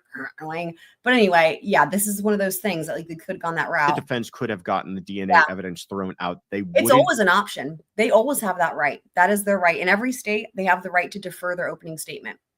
You just never see it. I mean, it's like, I feel like I've seen it one other time, but I can't actually remember what it was. So maybe I haven't. I'm like thinking like, what, maybe Lori Vallow, maybe, I don't know. No, I don't think so. I don't know. But yeah, it is something that, that they can do. And then remember, Future, were you watching the Michelle Draconis trial where there were no opening statements? That was insane too. Neither side gave an opening statement. It's like, wow. But yeah, it is interesting that people don't, in terms of the trials we watch, you just never see it. But again, Denise does it every time. Have omitted anything. That's why they waited to do opening statements. What do you think? Do you think this was a game? So the thing is, they can't force them to give an opening statement, right? Because the defense doesn't have a burden. And remember, they don't have to put on a case at all. And so one reason, I mean, there's many reasons why it might be strategic to wait, but one of them could be if you're not sure if you want to put on a case, right? Because if you give an opening, if you're the defense and you give an opening statement at the beginning, you've just said, here's my theory of the case, or here's what the evidence is going to show, you know, whatever it is. And now when it comes to your case in chief, it's like, well, now the jury's going to be expecting that and da, da, da. And because you, again, and it also something you don't see very often is the defense saying, you know, I'm not going to put on a case, da, da. And that is an example. I do remember for sure. Lori Vallow is an example of that, where they did not put on a case in chief. And you don't see it very often. It seemed like a good option here for this case, potentially, right? That was talked about a lot. But you can see where, especially if that's something that you're considering because you think the state's just not proved it and you want to leave it as a shit show, then you would defer and then you don't have to give one, right? It would be like they go to your case. It's okay. It's the defense's case in chief. And then it's like, you know, yeah, ladies and gentlemen of the jury, the state hasn't proved their case beyond a reasonable doubt. Therefore, and I'll, you know, to paraphrase, it's like, why would we even bother and waste our breath? We rest, you know, and then you don't even have to give one. So yeah. Oh, that trial was really terrible. That was one of the worst trials I've seen. It was also like really hard to hear. And yeah. Also, I'll never forget, I had COVID. The only time I had COVID really bad during that trial. So that was added to it that I was like in a COVID, like, fever dream the whole time. It was insane. That's when I started speaking in Russian to Nightbot in the chat anyway, for STS. Yeah. Yeah, glad that makes sense. And you know, again too, it's like, even if you have all the stuff that you can do, it is smart because, you know, that way you leave your options open. And the only downside would be if you think that the jury, it might be too late and the jury's already with you, with the state. You know what I mean? Especially, for example, like take Karen Reed, for example. That's a trial where like those opening statements were crucial, where they needed to get that out there, you know, but they had a very clear theory. So I don't know, it just depends. But I love talking about the strategy of this stuff. I think it's very interesting. But the key thing is like the defense always has more options, you know, because it's the state's burden. So time thing, or do you think that Zachary was going to take that stand no matter what? I think defense knew Zachary was going to tell this story. If it didn't come out in court, he was going to tell it himself. I think there's no question in their mind. They knew that this was an inevitability, that we were going to get to the point where, you know, we would have that moment where it's yelled out in court over objection, if need be. He's willing to kill to get this message out. What's defying the judge's order compared to that? But yeah, the defense, they fought the DNA. Remember, like I said, I think it's a good way, the righteousness, that's a good way to think of it, because again, it has also a religious context or whatever tone, you know, righteous. It has that religious overlap thing too. What's the word I'm looking for? Connotation? Yeah, maybe that's the word. Anyway. Hard. This is one of the few issues. I believe there were 3 objections on trying to bring the DNA in, where they tried to attack the foundation. They tried to say it was a relevance issue, which is crazy. DNA found in the fingernails of the victim. Yeah, That's I remember usually that. relevant at a crime scene. I remember that. But they were throwing everything at the wall to try to keep this out, because honestly, this was the smoking gun in the state's case. There's no reason for Zach Hughes' DNA to be under the fingernail of the. I don't know if Ari knows this, right? I only know this because we heard this from the Fitz News people. The jury didn't care. They didn't react to it at all. They were like, the jury's fallen asleep during that DNA bit with the fingernail. So let's see if he knows that part. Lady that he doesn't, know, right, in her own house. But without that DNA, it was kind of left to an eyewitness who kind of describes him. I think that's really important, right? When we're trying to figure out, like, again, the veracity of the state's case and what should the defense should have done or could have done or whatever. What's the jury thinking? That was really important. I felt like to know that, like, the jury just didn't seem to fucking care. They were just like, whatever. And like what they were saying is, like, usually when you're seeing juries, when they get to that whatever the last thing is, the big thing, at the end of the state's case, right? But especially when it's something like DNA under the fingernail, right?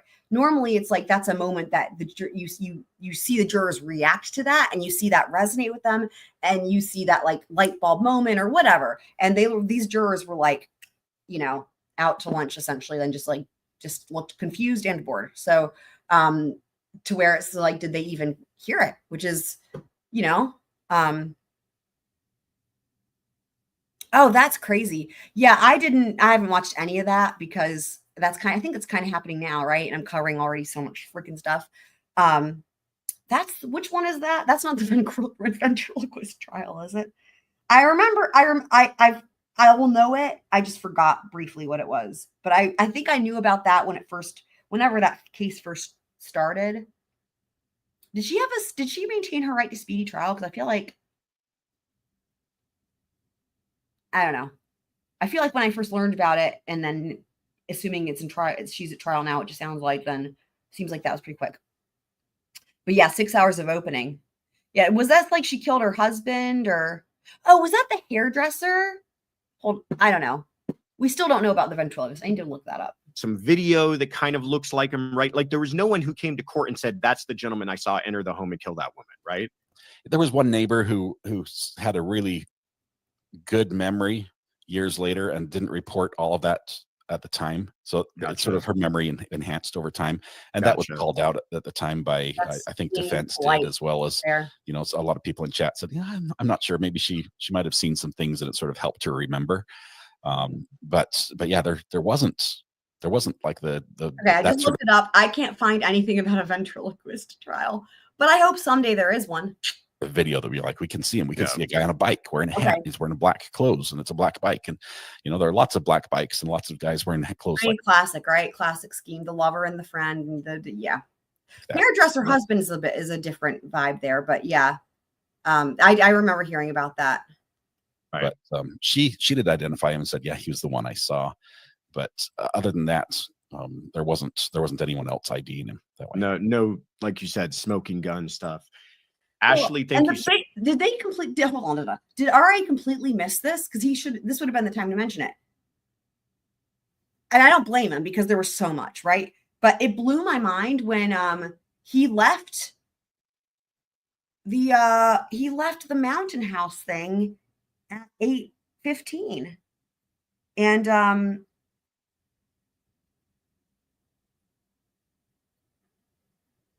And like she, you know, that she said she saw him there at 8:15. I mean, I guess in case anyone's like, well, maybe he made that up. It's like, but why? Right? It's like that. It wouldn't have made any difference for him, considering he's confessing to everything, to be like, yep, I left it, whatever time it would have to be. And honestly, the other thing is this: I didn't know he was leaving from the Mountain House, but the phone data did show that. Now that I think of it, because I'm still behind on timestamps, but now that I'm thinking back to where I was in the timestamps earlier, we were going through all the cell data, and I guess So, because the thing is that his phone, he wasn't staying at Tyndall. He was staying at the Mountain House thing. And so, but where his phone, you know, I think it's 748, pretty sure. I mean, from what I can tell, is powered off, and I explained all that. That would make sense. And then it's plugged in charging. Well, it's plugged in. They didn't have a battery state. I guess ostensibly it could be plugged into like a car, or it could be, well, the reason I'm thinking this through now is because I'm factoring in the drive, right? I forget how long the drive was, but it was a little bit more of a drive. So that, anyway, I'll have to incorporate that as I go back and go through the timeline.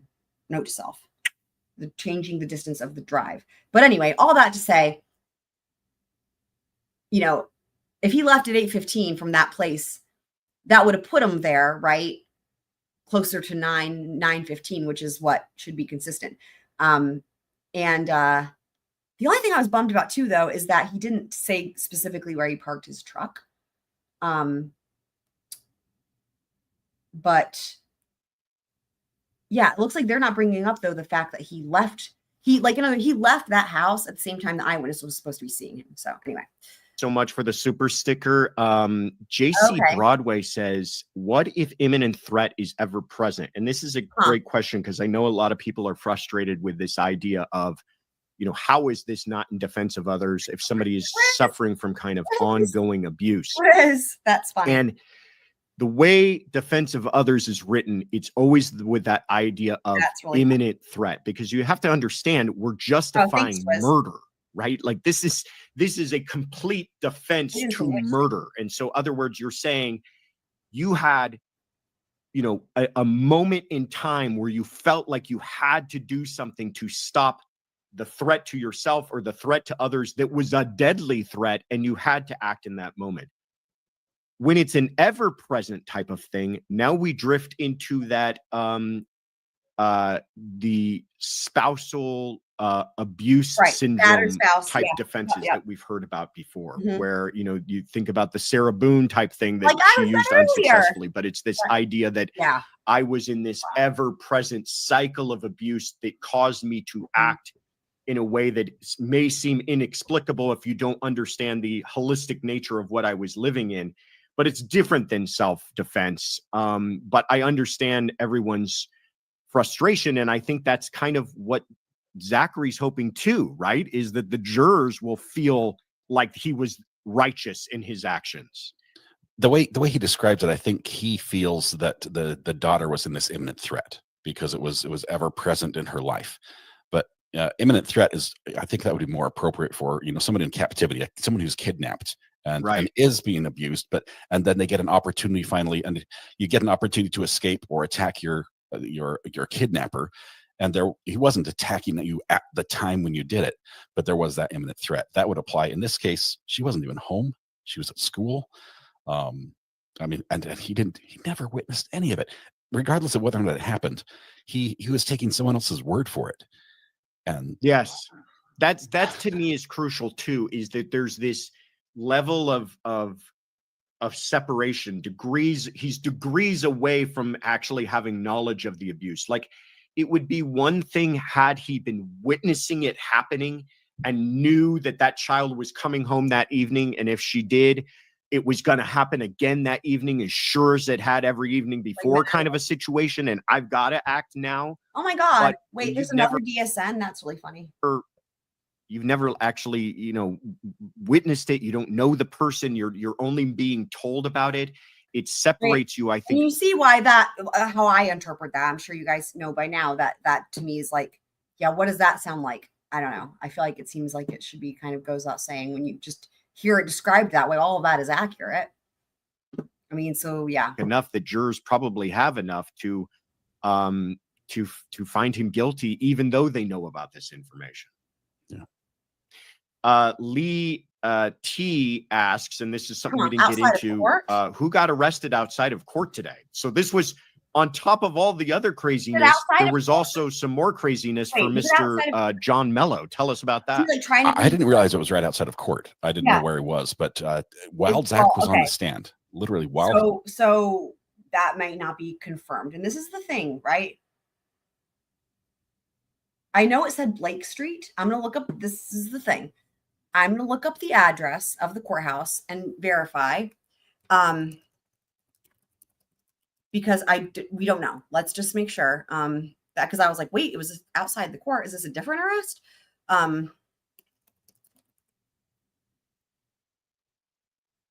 So it is on,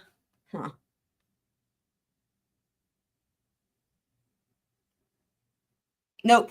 Just so the Greenville County Courthouse is on East North Street, and he was arrested at his. And actually, now that I remember, it said his home. It said at his home on Blake Street. So unfortunately, this person who with the cute cat here has not gotten good information because it was not outside court. It was, yeah, I'm remembering it now. It said from his home on Blake Street, and I remember thinking to myself, that's funny because he has so many houses. So I didn't say it out loud, but I thought it, and then yeah. I did remember the Blake Street, and that then I was like, yeah. He was still testifying. Yeah. Part of his testimony was that Mr. Mello told him, offered him $5,000 and then $10,000 to kill Christina. That's, seeking. That's why it's the best here, right? Because Scroll Crew knows what's up. Scroll Crew, we don't deal with the what was it we had the other day? Something about. We don't, we like, something we're like, we like facts. We like the facts. We don't fear the facts, or I don't know. Somebody came up with something funny in the chat the other day. I don't remember. Might have been Heather. My Might have been hitman Chris. for Might have been hire is what he was looking for. Zach turned both of them down. Right. Said he wouldn't do it for money. He says the only way I would do it is if I knew that it was the only way I could do it and there's no other option. And he didn't only say I knew. He said if I could be convinced, which is again interesting. Which apparently he came to that conclusion. But yeah, this arrest, as soon as Zach that wording gave that evidence, this was something the police had not heard to this point. This was not in the WhatsApp messages. This was not in the text messages back and forth of the emails or the packets of photos and everything else. This was new to the police, and they actually. You had a question earlier about the motion in Limine, and then look at Josh Ritter. He's thinking, and look at Recovery Addict's face. That is a really funny pause. Hilarious. Look at the difference. Look at their faces. Oh my God. Anyway, Twiz, you had a question earlier about the motion in Limine, and I didn't understand what you were asking. And I said something about it. I don't know if maybe you just didn't hear, and I don't know that you responded. So I'm just remembering now. I didn't ever get to answer that question. But it was when you were reading what I sent you, and then I don't know if you remember your question. Just let me know. Acted immediately on it and took him into custody. He's now been charged with accessory. And I don't know, specifically what the charge is, but which is also really interesting and probably something we don't have time to get into tonight. But one, oh dear, it raises the question of, to me, why didn't Zachary come forward with this before? Why didn't his attorneys float this information to the prosecution in perhaps an attempt to get a better deal? Hey, by the way, I wasn't acting alone, and I can give you the other person involved in this. Maybe they felt that it would have more. We had talked about this a lot, but in addition to what we'd already said prior to today, we heard from the stand that remember, we heard him say things like, he wanted to protect John Mello because he wanted to make sure that Aida still had a parent that he thought was a great parent. He said that. He said he wanted to protect him. He also said he thought that John Mello was a great dad and da-da-da-da. So, yeah. More of an impact at trial. I don't know. It just seems bizarre that everybody's just now learning of it. And two, how reliable is this information coming from a guy on the stand who's, obviously trying to say whatever he can to save his life? Are they going to go off of that testimony in order to put charges on this other guy? Seems a little shaky. Christy G kind of clears it up. He was picked up at his home today. Regardless, Christy was in court today man for gets us. picked up from what took place on the stand today. Crazy. Christy's our viewer. Absolutely she's in court. She was watching from the courtroom today, and wow. Thank you, Christy. I will say there was Mr. Hughes's testimony today was very believable to me. And he did testify at one time that he lied. And he said he filed a false report about abuse, saying he was a neighbor and he witnessed it when he hadn't and didn't. But he was trying to get the ball rolling on the investigation. That's really interesting to hear that from RA because, we were talking about this earlier, right? And is he bullshit artist? Can you really believe him? He's trying to, I pointed out things that I thought were exaggerated or not, whatever. But I agree with what my perspective is similar to what Recovery Addict said. Like he came across as, and again, it's like, there's a reason why it's like, I don't know. If nothing else, what you can take away from it is the fact that he's so hell-bent, for better or worse, on telling his story, and the story being, I did it. And then like that whole thing about the righteousness, again, never saying, I'm not condoning it. I'm just saying his motivations, if you think about what motivates him, it's obviously, it's like, what's the word I'm looking for? The self-preservation aspect, right, is like different or maybe missing than what other people would have. And it's the self-preservation aspect that would most of the time be the reason why people are lying on the stand, right? The self-preservation. And I'm not saying he didn't have any type of self-preservation. For example, he didn't turn himself in, right? Just as an example. But his motivations are different than a lot of defendants that we see. That's my read on it. And he's just a different, I think his brain is just a little bit different, right? And he just has different things going on. But And so for that reason, anyway, I just agree. I think he did come across, and it's really funny because it's like, it's not a normal, I don't know. How did recovery addicts say it? And that he lied. And he said he filed a false report about abuse, saying he was a neighbor and he witnessed it when he hadn't and didn't. But he was trying to get the ball rolling on the investigation. Aside from that, Zach, in all of his stories, is the hero. And wow. Thank you, Christy. I will say there was Mr. Hughes's testimony today was very believable to me. Believable. Yeah. And he did testify at one time that he lied. And he said he filed a false report about abuse. I agree. I think that the most of the time it felt it did feel believable to me as well. So saying he was a neighbor and he witnessed it when he hadn't and didn't, but he was trying to get the ball rolling on the investigation. Aside from that, Zach, in all of his stories, is the hero and pretty much the best at everything he does. And he is, when it comes to piano, when it comes to, top of his class in the military. He enrolled in the Marines. He ended up getting injured and not being able to continue after 3 weeks. But he's been the best of the best of the best in almost anything he tries. The jobs he applies for, he applies for 5 conservatories, music conservatories, gets admitted to 3 of them.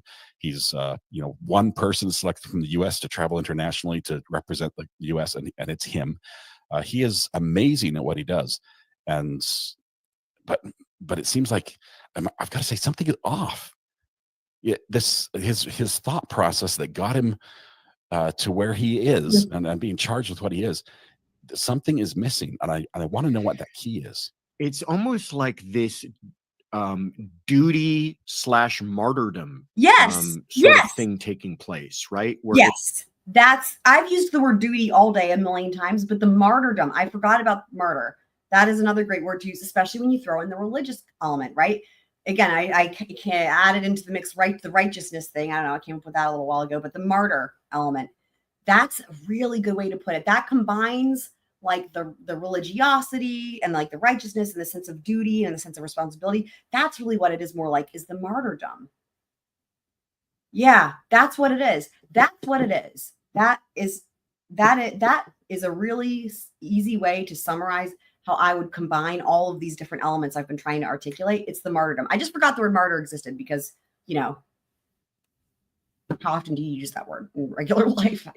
That was the word I've been looking for. That's it. It's like he almost feels like I'm fine going down for what happened as long as people know why. As long as the truth comes out as to why I did what I did, then I'm fine if I have to sit in prison for it. He's like the feeling I get. Yeah. Yeah, and it's crazy. He is so at peace with that. Yeah. And that comes across very clearly in his testimony on the stand. Yeah. Analytical Blarney AB, thank you so much, says, as a special education teacher, he's not autistic. His tone, inflections, eye contact, etc. show that. He's a non-righteous vigilante, and I'm terrified to see what happens if he's released. The God complex will be out of control. That's an interesting phrase. I've never heard that before about a non-righteous vigilante, but that's kind of what we were saying, is that that is interesting that she said that. Yeah, I wonder what they're going to say about. Yeah, I that doesn't make sense to me because the righteousness is part of it, right? But I do agree he's not autistic. I guess maybe there were some people speculating that he's autistic. Yeah, I didn't see anyone say that, obviously, because I was here. But I do agree that he's not autistic. There's no question about that. Like I said, I think he had a sheltered upbringing. Like I've already talked about that a lot. And coming from that background, I've known a lot of people that have similar types of personalities. So is this minus the killing? Whether you want to call it vigilantism, whether you want to call it martyrdom, I like the martyrdom better because the religious that makes sense. He had a higher calling to do what he's doing. Yeah, in his testimony today, he shared several times about religion and that he was raised in a religious household. And during, and after the murder, I think he even said he prayed after he killed her before he left the house. We heard that just recently. Trying to sort of make peace with his decision, knowing, saying that I knew that I had to do this, even though, my body repelled against doing it. I had to fight through my natural instinct to pull my punches to actually stab her hard enough to kill her. And that's why it took so many, there were so many superficial wounds, because he just couldn't bring himself to actually stab hard enough. But it's wild. He does feel like he's like done the world a favor. Yeah, for what he did. Yeah. T. May says, how does the judge effectively muzzle him at this point if charging him with contempt does nothing to stop him? Not to mention, you know, if the man was willing to murder for his own the Daryl Brooks solution, put him in a room like that with like the headphones and the microphone, and then have an external mute button. That's the solution.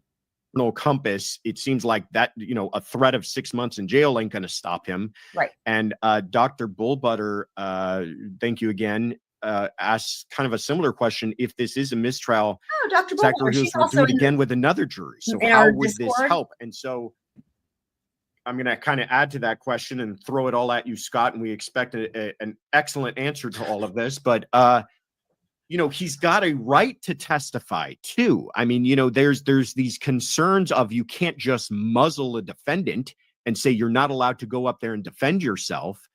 But it does seem like there's no stopping him. And even if they declare a mistrial, we'll be going through this whole mess again. Do you know if that was at all discussed or what people's feelings are on that?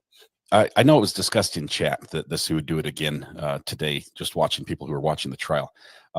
Going back to Daryl Brooks, we saw a similar thing where he pushed a Fuck yeah, there it is. Well done. All right. Yup. right there that it he had is. so far that the judge finally said, Yep. I am going to Daryl rule Brooks. that you have waived your right to this. And it's a constitutional right. And it is an extreme measure. And I know that was a different state. I don't know how South Carolina addresses that or if their laws have addressed that. If there's room for a judge to make a ruling and say, I am ruling that you have waived your right to testify yourself to that's a huge ruling. That has an appeal written all over it. Wait, is he getting it confused? It's not waiving your right to testify. It's waiving your right to be present in the courtroom, basically. And again, it was for different reasons for Daryl Brooks. It was disruptions. He wasn't actually testifying, but the same thing could apply again. And it would, like, Daryl Brooks was like kind of being put in timeout and punished, if you will. But here I could see it being more of like, look, we just need to be able to stop you from talking when there's a valid objection and when you're going to violate something, right? And we don't want the jury to hear it. So that would be, I mean, honestly, even if they just like muted the microphone in the courtroom, depending on how much they've got that, I mean, I don't know what those acoustics are like in there, but it could be that with that microphone muted, maybe you wouldn't really be able to hear him that much at all. But, you know, it seems like putting him somewhere where if without the thing on, they wouldn't hear him, you know, that seems like the solution. I don't know what measures they can take going forward. I guess tomorrow, hopefully we'll tell, but yeah, I think if the prosecution is smart, I think what they would probably do is anticipate this the next time around and maybe address it ahead of time. I didn't either. They can't say you're going to hear from the defendant. I didn't either until people pointed it out. Because he's got a right to testify or not. So he could pull a switcheroo on them and not take the stand the next time around. So that would they be cannot wild. guarantee it, but they can say that you know they can't get out ahead of this evidence and say, listen, we're also going to tell you about there was evidence that there may have been something inappropriate. I'm sorry. Twiz is refreshing I apologize. I forgot that Twiz was in the courtroom when that happened. I'm sorry. I forgot that was the one that you were there for. Were you there for more than one hearing, Twiz? Appropriate taking place with this child, and that may have caused the defendant to feel that what his actions were justified, but we're going to tell you why that doesn't apply in this case, or something to get out and ahead of it so that when he does take the stand, it doesn't have these shocking moments of, you know, the prosecution doesn't want you to hear this, you know, you're all being lied to, kind of a thing that to me is the most damaging thing that he said today. It's not so much the idea of this, what was happening with this kid. It was the idea that now they're being told the prosecution is keeping it from them. Yeah. I think they're going to get told that again. I think it's going to happen on cross. I think if the state pushes him into a corner and sort of makes him connect with what he did physically, because he's tried to distance himself from the murder, right? Because in his head, he knows that murder is wrong, and he's had to convince himself to go through this. When he was describing it, he says, he doesn't say when I killed her or when I was stabbing her. He says when I was striking and when I was doing it, and it was out of control. He's using language that a good point. It's still difficult for him to reconcile that he killed her. That's a good point. So there's a part of him that knows that it's wrong. If the state forces him to address that and sort of confronts him and pushes that right in his face, I think we're going to hear him revert right back to that reasoning that he used to make the decision in the first place. And that's where he's going to blurt out, you know, what happened, what he was stopping, and then we're going to have another objection. Yeah. And so where do things stand right now? That no determination has been made as to what's happening tomorrow. It was kind of like left with, let's talk about this. Like, is there a hearing set for the morning before everything continues? There was a little bit more after that big bombshell moment and the objection, and Mr. Hughes' testimony on direct is done. So the witness has been turned over for cross-examination. I think they're going to talk more in the morning. You know, assuming there's not any other business the court needs to handle or issues, you know, if there's talk of mistrial, things like that, that would come first tomorrow. Otherwise, we expect the state to get up and start grilling the defendant about why he did what he did. Last question that we have on this, and thank you so much, Scott, for sharing that. Your insights are incredible. MLC asks if the state embraces that, though, and I think what MLC is referring to is the idea of just going with what's already out there. Are they opening the door for actual physical documentary evidence of what happened to the daughter to be admitted? I mean, I'll let you have the first shot at it, and then I'll kind of give my thoughts too. First of all, I wouldn't wish that on any jury if they do. But I don't think they could. There's a point where evidence is very prejudicial, and I think the judge drew the line. We've passed that line. Going one step further and showing them everything, I think is well beyond that. I don't think they could do that and expect to get a fair trial for the state in this case. Well, I got a question for you before I jump into this, and it just made me think of it. Do we know if Zachary ever actually saw any of this evidence? Like, did he see any of the things that were found on the phone allegedly? Did he actually witness everything, or is he being told all of this by way of hearsay? Everything we've heard is that he's been told this by Mr. Mello, and there was one time he observed the daughter on like a FaceTime call between the parents. I will say, my interpretation of this is that at the time of the murder, he'd only been told it, but I think that now that once he was arrested, some of this would have come up in the discovery. So now he's like, you know, when he says, I have evidence, I have proof, because there's overlapping there with Brad Post, right? I would imagine that he has seen some of the actual evidence now, but didn't at the time, right? And all that he observed was that the light had sort of gone from her eyes. She was, you know, it was the joy that he saw in her before was gone. And he attributed that to the effect of this treatment that she was undergoing at the hands allegedly of her mom and her mom's fiance. Interesting. Well, what I was going to say is that one way the prosecution might treat this is to highlight that, is to say, okay, sir, you believed all this was taking place, but you were being told that by Mr. Mello, correct? Did you actually see any photographs? No, I did not. Did you actually witness anything? Right? No, I did not. What did you? Well, I saw her on FaceTime so based upon the life going out in her eyes, you decided to stab her mother X amount of times and leave. You know what I mean? You start to maybe highlight the ridiculousness of him putting so much faith into what this other man was telling him. And, you know, now you've got the issue of why isn't the other man on trial alongside with him? But I think that might be an easier issue to handle than the issue of all of this other evidence out there. I think the state has a challenge with that because the lead investigator in this case is also the lead investigator on the other case. And that's the first witness the defense called was the lead investigator. They tried to use him to open the door. They tried to ask him about this other case to try to get this opened up. And, you know, he wouldn't give the answers they wanted. And, you know, that they couldn't get there. They wanted that door open so they could get there. So if the state does introduce it, thing is that's so crazy, right? Because they remember when they were talking about this on the Fitz News thing, and they were going back and forth a million times about it. They said that Mello didn't know about the CP, like, or have evidence of it until after Brad Post was arrested.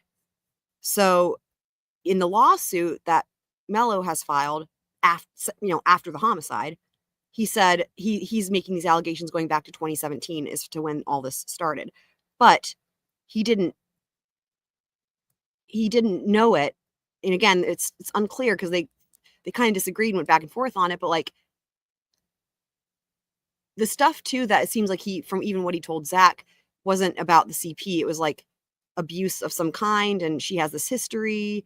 And then, you know, we can see that, they said they could see that Aida wasn't doing well. But it seems like he didn't have evidence of it. But again, some of them were saying he didn't even know about it until after the murder. So if anybody made a lucky guess, if anything, it would have been Mello, that he was correct, right? I remember we talked about that like early on covering this. It was like, it's so crazy, right? Like making these allegations, and because of the custody, there's the custody dispute, right? Remember, he'd made them against the guardian ad litem as well, making these allegations. It was like his MO, but then they turned out to be true. So I would say if anybody had a lucky guess, it was Mello, and then Zach just believed what Mello told him, something like that. And embrace the theory, then you've got that lead investigator who sort of has to answer questions about it, and that would open the door a little wider and more stuff would come in that would be problematic for the state. Wow. Crazy stuff. All right, Scott, I'm gonna let you go. I feel like I could talk to you about this for hours. Maybe when this whole thing wraps up, we can convince you to come back again and share with us some more thoughts on this whole thing, or maybe I'll just bug you again to come on to talk about another case. But that'd be awesome anytime. This was really an interesting conversation. Thank you so much again. Okay, so it looks like that's it for that portion. So tomorrow, again, the jury's supposed to be there at 10:30, assuming that the weather forecast is accurate and nothing happens with that. And then there's that 30-minute delay. I'm going to try to cover this as it's happening. And, today I wasn't able to do that because I had the Frodo vet appointment and all that. So, but again, it does help to have a little bit of a delay so that you can zoom through. But I don't want to put too much of a delay because I know we're all waiting with bated breath to see what happens. So I might go for like 11:30, just so that way it's like not having to wait too long. Maybe 11:30, maybe noon. I don't know. Let me know, guys, if you have any preferences, or if you would say, no, go right at 11. And what I'll do is because I have those other two documents I referenced earlier, if indeed, we don't have enough of a delay, if we start earlier, what I can do is we can, during the downtime, we can go through some of those documents. And, anything else. There's always so much to talk about with this case, right? So, yeah. Or maybe what we could do also is if we have, again, more downtime, we could also maybe cover some other stuff. We could go through some Karen Reed or some BK. The only problem is, though, I know that there's people that come for those. They want to see coverage on those trials specifically. And so they wouldn't know, and then they would miss out. And so, I would feel bad if, they didn't, if we didn't cover it where they were aware. And anyway, so I don't know. But again, we do have those other two new documents, well, new to us, that I found related to this case. So yeah, I'll probably do like 11:30 or 12, something like that. The only thing is then you have that lunch break, right? So it's almost like if we start a little bit later, like if we start late enough, like, okay, if the jury's there at 10:30, they go to lunch like at 12:30 and come back at 2. So that's an hour and a half. So like, but again, for us, there's a half hour delay because the cameras. So 11,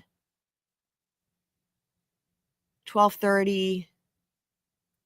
So if you imagine the hour and a half for lunch, but then there's going to be other breaks. So like if I were to start at 12:30, then that would incorporate the hour and a half for the lunch break to where we could do it all in one shot and not have to split up the live stream. So maybe that's the way to do it. But let me know if you guys have any thoughts as to that. Because I believe that they do lunch from 12:30 to 2. And or even if they do 12 to 1:30, it's still the hour and a half, right? So so yeah, maybe I'll shoot for something like that so that we can do it all in one shot. But anyway, I think that'll be it for this one, guys. The crazy insanity will continue on. Who knows what tomorrow will bring? Can it get crazier? I would say no, but at this point, it knows no limits, right? So, but love you guys. Squirrel Crew is the best. We will carry on and continue this tomorrow. See you guys then.